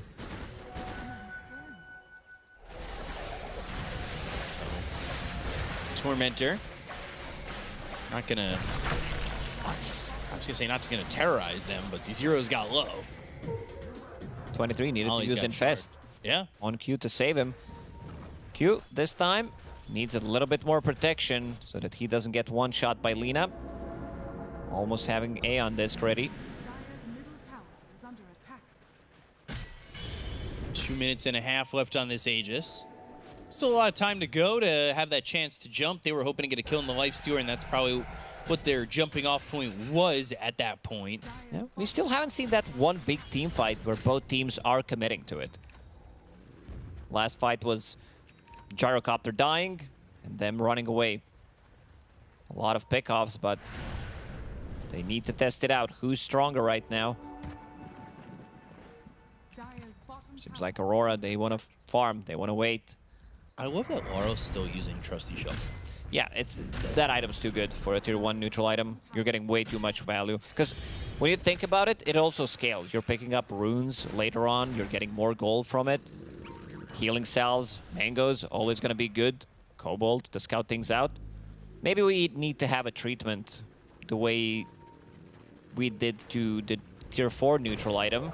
My brain just stopped working. Ninja gear, that you can't use it from the backpack or something like that because it feels everybody's picking it up. We've seen a game a couple of times where there's 3 trusty shovels on one side, 2 on the other. Means something is really good about the item. Yatoro still holding the Aegis for another minute and a half. So they're going to back away from the base, but keep it close. Looking for someone to extend just a little bit too far. That being said, Yatoro is just going to show himself. Pop the infest, not going to commit to that. Jabs. We haven't really seen a split in a while, and we haven't seen a lot of things in a while. I'm grabbing my stick, gonna poke both of these teams since they're in the same arena as we are, so we can walk over there. Yeah, harass them. Sounds like a great idea, B-Cup. Wasn't mine. I feel like that was just kind of thrown on me. Yatoro, still 30 seconds on Aegis, amplified damage available, a lot of farm top. Clearing up that creep wave, going to the Daedalus next, so it just needs that Demon Edge. And Aurora really haven't been able to catch up in farm at all, even with Spirit sometimes giving them this hefty amount of space. Tormentor, Shard for Maboshka. Alright, Elder Titan Shard. There's the Aegis expiring. They didn't take any buildings with that Aegis. No, they dealt some damage to tier 3 tower. Opened up the map a little bit more. Just a little bit, though. Lina. Larl is searching. Level 22 right now. Tons of burst damage. Hoof stop. Aeon Disc. Scurry Sleep. Ooh, on the run. Stampede to stick with them. They've got the homing missile coming in. They'll get themselves one to look over at Ollie. Earth Spike draining and killing. Yatoro's got the second kill, so now 17-5.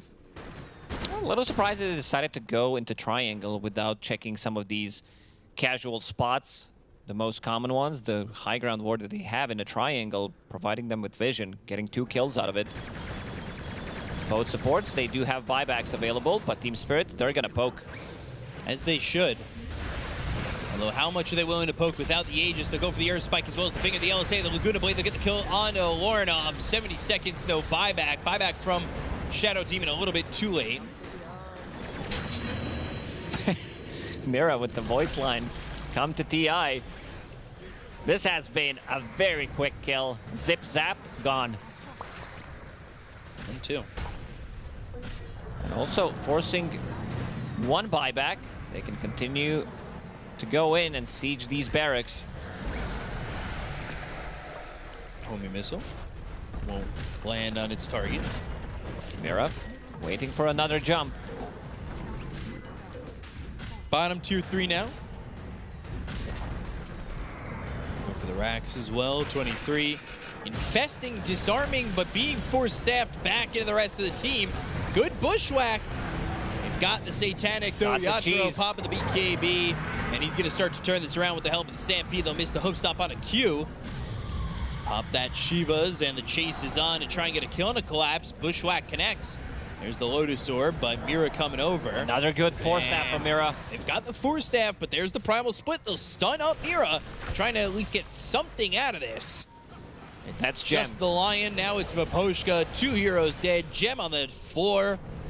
And Aurora may have bought themselves about 5 more minutes. Yep, definitely. At least for now. Now you can feel the power of Lifestealer locking onto the target, having this Aghanim Scepter to get inside Gyrocopter, also disarming him. Good four-staff play from Mira. Yeah. Forces Yatoro in. They thought about focusing the Lifestealer once he jumps out of that infest. Didn't happen though. Was quick with the fingers on Rage. And then again, another four-staff that did save Collapse. So now they back up. Roche a minute away. Laurel again with the trusty shovel. Yeah. 40 minutes. Popping some mangoes. Too good of an item. Do we have a mangoes consumed? I don't think we do. Oh. Okay. Figured I'd ask. Just because he's got trusty shovel. Probably has dug up a lot of mangoes. Or just trusty shovel results graphic would be great. But 23 pushing up, farming as much as he can, going into an Abyssal Blade. AC next for jabs. And Roche in 10. Yeah, Brewmaster definitely falls off when you don't have Radiance on you. No Radiance, no Manta style means you're not getting the farm. You can push out 2 waves with it, maybe get some extra neutral creeps from it, but if you're sitting in the base with Vlad's Spirit Vessel Blink, you're playing a completely different game. So let's see if Aurora even think about contesting. They know that Roche is happening. The scan comes out, but Roche down to half health. The timing might be right on this one. It's a last-ditch effort here for Aurora. Mira, though, gets the instant hex. Oh, the call down the Rage, the Infest. It's going to be through on a Yatoro, but they're going to lure it off. They've got themselves the Bushwhack that lands onto the Lion. Popping out of the Infest, looking over towards Roche. 23 is caught. He's killed. 3 heroes dead with Ollie falling. Jabs next on the list. Homing missile flying through. There's the LSA. There's 4 dead. And Aurora, they get nothing out of this. Man, Lorinov, he can't catch a break. Again, getting bursted down by 2 abilities. Collapse, picks up the Ags. Hitch a ride. 4 course, let's go. Nice. There it is. Pick somebody up. They don't know how to use it. Oh, They there legit it is. Okay. Because the first thing when I tested it out, it also didn't work. I had to use it a couple of times to figure out how does it work. Oh, it's a meme. I don't think it's that good for 4,000 gold. If you get it for free, sure, he's gonna take it.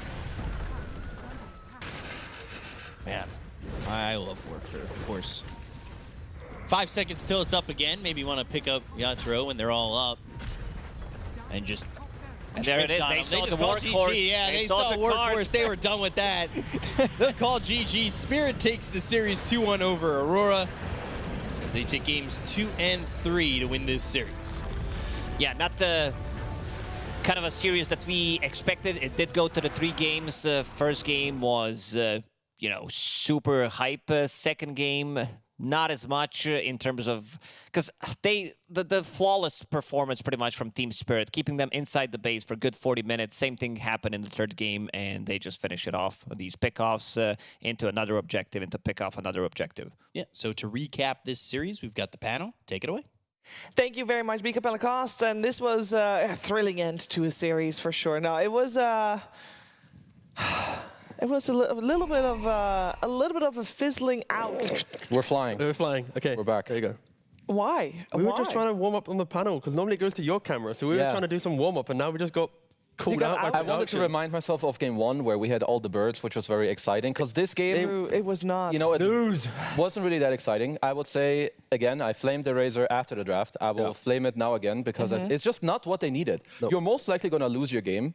But then how do you help anyone else? And let's say you have a Pango or Kanka, you can at least go to jabs and try to help him get into the game. He already mans up and gives the other 2 cores later picks. But they really didn't do anything with that. Whereas on the other hand, Spirit, they played super well. Laurel gets his Lina with the ET Spirit later in the game. He's going to pop off. He gets the double kill mid where he outplays them, hits 6, hits the Laguna Blade, then kills Q as well.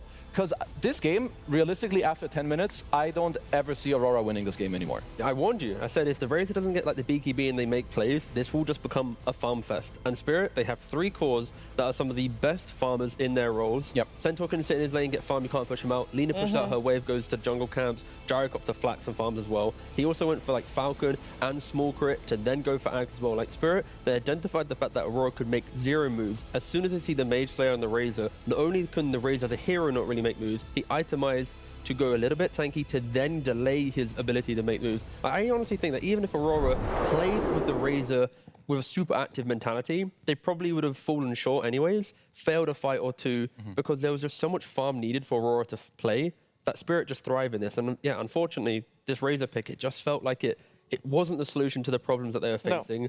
And this is just a very clean draft in which Spirit just had to farm. Yeah, which is disappointing because we saw what Aurora did in game 1. They are capable of beating this team. And I just put myself in like Jabs' position where he's the Brewmaster. He's picked early. He's going to lose his lane. He gets level 6. He's like, guys, I have split. And then his mid laner is a Razor who's absolutely going to get his ass kicked. So it's really hard just for them to activate the game. And then, yeah, it's just hard to play. You're playing against Team Spirit, a tier 1 team. So can't really do that. Yeah, I guess we talked about how whenever Brewmaster would have his ultimate up, he would need to, you know, connect with the mid laner and they would together go for a fight. But yeah, that just not really is a possibility in this game. If you're a level 6 Brew splitting to try and kill, if there's a Lina and a Gyrocopter in that fight, you're going to get flacked down on your Brewlings, or the Lina's going to be able to pick and choose which one she needs to kill as well. So it is so uncomfortable, and I don't think I like looking at Brew drafts where it's like Brew alone needs to make every single move. Yeah, there was another highlight coming out for the items going for these 2 heroes. A minute 15:30, Kazu.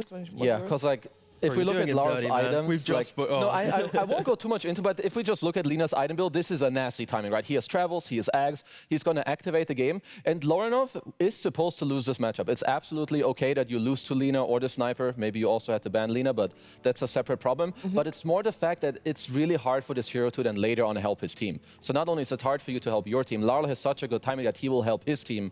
And all of these things combined is what honestly made this game like just so easy for Team Spirit. Yes. No, I agree. Yeah, that's it, Shiva. Did Razor at least fit into the archetype of the hero that we wanted, Laura? Because we talked a lot about what we like to see him play, right? No, I forgot I was on panel for a second. I was like, no, Shiva, no, this is none. No, I feel like they just skipped a step because you pick the Lifestealer. It's good against Gyro. So I feel like your last pick shouldn't be aimed to counter the hero because you already did that. You know you're going to get counterpicked, so you should pick a hero that helps enable your team's draft to then later play. Yeah. You have a Brewmaster, help him get going.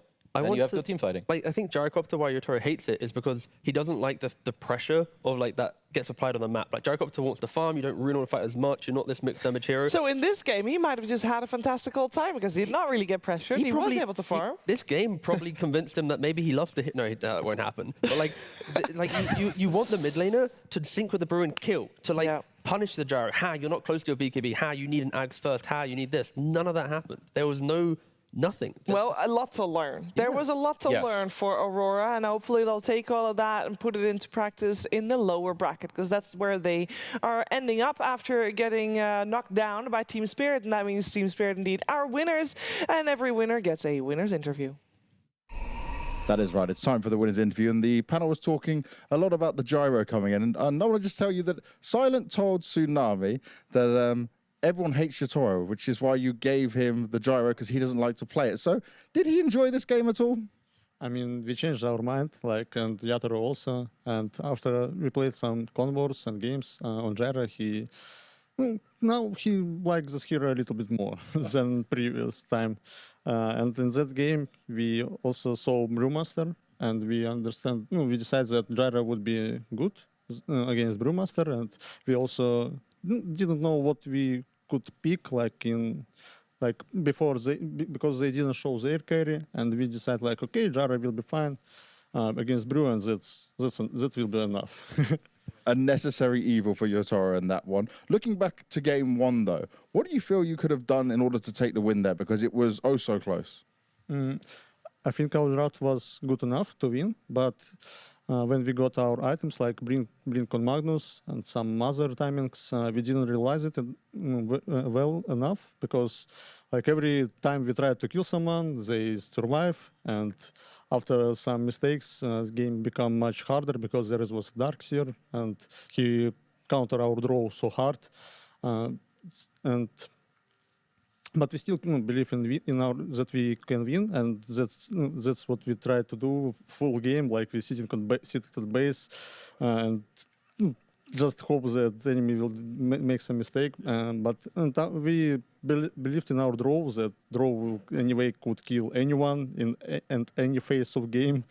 But anyway, like we did much more mistake than enemy, so we lost. That's the way it goes sometimes. But hopefully you don't make many mistakes going into your next game, right? Yeah. The important one is going to be against Xtreme Gaming. And they've been a tough team for you so far this year. So you feel like you're in a good enough position to get revenge and get a big win here and go further? Yeah, of course. I hope we will do revenge because, yeah, we lost to them too many times already. And I guess that tournament, that series we will win. There you go. I like the confidence coming out from Shiva. We'll go back to you. Thank you very much, Banks, and of course Mapashka as well. And yeah, they need to be ready for tomorrow because that is their opponent in the upper bracket, Xtreme versus Team Spirit. You better mark that in your agendas because that's gonna be a heck of a match. That's gonna be a real good one. But that's not to say that we don't have real good ones coming up, because there's 2 more series. We're only halfway through the day. We're in our first round of games, the upper bracket in the playoffs here, day 1. And at the end of the day, we still have got Liquid versus Gaimin Gladiators. And I think people are going to be incredibly happy to see that one. And I say that unironically because it has been a little while.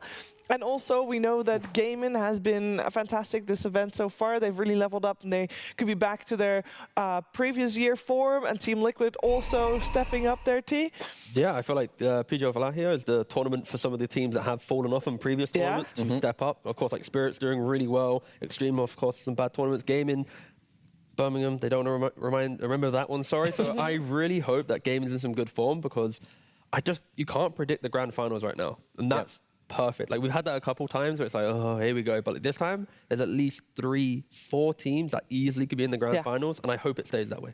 I do feel like that Gaimin have like leveled up pretty nicely, at least in that series. I would favor them compared to Liquid, but I agree with you. It's very hard to pinpoint the finals. I feel like Falcons are not the best team right now because they have a stand-in. You know, maybe it's Xtreme, maybe they're going up against Spirit, maybe they're going up against Gaimin, maybe they're going up against Liquid. I don't know. We'll have to wait. We'll have to wait and see. If you want to see Liquid versus GG, you'll have to wait as well because there's going to be another series coming before that one. It will be Falcons versus Boom. And to talk you through the rest of the day, Nati will be here with her panel after a break. I'm never chasing a sound. I'm trying to chase an emotion. And it happens to be with sound. You know, when a chef cooks for you, he's trying to do it with obviously presentation and taste and all that.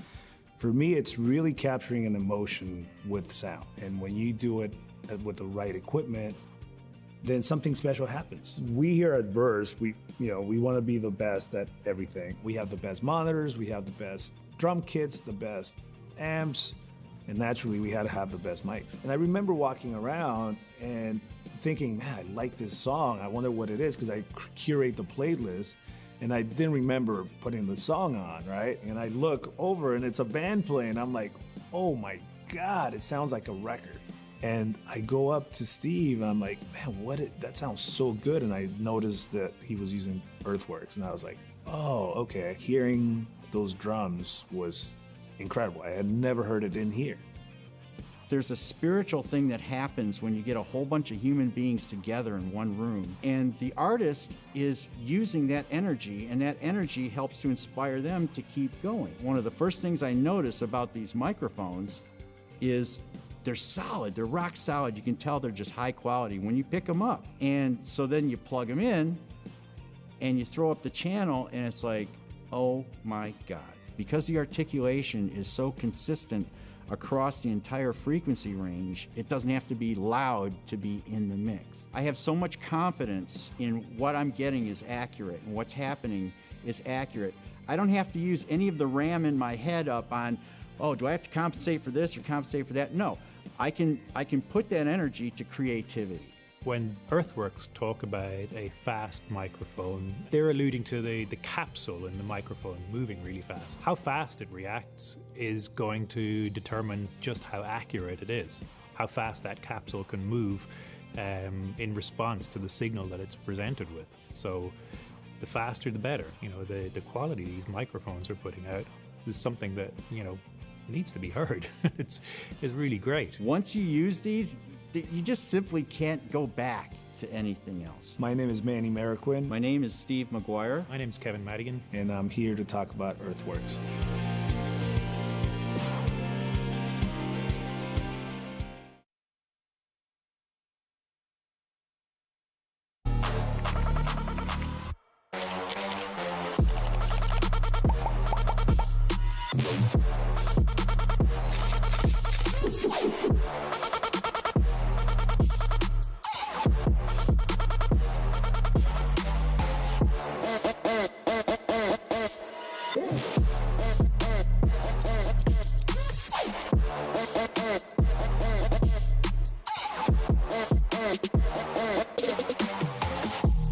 Emojis and Dota, what do they have in common? Well, we're about to find out at least what's in the mind of Snaking here from Team Falcons.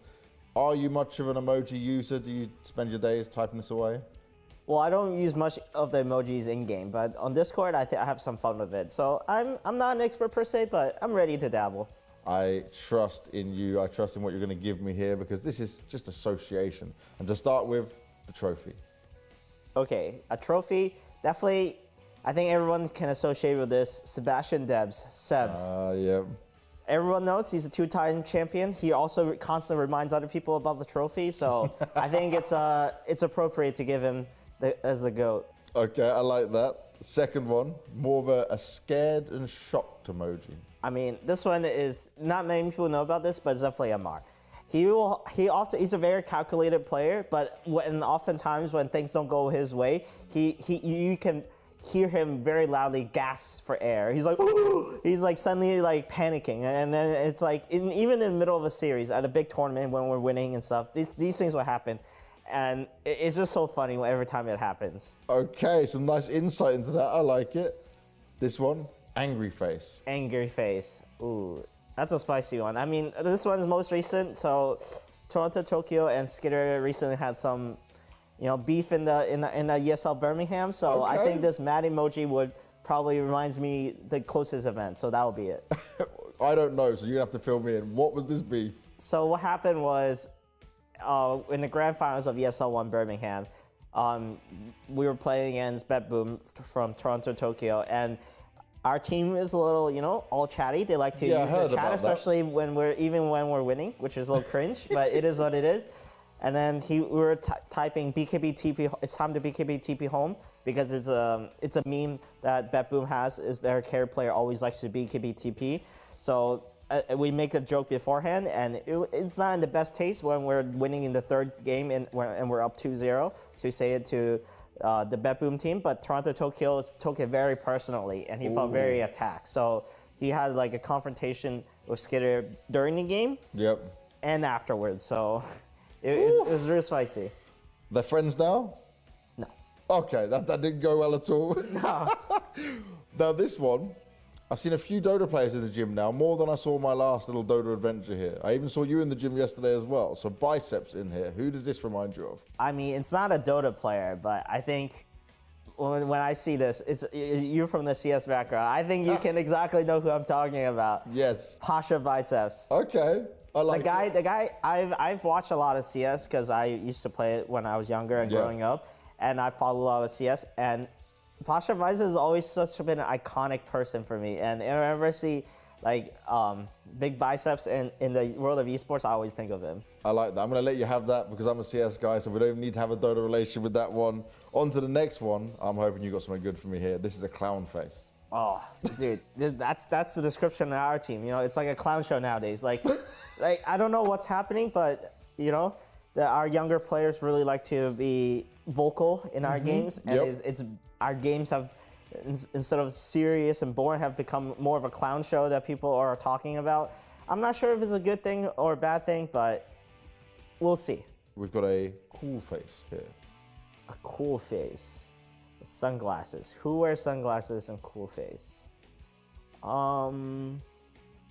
This is a tough one. In Dota, no one is really that cool. Oh, okay. Actually, I remember this. I remember this. Secret with at one of the TIs. I forget which one in particular. I think it might have been TI6. They decided that they were one of the favorites to win the tournament, and so they went to the playoffs that year with sunglasses on. They just walked out on stage with sunglasses. This has never been done before, and then they lost horribly, but they were looking cool. Snake Inc., you've been brilliant. Always so much fun. I could probably film content with you all day, but then you'd probably hate me, so we won't do that because they're not a big fan of this content. We try.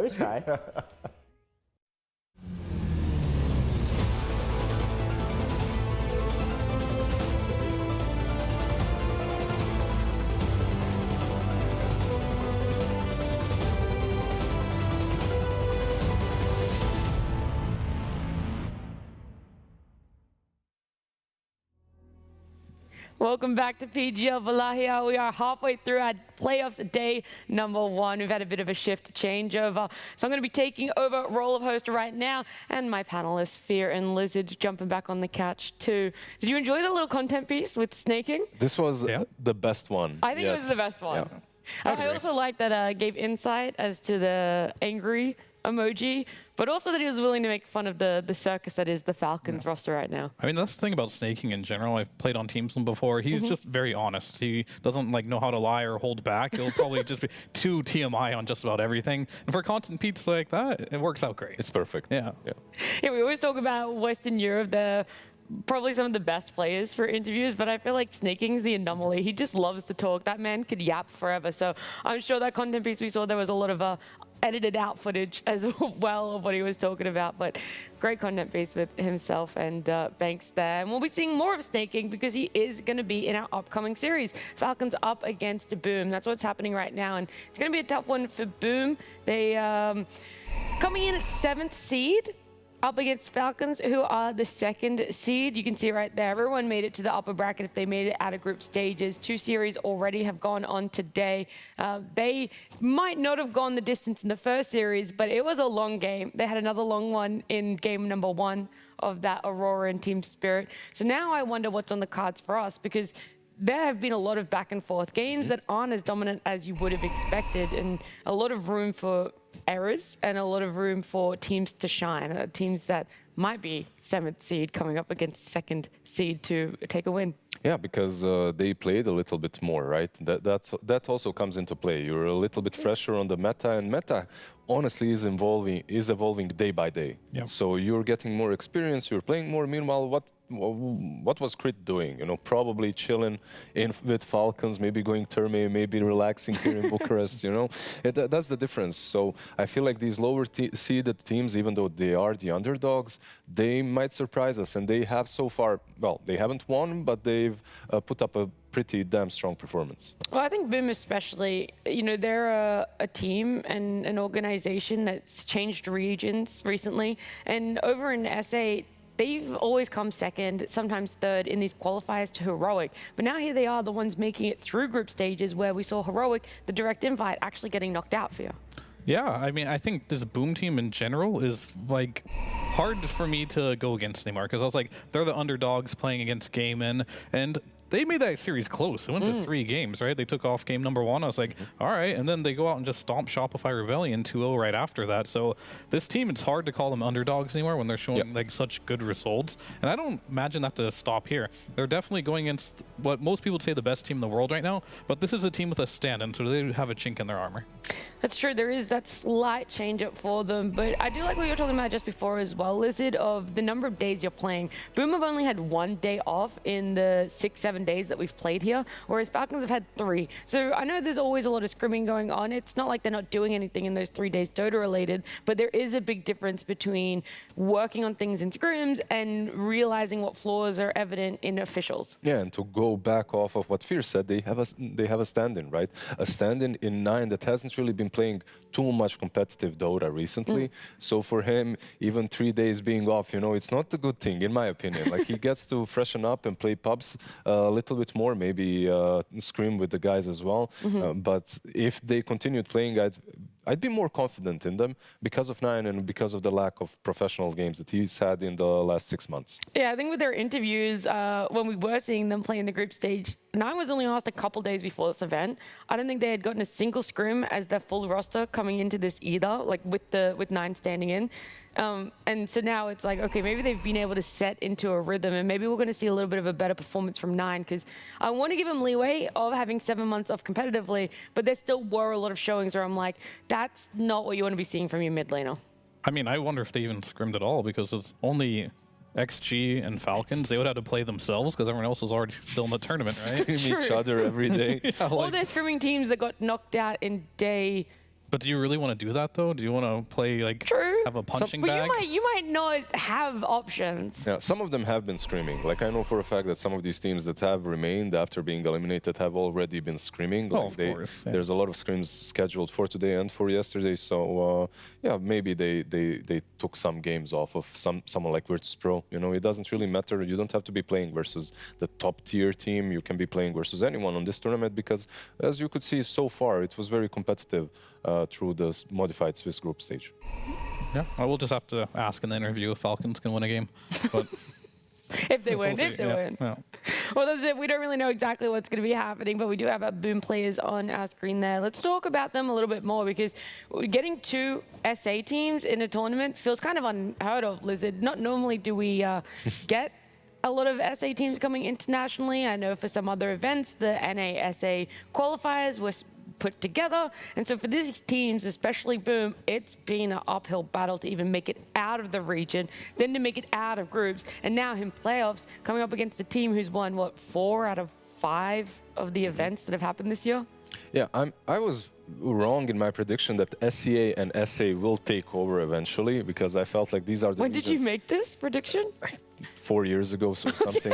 I just needs thought more that time. Needs more time. Needs more time. I'm still cooking. Because I believe there's so much talent that isn't being used properly in those regions. But yeah, of course, Boom Esports can prove me wrong this year. Can already, or prove me right, that is. Sure. And can start dominating everyone. But yeah, from Boom Esports, I feel like they were held back by Heroic in the region, at least, like you guys talked about. And something similar was happening in China with, let's say, G2IG and Xtreme, but China was getting overall in most tournaments more slots. When it comes to their picks, this guy on the gyro is probably not something we will see, because he played it in the tournament in one of the first series. They won 2 games in a row with the gyro. First game, 17 kills, 3 deaths. Second game, 15 kills, 0 deaths. And since that game, every single match has been banned. Oh my goodness! Was it paired with an IO? Like, what was this? I don't think they paired. This was just the gyro. That's just how good the gyro is, without them willing to pick. Wow. Okay, now you can see exactly why it's been first phase banned in every other series. We're going to see if Falcons have the same approach, or if they think they actually can stand up against the gyro. Boom that it will have the first overall pick. So I'm not sure that's where you want to put your gyro, but we will see what's left through the pool right now. Conquer, Disruptor, Razor, Doom banned out. And I feel like for Falcons, it's probably going to go the way of banning out Chen. Yeah, I don't think Falcons is a team that really gets afraid of a standout hero player combination, because they have a lot of composure and they have a lot of how they think about the game is different. It's like, oh, they like gyro, but they're going to know that for sure. And then they're going to be like, but we have this answer for it. And they're a team of this caliber will definitely have an answer for this, because there's no way they didn't expect this coming, because, yeah, they played it their first series, 2 games, and then permabanned after that. So you for sure had to have seen this coming. Let's see what's going to happen, because in my opinion as well, there are better bans than the gyro. Like, there are better heroes, there are better carries. Even a lifestealer right now, for me at least, it feels good, and we've seen it in that last game. But yeah, let's see what's going to happen. Enchantress is left through, Dragonite is left through. There's a lot of heroes that are currently considered broken that have been completely just ignored in this phase 1 of the bans. Bane as well, a hero that's been picked almost in every game. Shadow Demon as well. All these supports that are... and Shadow Demon, Bane. No. And I will say for the gyro in particular, in the region of South America, USC's pubs, whatever it might be, gyro support is very popular. in the region. So Picals will probably want to play it, but they definitely play it on support too, more than probably any of these You other read my teams. mind, because that's exactly what I was going to ask. Like, how much confidence do you have in picking your core for the first phase and not having any flexibility in it? But the flexibility is very clearly there. For Boom, yeah. Most other teams don't really like this gyro support, but I know for a fact Boom and most all the SA teams, they love this gyro position 4 or 5, whatever it might be. Yeah, I love the position 4 gyro, sometimes even position 5. But if you are picking it, you need to compensate on the offlane and on the other support, because this hero, all he does is damage. Like literally throughout the game, you can never get any sort of utility from him. Of course, maybe a Glimmer Cape, a Vessel, a Veil, when it comes to items. But from his arsenal, from his skill set, he has one stun with the homing missile and that's it. It's not really that great. All right, well, look, that Enchantress that you talked about just before of, hey, all these OP supports still getting it let through is banned out. MOUZ as well. They know that that's a big comfort one for Falcons that they do like to get their hands on. The Dragon Knight obviously taking priority in my eyes because that has that flexibility. We could see it go on Skidder in the safe lane, or we could definitely see Amar pick it up for the off lane, and I have absolutely no doubt that Nine would be comfortable taking the mid lane if that's the matchup they wanted to. Yeah, they can definitely do all of those, and I'm very curious to see what heroes are going to be prioritized just to have like a blanket counter to the Dragon Knight. We do have the last series to go from, I guess, where we saw early Dragon Knight, where Spirit picked Viper, Phoenix, and Bat Rider. Those are the 3 heroes. All of them are good versus Dragon Knight, and there's still a Bat Rider in the pool, actually. That hero is really strong. Another support, yeah, that completely got ignored. I could see Falcons picking it up for themselves, though. And the Shadow Demon. And that Brewmaster ban, that is like the one ban I see that is very targeted towards Boom, because that's the hero they used to take out Shopify Rebellion, and Shopify Rebellion didn't have like any answers to it, and it looked really good. So I think that ban makes a lot of sense. We've seen the Sven counter not work out the way people expected it to as well, and I think in the past, Falcons have fallen victim to that just a couple of days ago, where they picked the Sven on Skidder being like, oh, it is that typical, once he gets into the Brewlings, you can use the cleave to take him down. It just doesn't Did work not that work. way. Yeah, it doesn't work that way. However, in this situation for Falcons, you probably didn't want to pick it into the gyro. We saw how that worked out like a moment ago, and you don't want to play against it, so you just ban it out. I feel like Brewmaster is in a extremely good spot at the moment in the meta. And not only because of how strong he is, he brews up, you can't hit him, literally 100% mischance, that's one of the things. But also he just protects all these glass cannon cores, these snipers, these clinks that are being picked all the time. And okay, Centaur and Techies, they have drafted that before, I believe the same combo. They played Techies on a support, not the most popular hero at the moment though. Yeah, I mean, they played it with the Gyrocopter before, so I think that's one thing they have in similar. They had Techies, Gyro, there was a Primal, but that was against Pango, so probably going to have a switch up there, and they're going to pick up the Centaur. This is probably my 500th game of seeing Shadow Demon versus Centaur as well. It just kind of speaks for itself at this point. Well, our team picks Shadow Demon, you pick Centaur to have that ability to like be able to kite out the Purge. But we've been seeing the Shadow Demons have counterplays to that. They've been very fast on the disruptions after the Stampede comes out. And I feel like it's not really a clear-cut matchup, but it's good enough for most teams to keep picking it. It's not. I feel like if you have really good positioning, then the idea behind the Centaur being a counter can be negated pretty quickly. One thing that I do see, and that's clear-cut to me, is this man on the camera right here and Hoodwink being still in the pool. True. I feel like, yeah, they're using their reserve time a little bit, but... I feel like he's normally the Shadow Demon player, though, for the team. That's not to say Snaking can't pick it up. They have made that shift before in previous tournaments. But normally when you see Falcons pick it up, they are wanting to put it on the 4. Okay, that's fair as well. I am a position 4 Shadow Demon enjoyer as well. Okay. I like it a lot on the 4. And of course, there's a Centaur picked up. We've talked about this combo 10 times already. You pick the Lifestealer in, like the lane itself is pretty damn solid for the Lifestealer. In some matchups, Centaur can do well, but let's see, Hoodwink and Enigma, the next 2 picks. That's a really good Enigma pick there. They showed both their supports there. Shadow Demon, not particularly good versus the Eidolons, and Hoodwink, it's like can be okay, but it's not great either. So, and we see the Lifestealer, that's one of his worst matchups in the laning stage. I think even way worse than Slardar at this point. Like Slardar is good and all, but you can't deal with any of these summon units or illusions as lifesteal in the laning stage. But they're playing with us a little bit here. Like, where is the Enigma going? Where is It's the going Centaur? off. I mean, Centaur is going to be a Centaur support. 4? Yeah. Centaur 4 with Enigma. This is how they got them, though, right? Okay, Like, yeah. They're going to play like some Centaur 4 with the Enigma. The lane itself doesn't sound like that bad.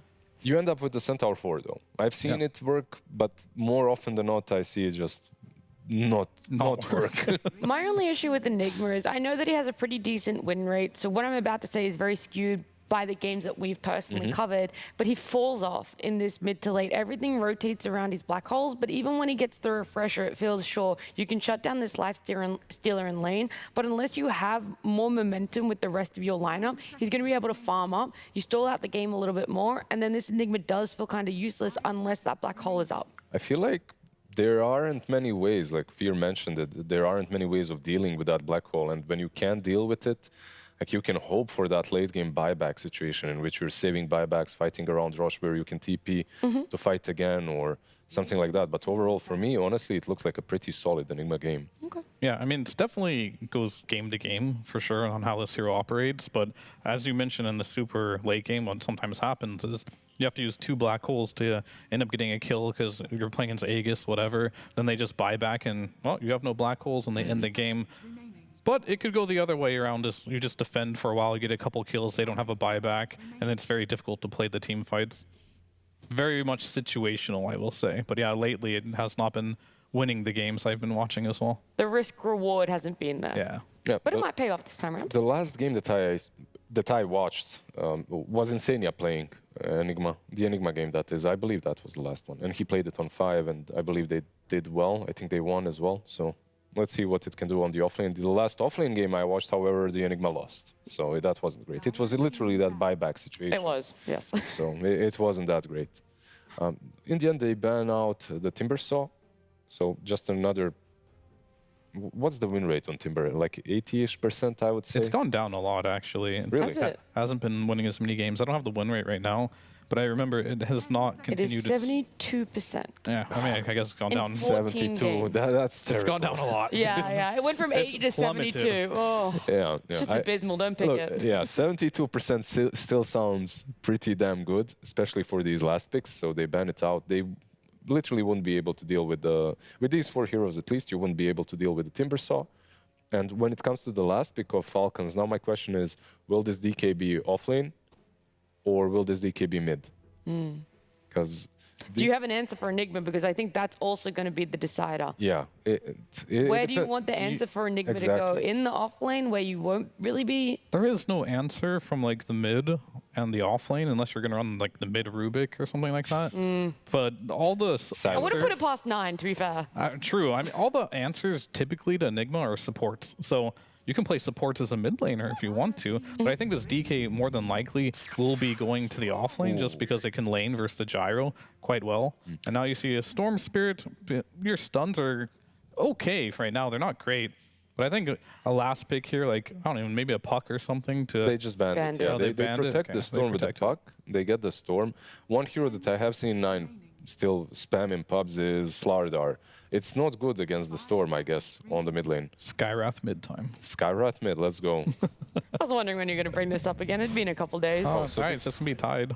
So it's still DK mid then, right?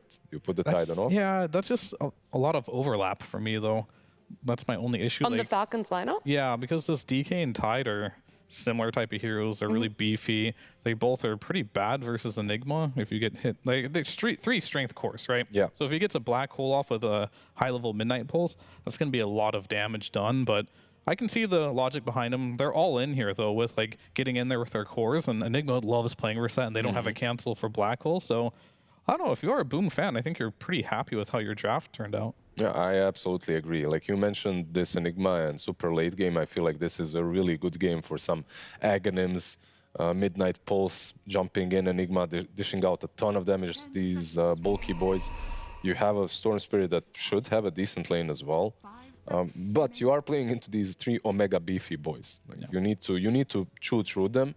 And for that to happen, Storm has to have a good game as well. It's not only on the Enigma. Slayton has to really perform well on the Storm Spirit. And also one more thing, they keep on throwing Knight to the wolves. Like last game, he played, they picked Weaver early on, and then they switched it to 4. Now they pick Centaur, and okay, Knight, can you play it? Sure, here you go. You know, like when the heroes matchup is bad. Yeah, I mean, a lot comes down to how he performs with these heroes because they're not meta. They're not typically meant to do a lot, but they need to not drag the team down pretty much. You need to be like neutral at least. Just get a Blink Dagger, don't feed too much. Get your normal levels that you will. He's playing with this Enigma and laning stage, which is pretty good. So typically I don't like these like lane switch ups where you just pick a hero, but I think in this one it kind of was a gotcha pick for Falcons, and it can work. Yeah, look, you guys have highlighted, you know, this change of Centaur, where he's going, how the pressure of Enigma and Lane, and maybe even Storm. But ultimately, what I want to keep my eyes on is Bakaz getting a gyrocopter again. It's been banned out so many times for him. Finally gets his hands on it. We'll see if he's able to have a good game like he has in the past and have the showing that he wants as we do head into game number 1 between Falcons and Boom with our casters Lyrical and Trent. Thank you so much, Nat, and the panel. Gyrocopter back again, and we get the big, beefy boys into an Enigma, as they were talking about on the panel. I'm stoked about this one. This is going to be great. How you feeling? It's a Gyro and Bristle kind of day, I guess, huh? Oh, we just keep getting those over and over. And yeah, big, beefy heroes. But it's Sacred Enigma. And even back when he first came out of the scene, this has always been like his big hero, it feels like. I think that if he wanted one that he wanted to perform with on LAN, I'd be giving him the Enigma. So no pressure. You just destroyed your entire draft by picking a support Centaur to give you this Enigma. So if you don't win, it's totally not your fault. Right. No, absolutely. But yeah, it's I thought that was a good thing they pointed out too. Poor Knight, you know. It's a tough one. It reminded me, the way Fierce said it, it's like when you're playing with your really high MMR friends and they're just like, don't feed too much, just get a blink. Fierce had this conversation, you see, with many people before. That makes sense. It all is coming together. You know, it's interesting, too, because you talk about Knight being out here on LAN, switching things up, taking the heroes that people don't want a whole heck of a lot of time. I was looking back through some of the results, and for this team, this is, you know, one of the very first times they've ever gotten out of a group stage when you're looking at these big international lands that have gone on for a couple of the players. I mean, obviously you've got the more well-known ones, you know, Sacred, Panda, all the rest of them and their results, but for Slotums, for Knight, not a ton of experience making it through to the later stages, and a very young team too. Obviously Falcons, they've got Amar, who's relatively young, but has had a lot of success internationally. It's a very different mentality for these two teams, I think, coming into this game. And for Falcons, I would say a lot of pressure. For Boom, they're just ready to run at you. Yeah, and that's the kind of draft I've got here, so already onto it right now. It's a while for you of another stomp, but just the mine will be enough. I would have left that for Knight. Come on, this man needs a Blink Dagger. He does have a long road ahead of him, doesn't he?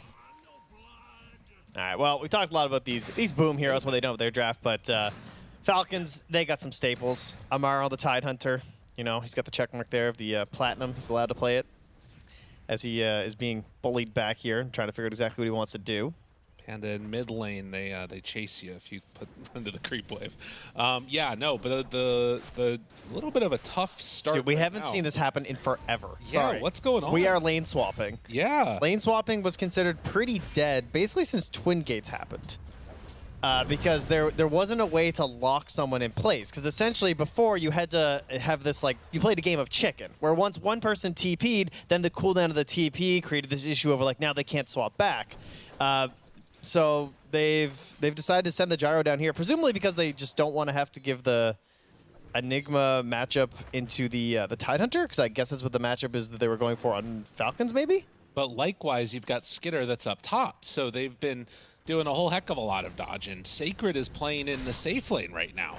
And can see up there as well, there's some action going on as they try and turn it back onto Skitter. Knight keeping the pressure back onto him. But yeah, very different lanes. So it's not going to be the Gyrocopter with the Centaur. Instead, it's Enigma and him playing together up here on the top side, which feels like it can maybe even be more oppressive against Skitter.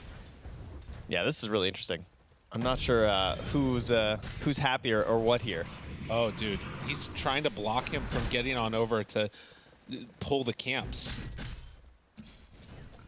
I don't know what's going on. I want to be real with you.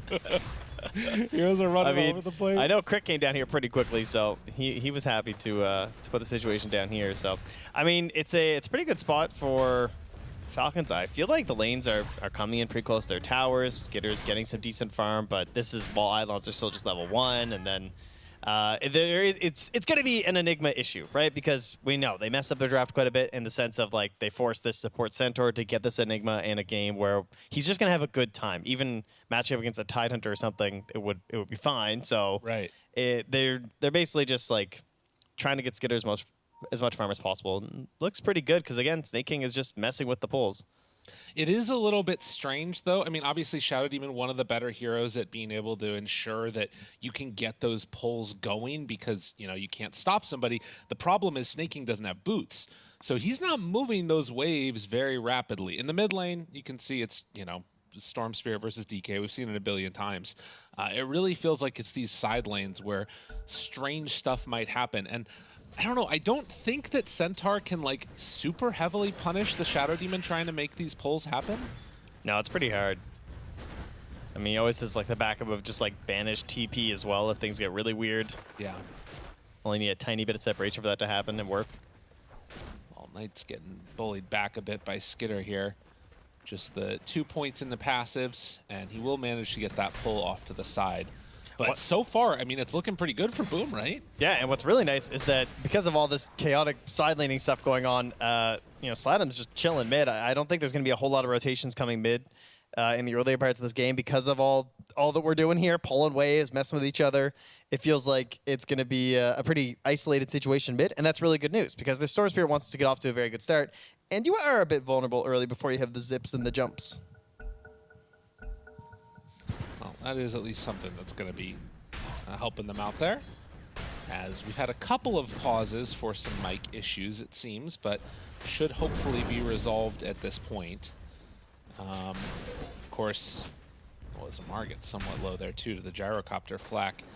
It is feeling like, at least at the early goings, Boom has been able to better get some punishment going here. So Sacred is pumping out the denies right now. He just denied 3 in a row at Skitter's face. Yeah, I mean, it doesn't get easier as the levels start going up. Oh, the denies are coming. Yeah, he's not having a fun time up here. Yeah, I think once you can play, I mean, that's even before he's getting the split on the Eidolons. Like, they need to be pulling these waves for the Lifestealer. And, I mean, he's at 8-4 right now. Yeah, this is a total disaster at that point. Then it comes to the questions of, like, how do you recover from this? Do you just go for the armlet and go for Infest plays, or do you just go total AFK and go for the Radiance? Curious to see how he's going to play it. Yeah, I mean, he actually has 4 creeps over here that he's keeping control of back behind the tower as Pakaz is farming, and he's going to connect the waves that direction. So it gets a little bit better for Lifesteal if he can keep them away from Enigma. Yeah, but Knight, you know, he has both camps open here too, so now there's going to be some pulling shenanigans up there. Yeah. So, I mean, the lane swap has definitely helped Boom. They're owning. They're absolutely doing a great job early on here. But how quickly can they propel themselves out of this laning stage into more effective stuff as the game goes on? And also, as the levels go up, are we going to see Falcons maybe make some rotations and try and find some gank kills here? Bit of a tough situation here for 9 too, because, you know, obviously he's a bit rusty. We all know that. He's been playing that much Dota lately, especially at the level of pros, despite being an excellent player in his own right. And he's the one who's being given the good game. So all the pressure is on him to recover this one for you, which can be difficult, not just from like a playstyle sense of just like, oh, I'm a little rusty, but he's also the stand-in. So he doesn't have that same dynamic with the team. Yeah, I think he's going to have to be the one that sort of salvages this to some extent as they turn now going to crit, and a big stick comes out from Amar, but it's enough for Boom to get the kill on the Hoodwink and also bring down the Tide. Oh, that's real good for Boom. That's everything they wanted down here. This is that pressure you're looking for. I think that's the right call to try and make that turn there from Amar and crit, because it's pretty unlikely you're going to get away anyway. And you do have a really good chance of winning that. It's just comes down to the little numbers there on the regens. Snake King only level 2 with everything he's been up to. Trying to come in here in the mid lane as we hit 6 minutes. So the rune will be going the way of Falcons one way or another. With the vanish up top and 9 sitting bottom. So they will get the regen rune and start to put pressure onto this mid tower, much needed. And man, if I'm They've snaking swapped now too. Honestly, go get yourself a wisdom rune as soon as possible. Like, you cannot afford to lose those. Shadow Demon needs his levels. Oh, a bit of action here mid. Zip in, pulls back. The DK with the stomp, the follow-up. Panda right on top manages to get that stun, and now 9 disruption. Will it be enough to keep him alive? The zip, it's not long enough range, and the blood grenade isn't going to be enough damage to find the kill. In fact, they might end up losing the rain drop. storm. They do. Not enough. That was close. That's a huge turnaround there.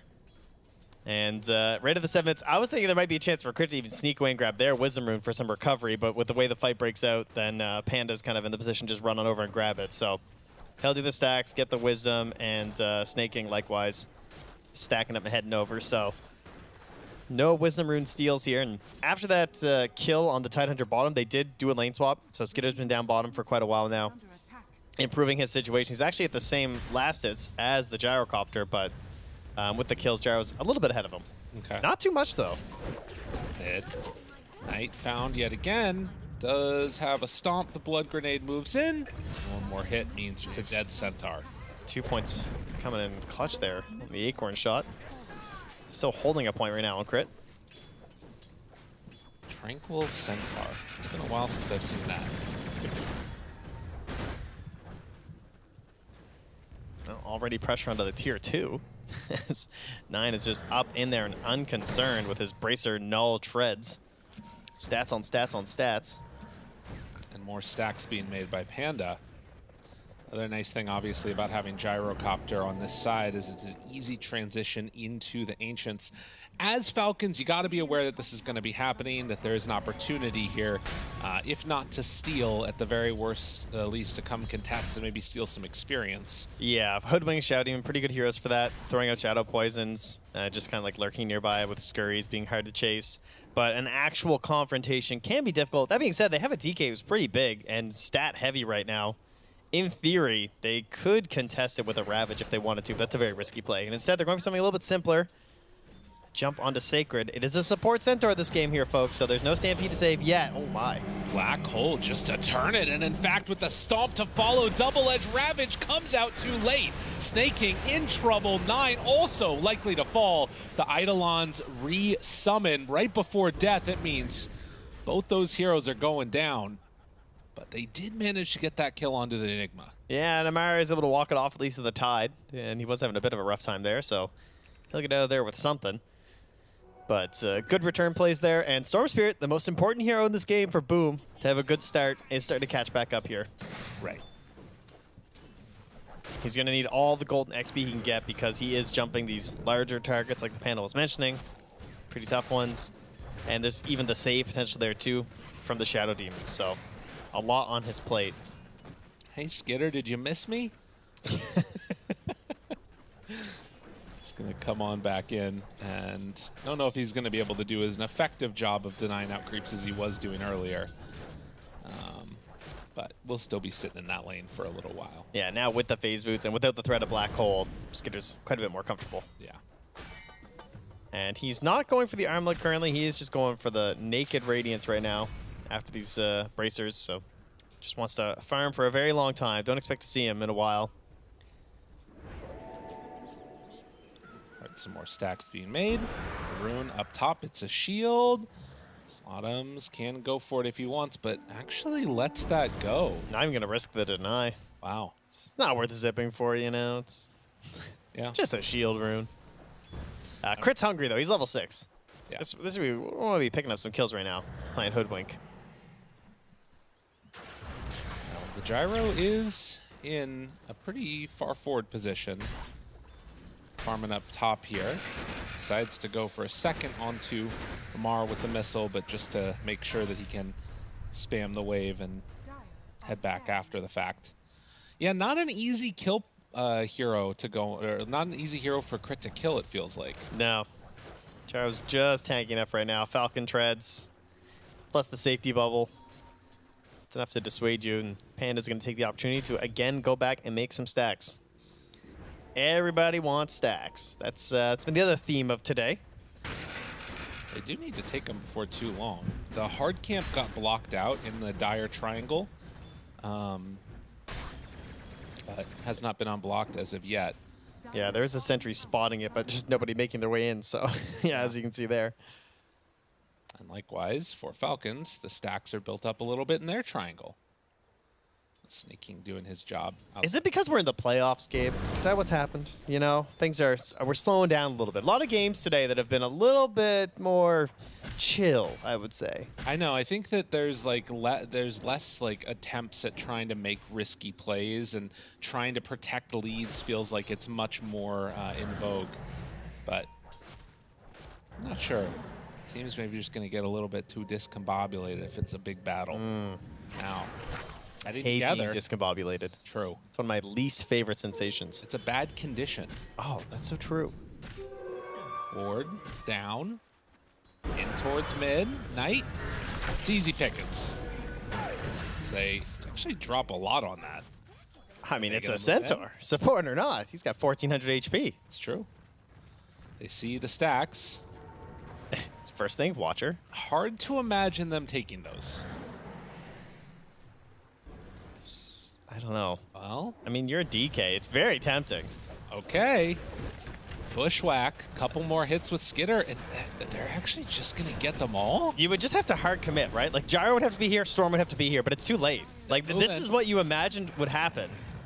Oh. Okay, there is Stampede, though. And, I mean, they're going to take a good chunk of them. Not all of them, but that one hurts. That is frustrating, I'm sure. They didn't get all of them. No, Boom still got a decent amount. They softened them up for Pakaz. Yeah. It wasn't the worst case. I mean, to be honest, yeah, being able to kill the rest of those in one round of flak, and then just go back to farming the rest of the place, it's not too bad. Yeah, overall, it just means we're going to keep things pretty even right now. And they just kind of leveling off here. I mean, all the supports in the game are relatively happy. We've got all our ultis at 13 minutes. That doesn't happen every game. But plenty of supports having a harder time than that.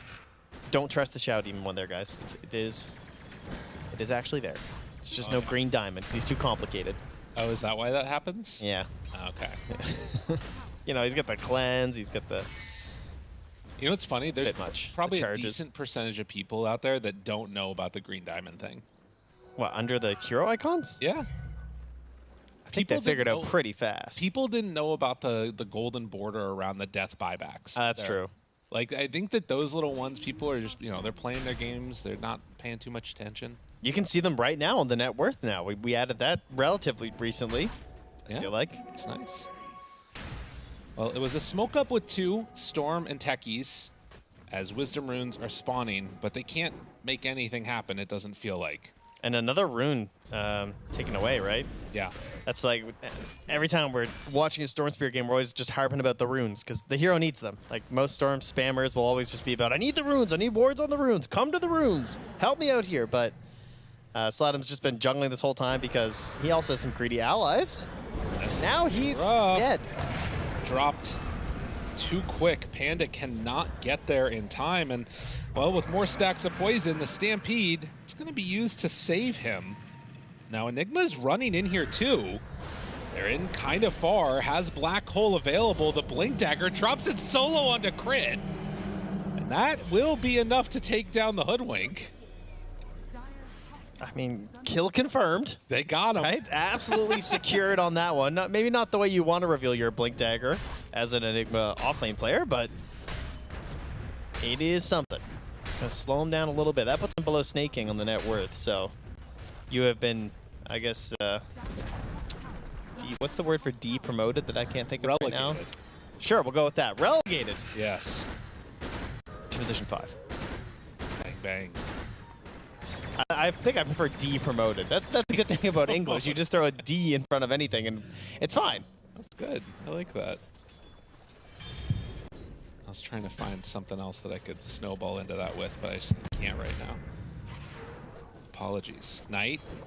Oh my god, he's so close to his Blink Dagger. No, and he doesn't have Stampede. Oh, poor Knight. That does get Amar his Blink Dagger, though. And a zip in. Snake King goes to pig out. Sladam's not going to chase him. I mean, that is one of the issues, right? You've got this like super defensive support in the Shadow Demon and then 3 tanky-ass cores. So, like, why not black hole crit? You know what I mean? Like, what else are you going to do? Like, at least then you stop crit from becoming the fourth core. Maybe that's what they need to do. I'm also wondering how they're going to deal with snaking, too. Because it feels like Storm can't just jump him every time. If he's not going, like, Orchid for a faster blow-up, he's going Kai into the BKB. Yeah, Kai BKB is a crazy build for Storm. He kind of needs it, though, because if he tries to just jump Snake King, then he just gets bushwhacked, or he just gets DK Blink stunned. It's hard to play. Speaking of a bushwhack. Bro, he's hurting. I mean, that's just to mess with him, it feels like. Man, keep him scared. Yeah, I mean, there's no chance that they get a kill there, really. Maybe hoping for some type of an overreaction of TPs or something else, too. But they don't get anything out of it. Well, after that death, Nate will finally get his Blink Dagger. There is also a Radiance finished up on Skitter, though, so if he shows up to these fights, he's going to have quite the impact. Does this make you feel like you want to do something as Boom? Like, do you try and make plays with this Blink Dagger? Because I'm just not seeing who they go on. I would like to, I mean, look how much vision they have right now. Like, down on that Radiant side of the jungle. That looks pretty good. So I would like to try and get something going, because they should have a pretty good idea of where they're playing on the map right now as Falcons. Well, not seeing anybody, and Tidehunter is alone up top. As you can see, the camp stacked up. The numbers out of this world. And he has the dead in the water now as well, so if you try and jump him, there's a chance you get stuck there with him. Yeah, the turnaround's deadly.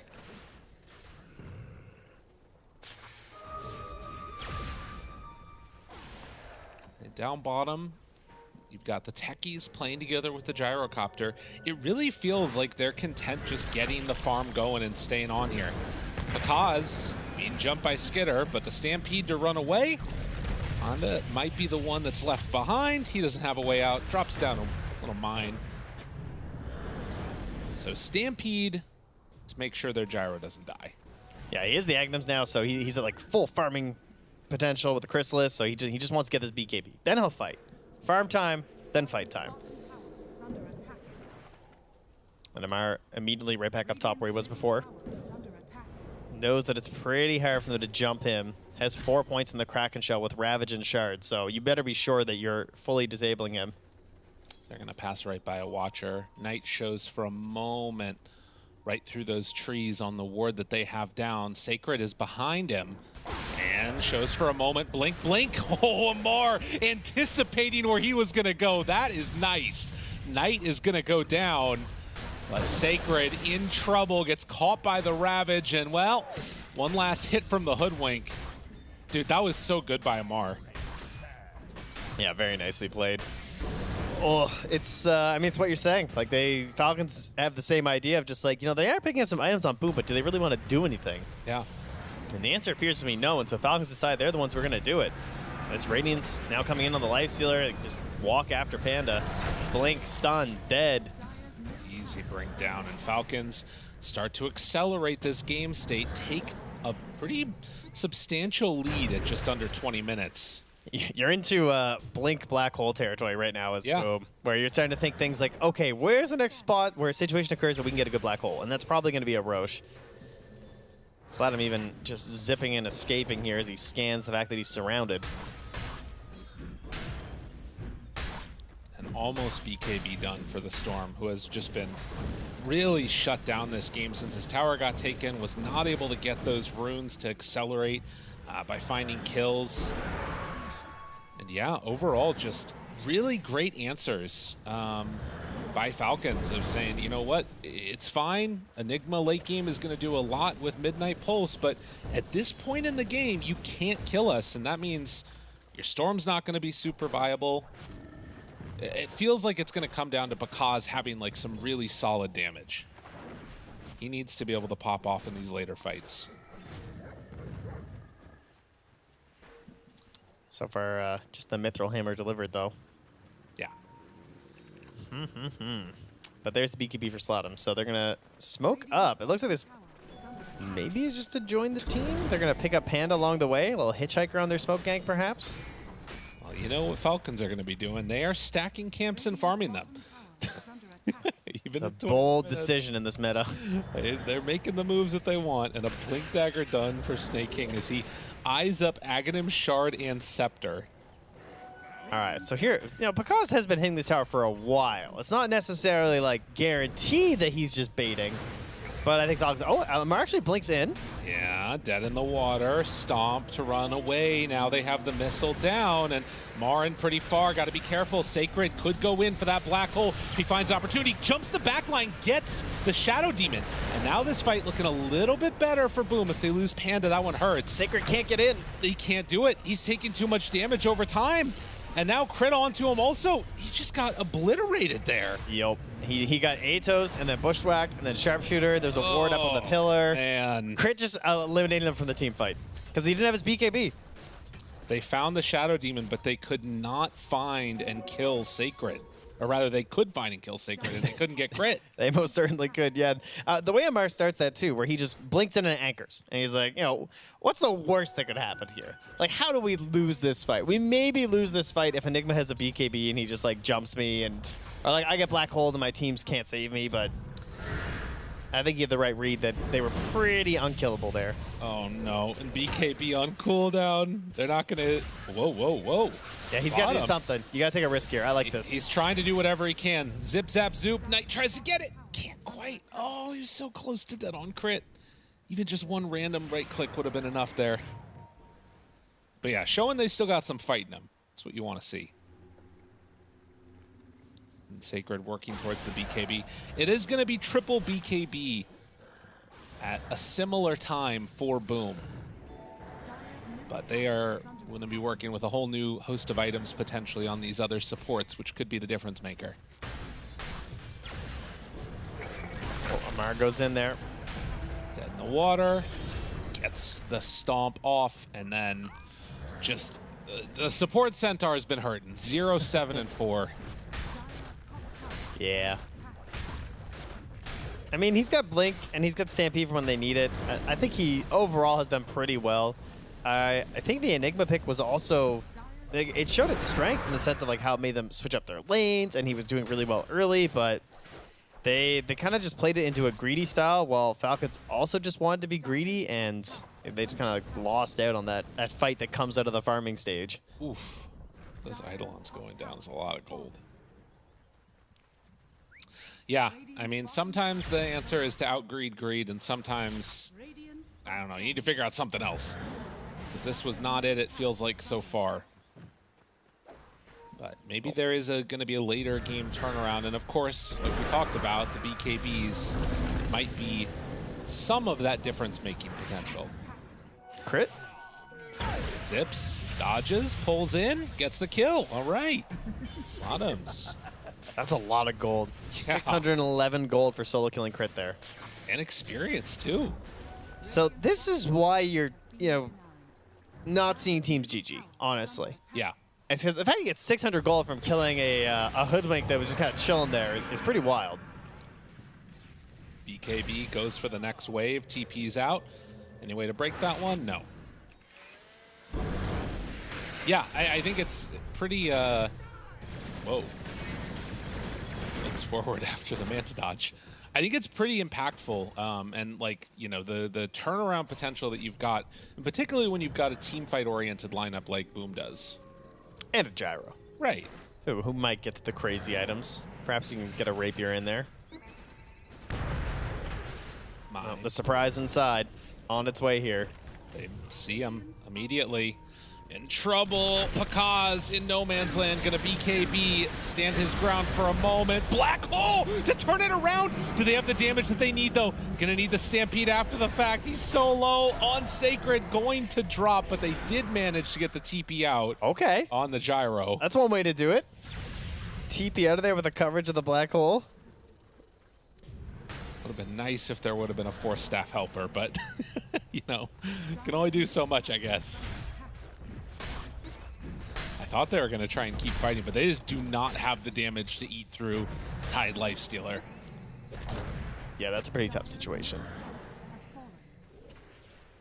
And I feel like the Anchor Smash is, really going to become a problem in this, too,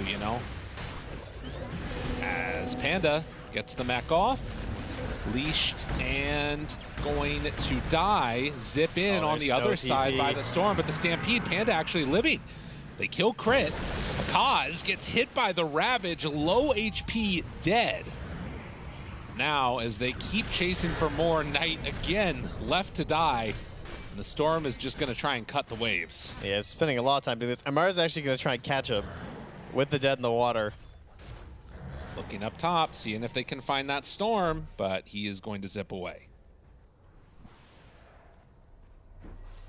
Yeah, the last couple of minutes have just been a clinic by Falcons.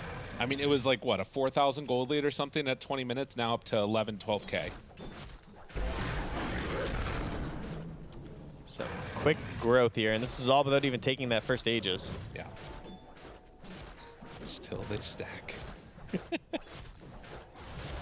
I'm happy to see it, because I feel like for a while, it's one of those things where it's an efficiency thing, right? Teams were not doing it enough. And now they're like, okay, well, you know, we're going to be maximum efficient. Well, I mean, you have Alchemists on your team when you do this. You're creating gold on the map that didn't exist. Yeah. Or XP on the map that didn't exist. It's crazy.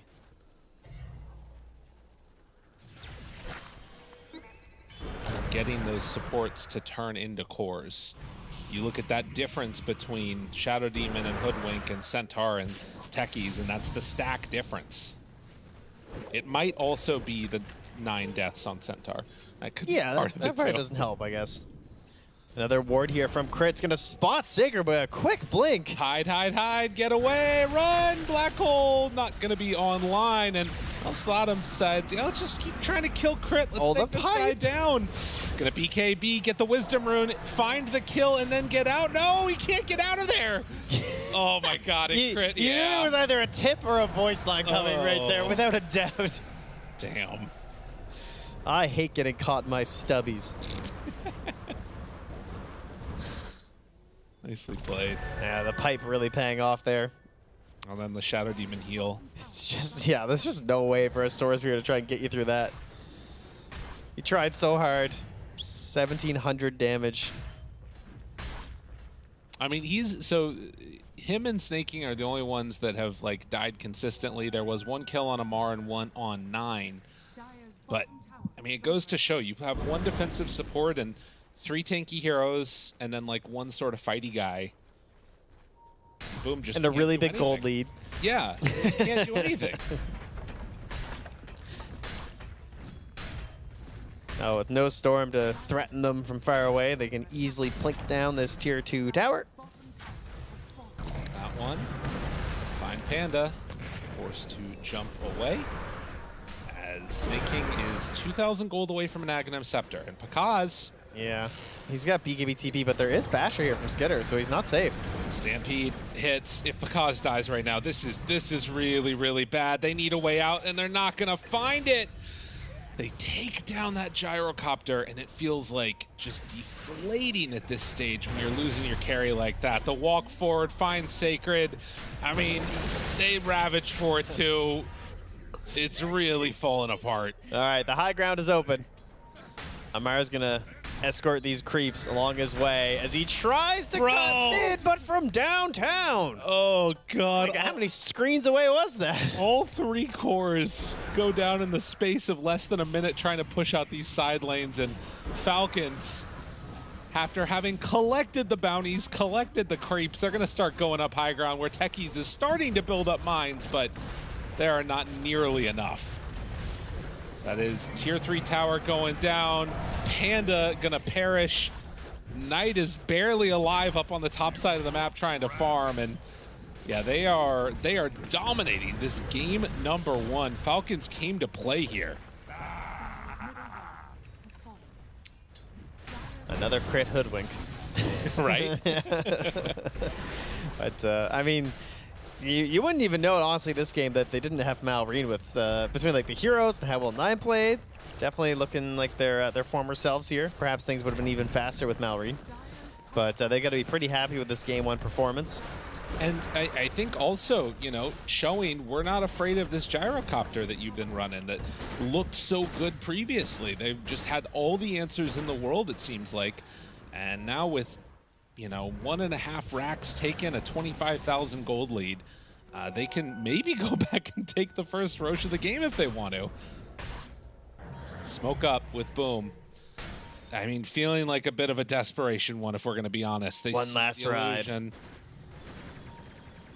Knight just wanting to do anything in this game, and as Fear said, they felt like he got thrown to the wolves a couple of times. That's definitely been the case so far here. Bakaz jumped upon. Slom's trying to find anybody. They managed to find the hoof stomp onto 2. Bakaz trying to stay alive. Sacred with the black hole. Do they have the damage that they need to kill these heroes off? Not even close. Although maybe for Skinner, wait a second, he doesn't have Infest anymore. Manta to try and get away, but Bakaz goes down. Skinner barely surviving the Glimmer Cape to keep him alive. And now Panda going to be hit a few more times. The right back on top of him. I need to see that jumping again. GG. I hope the panel gets to see it. Did he Abyssal Sacred when he jumped in? Did I just see that? He may have. Was he just mashing Abyssal on top of himself? Because that was disgusting. That was crazy. All right. I guess I'll come back over here. Whew. Well, Falcons, they're smiling. Looks like he might have been with a big smile on his face. Yeah. A hell of a stun there to end this one. Well, an impressive showing as Falcons take the game 1-0. We'll see if they have anything left in store, but for now, I'm going to head back to that panel. We're going to talk about this win that Falcons are able to get for themselves. I'm just still a little bit taken aback that there was not a single Roche taken in this game. We always talk about how hard it is to push high ground in this patch. That's still very true, but somehow Falcons were able to be far enough ahead, confident enough in how they were playing to not even need to take a Roche to close out the game. Yeah, well, that's because Roche would have been harder to kill than Boom's heroes. So going back to fight Roche would have mean they wouldn't have killed heroes a lot. We saw it all over the place. Whenever they left the map, they're getting solo killed. Like Tide was solo killing Enigma. That's almost unheard of, right? But when you're that far ahead, use Ravage. Oh, sure, even with Ravage. But it's worth it. It was worth it. That's what I mean, though. It's like, this is like the first glimmer of hope of the game, I'd say, for Boom, but like, couldn't finish the Tide. He gets the Ravage off, Storm goes in, like, DK is able to get a lot of work done too, and of course, the Hoodwink is there, and you just don't get anything with like that first big black hole. And from here onwards, it just felt like the game was just so difficult for them to play. I feel a lot of it has to come down to this mid lane. I think Nine played really good on this DK, the rotations, being able to help out and kill the Storm a couple times, stopping his ability, and of course the Shard on Tide this game did so much work. Dead in the water. Every time I was looking at He's dead in the water. Every single player on Boom when they face Tide, and that's how it felt. And this guy was playing Amar, ATF, he was playing like it's a pop. He's just getting solo pickoffs left, right, and center, killing Enigma once, 2 times, 3 times. He could do whatever he wanted on the map, and they didn't have the damage to kill him. Like, we were talking about the beefiness of Falcons and this black hole that can't deal with them, but well, it was a long wait, and they never got there. They never got to the place in which they can set up the black hole, and then on top of that, there's a lot of damage from the Gyro or the other heroes, the Storm Spirit. This was just a rough showing for Boom. Like you mentioned, no Roshans taken. This looked at some point more like a pub. Yeah, sorry, I wanted to say real quick, the one thing that was like a big issue that I talked about before the game, you can be all cute and everything and switch around these heroes to like Centaur, who's normally an offlaner, to position 4, but you can't be a detriment to the game. And in this game, 0-8, right? It's exactly what ended up happening. He wasn't able to find a game. Dota isn't a game anymore where you can just like have 0 impact and just hope your gotcha pick is going to carry you. It just doesn't work. That's actually what I was going to bring up. We saw that scoreboard. He goes 0-8. I know multiple times in this game he was so close to getting his Blink Dagger. He's trying to find this farm for himself, and it just gets prolonged and prolonged and prolonged, and that's exactly what you're talking about. You're not really able to get an impact, and I do think that's a big difference between the POS 4s. The way that Hoodwink scales, she can do a lot with little items. The way that Crit was playing her as well, able to escape so many times with just a little bit of health. But Centaur, you want to save your big ultimate to save everyone, not just yourself, because you are the POS 4 at the end of the day. So not getting that blink really delayed the engagements they could have had. He did it once or twice, like saving the targets that get initiated on by a Lifestealer, and in that way I was looking and thinking, yeah, okay, so you missed the bad lane, but you still get the benefits of the Stampede. But it's on a long cooldown. It's like 90 seconds. It's not easy to pull it off every single time. But overall, they switched everything up. They switched the Centaur to position 4. They switched switched the lanes up as well. Yeah, Of we course, haven't talked about that yet. They had to follow the lanes, right, to make sure that Lifestealer has a bad game. But Skitter, with his item build, this is actually what he should have done and what he did do. He completely went straight Radiance. Yeah, there's a couple of bracers here, whatever, but he went straight Radiance. No middle of the pack items, no armlets, nothing like that. If you have a bad laning stage versus an Enigma, this is a pretty solid adaptation. And the moment they hit this at around minute 90, they started fighting with him. He joined every fight after this moment. Wow, that's really impressive. I'm just trying to think about this whole lane swapping aspect of it and how Boom followed, yet still the Lifestealer felt as if it wasn't the past Enigma Lifestealer matchups that we've seen before in this tournament for you. Yeah, I mean, the lane swapping thing is definitely a thing of the past. And I guess if you have some of these older players, you know, Aui's coaching, stuff like that, you've got Nine. These guys were part of the meta when lane swapping was a thing. And the younger generation, they don't know what to do anymore. Like, you swap the lanes, you can do that? Is that a thing? There was a patch, I'm sure you remember, when lanes were swapped like for 5 minutes into the game. Yeah. You were still running after one another. It felt like laning phase also went forever in that patch too, though. And then you had the tri-laning patch too. Look, there's a lot of things we could do. memory lane down here, but we've got to keep looking forward. And I'm looking forward to game number 2 between these two teams, which will happen just after this break. It's time for a Dota surprise. I've got Team Falcons Crit with me here. Now, you already said you've seen one of these go out, so you're going to build the best team. You're going to build a better team than what your Toro did. I think I could do that. Yeah. You can do that. Yeah. Just a little bit of luck on your side as well. Yeah, that's true. Let's get things cracking. Let's open up one of the Dota capsules we've got here and see what the first team is going to be. Okay, I got us. Oh no! Falcons to start off with. So, who do you want from that? I'm gonna have to take myself. Yeah, that makes sense. Just because I'm very critical of other position 4s, where I feel like I'll be more lenient than other roles, so I have to take myself. Okay. That's a good start. Crit has crit, and okay, Twitch chat, I know you're gonna be spamming this right now. Rig, but it's a surprise. I had no idea. Yeah, all right, that's not bad. Let's go. I feel like it's good to start with a support as well. Get one done. A reliable support, you know. Yeah. All right, next is BetBoom. Okay. I will go with. I'll go GPK. Okay, I like it. I would go with Nightfall, but I feel like carry players are more replaceable, honestly. Wow. Okay. They're just hitting creeps, you know. That's an easy job. I need the high value players to be the Dota players. Spoken like a true support, for sure. Okay, I got VP. Ooh, okay. I'll go with Noticed for this one. Yeah. So your position 3 has been found, unless you want to change things around? No, I think it's good, because then we got like a little bit of CIS chemistry on the 2 and 3. I think I'll be good.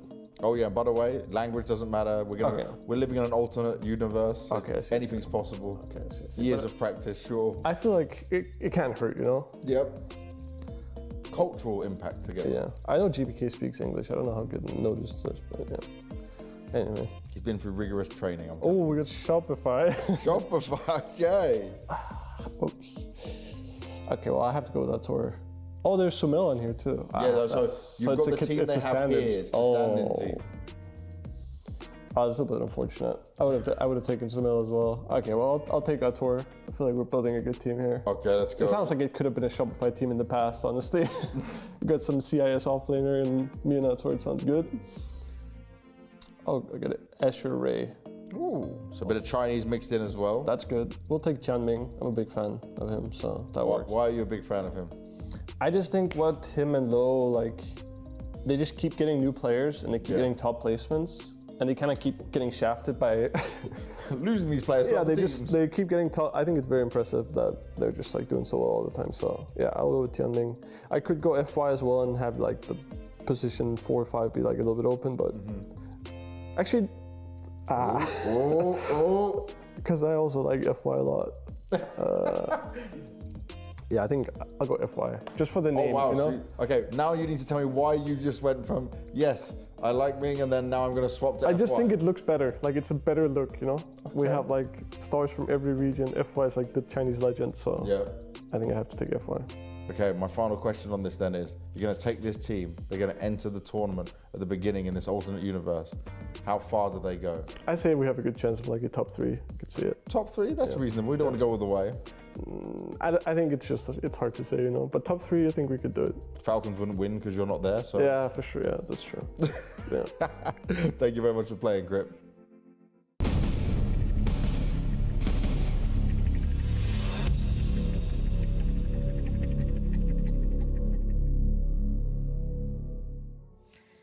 The mid-break content always brings a good laugh there. So nice one between Banks and Crit. And look, he wasn't too critical of himself. He thinks that that lineup could definitely...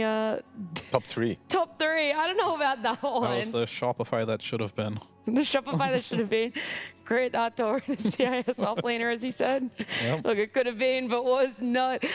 Right now, though, he is on Falcons. They're 1 up in this series. It's an upper bracket, so sure, you want to keep that upper bracket dream alive for yourself, but by no means are you going to be eliminated at all. Boom are going to have to come back with something new for themselves. It's moving that Sentinel to pos 4, I think, was not the gotcha pick that was going to win the game. I feel like the game when they threw Weaver on position 4, they also lost, right? Yes. Like, he played. It was pretty much a Weaver in a bounty hunter costume. Exactly, and he was hunting down couriers, deboarding behind enemy lines. But overall, like on a Weaver, I feel like it's justified. That hero is a viable position 4. It can be played. In some games it looks kind of rough, but in some games it can really work. However, Centaur on position 4, most games I feel like will not work. And you really have to study the whole lineup and create a draft that will allow Centaur to shine on position 4, because if you don't, 0-8 is going to happen.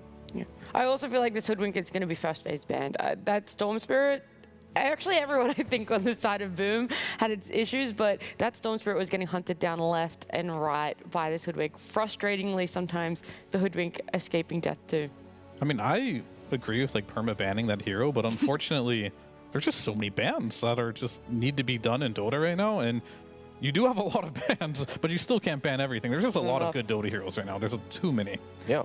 And some of these heroes aren't even picked that much in the tournament. Like I've seen some Treant as well. For me, I thought maybe it will be picked a bit more because in pubs, he is absolutely dominating. And these are your top 3, well, kind of top 3. They're very high win rate in pubs. These are their respective skill builds as well, and the heroes that you can pick them against. So this is the win rate against those heroes? Against those heroes, yeah. So if you want to dominate some Tinker, you can go with the Treant. If you want to dominate the Batrider, you should go with the Veno and Pango. Obviously, in the tournament, has been weak against Bane. The Timber gets countered by Treant. That shouldn't be right. But it is what it is. Well, that definitely shouldn't be right, yeah. I mean, the thing is, like, these matchups that in theory, like, should work, it doesn't really matter sometimes, because Dota isn't like that. Sometimes, like, one little thing, like getting rooted out of place, just kind of messes your hero over. Yeah. Dota's a beautiful game. The lore doesn't have to match up. I actually really liked seeing that Veno, not only because of the win rates it had against specific heroes, but we've seen it dabbled through some drafts, not only in this tournament, but other tournaments throughout this patch, and it's done really well. I know a lot of teams like to place it in different roles, but as a supporter, I actually wouldn't mind seeing it a little bit more. I feel like Veno isn't explored enough in this tournament. I think it's not picked. It's been picked a couple of times only. It did kind of all right, but overall, you know, when you're playing your games and you just feel that one hero is strong, I feel that about Veno almost every single time. Really? Yeah. When do you pick it though? Because I feel like there's just been a higher priority on like Disruptor, when everything else is Shadow Demon, Hoodwink, Chen, Io, right? We're seeing those same supports.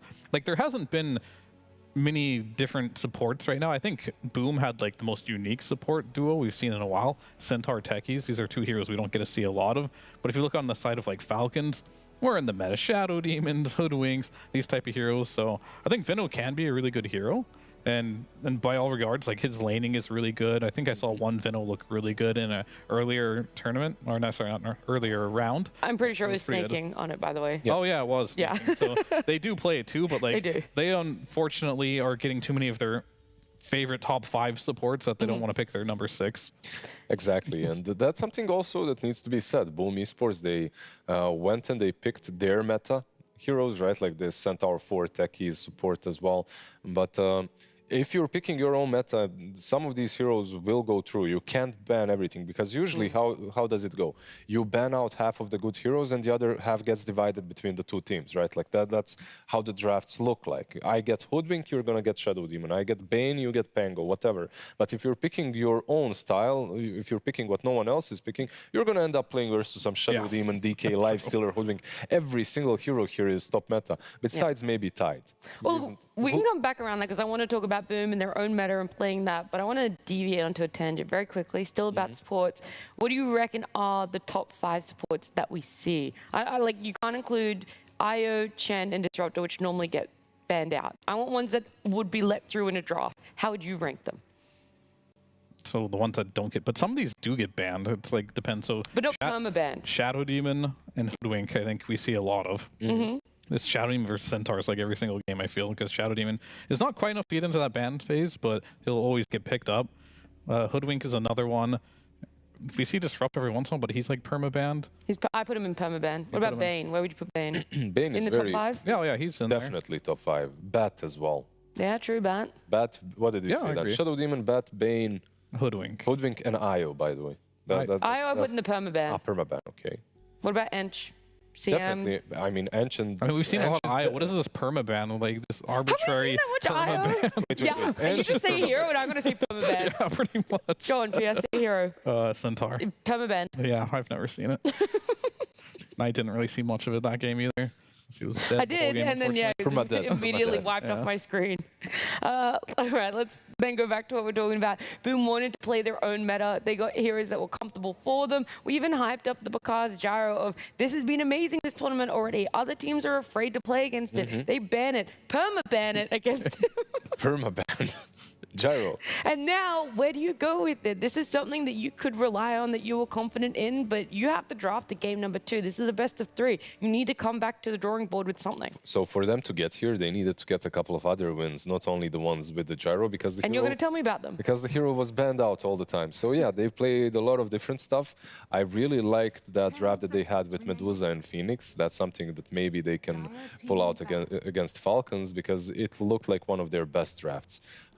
Because he played Morphling. Some games he looked really strong, some games were a little bit meh, but overall they do have other things in their arsenal. And yeah, to get here they had to win. They had to win a lot of series, and they didn't use Gyro for those series. Yeah, I got some new supports as well that I couldn't think of at the time, but these are heroes that Boom have actually been winning with. We've been seeing a lot of Dark Willow, for example. That's true. That hero was not picked up. They also play a lot of Hoodwink. They've been playing a lot of Bane as well. Phoenix has been picked up, more Dark Willow. IO as well. In fact, Dark Willow, if I recall correctly, is their most played, one of their most played heroes. And they had a 75% win rate on it too. I'm very curious on why they're shying away from it now. You know why? Why? Because they have Centaur on position 4 instead. True. I mean, Clockwork has been getting a lot of play time too. Yeah, I guess they tried something. It didn't really work. And I don't know how much that came down to just the Centaur ruined the whole draft. I did feel like on an individual level, they were getting outplayed on the map, left, right, and center there. And of course, like the lane swapping shenanigans probably threw them off guard. I forgot to mention Crit as well, one of those old school veteran players who has been through the tri-lane metas before. And like all that information, you don't just lose it. And I know that because I still remember it. And I haven't played in a tri-lane in so long. I'm glad I could refresh that memory for you. Thank you.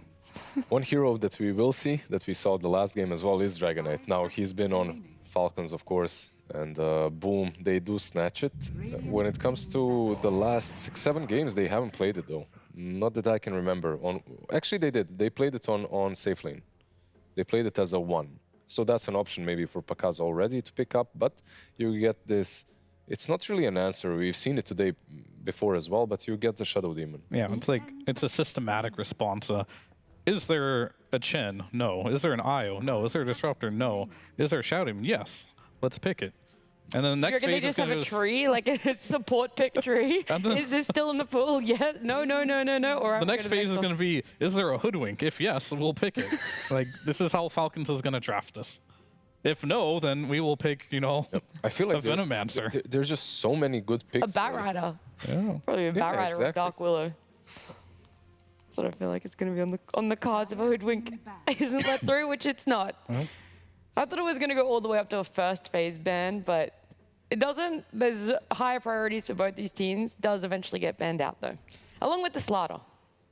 Yeah, the Hoodwink as well as the Slardar. There's a lot of supports still left in the pool that are popular that could be picked on both sides. Like you have this Crystal Maiden as well, something that Snaking plays.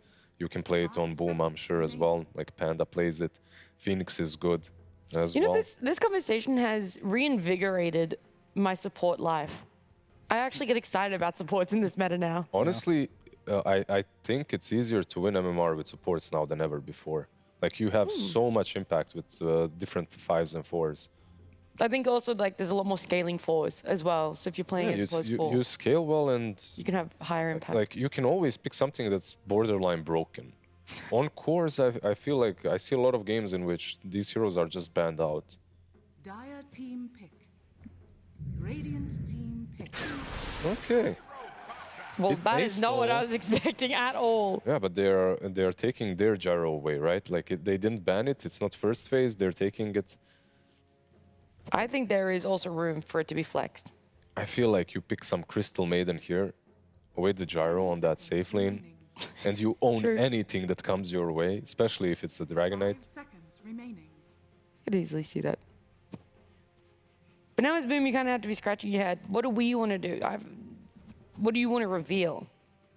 What are you putting weight into for this gyro? We've seen a lot of Lion against Shadow Demon in general, but that's not something...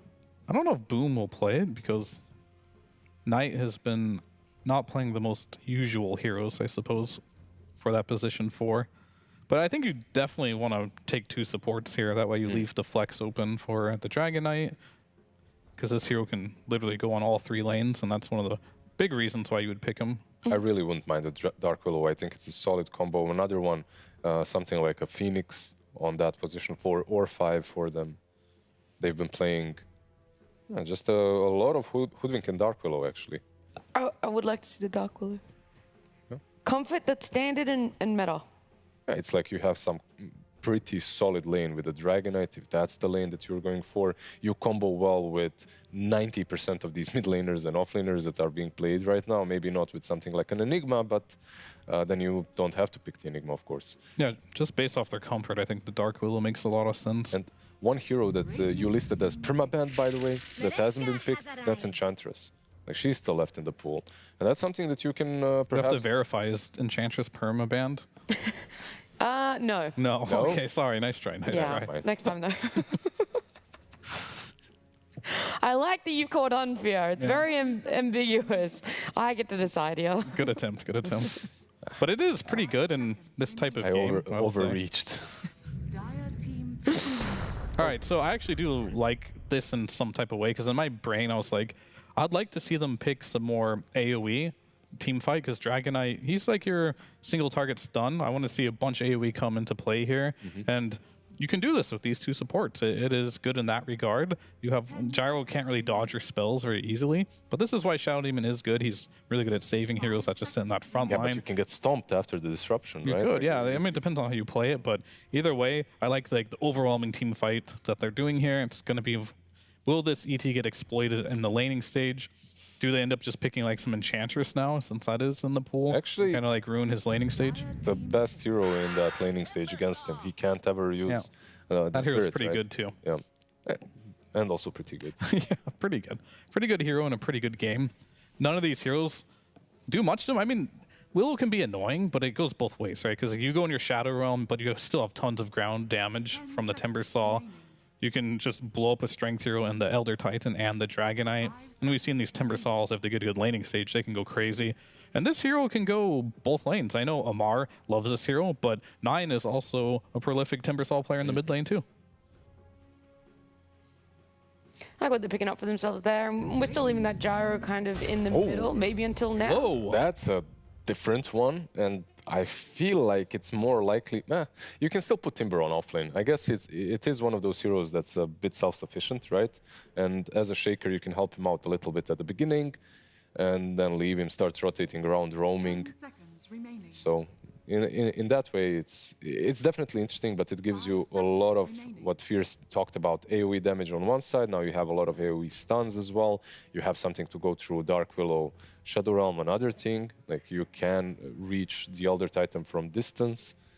Yeah, very interesting pick though. Here's how this conversation went, right? They're like, hey, Crit, we need you on a melee hero. And he's like, pick me Earth Spirit. And they're like, absolutely we're not, 0-3 on that hero this tournament. How about you play the other ES and the Earth Shaker? And see how that one works out. But this is a hero we don't see a lot of either, because really weak in the lane, doesn't do too much. But as you mentioned with the Timber, it's a hero that can just kind of leave him by himself so you can make things happen on the other lane. But there are some lane matchups we don't see the carry yet that potentially could punish this Timbersaw Shaker lane if this is what they are going to do. But we don't know where the Timber is going exactly yet. It could be, and this is one of the best heroes you can pick versus the Timber off lane. You don't play around the armor anymore, you play around your burst, and with Refraction constantly being up, and because you only have 1 point in armor, the Meld Strike hurts a lot too. Yeah, do you have to ban out some Vipers now in here? There. Yeah, you have to. So basically, the problem that you don't know is just what Fear mentioned, is Timber mid or safe or off lane. So you have to ban out the Viper, because actually Shaker does wonders with Viper. It's a really strong lane, and now you have to protect this TA from these ranged dots plus Shaker kind of lineups, which, of course, you can maybe even do something like a TA mid then and Dragonite on the safe lane, or maybe a completely different carry, but you'd rather not be in that position. This is a Mar though, because like I was thinking, what other ranged heroes compare to Shaker good versus TA? I was like, Death Prophet sounds pretty good versus DK2, but I have not seen a Mar play that hero before, so maybe not. The heroes that he is playing, besides Mars, are banned out, right? Yeah. So probably the Timber is still on him. What do you think?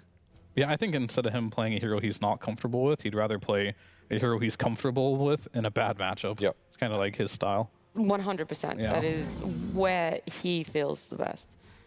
Which is insane to think. Most people would want the hero-to-hero matchup or the lane matchup to be favorable to them, even if it is a hero that they don't play as often or as consistently. I feel like for ATF, the only thing that matters is that the hero can recover. And he's going to find some way or some space for that to happen on all of his heroes. Usually when I see him fall off, maybe is if he's playing something like a Centaur and it's a bad lane, and then he can't really get back to have that huge impact that he usually tends to have. And speaking of Centaur and Mars. Centaur and Mars, here we go again. Like, when you don't know what to ban for offlane, the two, the faithful, the proper offlaners. The permaban ones. Mars and Centaur. Are they? I see. Yeah, they definitely fall in the category of last two bans. I like that. We just keep putting more clauses on it to make us sound smarter. The last two bans. Yes, okay, the Viper is banned out, and I'm not sure that you even have to ban out the offlane here. Like, you can think about some other lane, maybe a mid. I was genuinely trying to see if like you could reshuffle where this Earthshaker goes to pick up another support that might deal with the TA. And the more I think about it, the more I realize like I'm thinking too far ahead. You're right. It's super like straightforward with Falcons drafting Fear. What you see is what you get. I mean, could we get the Mar Huskar? Don't fall into my trap, please. Can we get the Amar Huskar? He does play that hero. Good versus TK, good versus Elder Titan, good versus TA. But they do have a counter pick, but what are you going to counter pick with it? Viper's out of the pool? He's thinking about it. But without Malrine there, maybe it won't happen. Dawnbreaker. Dawnbreaker. I haven't seen her. Dude, I'm so excited to see her. Dude, just pick Huskar. I'm so down. First Dawnbreaker of this tournament. They don't look super happy, by the way, when it comes to this draft. Just from their faces. Who, Falcons or Boom? Boom, yeah. I mean, they just picked another hero that Timber is very good against, right? So slightly concerning on that regard. And the reason Dawnbreaker is, I guess it's good versus Shaker. It's good versus very big committal teamfight ultimates. Like Echo Slam, that works, or Black Hole, Chronosphere, these type of things. That's why I see Dawn the best. You rushing for an Ags here? What sort of build? Are you going Echo Saber into Ags? Are you rushing an Ags to try and like elongate the heal that can come out from her ult so that if someone engages with a... I'm really not sure. It will probably depend on the lane and how the game goes. I like it in a way that Dark Willow and Dawnbreaker, it's a strong lane. Dragonite is strong versus Timber no matter where he is. in this patch at least, he looks very. Most of the games he won the lane, and then you have this TA as well that's strong into Timber. So they get an Underlord in the end. Okay. That's a dot, I guess. That's. I mean, it's a hero that ATF Amar plays. Yeah. Like, I was going through his hero pool, and I was like, yeah, I mean, Underlord has that dot, but TA in general is pretty good against the Tide and Underlords, just because you have plus damage from refraction that can't be reduced by like minus damage. It's only base damage there. I was hoping for more of like the spicier route, but maybe they decided they don't have enough heal for like the Huskar. Overall, this lane, in theory, I'm afraid for the laning stage here for the side of Falcons, because like they could win both side lanes and then collapse on this DK mid, and we've seen this Timber versus DK matchup. When Timber does get 6, when DK gets 6 around the same time, if the rotations happen, it's typically the DK who kills the Timbersaw, because you're not super tanky and you can die pretty easily. We've seen Timbersaws have some rough lanes before, but recover in the long run and feel unkillable is what I'm going to say. Yeah, definitely not that confident in Falcons draft. Like, they have 2 heroes that they haven't really drafted too many times so far. Meanwhile, from Boom, it looks all stock standard. It looks solid besides this Dawnbreaker. But yeah, I still feel, after looking at game 1 and how it went, I feel that Falcons are the stronger team and that they will find some ways of playing this laning stage. But for me, this is like 60-40 in Boom's favor when it comes to the draft itself. Okay, so you don't like by a long shot Boom have won this, or that it's a massive outdraft at all. There is this, what tempo are they going to play with, how a team fight's going to be executed, and how exactly are they going to come ahead. No, I wouldn't say it's like some crazy outdraft, because this Underlord, even though he might be a little bit weak in the lane, he's bringing a lot to the table. Like, you have this global presence, you have a really solid route, and so many ways to itemize. So let's see. I do believe in the Underlord. Yeah, I mean, it's Dawnbreaker versus Underlord last picks. They both can teleport across the map, so they kind of like mirrored each other in that regard. So we'll see. What takes longer, going through Underlord's gate or then the Dawnbreaker ult to come down without the Ags? Yes. 100%? Without Ags, yes. Okay, all right. Oh, well, look, it's been an interesting last few picks. Maybe not spicy in that regard, but definitely different than what we were expecting these two to go. We want to focus a lot on lanes, see exactly how they are going to match up, and see if Falcons are going to be able to take this 2-0. But before we get there, let's go ahead and join Tsunami, who does have our Falcons coach on standby. Thank you very much. Yes, I am joined by AUI, who picked an Underlord as the very last pick. This is not a hero we see particularly frequently. You guys ran it once during Birmingham. What was the reasoning behind it? I mean, when you pick like the 24 pick, you always have to consider the lane first, I think. So we think it should do decent lane first TA. It's like you have an instance of damage and you have like high armor. And then I think when you play versus Dawnbreaker, you need, like, if he ultis in, you have to be able to still stand and fight. Because if you can never stand a fight, then like they're just going to run you over on the map. So Underlord is good area control for that.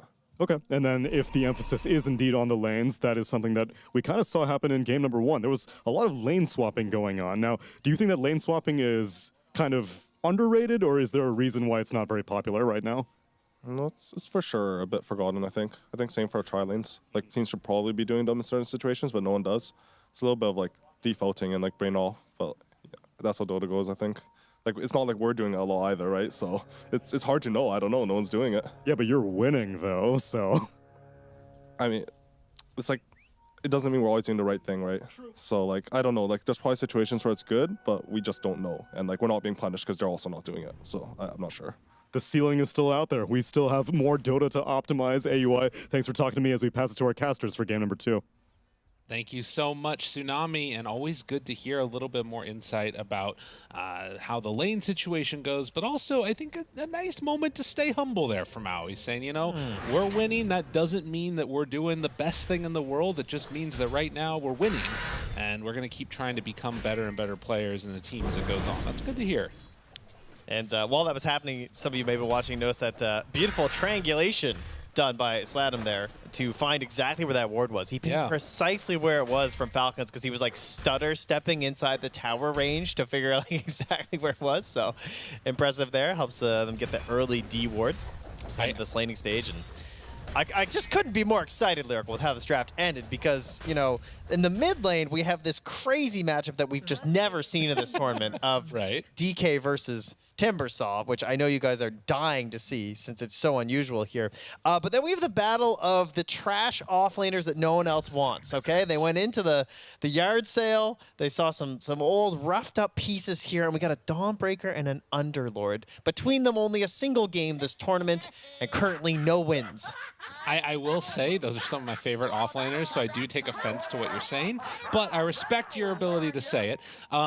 We'll also say if we get to the super duper late game, let me tell you about Underlord level 25. That atrophy aura, I don't know if Amar takes it or not, but it is one of the freaking coolest things ever. So you get plus 50% atrophy aura to allied heroes. And again, because this is the Dota that we're experiencing right now, we're just going to talk about level 25s. Right. We're probably going to get there. Yeah, that makes sense. But you get like 1 kill in lane, and suddenly your entire team gets like, I don't know, bonus. How much damage is it? It's like an extra 30 damage or something across all of them. It's super nuts, and it's incredibly strong, and it's fun to play. So everybody play Underlord. Get those levels up on the amount of picks he has. Well, either way, we all lose, because whoever wins, someone will queue up to play one of these two heroes. And you're either going to get an Underlord or a Dawnbreaker on your team, which, according to the current gameplay, doesn't seem to be doing too hot. But no. Well, it's fair enough. We'll see how this ends up working for him. Pakaz trying to put the pressure on early. Did talk about the high armor that you have. That's going to burn through him. Doesn't have refraction yet, so he's just sort of sitting pretty on Pakaz. And Pakaz playing on TA, this is one of the first heroes that when he sort of started popping off, I want to say like around, I don't know, some year. The years are all a blur around this COVID time. Amar, back underneath, trying to hide it out. Not going to happen. Pakaz gets the first blood. I was going to say that, like, this was his hero. This was the one that really stood out to me, and I feel like made the difference. Fissure for the finish. Blood grenade isn't enough for the kill.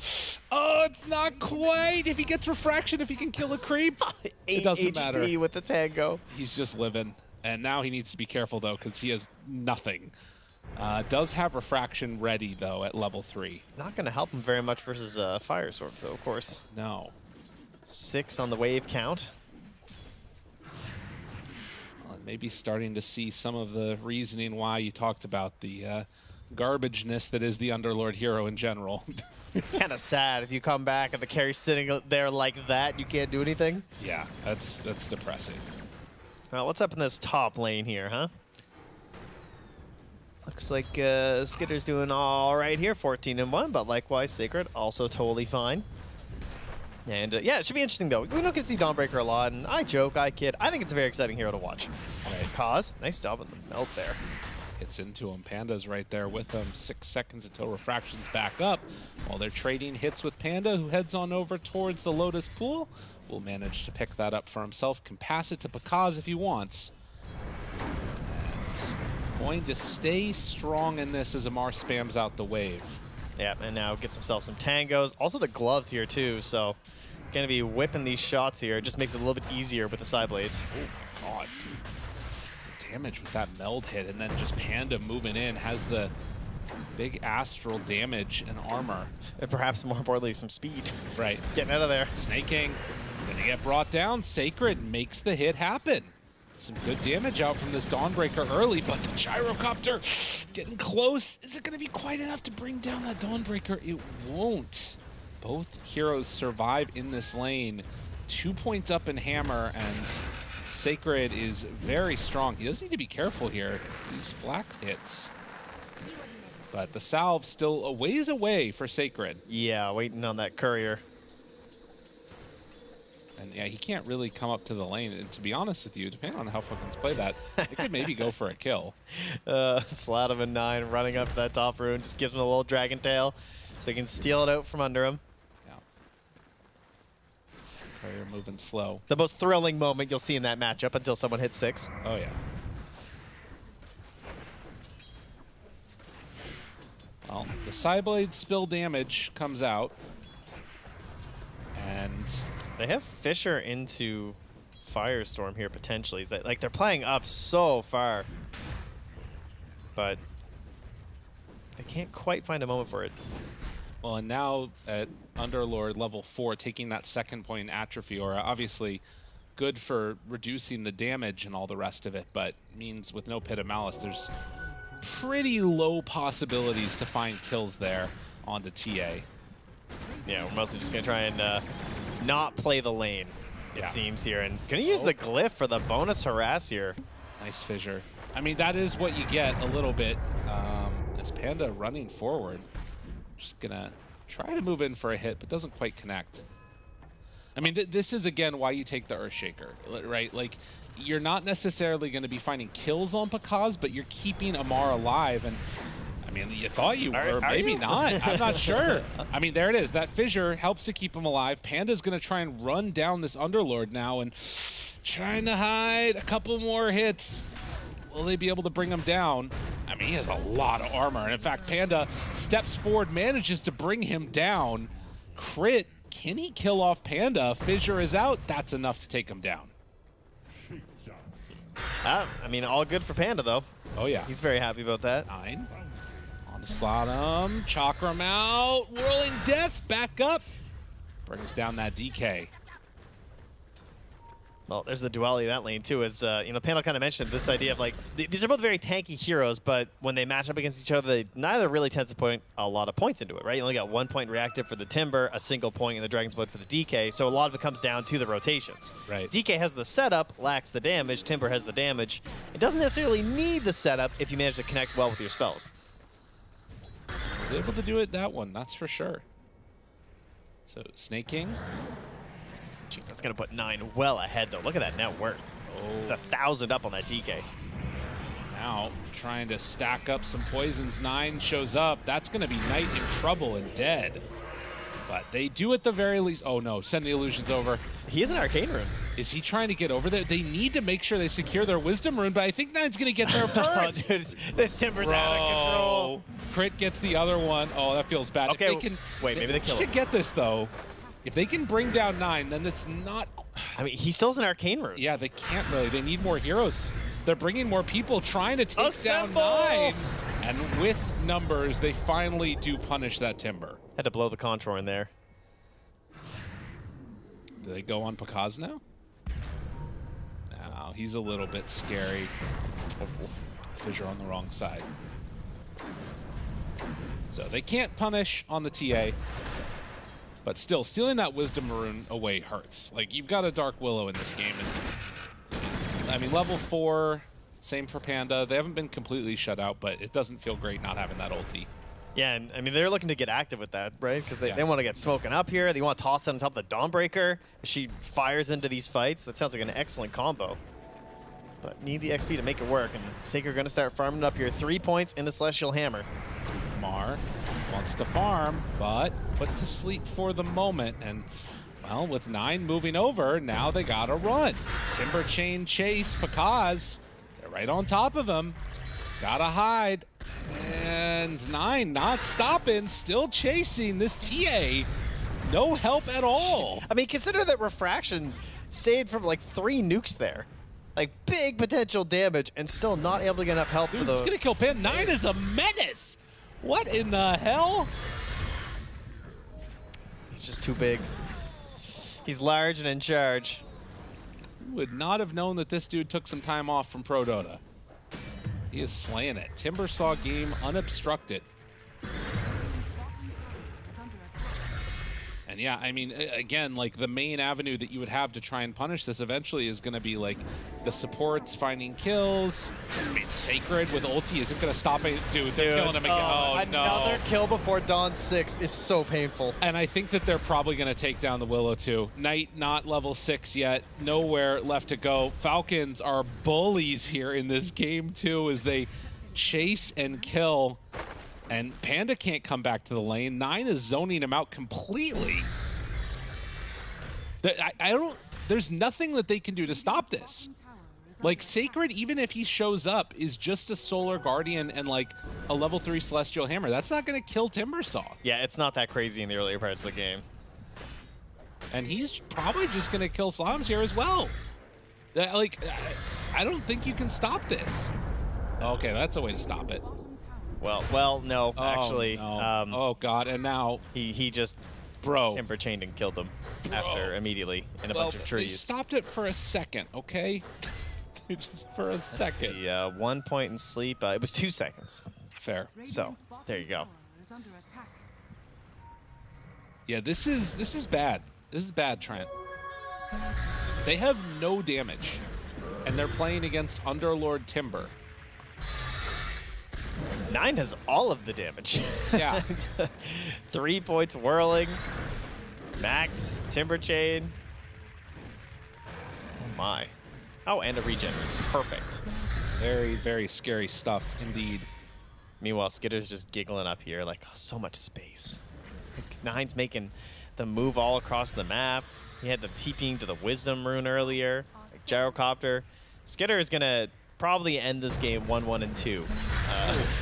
Because I don't think he's going to be needed. No, honestly, you could be playing anything. Could be on our court. All right, this is Pakaz's recovery strat, though. Have your Dawnbreaker stack for you. I mean, yeah, Pakaz is going to need to get enormous this game. And I mean, the problem is you're still playing into these like massively tanky heroes. At least you do get like a lot of plus damage on TA. Obviously with refraction, and you know that's not going to be reduced by the Underlord stuff. But I mean, they can also burn through refraction. That's a strange manner of conduct. So Skitter heads back through the gate. Back to farming he goes as Pakaz tries to finish off this Dragonlance. And it also feels like they kind of need the Blink Dagger from Slotham, unfortunately. Yeah. I don't know. Like, do you even bother smoking without it? Because how do you start a fight if he doesn't have Blink? You would have to just hit a Bramble Maze. Just raw Bramble Maze. I think the thing that they're going to end up doing probably is just trying to run in and kill crit over and over again, or snaking over and over again. It's going to be just like last game. Because I don't think that there's anybody else that they can take down. At least with Willow having 6 now, DK can make like a stun into kill combo. And yeah, you mentioned it. They throw out the Bramble, don't hit the Bramble. But if you hit that Bramble. Fight over. If you hit that Bramble, I think Snake King still gets away. Like he still has disruption. Oh, 9's going to finish a Blink Dagger before this DK does, though, and he's going to be even more frightening. Yeah. Yep. That's a rough one. Oh, the Underlord Ethos! Amar wants to get involved. He wants in the game. So this is the other thing, too. I feel like with a team like Falcons, having Underlord with Fiend's Gate ready is just, I mean, it's like an IO strat, right? I think it's pretty spooky, and it's, you know, for anybody that hasn't been paying the closest attention to Underlord because this hero never gets picked, it's not just the mobility that you get moving around the map. It's but not? Also when you come out of the gate, you get bonus movement speed, you get damage reduction. It's really, really solid stuff. Fiend's Gate is, I love this spell. That's a magical gate right there. It is. There Look, it is. He drops it down so they can gank into his fight, and 9's just right on top of him. And now if they try and kill 9, he's still got damage reduction on him. Sodom chased. It's going to be rooted inside of that pit. Crit walks forward, Chakram out, dead. He's got Blink up in 1. Devastating. Hello. They find Panda and try and get the kill onto Knight first. It looks like they're going to find that. Triple kill for 9. Ultra stolen by Crit. But the danger of Amar on this Underlord is the things that come through his gate. 9's starting to get it too, right? He's got the wave going. He's asking for high fives. Yeah. The Falcon is starting to become a part of him. True enough. Tundra 9 wasn't asking for high fives. I just want to say, you know? Absolutely. Well, at this point now, 14 minutes in, starting to feel like a very difficult hold to make for the side of Boom. I mean, so 9 has this amplified damage ready to go. You can see the Gyrocopter getting towards that Aghanim Scepter. But the big question mark is at what time are, I mean, they have Blink on Slothams now, so that's pretty much what they need to do. They need to find a kill. Him and Willow smoke together right now on Knight. They have Blade Mail done on the Dawnbreaker. Panda trying to get in on this fight too. And a scan connects. They know they're coming. They're so ready. Oh, that one hurts. Yeah. Like one chance here.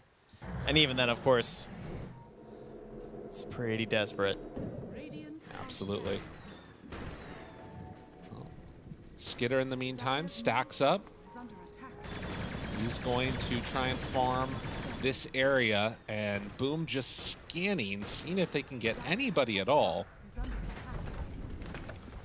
And I think, too, I mean, Underlord's a little ways away from Crit, but if they did go all the way in and find Skitter here, they could gate to try and help him.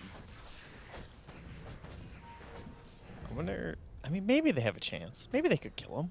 Blink, stun, plus Bedlam. I think they could kill him. They might all die for it, but I think they could do it. I mean, he's under the tier 2 tower right now. Like, they see that he's there and they don't want to try and go for it, but it definitely feels like if you make this move and you don't connect on a kill, you're just losing out value every second.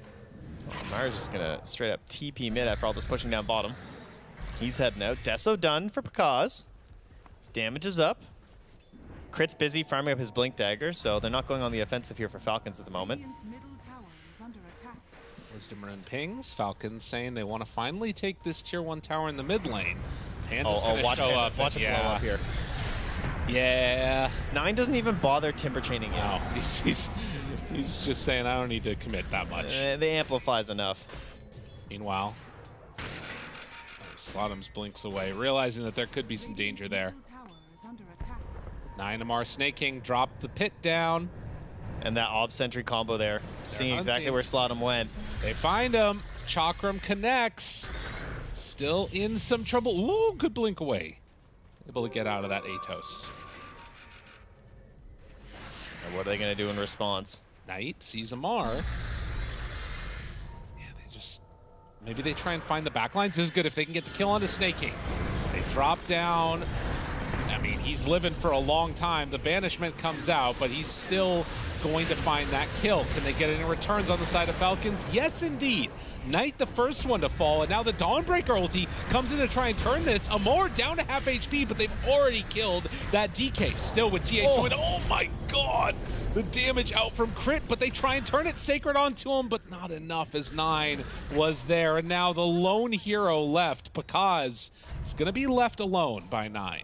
Oh man, 9 gonna pick up a Veil, just in case it wasn't enough damage. You know, I want to make sure we get those numbers up a little bit here. But I mean, look at the damage that was done as well from Boom, right? Like, they have it. They can't get it concentrated the way they need it in order to try and win these fights, unfortunately. Right, and there's a lot more to get through. And like Snake King has a mech now, you know? Yeah. The game feels pretty tough. Even little things like for Amar, having this like casual cloak in his inventory is so nice. And also a Midas. He has a Midas queued up, you know, for the Underlord. Guys, I don't think we need to go high ground, you know. He knows he's not going to get many opportunities to play this Underlord. That's right. So he wants to make sure he gets the, like, you know, you said the talent. The 25. Right? That's right. how you get the 25. Absolutely. Get yourself a Midas, buy some experience. I don't know if he's actually... I think he's trying to fully equip his character, because if you look, he's got boots. Okay. He's got like a hat. He's got some bracers, right? And some Van braces. One brace for one side, Van brace for the other. It's not plural, as you can see. Van brace, not Van braces. Got it. And he needs some gloves to go with it. And the wind lace that's in his inventory is just like... That's the shoelaces for the arcane boots. Got it. Okay, It's I just like the shoelace. Yeah, and he's got a ring. He doesn't want to double up on anything, so it makes sense to get some good gloves. Nice pair of gloves. Everybody wants one. I mean, you're from Canada. You got to have a nice pair of gloves. It gets cold outside. You got your driving gloves. Okay. You got your snow shoveling gloves. Right. You got your moose petting gloves. What about you got your garden maple gloves? syrup tapping gloves? Okay, that's just not barehanded. You got to tap the tree. Okay. Can't do it. Well, they're tapping Pakaz as they take this man down. Rooted immediately, but good damage out onto Amar. It's enough for the kill. Pakaz, though, with 9 on top of him, it's more than enough to get that finish. Still stuck in the pit as Sacred wants to chase down onto this gyrocopter. It'd be good if they could bring down Skitter, but it's not quite enough. They do finally get him. Making the move. Slotum's trying to survive, but 9 just shreds him like a monster. Crit chases forward, finds Knight. Dude, he's 15-1-3. Make that 16-1-3 with the ultra kill. Beyond godlike. He's a monster. You know, this stand, and I think he heard some of the talk. That's right. You know, I've been like, you know, Nine's been having some hard games on Falcons. Hasn't quite been living up to it. I think he's warmed up, folks. God. Yeah, and I mean, how different this looks, you know, if you actually have BKB, for instance, online. Oh, that would be at this nice. stage. Like, you could actually see a way that they could win these fights, because TA can sort of stand in the midst of this damage that's being spammed out and somewhat have a decent game, but it's just way too much swarming.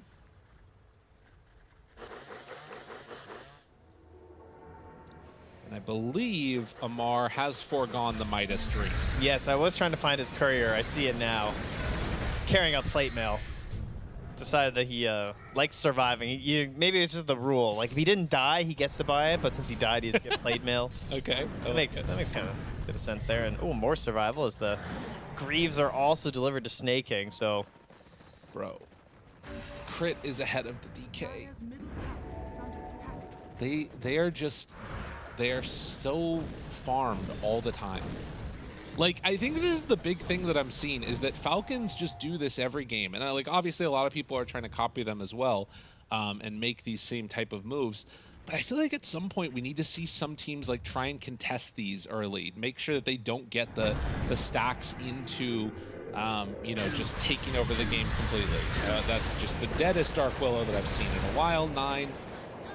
I feel like when you're just walking around the jungle right now as Boom, you just hear this faint rumbling of like the Space Jam soundtrack. Oh yeah. Everybody get up! You know, it's just like, what's that sound? And then Crit just kind of appears and dunks you. You know what that sound is. Everybody knows what that sound is. I like the start of the movie where he's shooting the ball and through the chains and it makes that noise every time. Look at the like, damage. All right, that's a lot of pure damage. Oh my god. Those are Michael Jordan numbers right there. That's why we're talking about Space Jam. You know, and it's like, I'm gonna play for North Carolina. Yeah. You know, he shoots the ching, ching, ching. It's nice. I got a chain net because of that, because it sounded so good. Man, you watched a lot of Space Jam. I mean, I was born in 1991. I assume everyone did. That's true. The Space Jam was great. No doubt about that. I heard there's. I've actually never seen the new one. There is, No, though, me right? Yeah. Well, yeah. Is Bill Murray also in that one? I don't think so. Yeah, Oh my he didn't god, make the Bill comeback Murray was with in LeBron? Space Jam. Oh, jeez. I forgot about that. That was still probably a pretty good role. Well, Pakaz, he was thinking the same thing we were. One, that Space Jam is a great movie, but also that he wants a BKB. It's also fitting because Underlord looks exactly like the Monstars. Yes. Like, he was definitely on. Underlord definitely made a cameo in that movie. Yes, he was did. on the other team, 100%. 20 years early. Same thing with Earthshake, right? You know, these guys could both be on the Monstars. We're exposing truths here that maybe the world's not ready for. Ice Frog was inspired. That's right. Surely that's what it was. Well, more Wisdom Runes, and Gyrocopter taking him. Skidder with the Aegis in hand is going to finish off his item, it seems like, as Sacred found. Blade Mail out. 9. Beyond godlike. Now, I will tell you this. If they ever manage to find a way to kill 9, whoo, doggy, that return gold is going to be insane. Oh, that'll be nice. They like, honestly, kill 9, win the game. Look at that, 15 stacks. Snaking, you disgust me. That's, wow. Does he? He beats the entirety of their team. They only have 14 total on Boom. Listen, just get rid of Shadow Demon. Anybody that can stack multiple things at once. All right, he's well, figured slow it down. out. I think Shadow Demon might be one of the best supports right now. Yeah, but I mean, he gets shown so much because Disruptor's banned every game. That hero's also crazy. I don't care. But Shadow Demon is great, yeah. I mean, Falcons have been rocking this for a while now. Crit steps in, missile lands, takes down Knight. Has been having a better game than he had last time. Definitely on that Centaur. Has been able to be... That bar is so low, I tripped over it earlier. All right? I'm surprised. But yeah, it's still not great. Very, very tough match right now for Boom to get some type of survivability or anything. I mean, I think the best thing they can do with Sacred is like having this Blade Mail, but it's not enough to deter them because Falcons are so farmed. got a ton of HP, 3,000 on this gyrocopter. Yeah, Blade Mail is truly the one great hope, and then you're just gonna have Greaves there. Right. You're a Timber Saw. He built a Shivas too, just to tank up a little bit more. Also has a Gossamer Cape versus a TA in a losing game, which is just so sad for the TA. That does suck, man. It hurts. Well, Right. Gone. Can't even tell when she dies. No. She's in Shadow Realm like that. Just make the assumption that she's probably dead. That's a pretty safe one. I will say, I'm wondering if they can get into anything resembling a Spirit Vessel. I mean, you don't really want to build a Scotty on any of these heroes either. Shiva's Guard could be good if you can get to it eventually, but they just don't really have those heroes for the anti-heal synergy that comes out from Timber. Well, now he also has his 20 magic resist talent. So 9, understanding the assignment, just do not give up your life. It's just a grotesque abuse of the never go high ground right now. Allow. We need a battle royale style. The map needs to start closing in from Falcons. Dude, that's an idea. Go high ground. I like this. This is what we need. We've had a lot of time to think about this in these casts. That's the answer. Oh, the storm is coming. That's right. You take extra damage for every second that you're not moving high ground. Because, oh, Amar, you want to fight me? You want to fight me? Oh God, TP out. Does he manage to escape? Oh, yes he does. But he scared him. Amar's shaken. Wyvern in his booth. Further gonna convince him. That's right. Don't go high ground. Stay back. We need more items. He needs more plate mails, I think. He's actually thinking about a Pavis next. Oh, Knight's gone. That one was very quick. What are his deaths at? Only 9, okay. Yeah. Well, it's just that I think it's been about 4 in the past 3 minutes. He's definitely spent more time dead than alive in the past bit here. Yeah. We can't even keep up with 9's kills. I mean, yeah, just assume that there's going to be somebody dead when he gets All right, hold on. Hold on, They're though. looking. Hold the phone. They're hunting. Oh, he stopped moving. That's not good. Oh, When the they gyro turn around. stops No! running. The gate, they're coming back! Pakaz, run away! They try and kill off Crit, and it's not going to be there enough. They lose everybody. Dude, just when you thought that you were out and you were like going to be able to turn something around, they gate onto you. This is why Underlord's so scary. What a spooky hero. The Monstar. He is Monstar all over them right now. This is the alternate ending. That's right. Stole Charles Barkley's swagger. Yeah, he's definitely the Charles Barkley Monster. And 9 still comfortable keeping an inventory slot basically open by having the gem there. Could still get stronger if he needs to. Oh, wait a minute. Good news. Nemesis Wait a curse minute. For the Dragon Knight. Oh, I thought you meant like for the Timbers, and like, maybe there's a chance, you know. No. So either he gets the kill or it goes a lot worse. There's a chance, though. They're trying to increase the damage.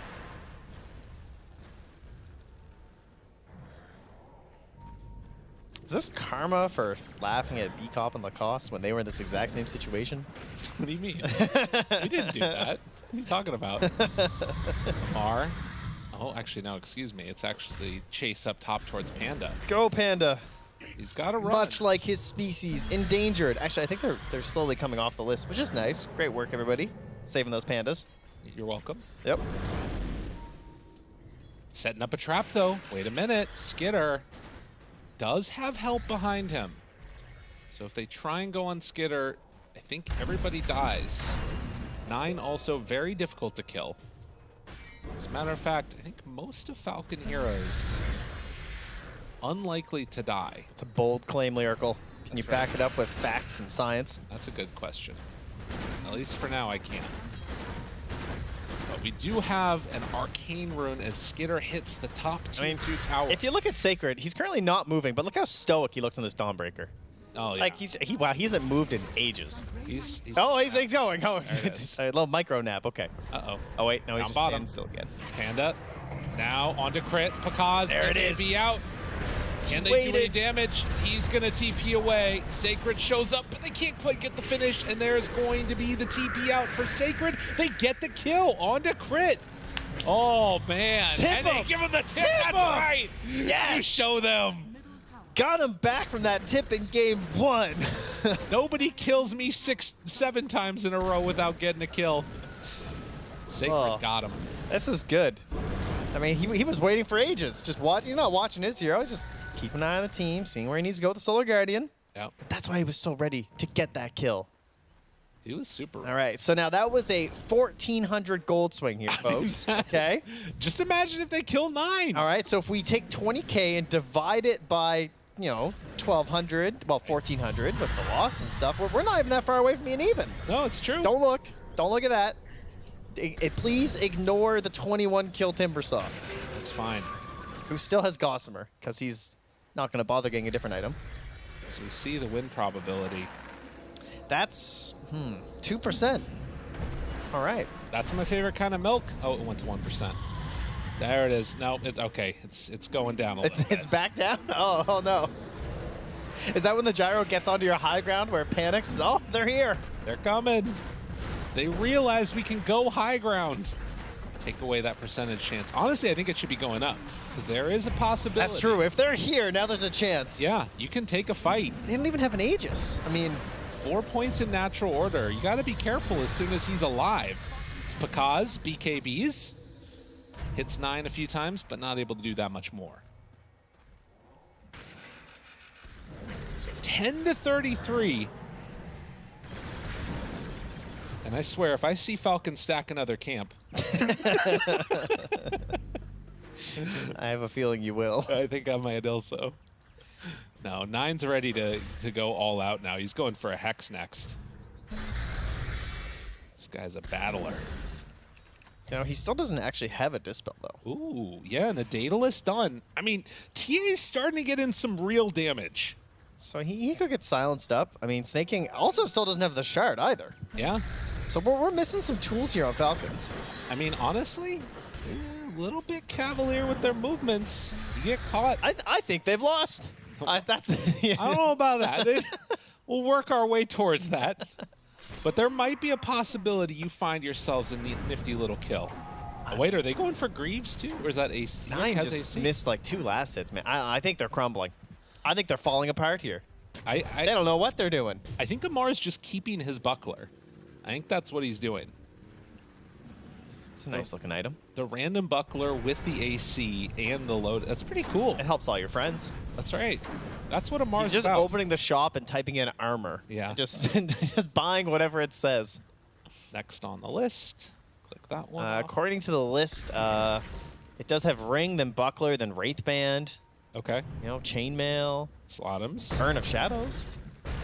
Aggressively timber chaining him. The Hex. Oh, man. That was a DK. That was a DK. What's that Nemesis curse right there? You got to backpack that thing. Uh-oh. Get in trouble. Danger, danger. Slept. Brambled. 9 jumps in onto Panda. He's gone. And now... But look how close he is to your well.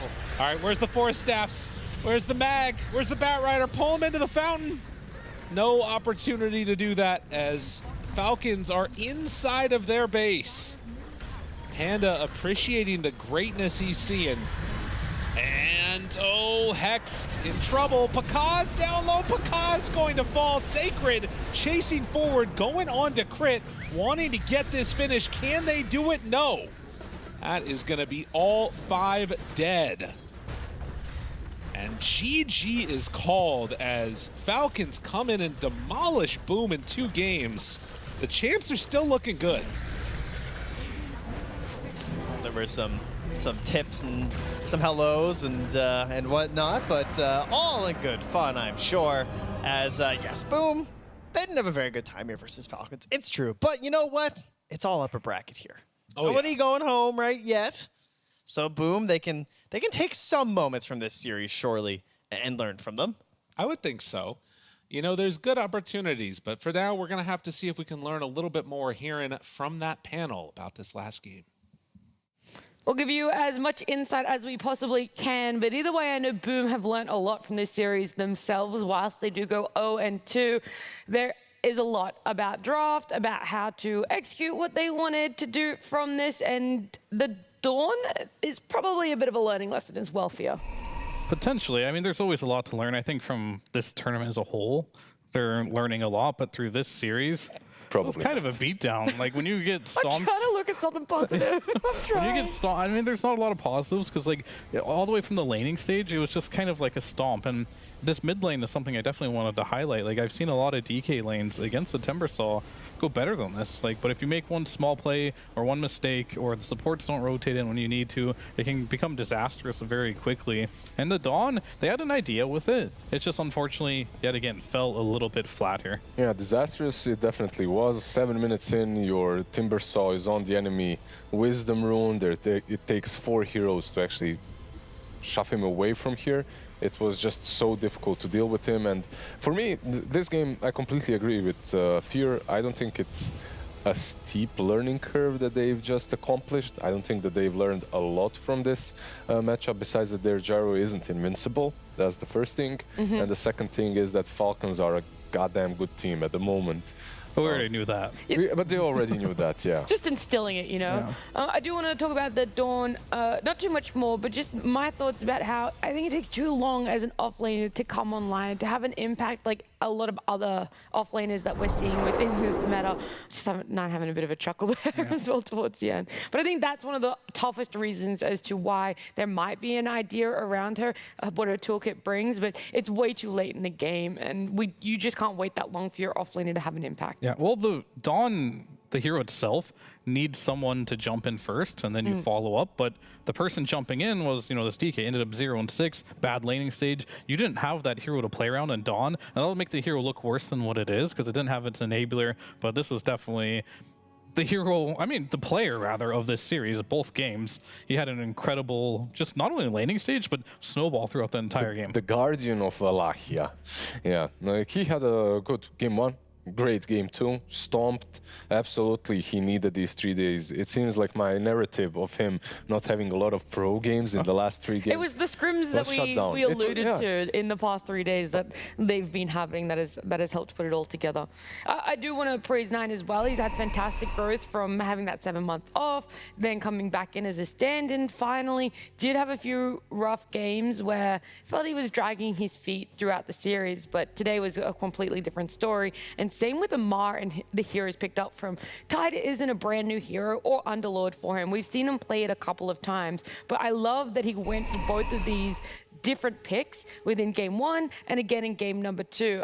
It shows that what they're willing to do and the idea behind their drafts is just very different. Yeah, for sure. And I think this is something that he does often. And you'll see here, he plays the Underlord, as you mentioned, goes for the Atos, which is not a super uncommon build on Underlord. You'll see it quite a few times. But the way he used it was incredibly well. And the one thing I really want to spotlight is his ult usage. A lot of times you'll see Underlords use the ult for them to go through, but he made the ultimate happen for his teammates. His teammates come through the gate there. He uses that Atos that he picked up there to get him stuck in the pit twice there. His whole team ends up showing up there, and they end up just wiping him here. And it felt like from this moment onward, there just wasn't any plays Boom could make because too much of a discrepancy in items. I feel like every single fight off of this point was the same. TA jumps in, uses BKB, tries to kill someone in the first 4 seconds of the BKB, and uses the last few seconds to TP out. And it's like, usually you don't get a kill fast enough. If you don't get a kill fast enough, you just have to leave. That's it. Same happened with the Dawnbreaker. You go in, you pop that BKB, and you use half of that duration just to TP away. They just didn't have the damage. And by the way, when it comes to this Atos build on Underlord, of course, it's not a new build. It has been built before. Like Atos Radiance was very popular for a bit. Sumail built it on mid as well. I'm thinking about Gleipnir even. I know it's I've seen it. Right? Like you get an AoE contain with the root, and then on top of that you get an AoE another one. It's you upgrade it eventually. Maybe not right away, but you're not going to throw away your Atos. You're not rushing a Glad, that's I would. for sure. You would? Well, for fun. Straight up. For fun. I was going to say, you're not in that position, but it's been great to watch Falcons. They 2-0'd there. We've praised them, and we've talked about maybe what Boom could have learned. But let's see if Falcons actually learned anything for this series, as we do have Snaking joining Tsunami.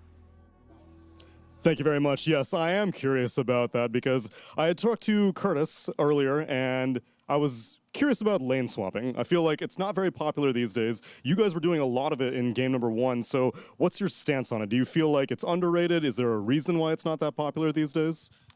I think a big reason why it's not that popular is because people are very specialized these days. They want to play, safe laners want to play safe lane, off laners want to play an off lane, and people are just habits of creatures, you know? Creatures of habit, excuse me. And then, so I think that's a big reason why we don't see those things anymore. Okay. Then how about any other past eras of Dota dynamics do you miss? Because you've been in the game for a long time, so what vintage things do you miss? I mean, I miss the tri-lane eras for sure. You know, these offlaners haven't played offlane until they have to play 1v3. You know, people nowadays, like Amar, they haven't seen those times before. These kids are soft. They are, you know? They don't know what a true meaning of offlane. Being level 1 at minute 6, you know? That's like the good life. Yeah, they're spoiled these days, I'm telling you. And even like, well, there was that middle ground period where Poor Man's Shield was the go-to for offlaners, though. But that was post-tri-lane also. Yeah, I mean, I played in the era of being an offlaner in the tri-lane era. It's not fun. And you want to bring it back now that you're a support. You're on the other side and you get to abuse the offlaner. For sure. I want to see other people suffer, including Amar, so for sure. Okay, then how about who do you want to see suffer in the next series? Because it's going to be Gaimin versus Liquid. Winner is going to be your opponent. Which one do you prefer? I mean, it's an obvious answer. We're going to be bringing Saksa back for, you know, as a coach in tomorrow, and then after Liquid wins today, then we'll bring 33, invite him back to our team, and we're bringing back Tundra. The full Tundra reunion. I actually heard that at your hotel, the boot camp, you guys have the Falcons logo, but you printed out the Tundra logo underneath that. Is that true? I mean, Tundra was supposed to be at this event. When we went to the admin's room, we saw the Tundra logo sign, and we thought it would be funny to just put it on our door as well. You know, it's no use anymore. Sure. Yeah, you know, just for old time's sake. It's definitely not your master plan to bring the old team back together. No. Don't worry about that. But if it does work out, then we'll see all 5 players of that glorious TI in Singapore back in the lobby tomorrow. Congratulations, Snaking, on the win as we pass it back to the panel. Thank you so much, Tsunami and Snaking, learning about the master plan, the long run, and what is in it for them, but also that Snaking just wants to see Amar suffer. That's what I ultimately got from that interview right there. Well, he wants everyone to suffer like he suffered when he was an offlaner. Like, I feel like the high life back then, like, you were the carry, you had 2 dedicated supports for you to make sure you're free farming an offlaner.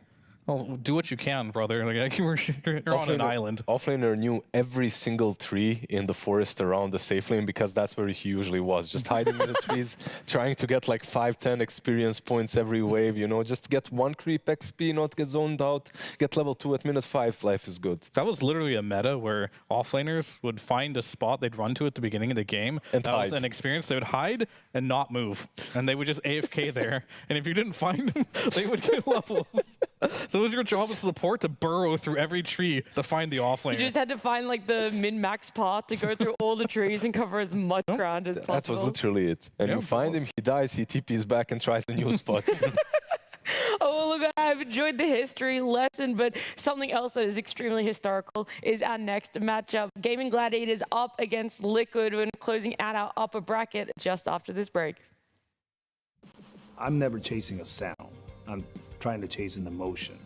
And it happens to be with sound. You know, when the chef cooks for you, he's trying to do it with obviously presentation and taste and all that.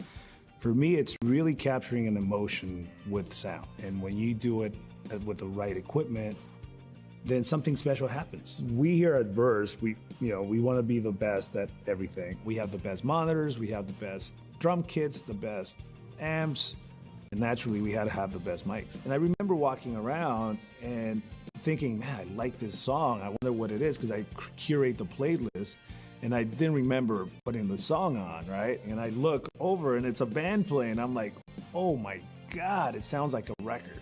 And I go up to Steve and I'm like, man, that sounds so good. And I noticed that he was using Earthworks and I was like, oh, okay. Hearing those drums was incredible. I had never heard it in here. There's a spiritual thing that happens when you get a whole bunch of human beings together in one room. And the artist is using that energy, and that energy helps to inspire them to keep going. One of the first things I notice about these microphones is they're solid, they're rock solid. You can tell they're just high quality when you pick them up. And so then you plug them in and you throw up the channel and it's like, oh my God. because the articulation is so consistent across the entire frequency range, it doesn't have to be loud to be in the mix. I have so much confidence in what I'm getting is accurate and what's happening is accurate. I don't have to use any of the RAM in my head up on, oh, do I have to compensate for this or compensate for that? No, I can put that energy to creativity. When Earthworks talk about a fast microphone, they're alluding to the capsule in the microphone moving really fast. How fast it reacts is going to determine just how accurate it is, how fast that capsule can move in response to the signal that it's presented with. So the faster the better. You know, the quality these microphones are putting out is something that, you know, needs to be heard. It's really great. Once you use these, you just simply can't go back to anything else. My name is Manny Mariquin. My name is Steve McGuire. My name's Kevin Madigan. And I'm here to talk about Earthworks.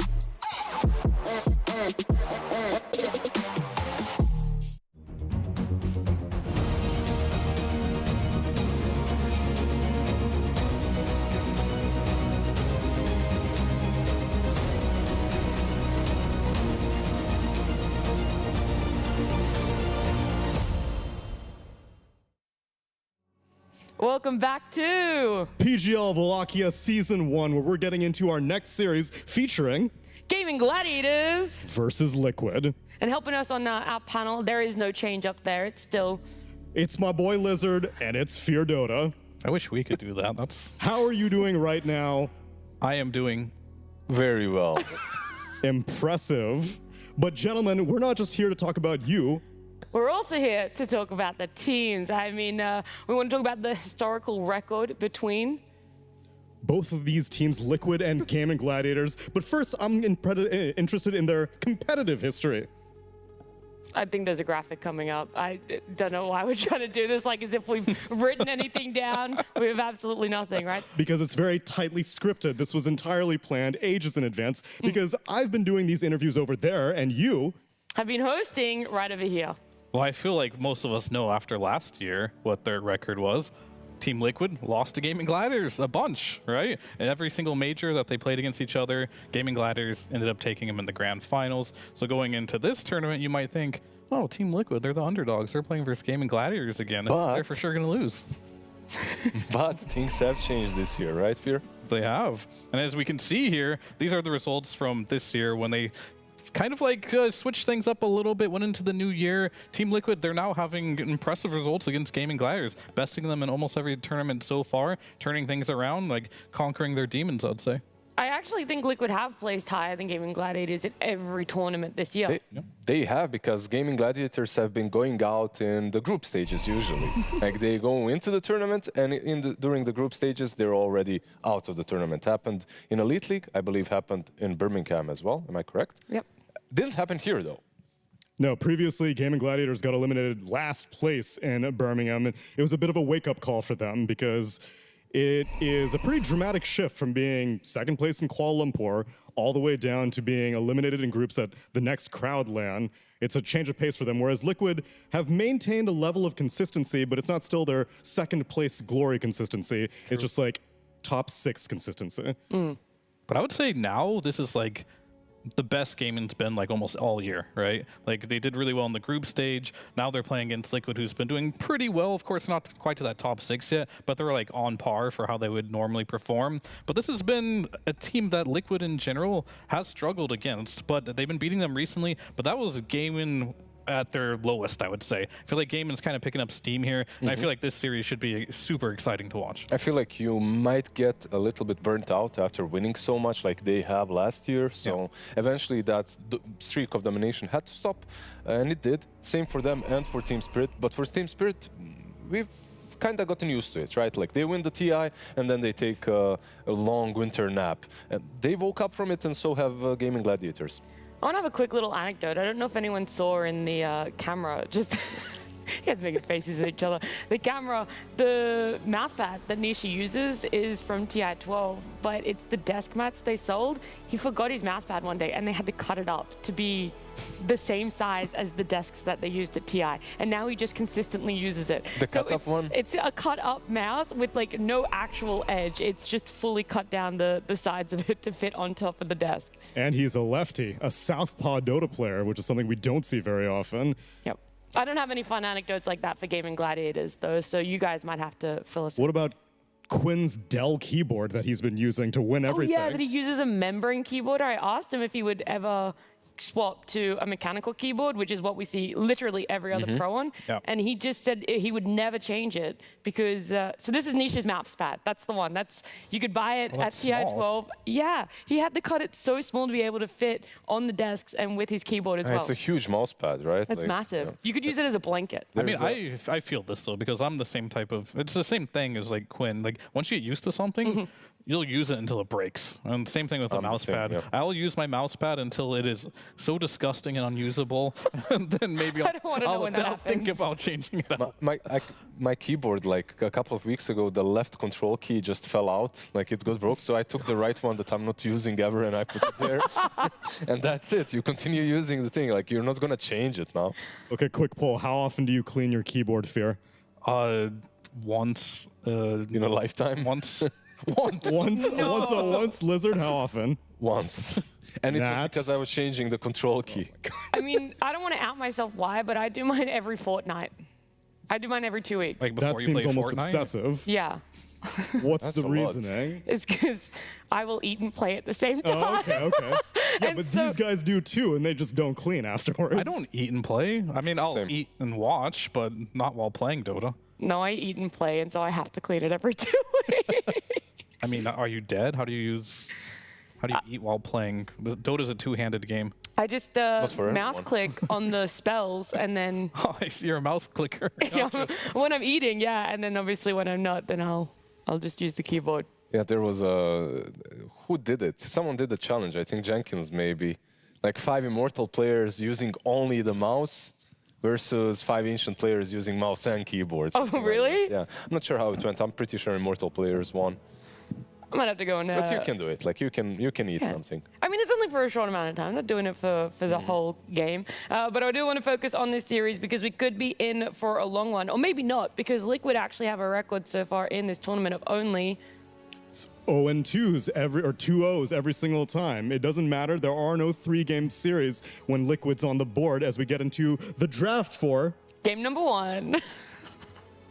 Liquid versus Gaimin Gladiators. Oh, the synergy. All 4 of us definitely on the same wavelength here.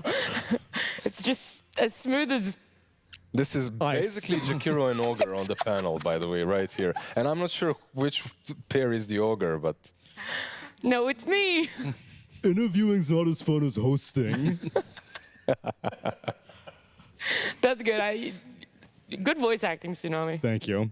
Loved it. Let's focus on this, though, because a big change up for the draft. A Sniper and a Coddle being in the first phase. Team Liquid know just how much Quinn loves to play both of these in the mid lane. Yeah, when it comes to like these two teams, of course, Sniper, Coral, Pangolier should be a little bit more respected, perhaps, than in the last game. In the last game, it got banned, though.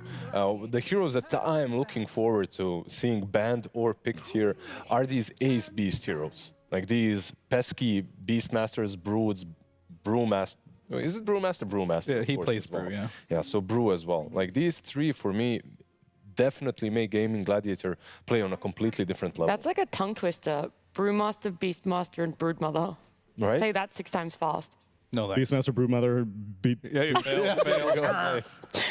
Next one. Broodmaster. Broodmaster. Oh, that's a good one. New 2026 hero right there. Don't all laugh at once, please. I want my 2024 hero first, which has yet to come. There you go, another one that has insane win rate, Doommaster. Doommaster. How do you counter this? well, normally people ban it out. That's how you counter it. But Exactly. 33. When I think Doom, I think of 33, personally. He was on a very long streak earlier in the tournament. It was finally broken in Birmingham, but Blitz has said that they will ram it in if they can get it. That's what you get. Yeah. When she was like, when you think Doom, I think 33. When you think Clinks, You think Dyrachyo. That makes sense. Which one's more successful, though? I mean, Dyrachyo is pretty damn successful in Clinks this tournament, so it might be him. He plays a lot of pubs, by the way, on the hero as well. In the last 7 days, he played 20 games of Clinks. No, he didn't. In 7 days. And he has 70% win rate. He's not recreating the same win rate with the Clinks here, but I feel like versus Doom in particular, it can work because you want to have some of these long-range glass cannons into him, and you pick up some other position forward that can bully him. Like back in the day, we used to see Drow into Doom as well, but right now I feel like, what's your build? Double ring maybe on Doom? Ring of protection, you get a lot of armor, so you can lane into him even. Yeah, We'll he see. pretty unabashedly admitted that he was inspired from the Chinese region to take up this hero, and it aligns with his strategy because here we see him, he doesn't really like farming as much as other carries. He likes running around and doing things on the other side of the map. Yeah, I mean, that's a Dyrachyo special. He loves to be in your face, not hit it in the creeps. He wants to stop you from hitting the creeps instead of doing it himself. So this is like an absolute perfect hero from it. It always feels like each patch I see Dyrachyo, he has like 3 heroes he really favors, and then the rest of them, well, he'll play it every once in a while, but doesn't really want to. But this Clinks against Doom is a matchup I like a lot because when you play versus Doom in general, like you want to play a hero like Sven or something, or Terrorblade, where you pop all your damage at once and you just hold your ground. That's what Clinks does. You come out of invisibility, a bunch of skeletons will spawn, you press your strafe, you do a lot of damage, and even if you get doomed, you already did your damage. And by the way, now that you mentioned, he really likes playing this Link. Sometimes he has 2-3 heroes that he spams. Now he only has 1, because if you look at the other games that he's played in pubs, you don't want to see the win rate. Like on these normal carries, I'll tell you, they're around 20%. So it's not really that, not looking good, bruv. Just stick to the Clinks, at least in pubs. I also want to remind anyone, or inform anyone that might be tuning in for the first time, that this tournament so far, he's picked it up 5 times for himself, and it's a 60% win rate. So it still is doing Still well very in high, officials. Not as high as these pubs, but it's pretty up there. Maybe after this game it will be. We'll see, because he is heading that direction. We do see Hoodwink as well. This hero is just generally favored as a position 4 right now, mainly for its laning stage and how it scales. But if you have a good laning stage, it's pretty easy to scale because you do have all that influx of gold, and Hoodwink does farm a lot, buys the OP item of the patch, the Gleipnir. So this might be another one of those games. I think Liquid was doing it to another team, but we're going to see double Gleipnir for sure on Gaimin Gladiators. Just lock him in place for an obnoxiously long amount of time. I like the bet into these 2 heroes, though. Like, it's nice to have a certain form of initiation on top of Clinks. It's also nice to be able to hunt this scroll down the trees whenever she uses Scurry and runs away. You can fly over her, you can keep that vision on top of her. So because of that, I like it. It's also a strong lane. What I do want to see from Gaimin Gladiators, the moment I see a glass cannon on position 1, I want to see, we talked about it, these ace kind of heroes, these just pesky frontliners. And we're convinced that Clinks is going to be a carry hero because Gaimin have not indicated any flex potential quite yet. That's something different. They've actually played the Clinks once on support. Did they? Yeah, Tofu It was played on Tofu. It was He fed in the abysmal. lane, Yeah. but they won the game. So, you know, W's We W. take those. Yeah, we do take those. But Tofu also is their only Hoodwink player for now, too. So that also makes a lot more sense there. Can we address this horseman? that Yeah, Adam first picked up? ABBA that we're seeing right now. Yeah, we all know PGL the DOTA. spells do. It's fine. Okay. Wallachia Season 1. Thank you. I mean, it's sort of an Insania hero, I guess, not something that he plays a lot, but he fits the same narrative like Oracle. You get this instant. If it is a support, it most likely is, but you get this. Wait, is it though? Because I've seen a lot of people liking it as a 3. I feel like I feel like Doom should be a rock, and they pick Veno into it. What the hell? Like, we just mentioned Veno and how strong he is in pubs in the last segment. Abaddon is one of the best heroes into the Venomancer because of Aphotic Shield. Like, your Gale doesn't do anything. In the laning stage, you can deal with him easily that way. And yeah, peculiar. Another reason why he's good is versus Clinks. Like, if you build Orchid, if you build Gleipnir, you have that Aphotic Shield to deal with it. Overall, I like the Is the Abaddon. shield a strong dispel? It is. Yeah. Yeah, okay. I liked didn't the know it's Abaddon classic. even before the Veno, and now with the Veno, I like it even better. Well, they most likely won't have any lane interactions, but it is good versus Veno in a lot of ways. I suppose this will probably be an easy shard game for the Veno. Can't dispel the ultimate either. Venomancer, though, is very, very good against Doom. I will say that. I think that's the main reason why they picked it. They want to put the Clinks and the Veno in the same lane against a Doom, and what Clinks really wants to do is he just wants to right-click you really hard, and Veno really helps you do that. No, you can put Abaddon with, you probably won't. And actually, Veno, you know what the other thing he's really good against? Not only Doom versus Bat. Like, he's really good against Bat in the laning stage. I've played this matchup, and I feel always comfortable playing Veno into him, because he can't get on top of you. You gale him, you can always run away from the Firefly. But I'm thinking maybe just put Abaddon then with the Doom. It's not a strong lane, of course. You play it passively. Maybe that's the only problem, if they don't want to play it passively. You really just genuinely don't see it going on any core. In Abaddon? Yeah. Maybe. I'm not sold on it. I don't think it will be a core, but perhaps. I don't either. I just know that it really does have that potential. It scales so hard when it's on a Yeah, core. it has that potential, of course. What would you build? Probably some Harpoon and Manta or something like that, right? Like it's doable. We'll see. Maybe they'll flex it. Like you can see the bans, by the way, all supports coming from Gaimin Gladiator. So maybe. I feel like you were going to say something before. No, I just thought you were going to half finish a sentence, so I got to get on my guard so that I can... What's Finish it for me. On guard. Yeah, so there is the flex potential of the Batten, but typically I'll only see a Batten be picked up in situations where you have a purpose in the game. And I suppose one thing Clinks is very good at is he's good at killing supports, right?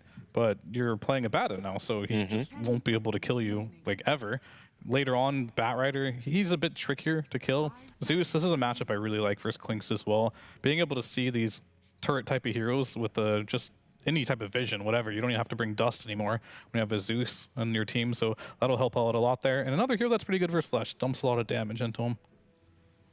Well, now that we're getting to the final phase of picks, I need to get ready for my interview with...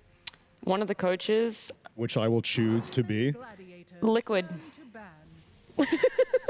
Made that decision for him. Mostly because I really want to know more about this Ava. Thank you so much for joining us, Tsunami. Have fun, Tsunami. This couch is not too big. I feel lonely.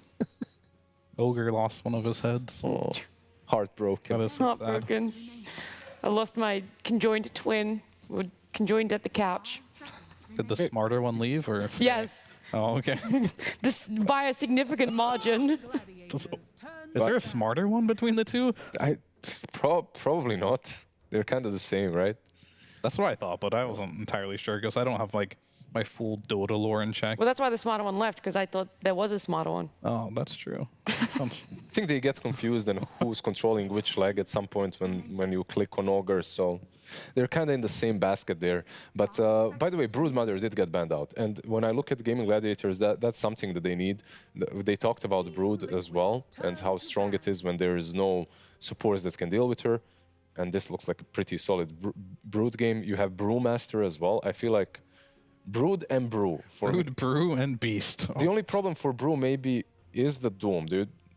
How do you feel about that matchup? Like, because you can get doomed, and if you die before you pop your ult. Which matchup? Sorry, I was Doom versus Brew. Brewmaster. Doom versus Brew. Yeah, that one's interesting because you also can run that Void stance too. Yeah. So you can also, I think that one is definitely a little bit Brewmaster favored, but only marginally. It really comes down to can you doom him quick enough? Because obviously Brew does not like playing in silences, which he does have, but at the same time, you don't have a target to doom when the Brewmaster is running. So that's pretty good. Lesh has always historically been good versus Doom. It's changed a little bit in recent times because of the heals. Because of the Bloodstone, and you can no longer heal but you can still do all your damage while doomed. That's a big thing. Just make sure you get your Edict off and your Pulse Nova's running. You get doomed, you're still going to do a lot of damage, but you will not be healing from that Bloodstone. Okay. That is definitely indicating what they probably want to pick on their next pick. They don't have last pick. Aphotic Shield actually doesn't stop for that's it, call, right? Like the Weaver. Yeah. Overall, I feel like Axe isn't really picked that much into Weaver, but it's such a strong pick into him. Like you, at any given point in the game, if you call in Weaver is probably dead. So nice little ban coming from Liquid, and Gaimin Gladiator now have to decide what to pick into it. There's some off-meta picks that they could maybe get for it. I know Bloodseeker isn't played that much, but as an offlane, and usually picked into only Pango. But you could go standard like Slardar or Beast or something like that. He doesn't play a ton of Mars, but I kind of would like it in a game like this because you can just spear him away from the Batten, put the arena down, and the Batten can actually get to him. So that is kind of nice. But yeah, then like your Slardars, your Bloodseeker type of offlane. I mean, Bloodseeker offlane is a little bit, it's a little too risky because you don't have any utility whatsoever, and your only Rupture is only really good versus one hero here. So they're going to go with Slardar. Yeah, this looks much more solid, even though you are playing Slardar and Venomancer into an Abaddon. Yeah. That's one thing that I really like about this ABBA, is that you have so much utility this game. Like, your Aphotic Shield is amazing. This is one of those games where you really want to be playing Abaddon. Yeah, I mean, I definitely agree. Like, there's a lot of... If there is a good game for Abaddon, which I'm not entirely sure if this hero is like a hero right now, but if there was a good game for Abaddon, this would be it. Yeah.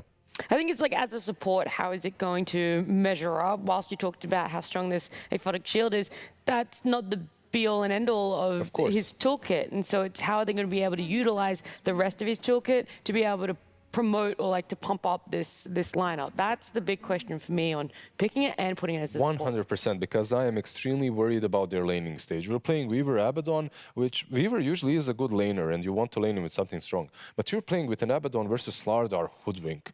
Like, that is a kill lane and a half. So they might have some problems even getting out of that laning stage unscarred. Well, it's the El Clasico. We've seen Gaimin Gladiators Liquid a million times before in the past year, but we're going to see it again. We're starting off our best of 3. It's game number 1. Tsunami is standing by in the studio with Blitz. Man, it's everywhere. I am standing by indeed, as I am joined by Blitz, and I'm wondering about this Abaddon. This is a hero that we have not seen at all. The hell's it doing in this draft? I'm wondering about the boots that you're wearing right now at the same time. I am the one asking the questions right now, Blitz Dota. So, Abaddon, let's get to the matter at hand. Why pick it? I don't know. Aiden just likes it. He's been playing it a few times. He's like, he was pretty dope, and Netta likes it, so we ran it maybe like once in a scrim, and it worked out pretty well, so just see if it works again, I guess. But he's cheating on his first love of Oracle. I oftentimes put these two heroes in the same camp, but there must be an incentive for Abaddon being edged out in, I guess, what you saw, a Hoodwink and a Clinks at first? Yeah, I mean, how do I explain this without like ruining any? Typically, because we know roughly like the carry that we want, you have to think about synergy with them. And if you think about Oracle as a hero, he's quite a weak laner. Sure. And so, I mean, every pro knows this, so this doesn't matter. So if you pick like weak laner plus weak laner, you're just going to, especially against Gladiators, you're going to get rolled in 20 minutes. So you kind of have to like pick more robust lanes. And hopefully, I think Abaddon does that, but you know, you never know. And so here, Abaddon will hopefully be shoring up the shortcomings of a Weaver. Let's see if it works out in game number 1 with our casters, Trent and Lyrical. Thank you so much, Tsunami. Always fashionable with the footwear. Love to see that one. But yeah, it's going to be an interesting one to see how they do with this. It's the ABBA to be the robust laner. I love to hear those $5 words. What's the expression? I forget what it is. I don't know, but you accused of me one time, and I had to Google what that phrase was. What? Oh, yeah, I know. I did. Yeah. And it wasn't even that bad. I don't even remember what the word was. I think it was like perspective. It was Listen, we all have a change in perspective as time goes on, and yeah, it's got a robust laner in the ABBA. I'm excited to see how Insania does with it, and I you know, the panel was very aghast about the Venomancer pick into it, but I think that they're just hoping that they're not gonna run into that ABBA in the laning stage, and there are some kind of cool things that Veno has against ABBA nowadays as you get to the later stages. That latent toxicity, you take it off, still gonna get stunned, not feeling too good. And as the Gale comes out onto Boxy, where's your help? Where's your friend? Where's the ABBA? He's running over. He's trying to get there desperately. Just a little. No! Insania not able to get there in time, and Boxy goes down. Yeah, it's that's a good start for you there. It's Tofu on the Hoodwink, which we're seeing once again, getting off that early first blood start. Very much a hero that's quite happy with that. But yeah, I think the Veno, another really cool thing about this is picking against Liquid. You notice they didn't have to actually ban the Templar Assassin. Right. That helps, right? That's one of the big heroes that Liquid like to go to. Just because it's like overall flex potential, and just the fact that Mickey and Nisha are both extremely good on it. So The Weaver just comes out again here, though, and that's another hero they've been playing a lot. We tend to see these ranged carries, ranged and a little bit active carries from Mickey and a lot of the games that we've been watching. So we'll see if he can get to that here with this Gleipnir Weaver. Let's try and match up to the potential double Gleipnirs of Clinks and Hoodwink on Gaimin Gladiators. Right. Well, and in the laning stage, you know, seeing what they already had, you've got Tofu playing on this Hoodwink paired together with Slardar. There's a lot of kill potential there if it were not for the Aphotic Shield. So being able to disrupt that attempt that they might make onto Mickey is going to help things a lot. I'll see if Mickey. What if they just kill Insania? I mean, that is an idea. You're not wrong. That's why he has the branches, man. 4 branches. You killing that guy? He's got so much HP. It's impossible. Or it's very possible. We'll see. As they will find the crush, but there it is. Aphotic Shield means Mickey doesn't have to worry about anything in that lane at all. All right, well, so far so good.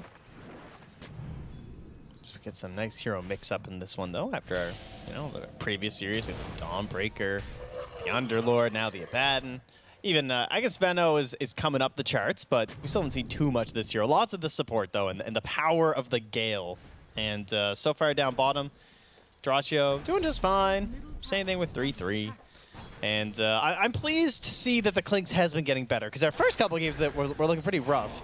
Right. But Draccio, we're starting to see that playstyle more and more, where he's just kind of avoiding the rest of his own team and putting pressure elsewhere on the map and trying to get these solo kills. And I think that's also why we're seeing this ABBA come out. Right. Well, and the interesting thing is that while it's not always Mickey like stepping far forward to try and deny other people farm, I do feel like spiritually there's like some connection that exists between Mickey and Draccio in terms of how they approach the carry role. I feel like, I don't know, I see some similarities between the two of them. So playing on both somewhat active heroes, there's a chance that we might not be seeing these people sit back forever and farm. Should be pretty freaking cool. Yeah, I would be expecting some earlier clashes in this one for sure. Gale tossed out here to help Draccio get the Lotus. Boxy with the fake Gale as he does the flame break pushback. Just gonna trade a couple more right clicks out from Celery. The Manaberg creep, pretty annoying from 33 to spam onto Celery. Obviously not a ton of mana just in general on this Venomancer. Yeah, that's actually great.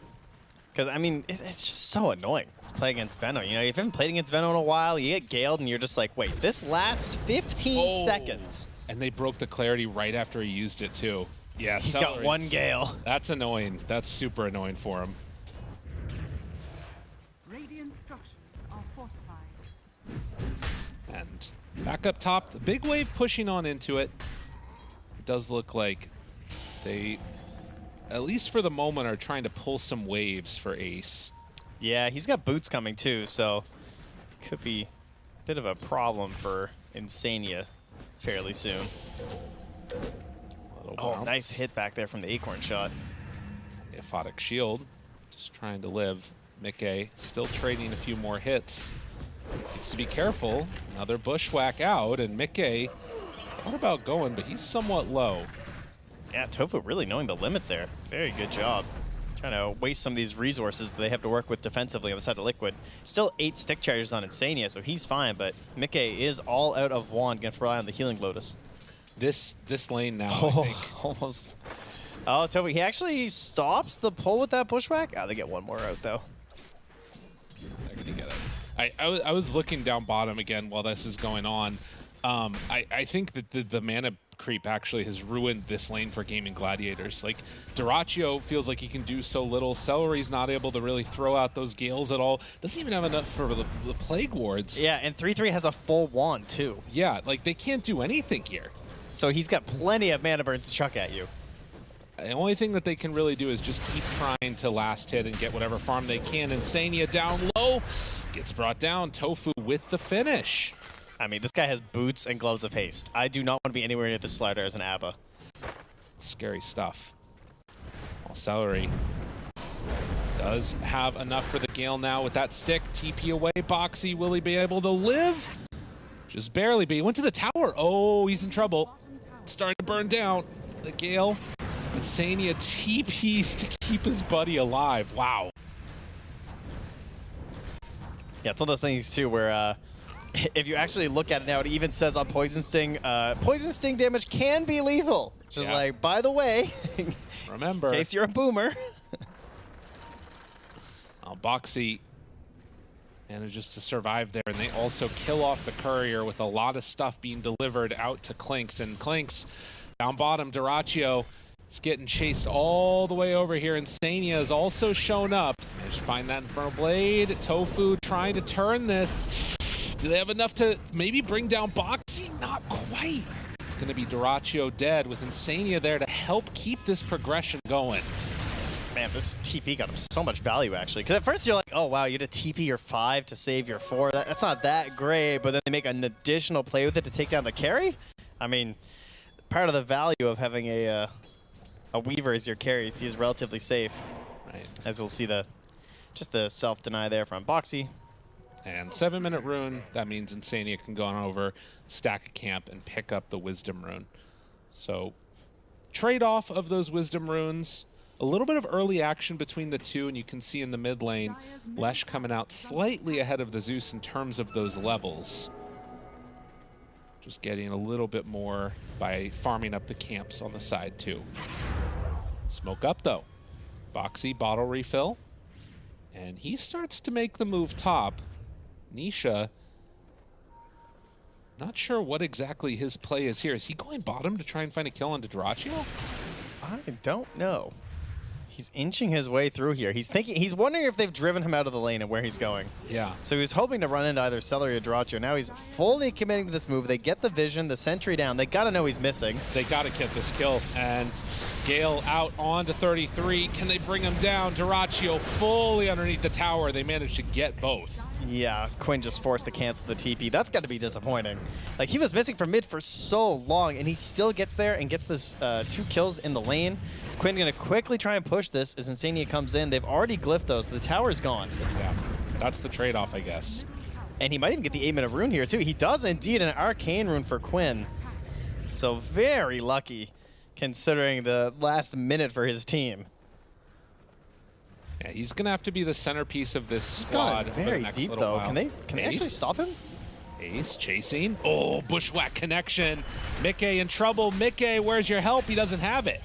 So they managed to get the kill on to the Weaver. That's crazy. Ace is almost level 7 right now. Mickey's not 6 yet. That's a bad time in that matchup. He's going to have to go find a little bit of XP somewhere. He doesn't want to go anywhere near Ace until then.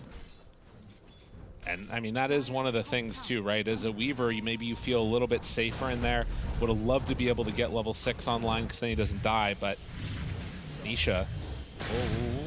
Dude, he actually TP's into the tower. Mickey's crazy. The thing is, Tofu went bottom, so I don't know if they get the kill now. Well, 33 getting hit. But they still feel safe, apparently, up there. Mickey did get 6, and it's 80s there to back him up. Yeah. I mean, they know that that's what, this is why you can do this as Mickey, because you've got Insania right behind him. Although if Quinn makes the move over, too, they might just both be dead. There is no split earth yet, though. So it's still a pretty hard kill to get. They still have not seen Quinn. He's hid through the trees this entire time. Now shows, and Duraccio right on top of Insania. They are at the very least going to be able to get this ABBA, most likely. I mean, he's pretty quick with those boots. Moving, grooving, trying to get out of there.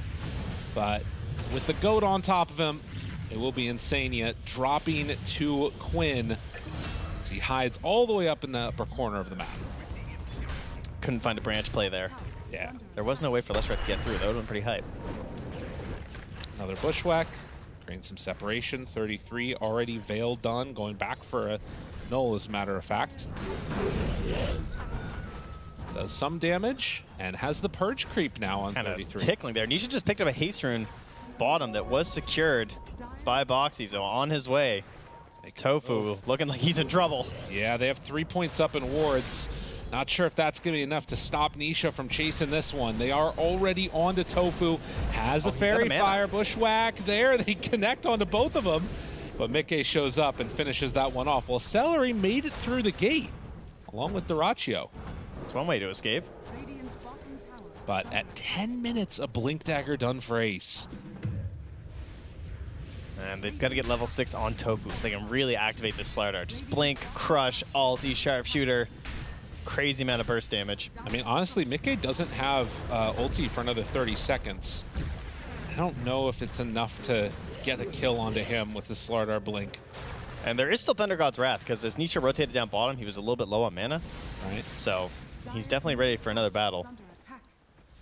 Gaimin Gladiators playing very far forward on the map, trying to choke the area out that Liquid can play in. You can see here, they're sort of stuck in their triangle and just very far after taking both of the tier 1 towers, top and mid. And meanwhile, because Boxy died earlier when he had to deny himself to neutrals, he wasn't there for the Wisdom Room, which has kind of slowed him down. So he's not quite level 6 on this Batrider, which you want the faster levels to get the faster farm. He's not rushing a Blink Dagger either. He's currently eyeing up a mech, which is pretty interesting for a Batrider. Yeah, it is kind of cool. You can definitely see the value of a Blink Dagger, though, like because how Ace has to play this game, and he wants to be like hunting Mickey. Maybe you have turnaround potential if you just like immediately blinking, catch the Slardar after, but instead going to go for a just like kind of doubling down on the defensiveness of the ABBA support as well. Yeah, some extra help would be nice. Oh, he just queued up Blink instead. Yeah, okay, good. I agree. I was wondering. The mech seems kind of scary, I'm not going to lie. I mean, I think also, I remember that game the other day where Boxy was playing Batrider and just kept on trying to blink in against the sniper and was just getting destroyed over and over again. So I can understand, you know, wanting to play and get stuff that's a little bit more help, not relying upon being the first point of contact for the kills. But look at this, Gaimin Gladiators. They're taking away the Ancients now from Liquid. They're really trying to sort of shut down the areas where Liquid can feel comfortable farming. 2,000 gold lead without that many kills. And Mickey is just in the jungle up top there, not where Weaver wants to be. Weaver wants this like good lane where you can feel aggressive, kind of make some plays. You almost want to be farming between kills, right, in a sense. Or like you're supposed to be threatening parts of the map, and not where they have it all right now. Batrider and Zeus coming in though. They have the Thunder God's Wrath. They're smoked up. Do they have a little bit of help from 3-3 here? He's still pretty far away from his Blink Dagger. They have ulti on Celery too, so if you step too far forward, you could get punished. Radiant and Dire scanning right now on top of each other. And Celery, with all those points and wards, Boxy's running forward. He's going to drop the ultimate now down onto the Batrider. Seeds of Serenity, trying to survive. Not going to be enough to stay alive. Insania shows up, and that's going to be able to take the Gale off of Boxy. Jump forward, crush now onto 33. They managed to pull themselves out of those wards. The timing on the Thunder God's Wrath was so good because it stopped the blink-in from Ace. Yeah. Otherwise, he would have been in there a little bit earlier, and that could have been very rough for the side of Liquid. Teraccio thinking about hunting. Ace coming up behind. If Nisha sticks around for this wave, he could be in trouble. But Teraccio will end up revealing himself, and that means no chance for a go onto the Zeus there. Yeah. Don't know if he would have stayed anyways. Mickey taking advantage of all this as well as up top. He gets a few waves, back into the jungle. Still bottom of the cores, but he's now caught up to the Clinks and just past him. Ace is nearby though, but Hoodwink is not, so there's not enough damage to get a full kill onto him. Slardar can't do it alone. Yeah, particularly not at this point in the game. Later on maybe, but not super likely now. 4 to 5. His illusions go out there. Well, despite a couple of successful fights down bottom, they still haven't taken that tower. So Tofu is just happily farming there on Gaimin Gladiators. They have no damage really on the mid tower either. Meanwhile, Liquid have lost mid and top tier 1s. Well, Ace playing up very deep because of it. Yeah, I mean, they're just getting a little bit more out of the map and feeling more comfortable on this side of it. Particularly those supports, like you talk about Tofu just being able to claim that entire bottom lane. And Celery, like that play that I feel like we're seeing right now by Celery is so freaking annoying. I mean, this hero fits him perfectly because he does it on Edge too, right? Like he knows exactly where to plant yourself, where you can take away these resources. He's farming all these camps, he's taking their bounty runes, and if you want to come and fight him, it's just not going to be worth it in the end. Yeah. It's so annoying to play against this. Like, and particularly for some, you know, a hero like Batrider, I mean, Boxy doesn't want to run into all of this. There's no way. Mickey is going to cut the wave here too, as Celery will grab another one, and Duracio's farming Ancients. It's the thing, right? Like, Tofu's farming, Celery's farming, and then you compare that to what Abba and Batrider are able to do, and there's just, they're kind of getting zoned out. I like this play by Boxy. This is what needs to happen. He's got to find areas of the map where he can get some farm, because you can't contest Gaimin Gladiators. Look at Insania too. The way he's hiding here. He's trying to make it like he's staying close enough because he knows they're hunting Mickey, right? And now, and he comes. Oh, time lapse, tries to get away. And there is the Sakuchi out. Still, when your highlight play is that your carry doesn't die, the game's not going good. Like, I don't know, man. All right, well, when you put it like that.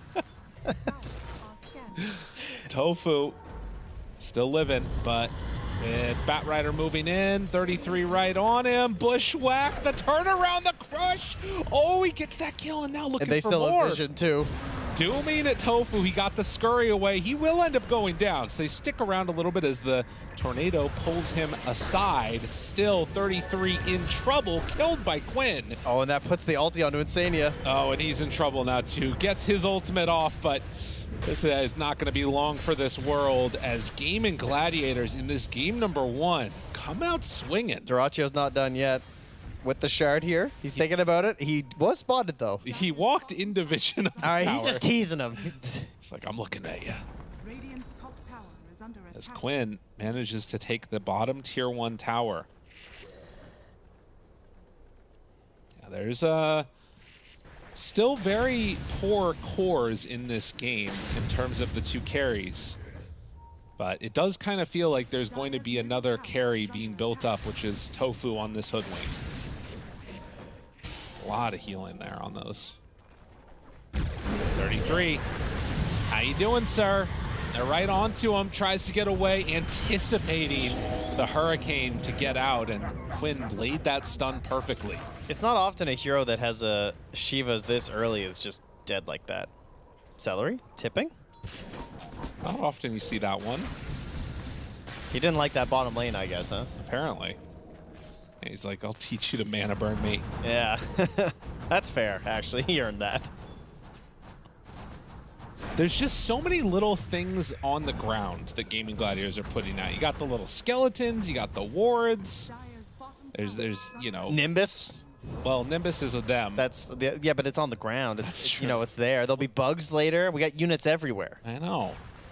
Trees being thrown out by Hoodwink. Okay, yeah, that's good. That's just reforestation, though, to be fair. That's a good idea. Boxy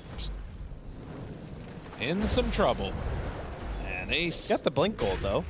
That's true. I mean, you know, that's a win. Buys it up, doesn't lose anything. Nice. But again, just look at the map and the way that it's situated right now. Like, all 4 align that are across the map, constricting the air. It's like an anaconda about to eat their prey. It's like every breath that you take out, it's just crushing you further. Oh, man. I like snakes, though. They're cool. Do you? Yeah, big fan of snakes. Now, what's the difference between an anaconda, a boa constrictor, and a python? The anaconda don't want none. Ah, that's what it is. Okay. I always forget that part. That's right. Thunder God's Wrath. Lets them know that Tofu's nearby and helps them get that kill into Celery. But snake down. Mickey has the Glypier now, but wasn't quite able to chase down Tofu yet. Radiant are scanning. Boxy's coming in. The blink still there, but no more lasso after that first one. And he's like, nah, I'm checking runes. Okay. So the scan is out. Don't know if that tells them that they were getting together for a smoke play. Oh, Boxy steals a haste rune right in Duracio's face. I think they're just going to kill 33 again, though. Yeah. Now, will they tip him again? They jump. Oh, not quite on the mark with the bushwhack. They decide not to go too far because Mickey shows up. A lot of damage out there. 33 does die, though, and now Boxy dies. And now Nisha, he might die, too. Oh, my God. They are so strong. And the chase down Ace right onto them. Just unleashing hellfire on Liquid Gaimin Gladiators. not messing around. That's the second time he's used that Hurricane and almost saved himself. It was a good decision by Mickey to just leave the lane entirely. I think he's glad that time lapse took him back up top and not staying there with full HP. Oh my god. Yeah, this has not looked close in the last couple of minutes here. The blink into Shard has been so strong for Ace this game. Yeah. It's done so much work for me because he keeps getting these multi-hero crushes. Just so easy for the chase down after that. You know, you get this Aphonic Shield to get rid of my Crows of Haze. Well, what if I just get multiple people? And now Boxy also gets dropped. 33 tries to go for the tornado initiation, but it wasn't close enough. This man is so close to a blink dagger. He's too swag with it. Oh. And now Tofu, who was chasing, is going to get brought down. So they managed to have enough there to kill off another hero from Gaimin Gladiators, Duraccio, hunting Mickey. Blink time for Doom. This is it, right? Your last gasp. You got Blink on Doom. You got your Gleipnir. Nisha has ulti.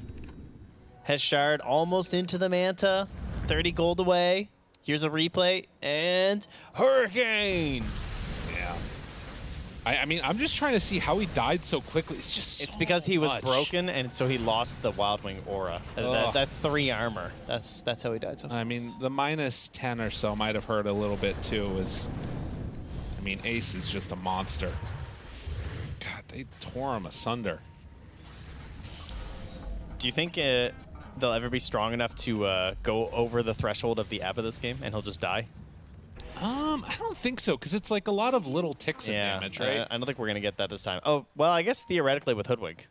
Yeah, that could happen. Yeah, that's a pretty good one.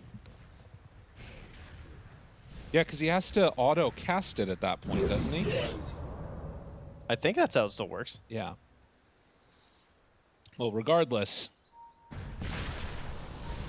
11K is the gold lead, and Duraccio still hunting. They did spot him there, I think.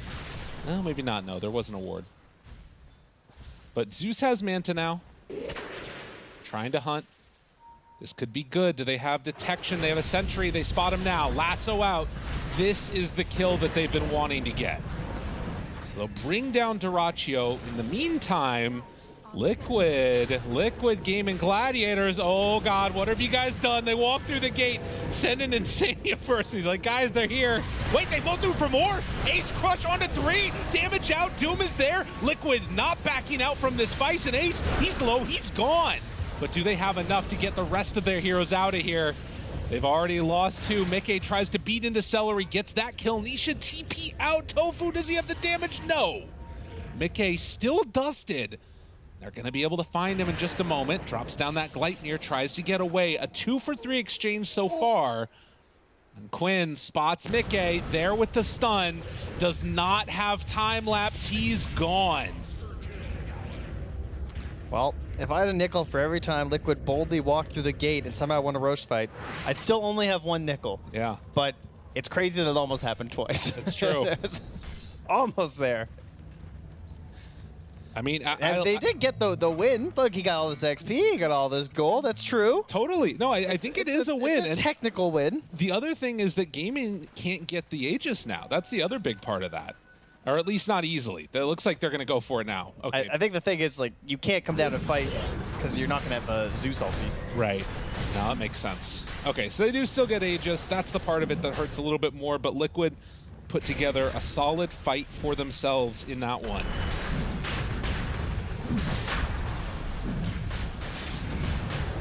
Signs of life.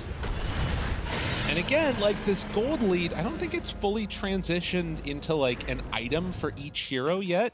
You know, like Duraccio's still kind of working on this Dragonlance-y thing. Slardar did get the Eternal Shroud, but is sitting on 2,500 gold. So I think that there still is definitely like fighting potential, and getting this type of a kill is huge. Duraccio goes down again. All right, feasting upon a little bit of empty gold here. As he said, they haven't had that progression a little bit. So Ace, he's a big road to get to that Agnes before he really wants to fight. So you're a little bit more split up in farming. Just more of what they need. How far they can go. I feel like sort of broken containment a little bit on Liquid here. They are just getting on the map as much as possible. Unfortunately, Foxy, even with the flame break. Yeah. Whew. It's a lot of physical. Look at them now just waiting. Right onto him. They got a Photic Shield, though, and that's going to keep Mickey alive. And Sanya, will he be so lucky? Wait a minute. He goes down!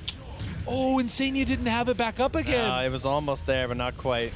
The range being low, too, really hurts. And Insania going to drop. Oh, man. If you just get out there and don't turn around, maybe that's a way that could feel better, but...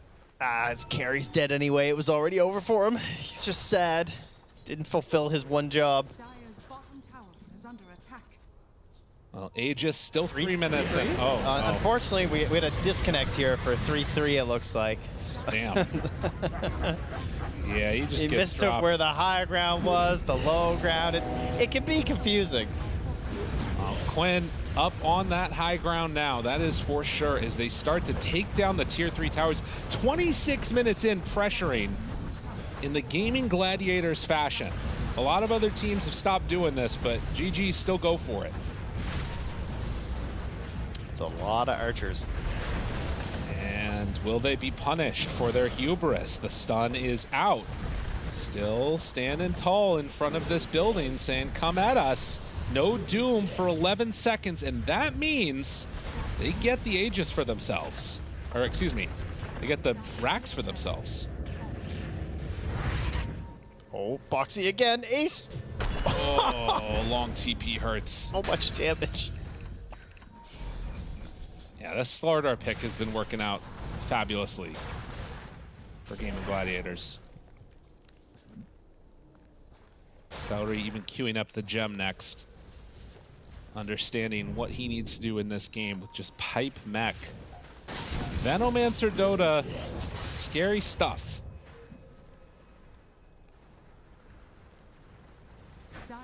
Bottom tower going down. Chuck that tower bomb on there. And they could torment her if they want, or they could just straight go high ground. I mean, they got a minute 47. They certainly have time. Yeah. But they want to bring everybody back from Team Liquid. What is Nisha hoping to get out here? Some neutrals. Okay, got a tier 3. I mean, they need Fuels on due. There's still a minute 30 of this Aegis. I feel like teams have, we haven't seen this in a while where first Aegis is taking 2 sets of racks unless there's some reaction, and they're fighting into all these wards and everything. They jump forward, try and do what they can, but the pipe, the mech, they're not killing these heroes at all. 33 got hit with the ulti, has to get the hell out of there as Quinn just steps forward, says, come and deal with me. Stun, still sitting on it. The crush from Ace, Mickey. They want this kill so bad without having to use Lasso or Doom. I feel like they need to spend 1. They lasso it onto Celery. I don't know if that's going to be good enough, though. And now pull him back again after the Aphotic Shield, and he's gone. Gleipnir onto 2. Quinn. This fight's taken a while. Still 40 seconds on the Aegis. As 33's going to die. That's both dead without buybacks. They buy back on Celery to come into this fight. They're trying so hard to get the Aegis down without spending the big spells, and in the end, your Doom just dies without ever having cast it. And the crush, the connection, Aphotic Shield to keep Mickey alive. Nisha, full mana pool. So he jumps forward onto Dyrachyo, tries to take this guy down. The Gleipnir sends it back the other way. Mickey won't get hit by that bushwhack. All of Gaimin Gladiators backing away slowly. And as they smoke to retreat, they have gotten more than they needed out of that push. Jeez. Two lanes complete with a first Aegis. Pretty ridiculous. Ace not wanting to go all the way back here. Kind of have a little gander. Wonder if someone's going to be brave enough to come to this creep wave. He might be right if he just waits. Oh, they're at the Tormentor. I mean, they're right over here. They're starting to stack this up. They scan it on Radiant. They know they're coming this way. There's no way they step on over here and try and contest that, though. No. They just make sure that, Liquid. Tomo fires one in there, just hoping, Yeah. Someone's a little bit low, maybe. Unfortunate that shard goes over to the Abba. You don't think it's going to help having the basic slow increased? It's not the best. To be fair, neither of the shards are particularly amazing, I don't think.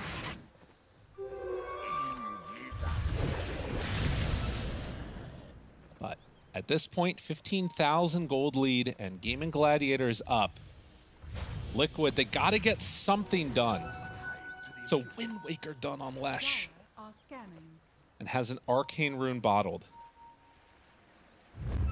Oh man, and they're ready to battle. This is Scan Connect. Celery, this is a very bold move to make that jump for the kill onto him. He gets all of his stuff off before he goes down. It is a Doom though onto Clinks. Quinn come in to help his carry, but they just have to run away. Cannot afford to take that fight. Ace still crushing and chasing Mickey, and 33 in no man's land. Oh, he blinks up. Nice. They missed the bushwhack. Oh, but the Yules, the Wind Waker was there. And 33 dead in the grave again. Even if he wasn't dead, that was doomed down. Oh, crush on the Boxy. Got him caught, flame break. Ace has been a menace. Boxy just can't show at all. Yeah. He's just too fast. That's a nice scoreline, though. 1-1-1-1-1. Fair. I mean, 11 assists. He's been integral to their positive moves that they've made. Still positive KDA. 11 deaths, but 11 assists and 1 kill. Fair. Tier 2 tower gonna go down. And with no Doom, the ability for 60 seconds does raise a question. Do Gaimin just want to go high ground? They don't have Celery with them, which is the one thing that I feel like is sort of holding them back a little bit here. Stunt. He's the glue that holds it together. To be fair, they keep lassoing him, so he kind of is. Veno's the truth. And no one wanted to hear it. Nobody was ready for it. Just dropping those wards. How quick is this Roche going to be? They will notice it as soon as it is up. It'll spawn in 33 seconds. Okay, 33 seconds from now, meaning 20-second Roche timer? Okay. The timer will be 33 seconds. Got it. Got it. Well, Doom will be up if that's the case. Well, I mean, that makes sense because he's 33. Oh, it was 29. You were close. One of these days. Soon. Yep. Still, a quick Roche timer. Depending on how this goes, Liquid could, make a decent fight happen. All right, let's think about how. If they lasso, who can they kill in a lasso? I mean, Mickey has a Chrysalis. Yeah. If he gets Daedalus, they can kill. Probably not Quinn. I mean, if Tofu passes that, Lincoln's over. It's probably Duraccio, maybe, if he doesn't have Death Pact. Jeez. Yeah, no, it's tough. Oh, I mean, you can see why they're lassoing Celery, right? You start looking at these heroes, and you're like, that guy has 1,200 HP. I think he's our target, because he also has a mech and a pipe. Killing him's pretty important. Wait a minute, though. Oh, I thought he was going to run up. Oh, look at those Lotuses, though. If he started running up, then maybe there's a chance. Oh, look at those Lotuses. Duraccio, do you dare? Oh, don't go up that hill. All right, no. They're just going to go and take Roche. And Liquid seemingly not wanting to fight that, although... Well, they're going to scan. Here comes the smoke. They're smoking, but Let's get ready to rumble! It's going to take too long. Here we come for a big Roche fight. I mean, they have to take this afterwards. If they just walk up the cliff, it's really bad. They need to get a huge win right now on Liquid. All right, where's that Venomancer? They have great vision down. Duraccio, Ace shows for a moment. Now Lasso up onto the cliff. Can they kill him off in time? He clipped him.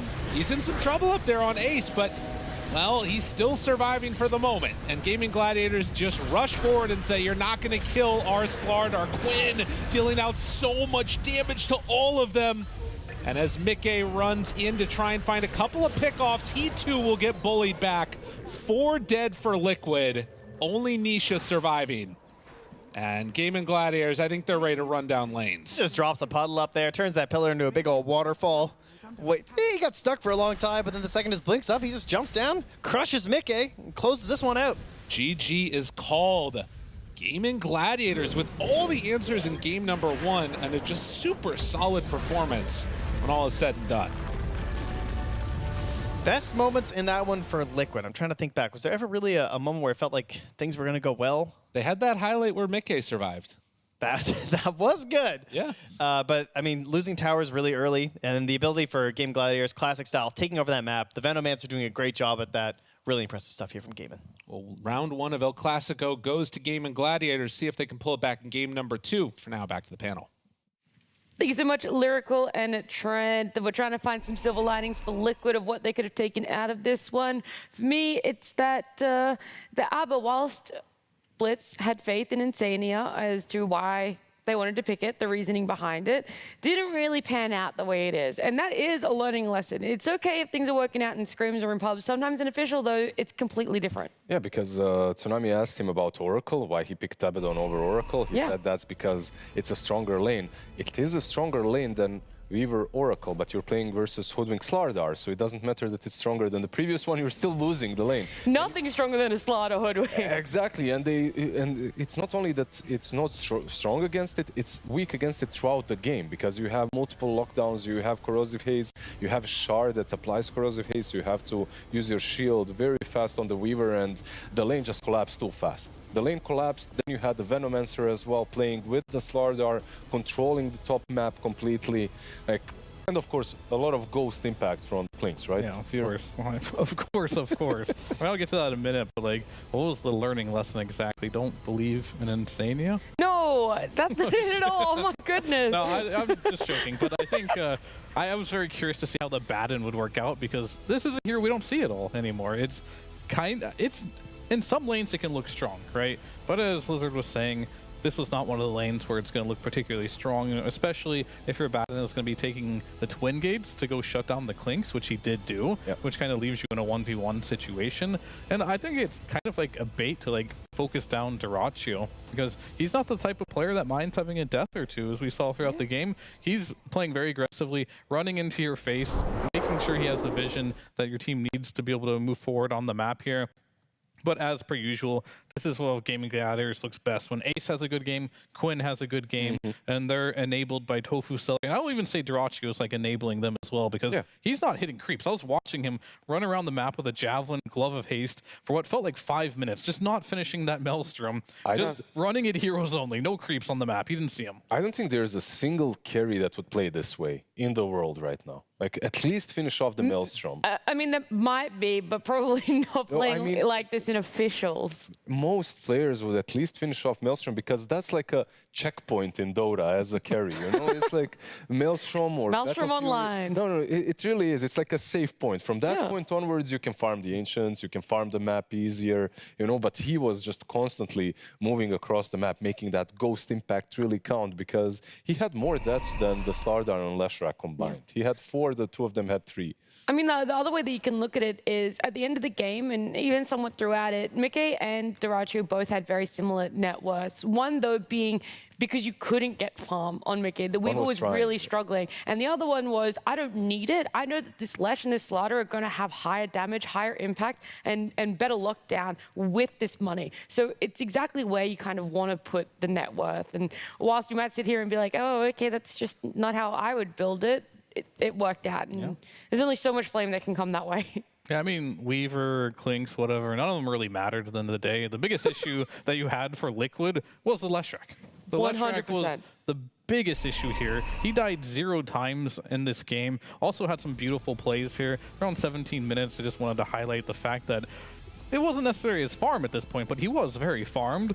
That he got some sick plays off, really good splitters. Many of them happened over and over, killing the Doom. And this one was really good. You have the Hurricane available on Doom. He Hurricanes himself, but Quinn predicts it, and he stuns where the Hurricane was going to land. And usually another player would be like, oh, he had Hurricane. What could you do? Unlucky. But it was all calculated, predicted. I feel like Quinn was definitely the MVP of this game. Did all the damage. Like, even gave him the Aegis to keep him go forward. And there were several fights where he just didn't get doomed because they changed on the Doom first. The nature of these 2 position 4 and 5s, like you have a Bat and a Baden versus the Lesh. Like, they don't do anything to him. Like, this hero needs at least something that bursts him down on the enemy team. Zeus alone is not enough. Like, when I see Lesh shut down, it's when there's some sniper hoodwink on the other side, or some hero like a Keeper of the Light that doesn't allow you to just run in and be invincible. And he was invincible throughout the game. He died 0 times, I believe, and he had 12 kills. What is that word? The what? The Carpathian Wolf. What does that word mean? Carpathians are the mountains here in Romania. Oh, okay, that makes more sense. I was like, I didn't know if I've ever seen that word before. Not a dog? It's fine, we'll go with it. Anything goes in Romania, okay, Pia? We don't ask questions like that. Wolves over here. I'd be scared if I saw one of those. Me too. If something like that was running at me, I definitely would not want to stick around. But you guys are going to want to stick around. Whilst we do head to a very short break, we're going to see Liquid and Gaimin Gladiators come up against each other in game number 2.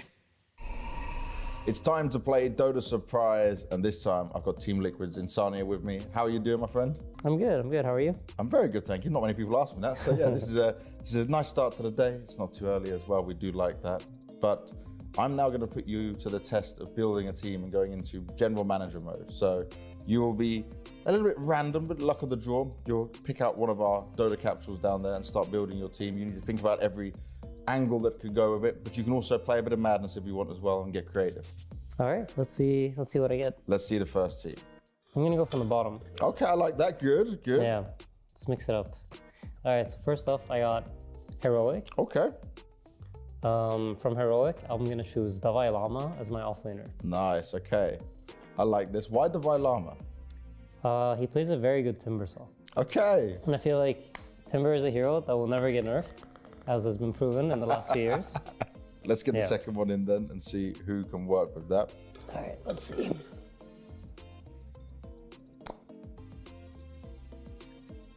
Ooh, Falcons. Oh, okay, that's pretty good. So Falcons has a lot of very weak players, like Skeeter, Snaking. I think, so I have a theory that offlane players are the best players in Dota. Okay. They're just stuck on like a position that's very hard to play. Yes. So they don't get to show it off. So it's a challenge for him, right? Yeah. So I'm gonna take ATF. Okay. And I'm gonna put him on carry. Oh, wow. Yeah. So you're going to give him a chance to shine in the carry position. Yeah. I think, he tried to do it before. It didn't go so well, but I don't think it was his fault. It's a bit wild, but I like it. I like where we're going. It's good. So we keep going? Yes, keep going. Let's get our third one in there. All right. Exciting. Who might I get? MOUZ. Ooh, okay. Okay, so MOUZ is a bit problematic because I don't know who plays Timber on MOUZ. So I have a carry and I have an offlaner. I'm gonna get Bengan because he's Swedish. Ah, okay. Yep, the nationality in there. Oh, and he plays Witch Doctor excellently. And would you try and encourage him to be some all chat as well, talking in there at the same time? I feel like Amar will do that. Like he will coach the players to do he'll that make on them their all own. want to do it. Nice, okay. I just won't tell them off. You'll let him ride Just with it all. do your thing, yeah. Nice. All right, so I need a mid laner and a 4. Interesting. Team Liquid. Oh, exciting. So many good choices. Some might say the best choices. So I don't know if a lot of people remember this, but Boxy used to play offlane before, and he was like a beastly Timbersaw player. Okay. And I know he always deep down in his heart wanted to be a mid laner. And he used to play mid. So I'm gonna take Boxy and I'm gonna put him mid. I don't know if you're trolling me. I'm not. No, I'm serious. you can check this later. Timber is a Boxy signature from 4 years ago. Let's go. Let's roll back the years for Boxy then, yeah? Yeah, and he's former offlaner, and like I said, offlaners are the most talented. You have one weakness right now. That might be our weakness. But Valve might remove the bans or something soon. Make it more exciting. All right, my last player who's gonna be positioned for Azure Ray. Oh my god, perfect. I'm gonna get FY, the Prince of Dota. Okay. As my position 4. Perfect then. Perfect. And language, by the way, doesn't matter in this, so that's fine. It's all good. They don't need to speak to each other. They all speak Timber. They all. It's all good. That's it. Kings and Timber in there. But what does everyone else pick? If you say everyone's expert in Timber, what else do you hope you're going to get out of this? I mean, you get one guy to play Timber. Rubik or FI will play Rubik. You coin Bengan plays No, whatever it fits best. Okay. You give it to that guy, and then the other 2 guys are just supporting pieces for your draft. I love it. Yeah. Thank you very much, man. That was good. Thank you.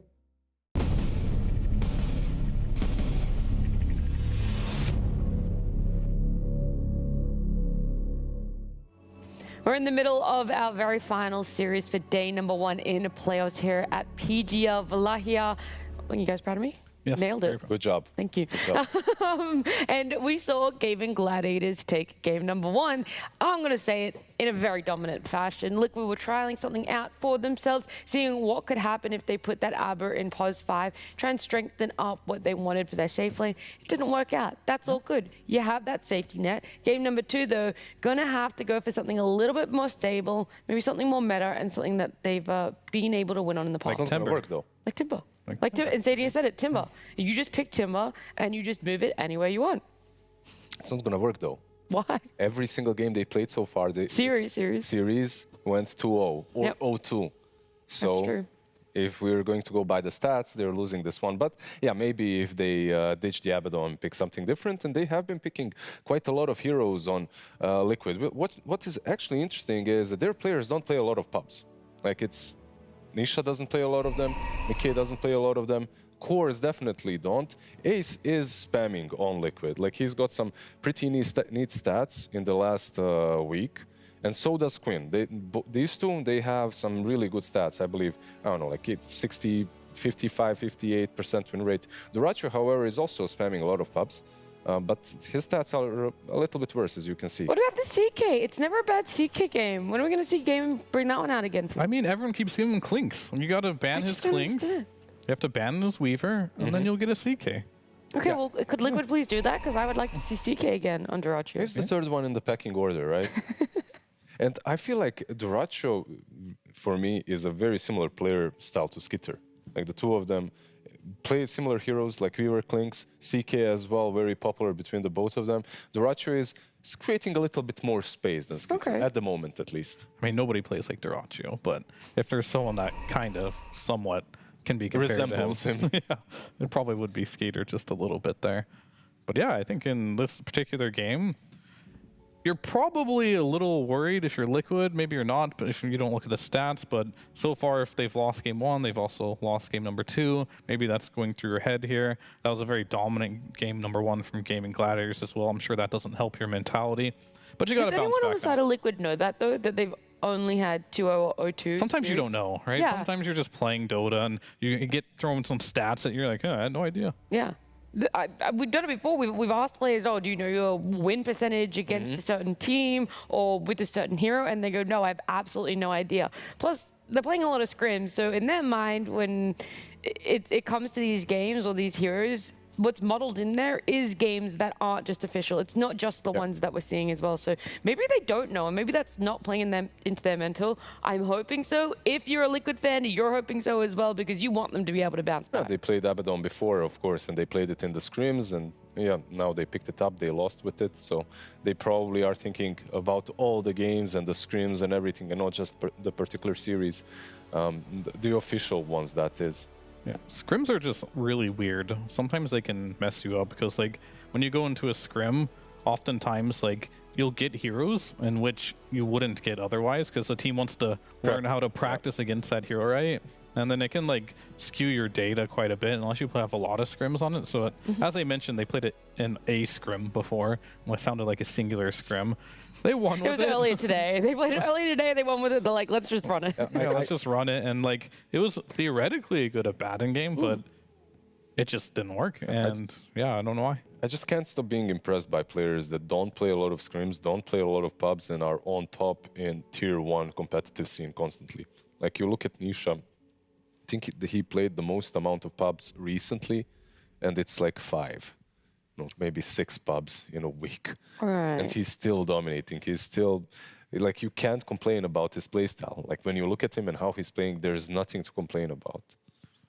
Yeah, well, we're going to try not complain too much at all, and especially not with the fact that our draft is starting up. It'll be coming up onto our screens very soon. Gaimin Gladiators having first pick here. So a change up from the last game. Liquid had to have that opener for themselves. Now it's going to be going back onto the onus of Gaimin Gladiators, and that could make way for a lot of different change-ups in the bans. What we're keeping our eyes on is Pengo. Is it going to get taken out by Liquid? Because I know Gaimin Gladiators probably won't take it out. And then Sniper as well as the Coddle. There's all these first pick heroes that Quinn's very willing to put mid lane. I mean, heroes that I feel like they have to ban are probably Chen Io, that's number 1. Then probably the Pango. Then after that, you have to just make your decision of like what's left that you want to give to Gaimin Gladiators. Yeah, last series, I feel like a lot of heroes that are usually banned out went through. And we got a little bit of a different style there with the Venomancer, with the Abaddon. We'll see how it goes this time around. I actually have to say that we didn't talk too much about the Veno.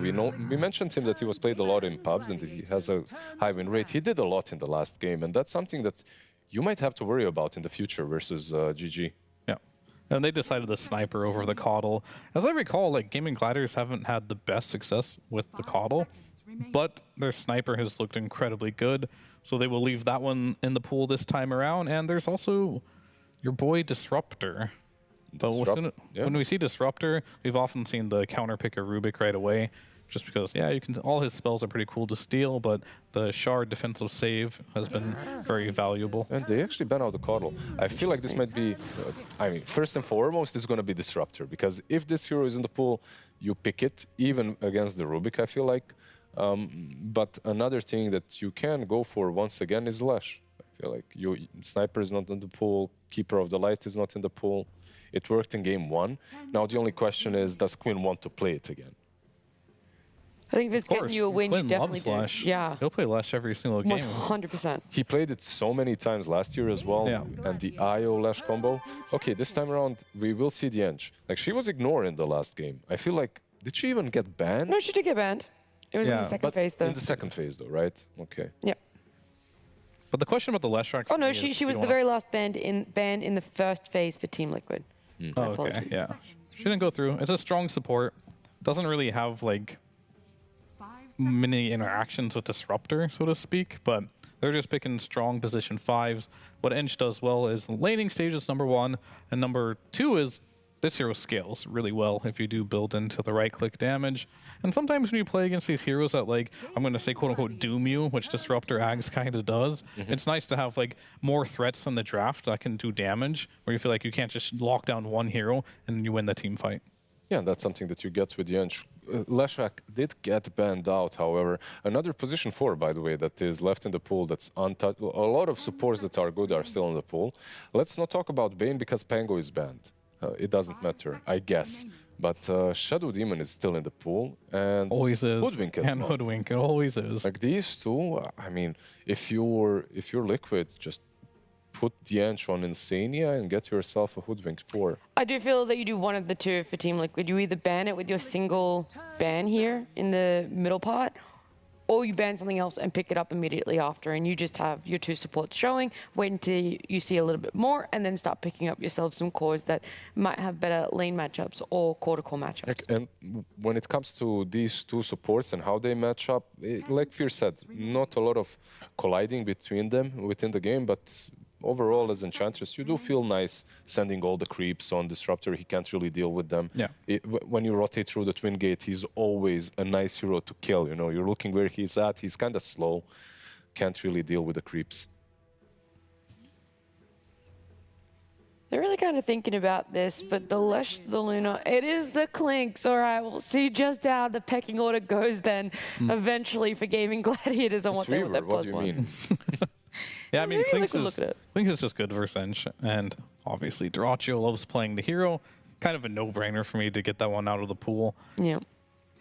We've seen the Clinks banned and also Doom in the first stage, right? Teams tend to get these heroes that can deal with the creeps. Even though Doom matchup in the lane isn't as amazing as... It isn't as simple, I'm going to eat the creep, but yeah, TA. Yeah, I mean, that's not... So there is... reasons for doing this, if you are Liquid specifically. Okay. They can play this on carry, but they can also play it mid, so they're very versatile with the hero. And I think worst comes to worst, Nisha will always do well with this hero in the mid lane, but typically you don't see this hero picked up this early on in the draft without seeing anything, so... Was there any chance that Gaimin Gladiators would have picked it for themselves here on their 2nd and 3rd picks?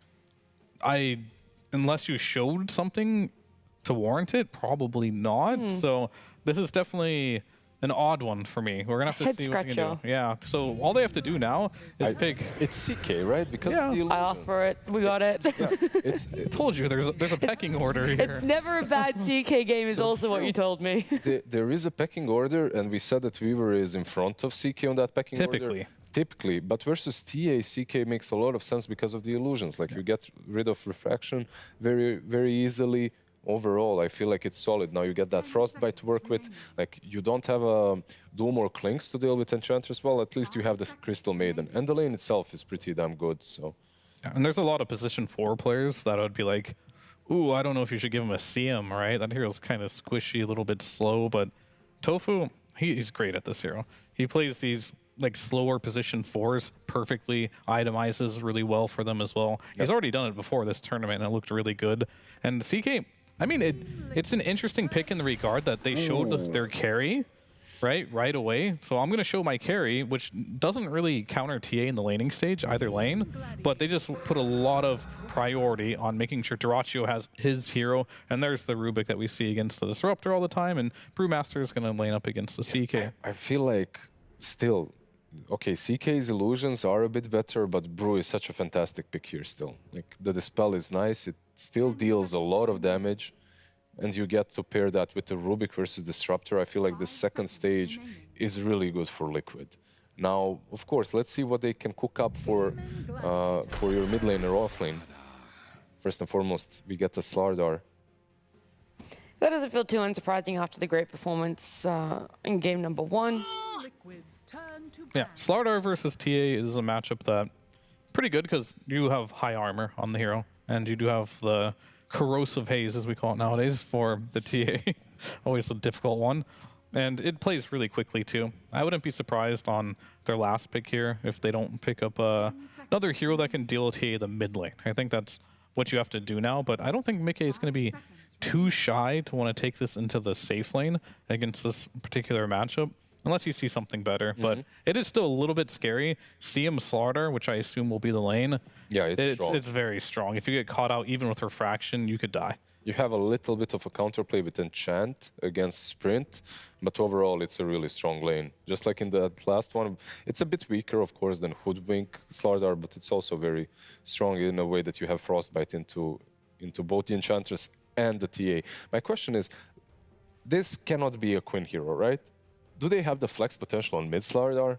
Yeah, I think so. Yeah, I've been seeing Quinn play lots of different stuff recently, so I think he can definitely play it, and it could be flexed. But I think it's more likely to be off lane. You know, Ace playing it again. He already had a great game on it. Unless they give him a reason not to play it. Because I'm not sure how the TA Slardar mid matchup goes. That one I would consider to be more TA favored. But on the side lanes, I feel like the TA could get potentially exposed, especially if CM is the support. Outside of laning phase 2, I just look at what Gaimin Gladiators have. You have your CK stun, you have your Frostbite, you have the Crystal Nova slow, you have the bash from Slaughter as well as his stun. And then on top of that, let's say that's not enough to chain someone down, you have your glimpse back from your Disruptor. Like, you're never going to run away from this team. You have to be full committal or ready to just sack someone if they get caught out. Yeah, and go, all right, you're dead. It looks way more straightforward from Gaimin Gladiators right now, looking at their draft. On the other side, what you have to keep in mind is this Brewmaster, and if he has a good lane. If he has a good lane, he can be the one on the aggressive side. He can be hunting down the CK as he's trying to farm around those mighty mines. You have Enchantress as well. You have traps to give you vision everywhere. Like, there are some nice things as well coming from Liquid, but for me, I like ease of execution over anything, and that's Gaimin Gladiators draft right now. Yeah, I've seen too many games now of this tournament where Brew looks the weak is when you have a mid laner who's like some Zeus or something that doesn't have any lockdown, and it feels like you just can never catch heroes, and it becomes very difficult. So I feel like the TA almost has to go into the safe lane. That way they can get some type of playmaker that can play with the supports, because TA is not going to play with the supports. Neither is Brewmaster. Mid TA could play with the supports if she dumpsters her lane, but this is a second pick TA. The odds of you just crushing mid lane, in my opinion, seem really low. And I've seen it time and time again. These Brewmaster without like a blink initiator has been very hard to pull off. So what's still left in the pool that is that Blink initiator for them? Or is, when then you say that, what comes to mind is a Dragon Knight. That's not in the pool anymore. In fact, that's actually banned out by Liquid themselves. Primal Beast, maybe? Oh, yeah? Primal is solid. No, I'm Something like wondering, okay, you have some magic damage and catch, but if you're not going that route, maybe something like a troll, sorry, Timber on that mid lane. Troll is in my head because of other things, like the Troll versus CK matchup. How do you feel about that? Because Troll into Slardar is really good on safe lane. If you end up putting Troll is out-man fights every single carry in Dota, so in that regard, yes. The biggest issue Troll has is, can you get your buttons off without getting kited? Yeah. And that's why we don't see a lot of it right now. I'm looking at the lane, like you win versus Slardar pretty hard. Do you? You don't? I mean, you can, but you can also still a lose. Troll. Yeah. Volatile. That's the thing, yeah. Volatile is what we like to call You can, like, the thing about Dota right now, all these like heroes like CM and Hoodwink paired with a melee, you can lose to that just no matter how strong your lane is all the time. Just because if you step out of position just once, you die. There's one rotation from the Twin Gate. Now all of a sudden you're a troll that just doesn't have a Battle Fury, and you just have no game anymore because that's just how the game kind of works. That's why we're seeing a lot of these carries like TA, CK, Sven, Lunas. Doesn't matter how your lane goes, you're always going to find your way back into the game. They threw another problem at them, this Razor. It's not only a problem that like you need to address a Razor as a pick, you don't know where he's going. Like this still can be Razor off, can be Razor mid. Most likely is the mid, and you need to now find a way of actually dealing with him. And it feels so bad to pick like Alina here. You're playing into like Slardar and Disruptor CK. as well. These are like some of the heroes we saw recently against them. And it's going to be a puck, and that fits what I'm looking for, right? You need that playmaker to move around the map. Brewmaster wants to farm, let the man farm, let the TA farm, and you just need to be able to place your supports on your mid, and that's exactly what they got here. I like this a lot. Yeah, what I like about Nisha as well is he's playing a little bit differently. Like this kind of a hero for him will allow him to start making space and actually create... Okay, as a puck, you can scale much better than you used to, but in this kind of a game, like Fierce said, you have heroes that want to farm, so you should be a bit more active. TA with a build, usually, what is it? Like a Dragonlance into Blink immediately, so she can be joining these movements as well. I think it is on them to pressure and to play this game fast. Like if it goes super late, maybe you can play it with some Brewmaster being OP, like the Vessel and the Radiance, but I'd rather not get there. I'd rather have a much stronger early game. Yeah, I mean, I think if Gaimin do lose this game, they're going to look back and be like, oh, we should have banned Puck. Because if they do win, I think this Puck is going to do a lot of work, and this is like the only ranged tier that can lane versus Razor and still make like rotations on the map. Where their other bans are like Zeus, Wind Ranger. Yeah, they're good versus Razor in the lane, but they don't really make their draft cohesive. And good band. Yeah. Alrighty, well, I was going to ask you guys some more questions, but instead of getting more of your opinions on it, let's get the opinion of the Gaimin Gladiators coach. Tsunami does have him ready right now. Thank you very much. Yes, I am joined by CY, but it's not so much the game that I'm interested in, but the man, because CY, was it your birthday yesterday? Yeah, it was my birthday. How did you celebrate in this fine establishment of Wallachia, or mainly Bucharest? Kind of just in the practice room, playing scrims, playing pubs. Did you at least win the scrims? No, we actually had some pretty awful scrims, not gonna lie. Did you win the pubs? Yeah. I did win those at least. Well, then hopefully your boys can bring you a birthday gift belated as we get into game number 2 with our casters. Happy birthday, CY, and we'll get it to Trent and Lyrical. People need a birthday win. That's what they gotta get, Trent. And he didn't get them, apparently. No. The scrims weren't so well. But that's okay. Today. Yes, these are the games that count. Scrims, turns out, don't count. We don't actually track those. No. So you got the win. What? What if we did? No, that's not cool. Then they wouldn't be scrims anymore. Okay, that's not. Yeah, that's not good. We don't do that. Someone did do that for a while, but we don't do that anymore. Okay. Yeah. Not a good thing to do. I think it'd be funny if they did scrims, like they would just watch them and record them all, and then that's how they seed the teams once they're here. What do you think of that idea? The scrim round robin into Swiss stage. Yeah, exactly. Great idea, Lyrical. I got another banger out there for everybody as we are off to the races here in game number 2 after a pretty devastating loss, game number 1 for Liquid. They have put together a draft with the perfect last pick, according to our panel. They like this Nisha puck. They want to see what it's capable of accomplishing. If they are not careful, they might lose it, though. or they might lose 33, who's running away and trying to get out of there, but the stun, it flies in a 2-second, and now the pullback for the glimpse, and well, 33, not long for this world, as they will leave the last hit over to Quinn. Easy as can be. That's almost a bottle. That does not feel good, man. To pass it just so easily over to Quinn like that. Yeah. A Razor come to your lane with first blood. Thanks, guys. Well, it's a tough one. And now these two big, bulky heroes step forward. Managed to take away that one by Mickey and Ace. He's instead going to go down. So Insania takes one in return. And even Mickey got the bounty rune there, too. All right, quickly getting a win back here. End of the draft. I do like the puck pick. I will say that. I think that the pressure is completely on Nisha, though, as they're going to try. Oh, he's so damn, dude. They tried to coordinate it, so he couldn't deny it. Couldn't find it.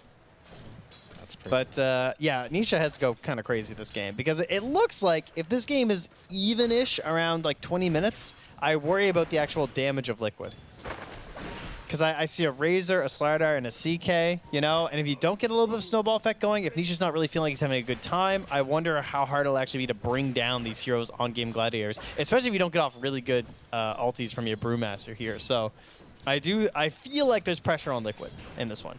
Well, and as much as we talk about, you know, Puck being a hero that can kind of lane against Razor to some extent, it's not like any lane against Razor is easy. You can see already 5 and 3 versus the 3 and 1.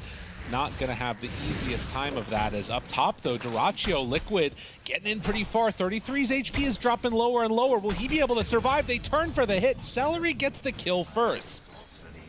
And that one is, that's pretty painful for 33. Yeah, rough start for him on the Brewmaster. Not the way you want it to go. But at least they took down the carry at the same time, so. Oh, it's just a little bit of damage. Never mind. Yeah, no, for sure. He doesn't have to walk back either. No, he's already back in lane on 33. Yeah. Another Ace Slardar game, though, as you were just watching him getting Meld Strike down there. So had a fantastic performance in the previous match, and has another situation where the enemy carry really hates being revealed and having the nuisance of the Corrosive Haze on top of them. So pretty solid Slardar game once more. Should be noted, not a ton of ways, unlike in the first or the third series that we watched today, to burn through the refraction. Has Nisha denied 2 water runes? Is that right? The hell? I don't know if I've ever seen that. I guess, yeah, I missed it, but I assume that Quinn was just beating him both times? Yeah. Presumably. Well, scorched earth policy coming out from Nisha. Quinn continues to seal damage and just stay up in his face. Yeah, making it really hard for him to get the last hits there. Couldn't get the flag bearer. Oh, he even denies the range creep when he goes for the illusory orb. That hurts. Man. Yeah, he's... Orb for what? He's having a pretty good time there. Although, Nisha's slight level advantage. Yeah, the creeps are coming in here, though, now. Yeah. There we go. He gets some back. Needed. But yeah, we'll watch this one, how it unfolds. Of course, the big thing here is making sure that he's still able to, you know, get his levels, get some amount of farm on Nisha. Tries to put some good damage out on the Quinn. We'll be able to. 33 continuing to just trade hits. With Disruptor Rubik beating into these 2 big strength cores. Feeling like living a little bit on the edge here in the mid lane. It just looks like no one's having fun here. Yeah. They're both just clicking each other and then going to the max of right-clicking. The absolute limit here. And yeah, he's going to go get that bounty rune. It will be left here. So big help there for Quinn. And then perhaps even into the water rune, but surely Nisha will get there in time. And yes, he will. Stun on the Mickey. Well, Nisha does manage to get that water rune, and we'll be able to move on over and get the other one too. Even an Enchantress creep was in the area to deny out the rune if they needed to. That might mean somebody on a sideline needs to die for Quinn. See if anybody gives up their life for a bottle refill. As he gets clipped by that orb. Well, up top, Celery and Duraccio did make a move and were able to push Boxy into a TP all the way back home. So he's finally coming back out here. As down bottom, Ace, the Hellbear, comes back in time. And will it be enough to get a kill? Yes, it is. Ace goes down to Mike. Ooh, Anisha, not long enough range to break that link. Couple more hits come through before it breaks off. You can see the oppressive nature of Razor continues. Yeah, definitely needed that one after the past couple interactions. Didn't really go his way on Quinn, and but big kill down bottom. I mean, to have the tomato go and deny the possibility of Quinn getting the rune, just securing that, and then immediately come back down bottom, get a kill. Like, this is quality edge play right there. Yep. Most definitely. Tofu. Chase after Insania here, but can't stop him from getting the bounty rune. Trading hits. Enchant into runaway. Salves to be safe. And Ace just going to be grabbing waves. Glimpse back up top. Cole, 33, turns to battle onto Celery. Has a decent stun. The lift back. TP rotation coming. Celery's going to lose his life, but it looks like with Tofu coming in, it's going to be 33 going down to Duraccio. Yeah, and the wave is also being held at the tower by Ace right now, so he's not really concerned about Tofu moving. And with the inability to pressure the Slardar, they're just going to send this Banisher right to the mid lane. So as Quinn returns, he's going to get purged. Battle for the runes. Oh, he still gets the haste rune, though. And it's going to be Tofu dead. Most likely. And oh, now, miss uphill? Oh my god. There's no way he gets out of there, but imagine. And Insania is just waiting near mid with this Banisher, hoping that Quinn's going to pop the rune so he can purge him. Okay. Radiant structures are fortified. Well, it seems unlikely. It's just Ace taking a lot of damage, though. Yeah, needed to get some help. And now Disruptor comes bottom. That signals that they are going to keep these lanes maybe a little bit more aggressive and leaving alone Duraccio up top. They want to use that haste rune, too. Yeah. So the goal is Mike. Moving forward, Celery, Smoke. Spots him now, the glimpse is there. And with the link up and the haste, has more than enough to chase down and kill this TA. Yeah, Sentry dropped just in case there, and despite being able to dispel off the haste rune with the Enchantress, not gonna matter. Right. Still going down. Nisha takes the advantage of the space though, gets some gold for himself, and that is actually still gonna put him above the net worth of Quinn. Okay. Yeah, Nisha having a good time so far. As Ace can't really run in with that little HP. I think that this is maybe an attempt to bait Nisha into making a TP rotation, and well, with Duraccio, looks good. Nisha's gonna decide to do just that. Duraccio decides to run away. Oh, is he gonna get Oh, it was a glimpse? long TP. Now he's got orb though. A glimpse to dodge. Yep. Yeah, they'll get the kill onto Celery. Yeah, you got a couple options there as Puck, right? Yeah. You got orb, you got phase shift. Still, 8 minutes. Boxy will be able to deny that amp damage, and Quinn is going to take some retribution against Boxy on this Rubik. He's trying to deny himself. Deny? Has he managed to get it in time? No.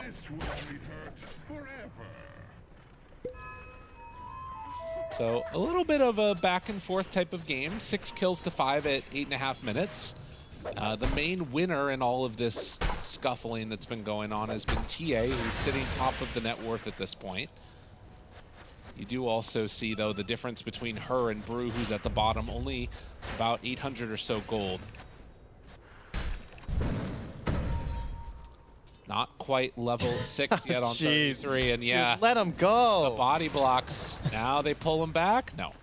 Don't decide to go with the glimpse. They want to punish him one more time before he's level 6 here on this Brewmaster. But Nisha has Dream Coil back up just now, so that's where it gets a little bit dangerous. Because as Slardar, you want to be diving with level 6 and getting kills. And same thing with this CK. Like, you want to try and blow up this Brewmaster before anyone can come in and save him and get a turnaround with the ulti. But Puck is just waiting for these opportunities. Nisha's just going to be sitting, farming, trying to keep his resources up so he can join whenever there's a fight near a tower.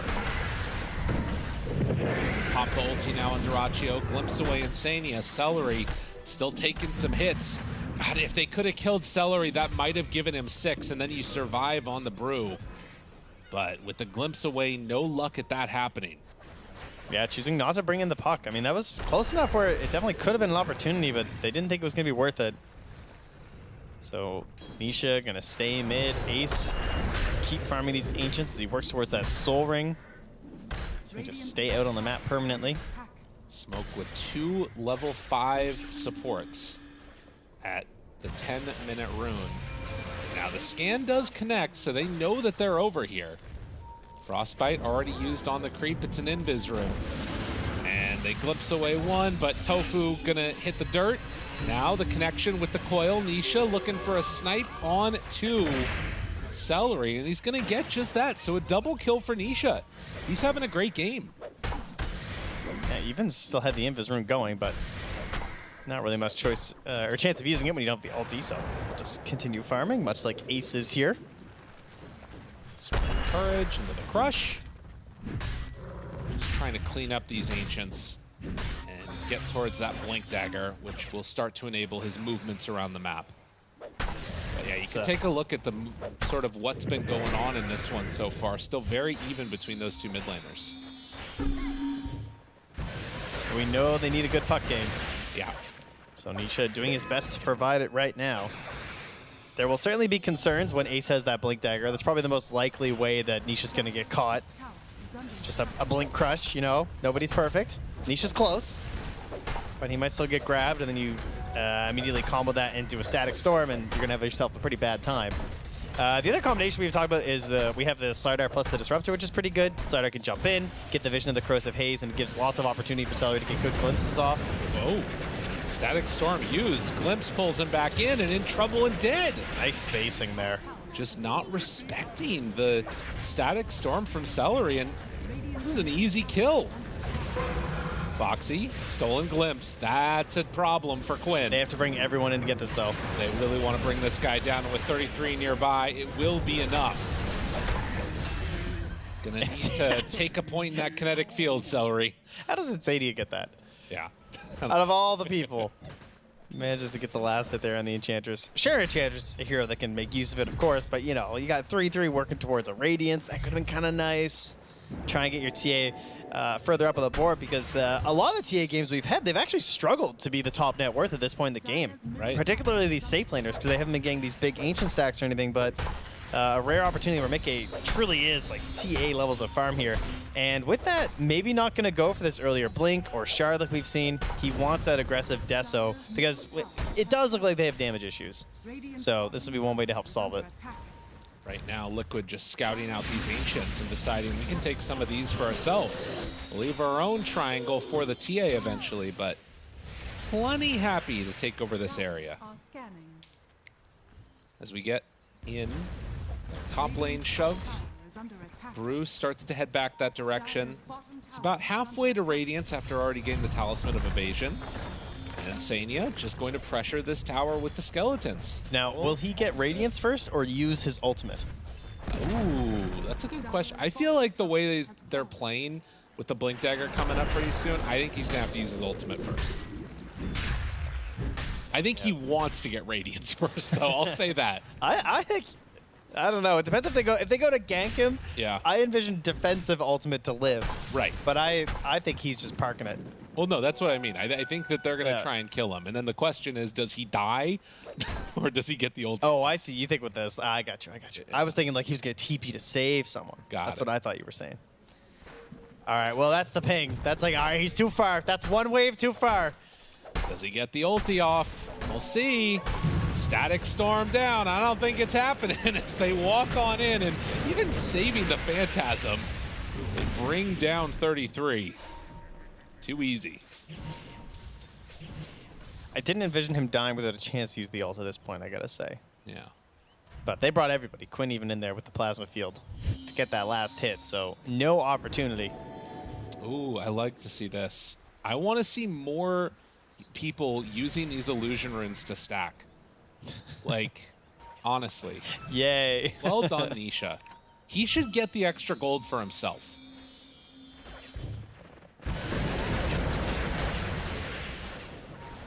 So Quinn farms up. Again, the big engine that they're waiting for to get this all moving is the Blink Dagger on Ace, which is now completed. And if they feel so inclined, can make a move together. But the coil now used on Dyrachyo. Drop down the Seeds of Serenity. Armlet toggles. Dyrachyo gets away from harm. Yeah, as long as they know that solid lockdown, the puck damage pretty predictable, so can toggle through that. He's going to stick around, lifesteal up a little bit here, hope the fight comes to him. Tofu pops the ultimate, says, come on in after my captain, I dare ya. Yeah, now you really don't want to fight those the rest of game, I feel like. I think that they don't want to fight ever. Based upon what we're seeing. They're in mode hang out and farm. Get up to those big items. And Ace is almost at that shard. Yeah. A couple hundred gold away, depending on how many Quinn is going to let him take. I mean, yeah, and Quinn is definitely getting to scary territory, too. He's almost at Manta. Yeah, this is a nice timing to get together, huh? Before Radiance comes online, too, for 33. And then Orchid as well for Dyrachyo, too, so they can try and ruin 3-3s a day. I mean, ruin 33 days or Puck. Right? Yep. He's almost there on 33. And I guess that is also another sort of interesting conundrum here. Are we going to see Liquid try and make a move with this Radiance, or are they just going to just keep farming up? Because you know that Gaimin are going to run at them. I think they'll probably just keep farming. Mickey probably wants Blink and BKB before he really wants to fight necessarily. Yeah. But it also feels like Nisha wants to get a kill the second he has Blink Dagger up. They're also going to be looking for Roche this whole time too, but both teams can do Roche immediately. We have Slider on one side, Desotia on the other, so Roche is just totally up for grabs. And yes, in fact, this Brewmaster will have a Radiance before he ever uses his ultimate. And a mechanism not recommended in your pubs. For the record. Done on Rubik, yeah. So, I mean, there's a lot of fight potential just amongst the four of these players. Counter smoke, though, coming in from Gaimin Gladiators. 5 on 5 could be happening in just a moment. Ace, they spot Mickey there. The Ghost, the one that's out in front. Scan connects. Dyrachyo with the wraparound, jump forward onto Insania, got him caught. Now onto Boxy, the lift to try and get away. They have the stun for after the fact. Nisha, good silence to break the ulti immediately. And do they have enough damage? The minus to keep him alive. So they're taking down more, but the Dyrachyo death, though, is pretty huge. Ace jumps forward, looks for the stun. There's not enough follow-up on Mickey, but with Quinn right on top of him, now there is going to be. Do they have enough to kill off Quinn, though? They will. And despite the fact that this fight started with Insania getting jumped, it's Liquid that come up with the answers. And Ace, nowhere left to run for this creepy crawly guy. A triple kill for 33 after getting the Radiance. Yeah, the two supports just tanking up all the damage. All right, Boxy, they targeted him at the beginning. He pops off his mech. He turns and gets the minus armor returned onto Dyrachyo. Yeah. And Nisha, as needed, absolutely crushing this fight. 4 illusory orbs, 3 waning rifts. This guy had all the damage going in this one.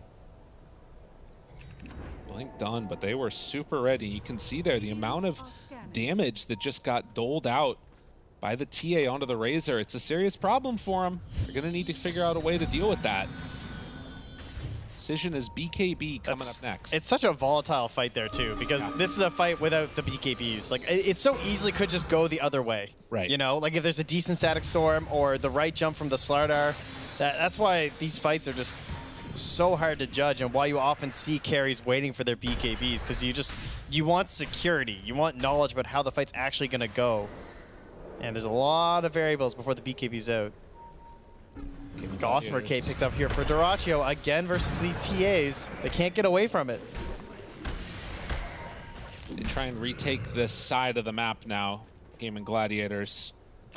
While Mickey will lay down his traps, go for some more stacks and farm up the Ancients.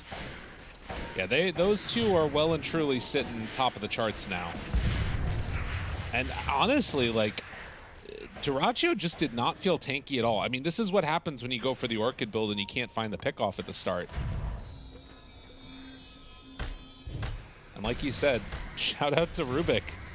You know, Mechanism, Buckler. Yeah. That keeps you alive. Keeps your team alive. Need that armor. 6,000 gold lead now.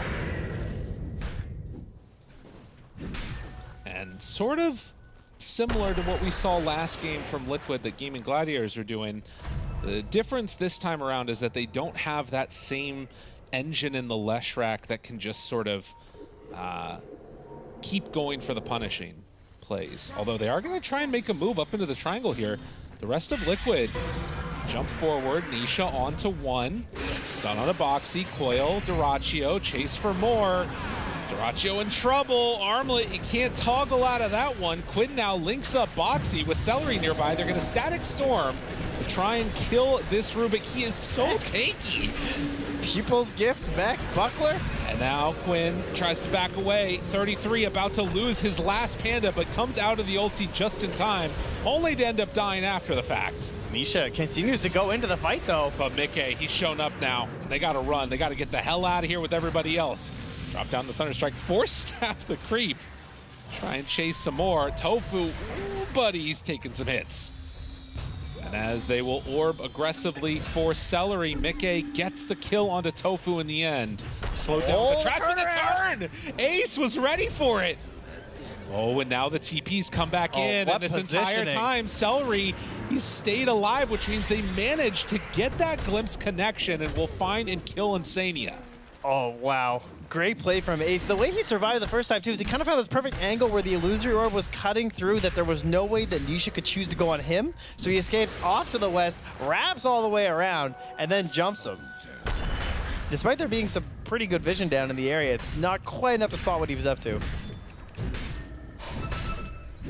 And you talked about that being the answer for the puck. You have Ace, jump in, get the blow up. Like, he felt so strong, but comes in with the bash, and Nisha...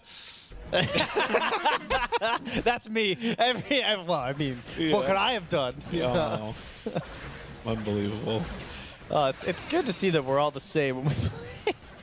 Nisha just, he's a reaction GIF creator. Remember the TI? Lagunaing the, what was it, Lagunaing the creep or something? He also had one earlier with the eyebrows. Yeah, this no, tournament. for sure. The eyebrow raises are good. Liquid decide that it's Roche time. As Tofu gets the shard. A pretty annoying one to deal with, honestly. I feel like even the Brewmaster doesn't love fighting into that. You can get a couple of your pandas getting hit by the frostbite if it goes wrong. Yeah, it's very tricky. And Heaven Halberd and its Halberd completed for the Slardar. Yeah, problem there for Mickey. But full Greaves done for the Rubik. Just keep paying off. You know what it is? What is Boxy it? just keeps dying, and he's like, you know what? I'm done with this. I'm not playing Bat Rider Blink Dagger anymore. I'm getting something just to survive. I don't want to die in these fights. Yeah, he queued off that mech last game. He's like, that was a mistake. Just stuck to the guns. This guy's a mech believer by the looks of it here. I mean, the People's Gift does make it really good. Yeah, he's very strong. I mean, what's his armor at? He got 19 armor. Oh, so ready for Nisha. But then the lift. Crush. Nice steal for Boxy. Unfortunately, it doesn't have a blink, so it's not quite as good as usual. I mean, the way that these fights have gone, though, it does kind of feel like, I mean, Gaimin Gladiators are just sort of running in mass. So you're probably going to get a crush off. I didn't know that Ace got a Gossamer as well. That's huge. Yeah. Very helpful. Double there. Duraccio and Slardar. But. And it still works on illusions, right? The Gossamer? That's crazy. Yeah, I'm pretty sure it does. Seems wild. I should get that item more often. Yeah. I feel like I never pick it up. But Smoke now as 4 behind their TA, which is going to start hitting buildings. With the first Aegis that we saw in the last game, Gaimin were able to go all the way up to high ground and take down the other side of the map. But you can see now it is just dodge away, farm out the sides of the map. And for Celery, Getting hit by the Hadouken. Does not have an easy way to escape from this one. Oh, Invis. Damn, He's this guy's gonna die good. slowly, but the burn. The burn. I mean, because his trank will stay on. Who's the real winner now? Oh, that's awesome. Dude, that's some space created right there. You'll take that. Oh, Boxy. Okay, new spell. He's got the crystal clone. Oh, nice. Lift? Oh, they just coil for it. Making his own clone. Lift. Oh, no. Immediately. That is okay. Oh, Tofu. That one's a little bit bigger to give away. You've made a miscalculation, my friend.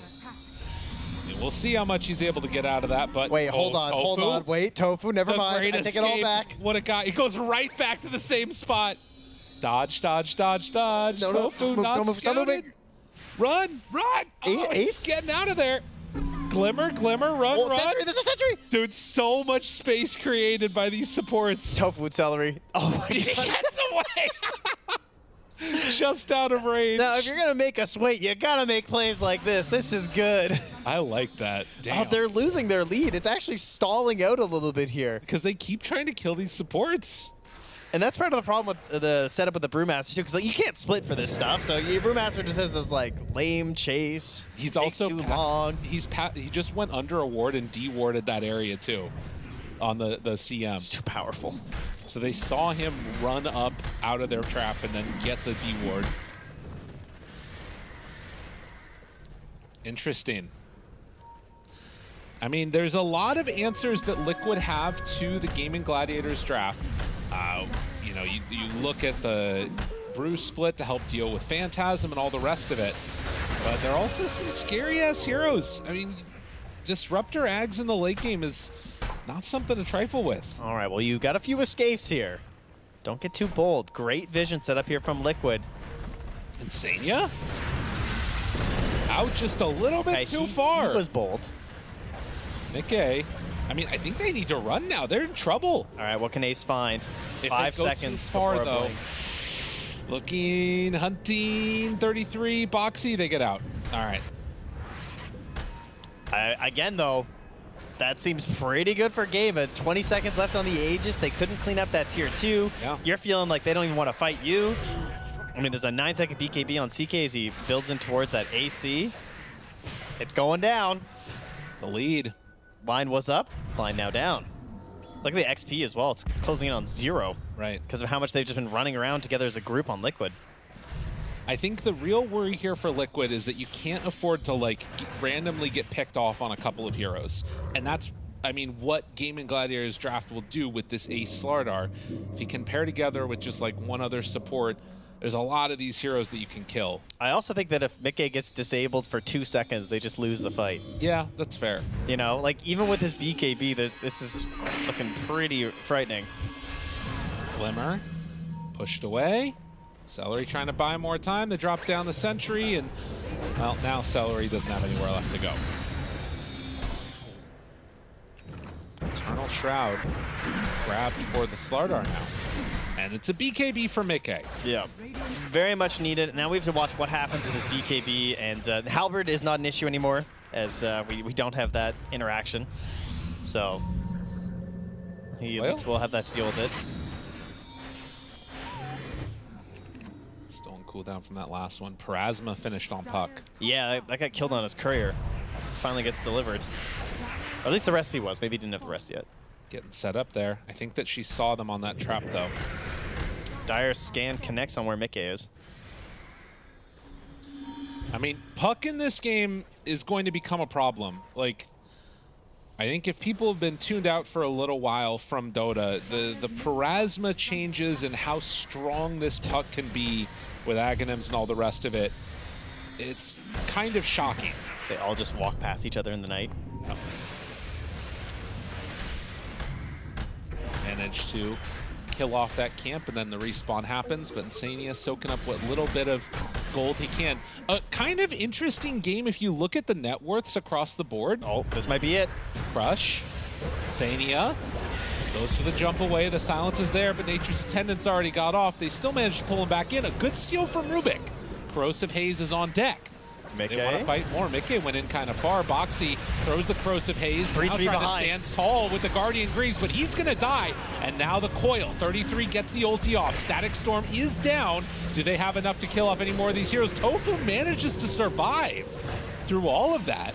And now the Glimpse pulls him in. 33's in trouble. Tried to get the illusion dodge, but not going to happen. No Manta saving you here today, and Gaimin Gladiators have taken firm control of this one, I think. They're just saying, you want to walk into us?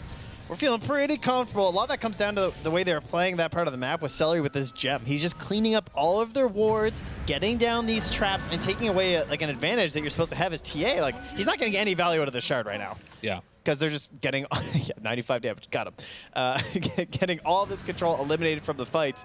And the jump is never quite there from Liquid, right? Like, Puck goes in, pops the dust. 3-3 even has this cool little wraparound from behind. The Coil hit like 4 heroes, but how do you kill them? Right. No, I think that they need to, honestly, what sounds weird is I feel like they need to buy more time for Puck to like really come online with the right-click stuff coming out. Yeah. He's going for Octarine next. But they need to get more damage out of these heroes in the duration. Because like you said, you get those big coils, it feels like it should be a good start to the rest of the fight that needs to be done. But Static Storm eliminated, you know, a good chunk of the chase down potential that they had. Mickey doesn't feel comfortable running into that. And in the end, it's a second pick TA draft. Right. Where they just get to pick everything into it. So trying to find as many weaknesses as they can in the hero, but yet she's still your primary damage dealer. Yeah. Sometimes when we see this happen, we'll get like a mid TA who's more like almost shard and blink focused, and there's this other carry that maybe like a second like semi-carry or something that can really help out. And Puck can get there, but as you just mentioned, it has to be like much later than a lot of those other heroes. So Nisha's just on his farm train here. Little Stardew Valley.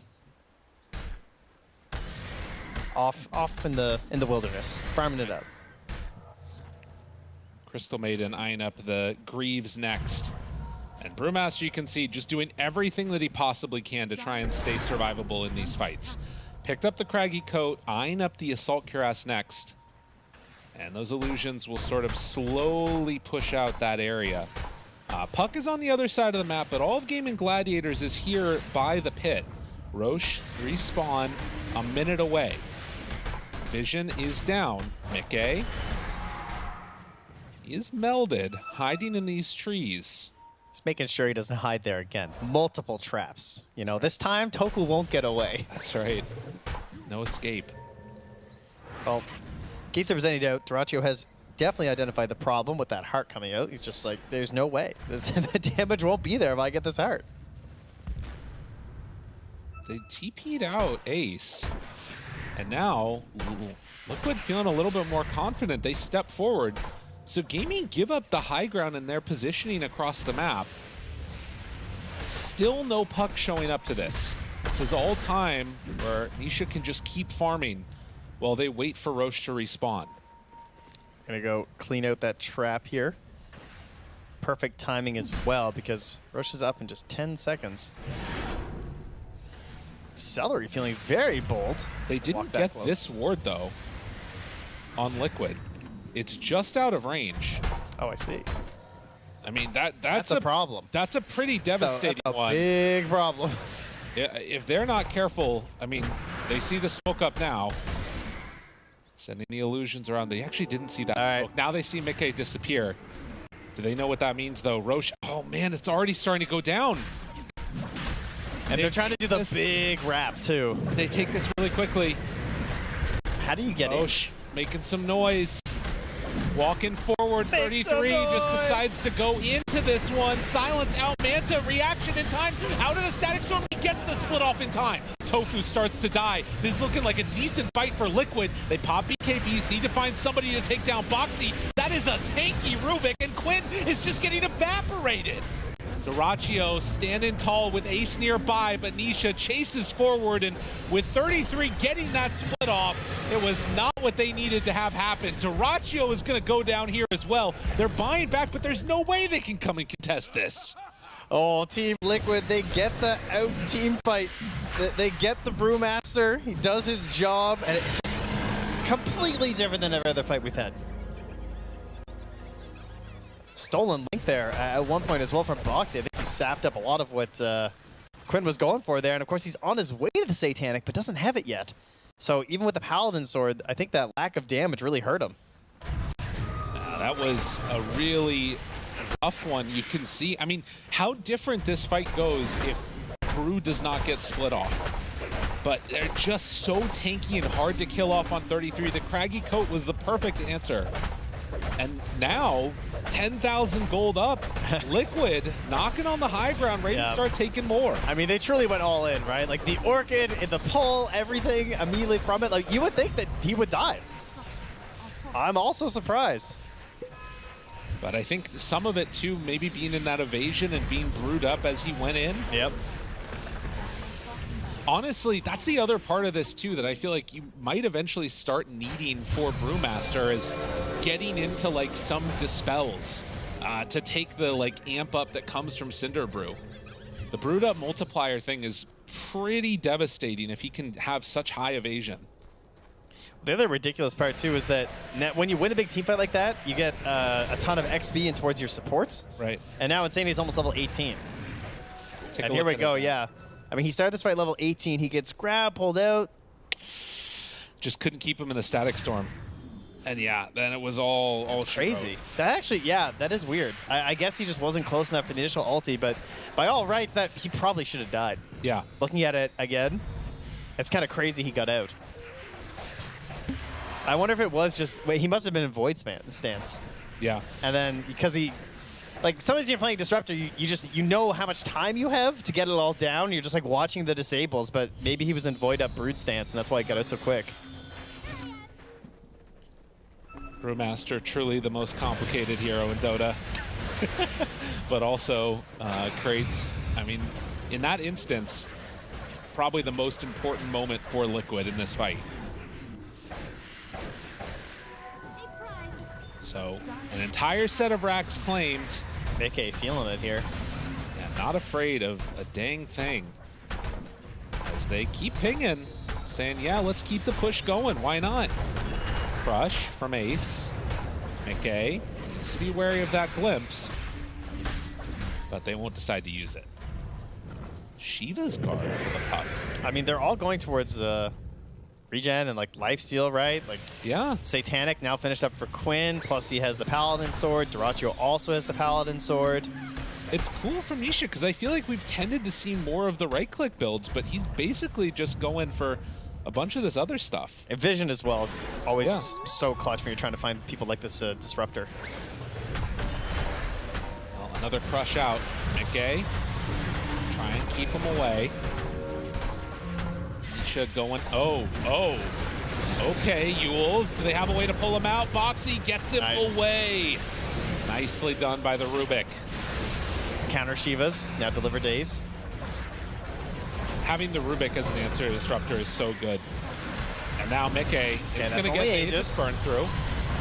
KB pop from Quinn, trying to heal back up as they turn onto the 33 Boolings. Life stealing like crazy from it. Mickey chasing Tofu, still fairly tanky on this Crystal Maiden. The Brewlings being taken down bit by bit. Nisha pulled back in. The silence is out from the Waning Rift. As 33 still sitting pretty in his Brewlings. I mean, he's not dropping them. Does need to be a little bit careful on the second side of this. They're keeping the Earth Panda alive. And 3, 2, 1. Does he manage to get out? No, 33 is going to be left to the Wolves for the moment, although the rest of the team coming in. Boxy gets the pullout. Big jump in from Nisha. Damage being dealt like crazy. They pop the ulti from Dyrachyo, turn to try and fight and to beat into any of these heroes. He's not killing Insania even. Quinn starts to fall down low. That's 3 dead, all cores. And Liquid might just keep this rampage going. As PG is called, the game 2 goes to Liquid. We're going to a game 3. Oh man, activated the trap card on that one. I thought he might have been in trouble. So did Gaimin Gladiators. No, not at all. The rest of Liquid sticking around there for the end of that Brewmaster ultimate. Jump on in with a save. Yeah, 3-3's like, oh, thanks guys. a little laugh over there. And a bit of a roller coaster there for Liquid, where it felt like, you know, oh, they're getting it, they're gaining, things are looking good, and suddenly, like, uh-oh. You know, Gaimin Gladiators won that fight kind of around the mid lane. It felt like Liquid couldn't really pressure anymore, but they get a perfect Roche engagement. Desperately needed there. Oh, yeah. No, and 33 definitely the man of the match. I mean, getting that ulti off at that time and making sure that they were having that sort of big, strong hero right out of the gate. Boxy still playing Dota right now. He doesn't know the game's over. Let's head on back to the panel. Hopefully he does know the rest of his team going out there, and they're going to have a bit of a chat about game 2. I'm sure he's looking at some of the stats and everything that came out from the end of that one. We'll also look at it too. But I don't know how Liquid won this. If you had stopped the game at, let's say, like 8-10 minute mark, I would have been so confused because 33 on Brewmaster had one of the roughest games I've seen a Brewmaster have in a significantly long time. I think he went 1-6. But do you know what he ended at? No, I don't. 7-7. Then it's all fine. It all worked out. It doesn't matter how much you feed in lane as long as you're even by the end of the game and winning. Yeah, but I think a big part of that had to do with, like, he went for this no boots Radiance rush, and he died pre-Radiance every single time. But the moment he finished his Radiance, he was in a good spot because it was still like a 15-minute Radiance. Obviously, he had no boots, no urn, nothing. You're able to catch up very quickly, even though you have a bad start. And that's exactly what he was able to do in this game. Yeah, he had a little bit of unluck with that Talisman of Evasion. I've seen this build double bracer evasion before the relic. And you just farm with that. You keep that spirit stance, air stance. What's it called? Is it air? No, the blue one. Close enough. The miss one. Yeah. The one with the miss chance. And everyone misses you. He was dying still a couple of times, but overall it didn't matter because all that mattered in the end was that rush fight. I mean, look at him. There's 5 heroes hitting him, and not a single right click went through.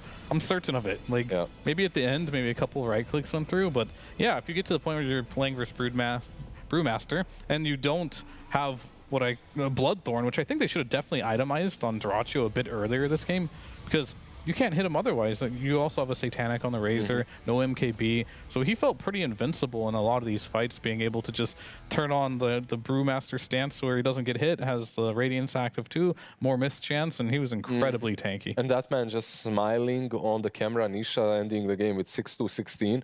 Like, his puck was a nuisance, to say the least. He was running across the map, getting kills 24/7, creating space, and you know, this is something that I've seen from Liquid sometimes missing. In some games, it's not per se the Nisha's fault. It's just the heroes that he's playing. Sometimes he plays these long-range damage dealers, your Zeus, your Sniper. Give him a playmaker, and the game looks completely different. Yeah, he's able to do exactly what he did this game. On the side of Gaimin Gladiators, though, why wasn't Slaughter able to have the same impact that he did one, outside of the obvious answer of the heroes drafted for them? Like, what exactly went around in this game that made it so Slaughter wasn't running down the heroes the same way that we saw?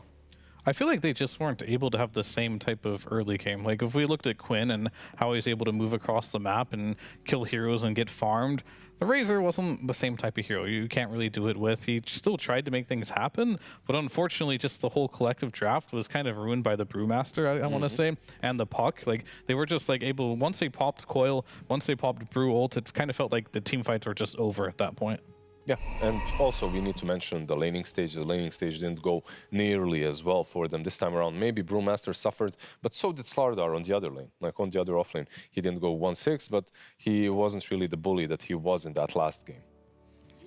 Look, the Brewmaster being the highlight here, we're going to take a very specific moment in time in this game. Ironically enough, it is the 33-minute mark where we had that Roche fight down at bottom, and 33's It's his time to shine, if nothing else.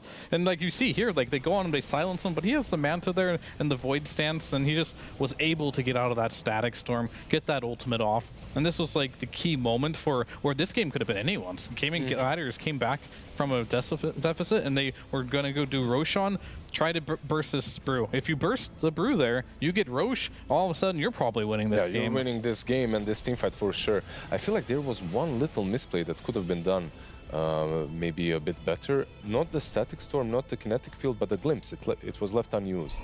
So he could have maybe pre-used the Glimpse just to move the Brew a little bit back into the Static Storm. He didn't have to wait for him to get out. Maybe it would have been better, but it's a hard call. Yeah, that's like the smallest of margins. That could have changed it, maybe not. All we do know, though, is that we are going to be having a game number 3 between Liquid and Gaimin Gladiators just after this break.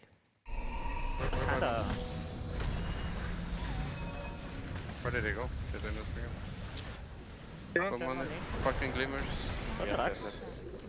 Oh shit, guys, I am in trouble. Holy. Oh, guys, help him. Maybe it's a good bait. Guys, good bait, good bait. I'm good, I'm good. They can't hit me. It's good bait. Go. Kill him. Cheese, bait. Fatal to no dealers. They're really weak. They're really weak. Get razors. More. Supports. Last here, guys. Coming right now.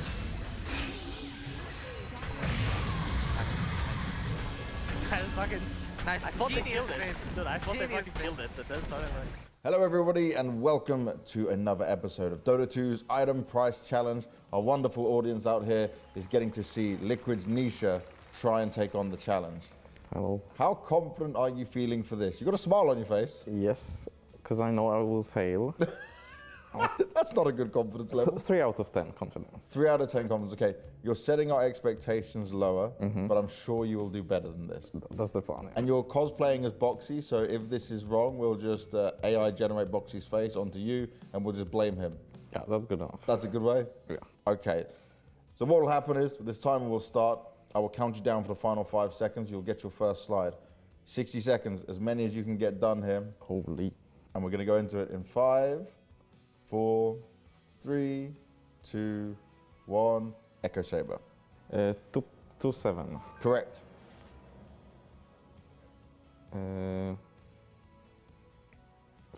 5-1-7-5. Correct. 4-3-7-5. Correct. 4-3-5-0. Incorrect. 4-4-5-0. 1-2-0-0. Correct. 2-5. Correct. 5.3. Correct. 1-8. Correct. 11. No, 900. Oh, Jesus. True.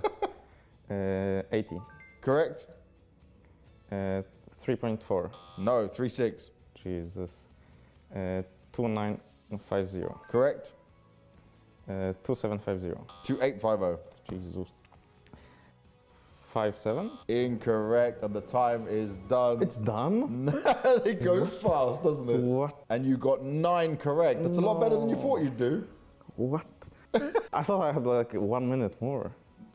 60 seconds is only 60 seconds. That's all that can happen with it. You feel like it's going slower than it is. Yeah. But the pressure is I on. need to go super fast. That was very fast. No right? thinking. You Okay. did pretty good, man. Well done. Yeah, it's okay. It's okay. He wants to do better. He's competitive. That's the way it is.